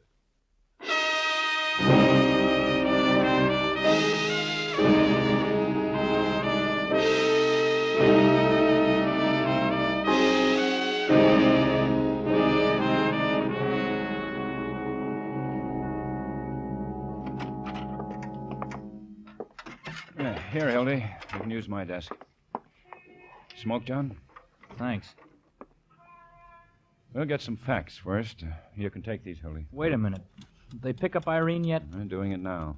Oh, I don't want to see her when they bring her in, Lieutenant. You'll have to see her when you're arraigned. But I don't want to see her now. Okay. Well, let's go ahead. How long have you known Irene Oldham? I met her 2 months ago. Where? In my hometown, Topeka. Go on, John. We liked each other, Irene and me, and we decided to pull some jobs together. Was it her idea or your idea? Both of us, I guess. But she figured out a way to do it. The idea was to hit and run. So we took her car and went on the road. We'd go in a jewelry store and pretend like we were going to get married and wanted to pick out a ring. We'd wait until the store cleared if there were customers in there.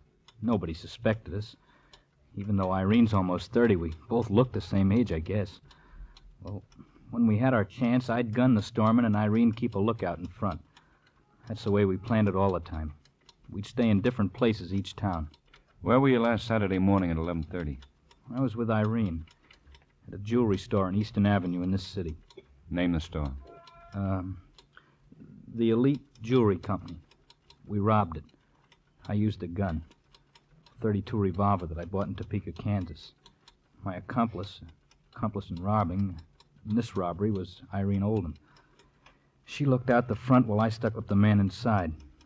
I took everything in the open cases in the store that looked valuable to me, and then I forced the man to open the safe. I remember it was $360 because the man had it already deposited in the bank. I went outside then and... Yeah. Hold it, John. Well? Checked out an hour ago. Just missed her.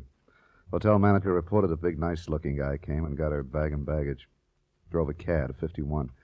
Doorman thinks 62R first on the license numbers. Heard her call him Frank. Well, see what you can do at license registration, Quine, and get out an APB on him. They can't get too far. Right. All right. Go ahead, John. Well, I gave the money and the jewelry to Irene, like I'd been doing on all the jobs. Irene was saving it all for us. This was our last stop. We were going to get married and go to South America when we finished.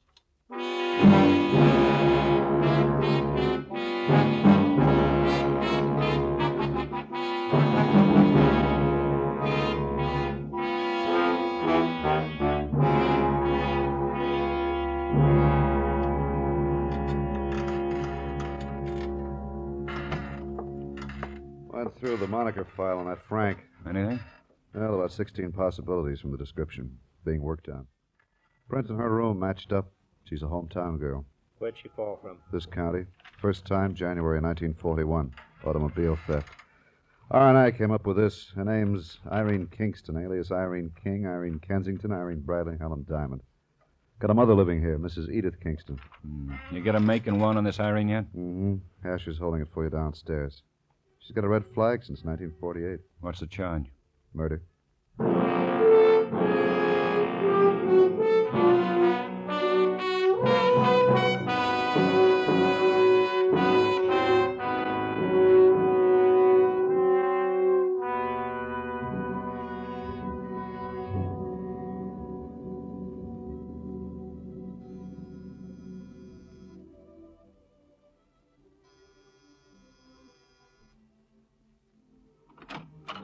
Mrs. Kingston?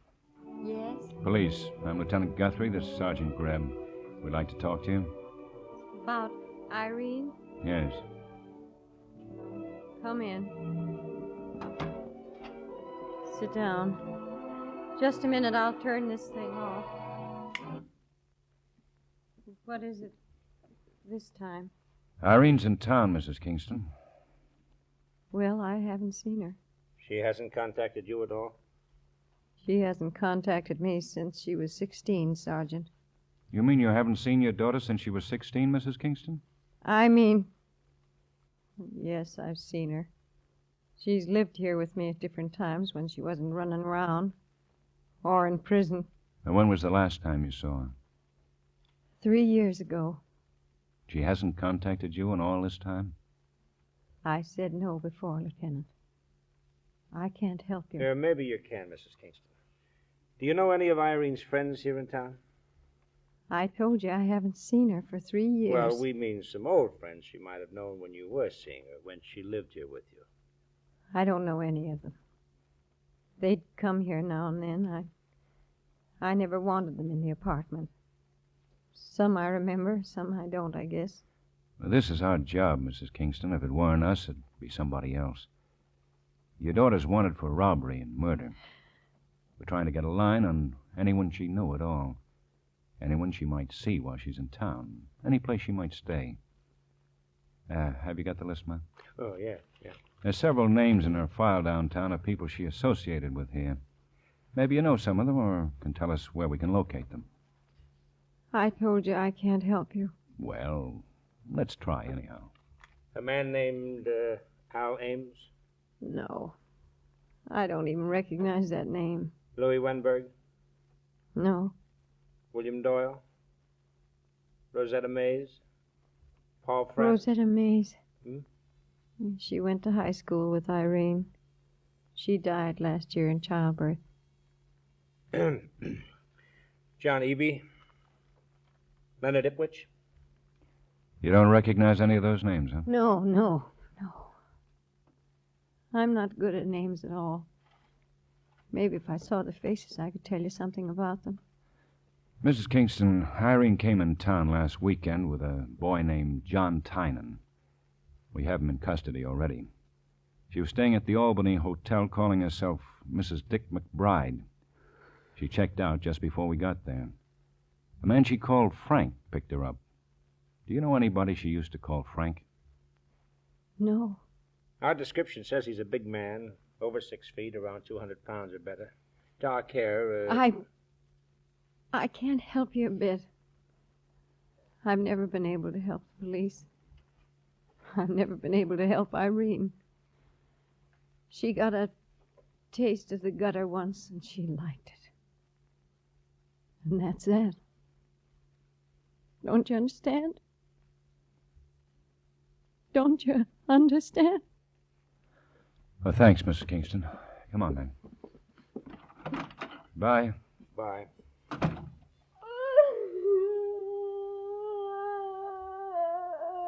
And let's get some men on this place 24 hours a day.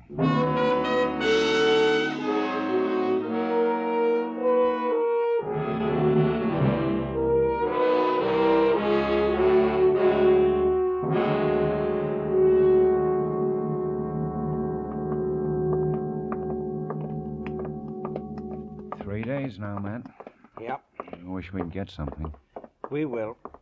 We had that APB out on her and that Frank less than an hour after they started. We got all the roads covered, airports, bus stations, harbors. And don't forget her mother's apartment. Don't forget that. Yeah. I hate to keep so many men tied up. Hey there. Matt, Ben, how are you? Fine, Joe. 13J in? Yeah, you want it? Mm-hmm. Sign here. All right. Okay. It's parked about halfway down the line. I see her. Thanks, Joe. See you, Joe. Yeah.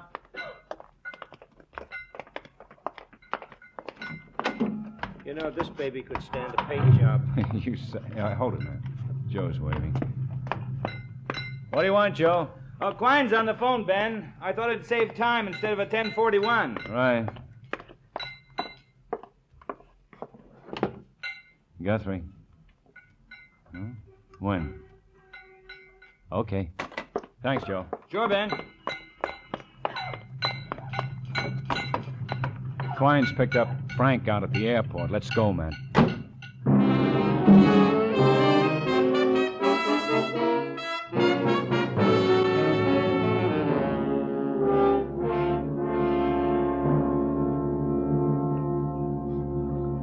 Any trouble, Quine? No, like a lamb. Bought 2 tickets for the 5 o'clock plane. He used the name Mr. and Mrs. Frank Peterson. That was on his license, too, Frank Peterson. Bring any luggage? Checked it through already. What'd he say? Not a word. Asher's got him here. Hiya, Matt. Ben? Hi. Hi. Are you Frank Peterson? Well, let me tell you. You are Frank Peterson. You've already bought 2 tickets and checked your luggage. You're going to meet Irene Kingston here. Now, look, we'd rather pick her up where she's staying. Someone might get hurt around here. Where is she, Frank? Where's Irene Kingston? All right, take him down and book him.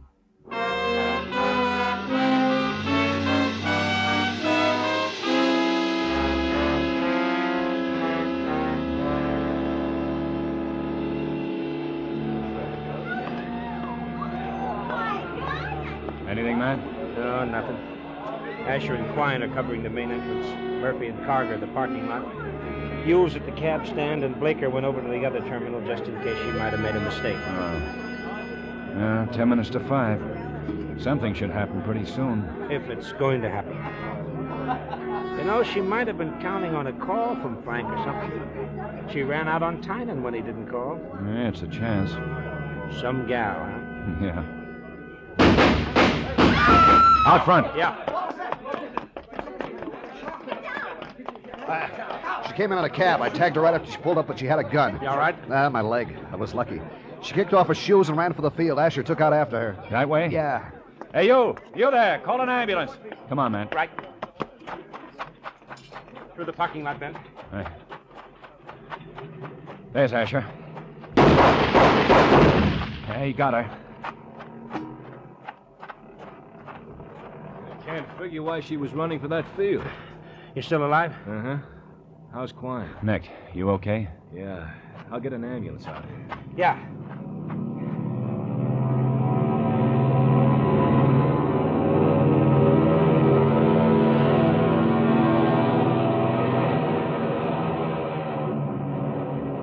Well, just 5 o'clock. That must be their plane. Wonder where they were going. South America.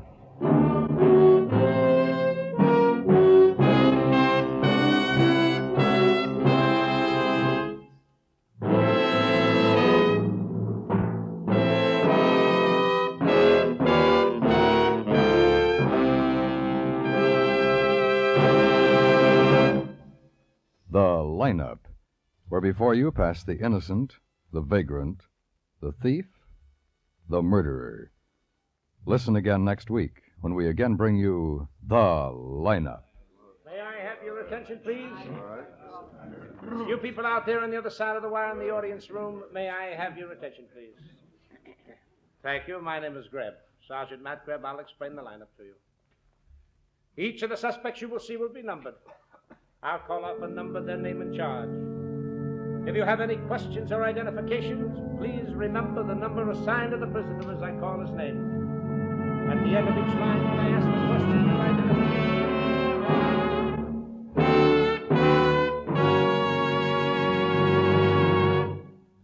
The Lineup, starring Bill Johnstone as Lieutenant Ben Guthrie and Wally Mayer as Sergeant Matt Greb, was written by E. Jack Newman with music composed and conducted by Eddie Dunstetter.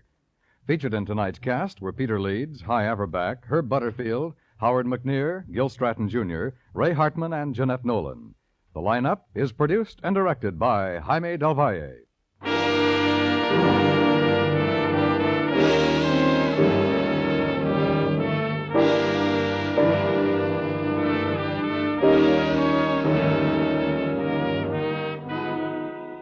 This Saturday, Joan Crawford stars in I Knew This Woman, a poignant drama of family life when Stars Over Hollywood launches its 11th big season of dramatic hits on CBS Radio.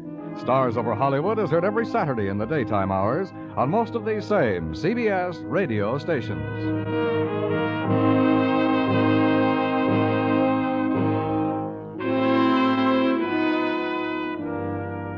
Dan Coverly speaking. And remember, it's 2 hours of music, the nation's favorite songs, every Friday evening on the CBS Radio Network.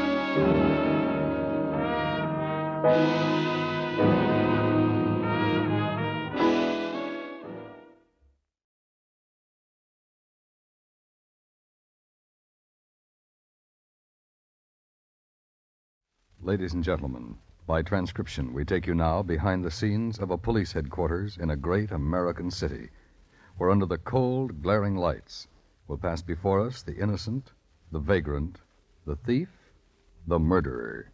This is The Lineup.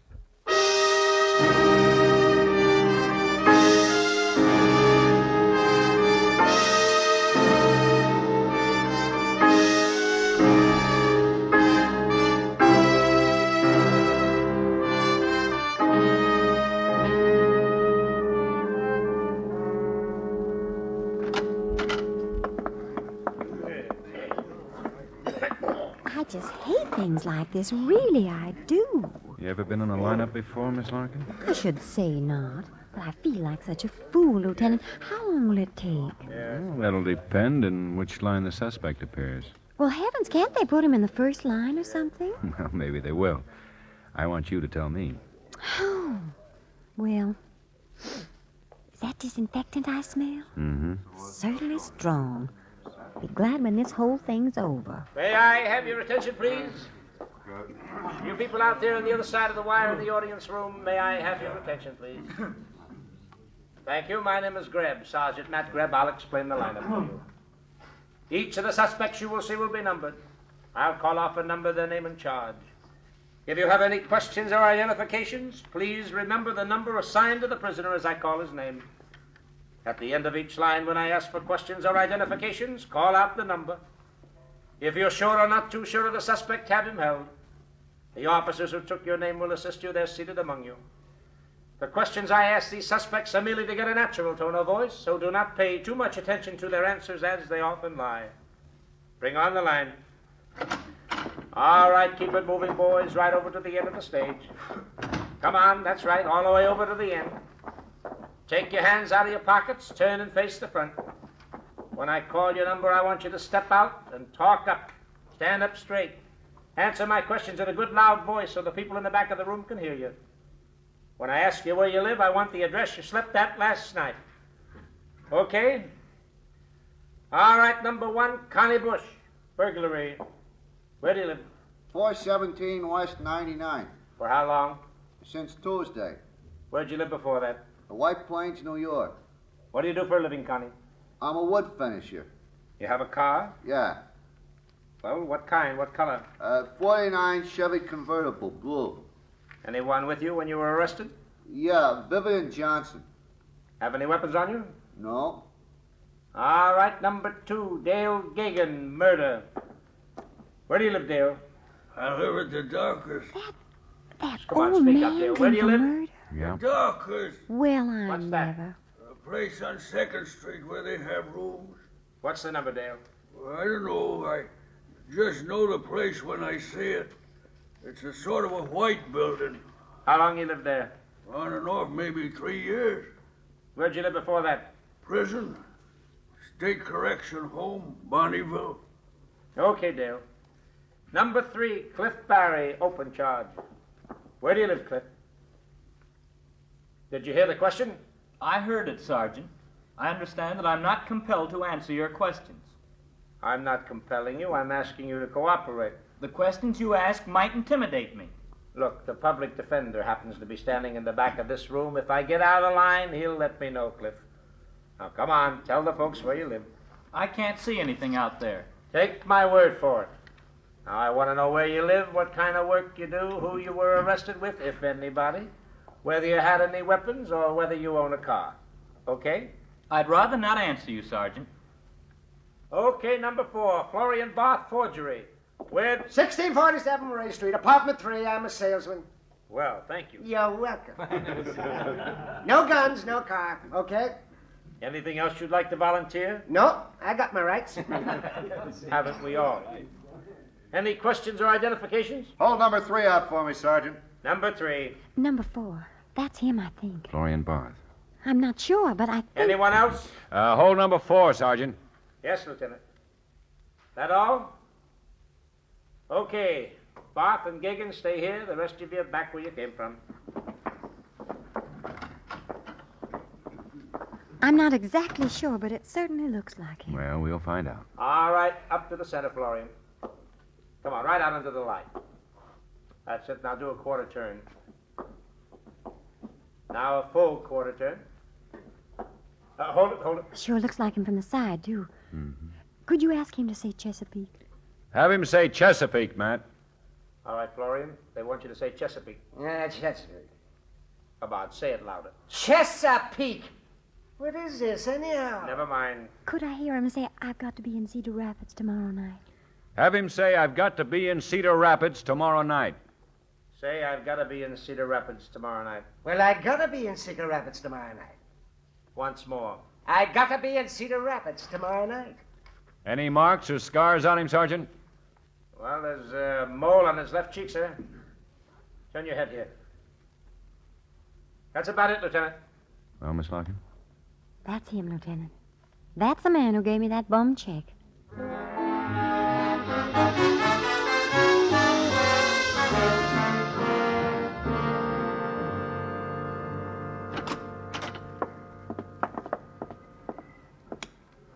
I thought I was all finished. Well, you are, practically. Just want you to fill out a verification card. Yeah, here they are. Do you like it? Hmm?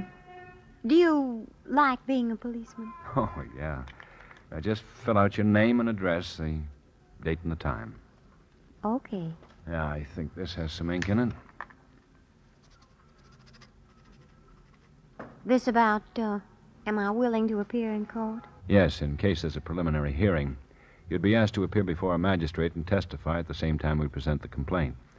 Chances are you won't be called at all. Oh. He'll probably waive his right and plead guilty. From there on, it'll go straight to Superior Court for decision. Well, that's the way it works. That's the way it works. Here. Thank you. I want to thank you for coming down tonight, Miss Larkin. I knew you took time off from your work to do it, and we certainly appreciate it. Oh, it wasn't so bad. As a matter of fact, very interesting. Besides, I should have my head examined for letting that guy give me a bad check. Well, don't feel too badly. A lot of people have been taken in just like you in the last 3 months. It's been passing bad checks all over town. Something like $4,200 worth last month alone. Were they all as dumb as I was? Well, nicely dressed man runs up a bill and wants to pay for it with a legitimate-looking payroll check. He has what seems to be proper identification, and well, that's about it. You forgot that smile he flashed around. Oh, well. Want me to call your cab? No, I've got my own car in the lot. That old man in the lineup tonight, the one up for murder, I'm curious, who'd he kill? Another old man. How? Beat him to death with a shovel. He got in an argument over a game of checkers. Some world, huh? Some world. Good night. Good night.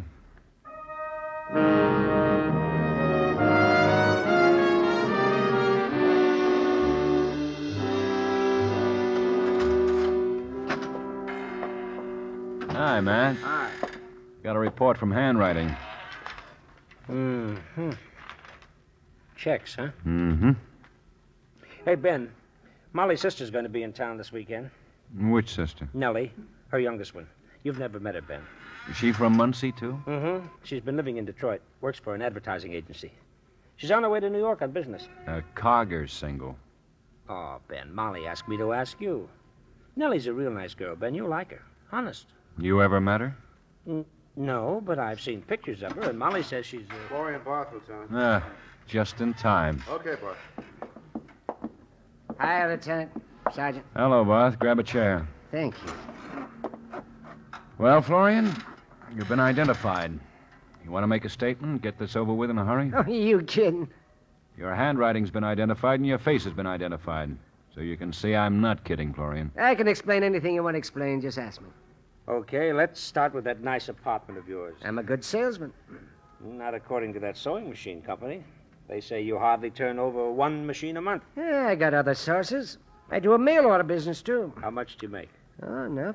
How much is that? Oh, sometimes 4, 5, maybe 600 a month. Depends on how hard I work. Who printed up your checks? What checks? The checks you've been passing all over town.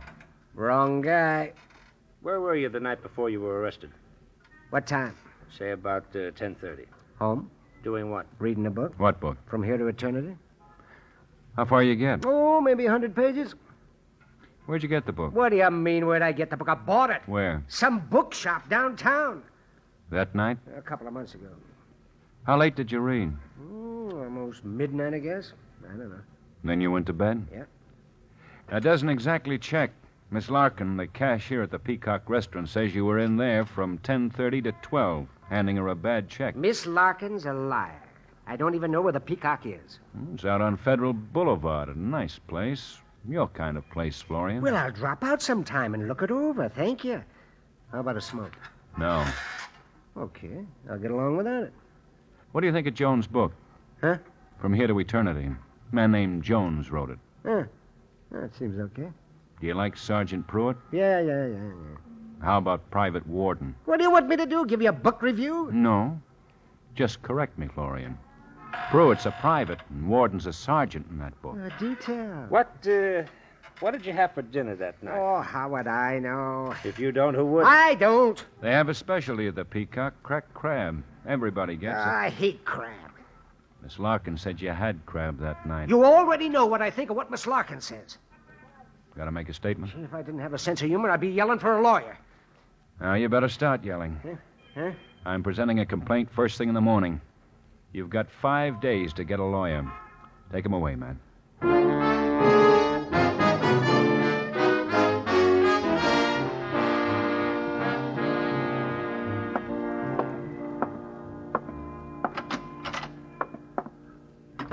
Hello, Ben. Hello, Bill. Relax. Yeah. I'm holding this complaint on Florian Barth you sent upstairs this morning. Wasn't there enough stuff with the handwriting and identification? Well, seemed to be, Ben, but I just want to make sure we can get an indictment. Well, this bird's been passing wallpaper all over town. What's the kick? Well, I'll tell you. Excuse me, Ben. Captain Waldo. Put him on. Okay.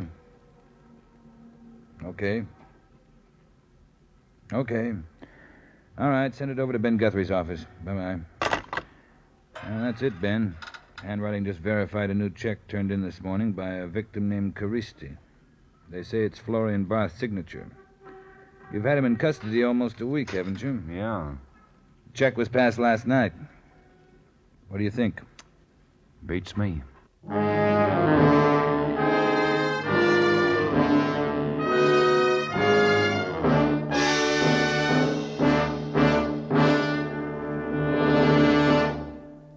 It's time for everyone to do some important fall house cleaning. House cleaning which may save your home and the lives of your family.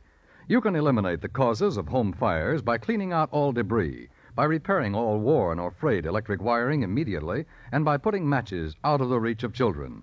And be sure to do your cleaning with non-inflammable fluids.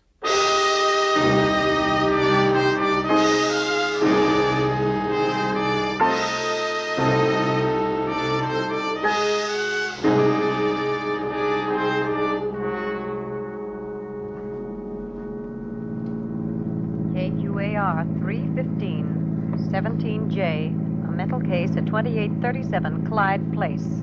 See the woman. 33, a 586 Wine and Asher at still 16th questioning and Bart? Curtis. Yeah. See the man. 1516. There it is, Ben.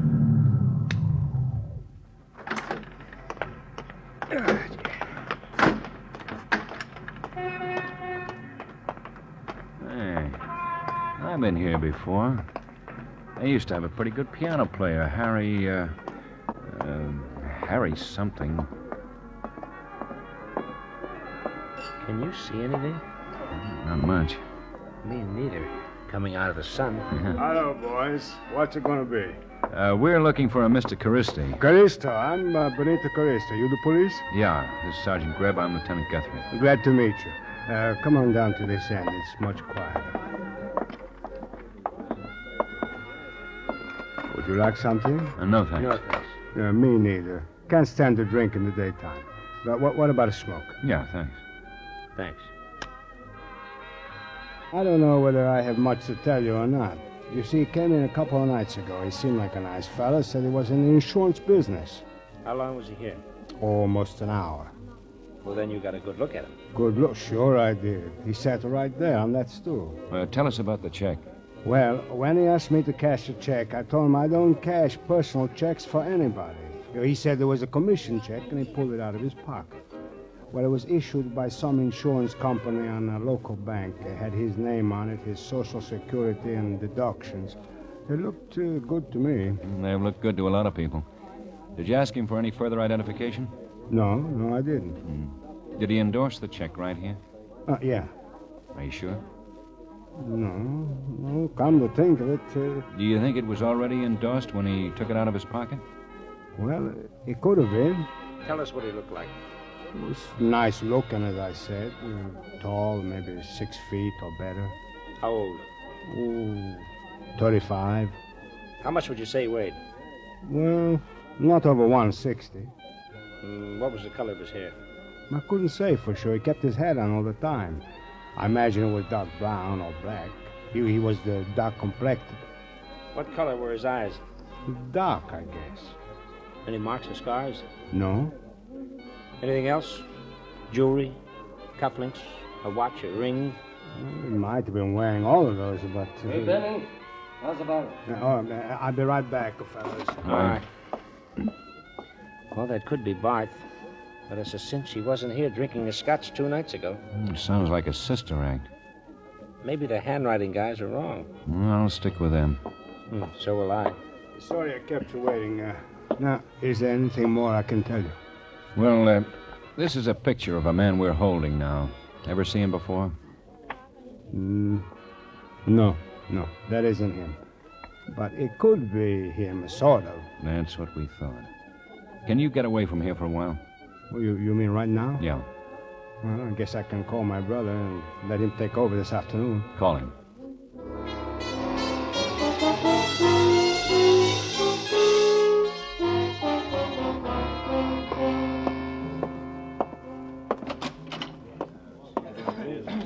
Hi.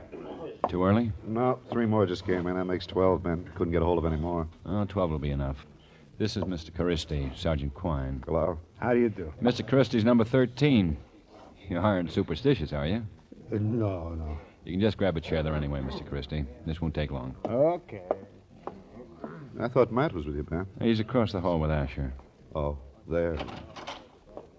Hi, Tom. Oh, hello, Ben, Quine. Hi.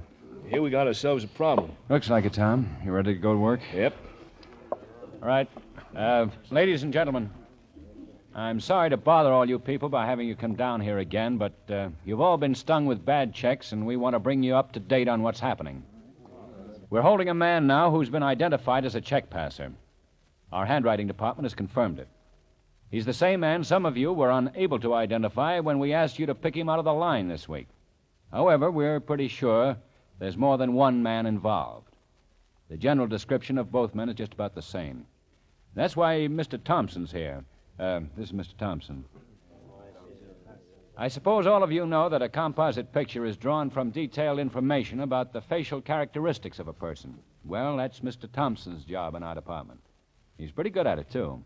But he needs the cooperation of every one of you. He'll sit and listen for hours to what you have to say about the man who gave you those bad checks. That right, Tommy? That's about it, Lieutenant. Okay? All yours. Now, Come on, all of Quine. you people who saw the suspect within the last 2 weeks, raise your hands. All of those who saw him within the last month. Coffee, Ben? Let's go in here first. Okay. We know you've been working with someone else, Bart. Now, come on. Who is this other guy? Oh, you're all wet. Oh, you want something, Ben? No.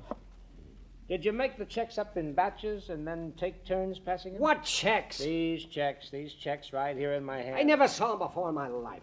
Who's the other guy? There isn't any other guy. Look, I haven't had a drink of water for 2 hours. Neither have I.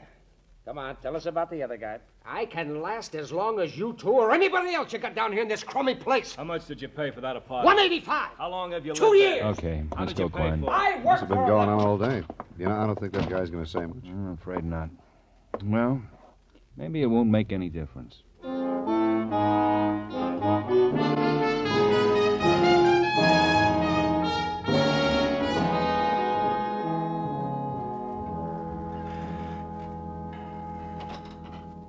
Morning, Ben. Hi. Well, she gets in tonight. Who? Nellie, Molly's sister. Oh. Ben. This is my night for the fights. Oh, look, Ben, she's only going to be in town one night. You might like her. Tommy finish yet? He said he'd call me. Barth isn't making things very easy. You look beat. 3 hours with that guy, and I was asking myself questions. He's not going to be easy, Ben. Well, that's why we're doing things the hard way. Well, what do we have now, Ben? Yeah, Quine. Well, Crockett pinned down the type of machine used on those checks. Good. Turned out to be a local manufacturing outfit called the Makepeace Printing Company. You talked to him yet? Uh-huh. I was out there this morning. They make all sorts of printing equipment. The general manager's quite an expert. He says those checks were all done up on what he calls a A41 model. What's that, Quine? Well, it's a little portable check-making machine. They made them for about 2 years now. They sell them to firms that have small payrolls. Say, it might be somebody in an accounting department who could do it, Ben. No. At least it'd be pretty hard, Matt. The Makepeace people set them up for the individual firm, type and all.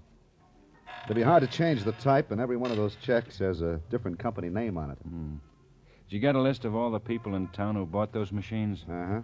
108 firms. Hi, Asher. You finished? Mm-hmm. Just got him out of photographic. Well, this is what they say he looks like. Gosh. Think it's dream stuff? No. You sure got it all over Barth, wouldn't you say, Ben? Maybe. Let's get him and find out.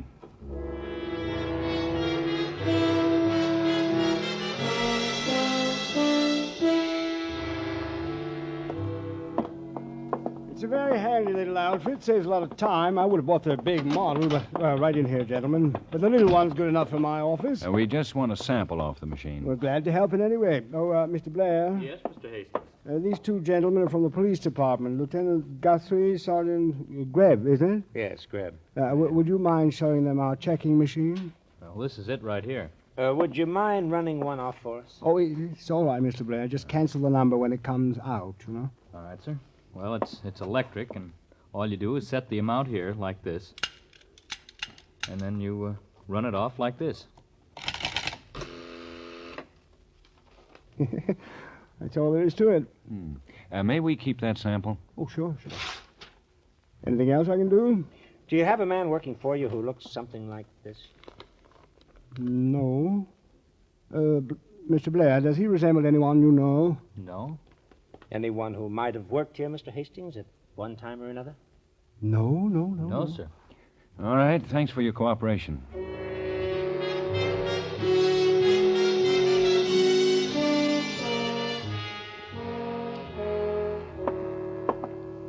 Bam. Yeah, Klein. Mr. Kendrick's in your office. That the man from the printing company? Uh-huh. He's been working with us all day looking at samples from those machines. Mr. Kendricks, this is Lieutenant Guthrie and Sergeant Greb. Hello. Glad to meet you both. It's nice of you to give us a hand, Mr. Kendricks. Glad to do it. And my company feels a little abashed that one of our machines is involved in all this. Did you see all the samples we brought in, Mr. Kendricks? Yes, I did, Sergeant. I was just explaining to Sergeant Quine that I don't think any of those bad checks were printed on any of the machines in town. Oh? Of course, that's just after a hasty survey of the situation. But there's nothing outstanding on any of the samples brought in to tie them up with the same machine that printed the bad checks. You've gone over all of them? Every one. I'm sorry, Lieutenant. I wish I had better news for you. I'll go over them again if you like. Well, we want to be sure. Of course. There were only 108 of them sold in this city? We rechecked our sales department on that, yes. Uh-huh. And no others that you might not have a record on? No others, Sergeant. What about samples? Samples? Well, you know, salesmen have samples, don't they? When you first put them on the market, I just happen to think there is one machine that's not accounted for. We had a man on our sales staff 2 or 3 years ago named Fisher, Ed Fisher. Seemed like a nice chap, but he didn't work out. He got in an argument with a customer, and we had to let him go. He never did return the sample machine we issued to him. Man.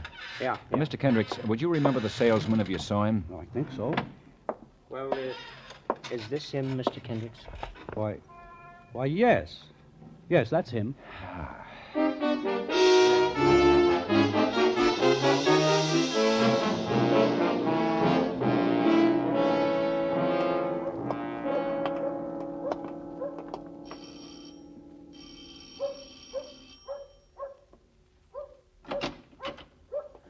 Yes? Mr. Fisher? That's right. I'm Lieutenant Guthrie, police. Oh. Well, yes. We've had quite a time finding you. I suppose so. Yes. Did Florian tell you... Florian didn't say a word about you. You want to get a coat? Yes. Come in. I'm sort of surprised if Florian didn't say anything. We'll tell you all about it. Will I have an opportunity to come back here before... to close my house and take care of some personal matters? You'll probably get out on bail. Well, I guess I'm ready.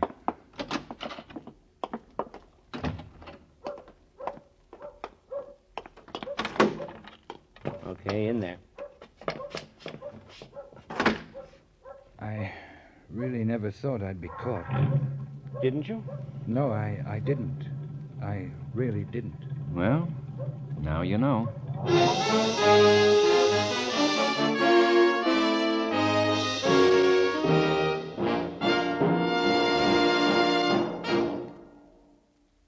The lineup, where before you pass the innocent, the vagrant, the thief, the murderer.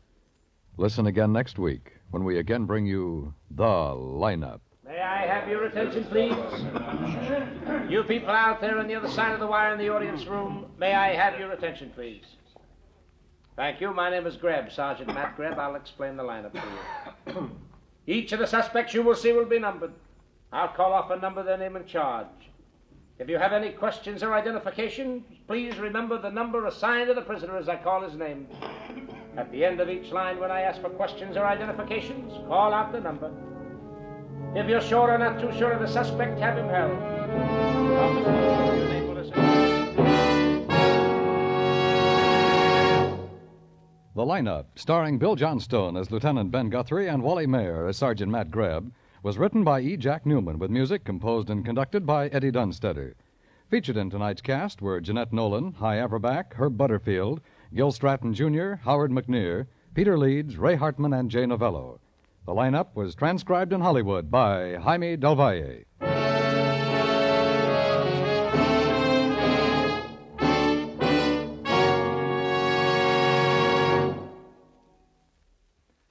Almost 3.5 million young men in our armed forces have given up a lot for you.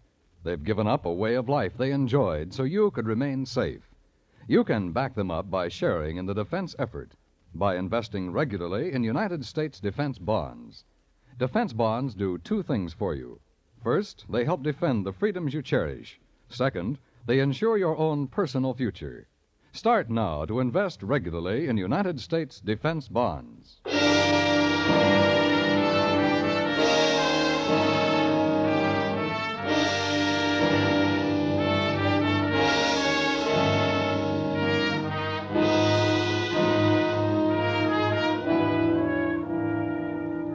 Vaughn Monroe's back from vacation. Yes, on most of these same CBS radio stations, you can again make the Vaughn Monroe Show a singing, dancing date every Saturday night.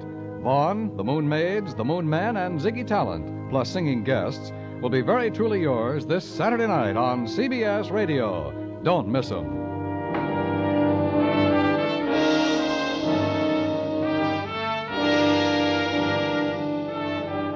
Dan Cubberly speaking, and remember, the comedy treat that can't be beat is Jack Benny Time, Sunday nights on the CBS Radio Network.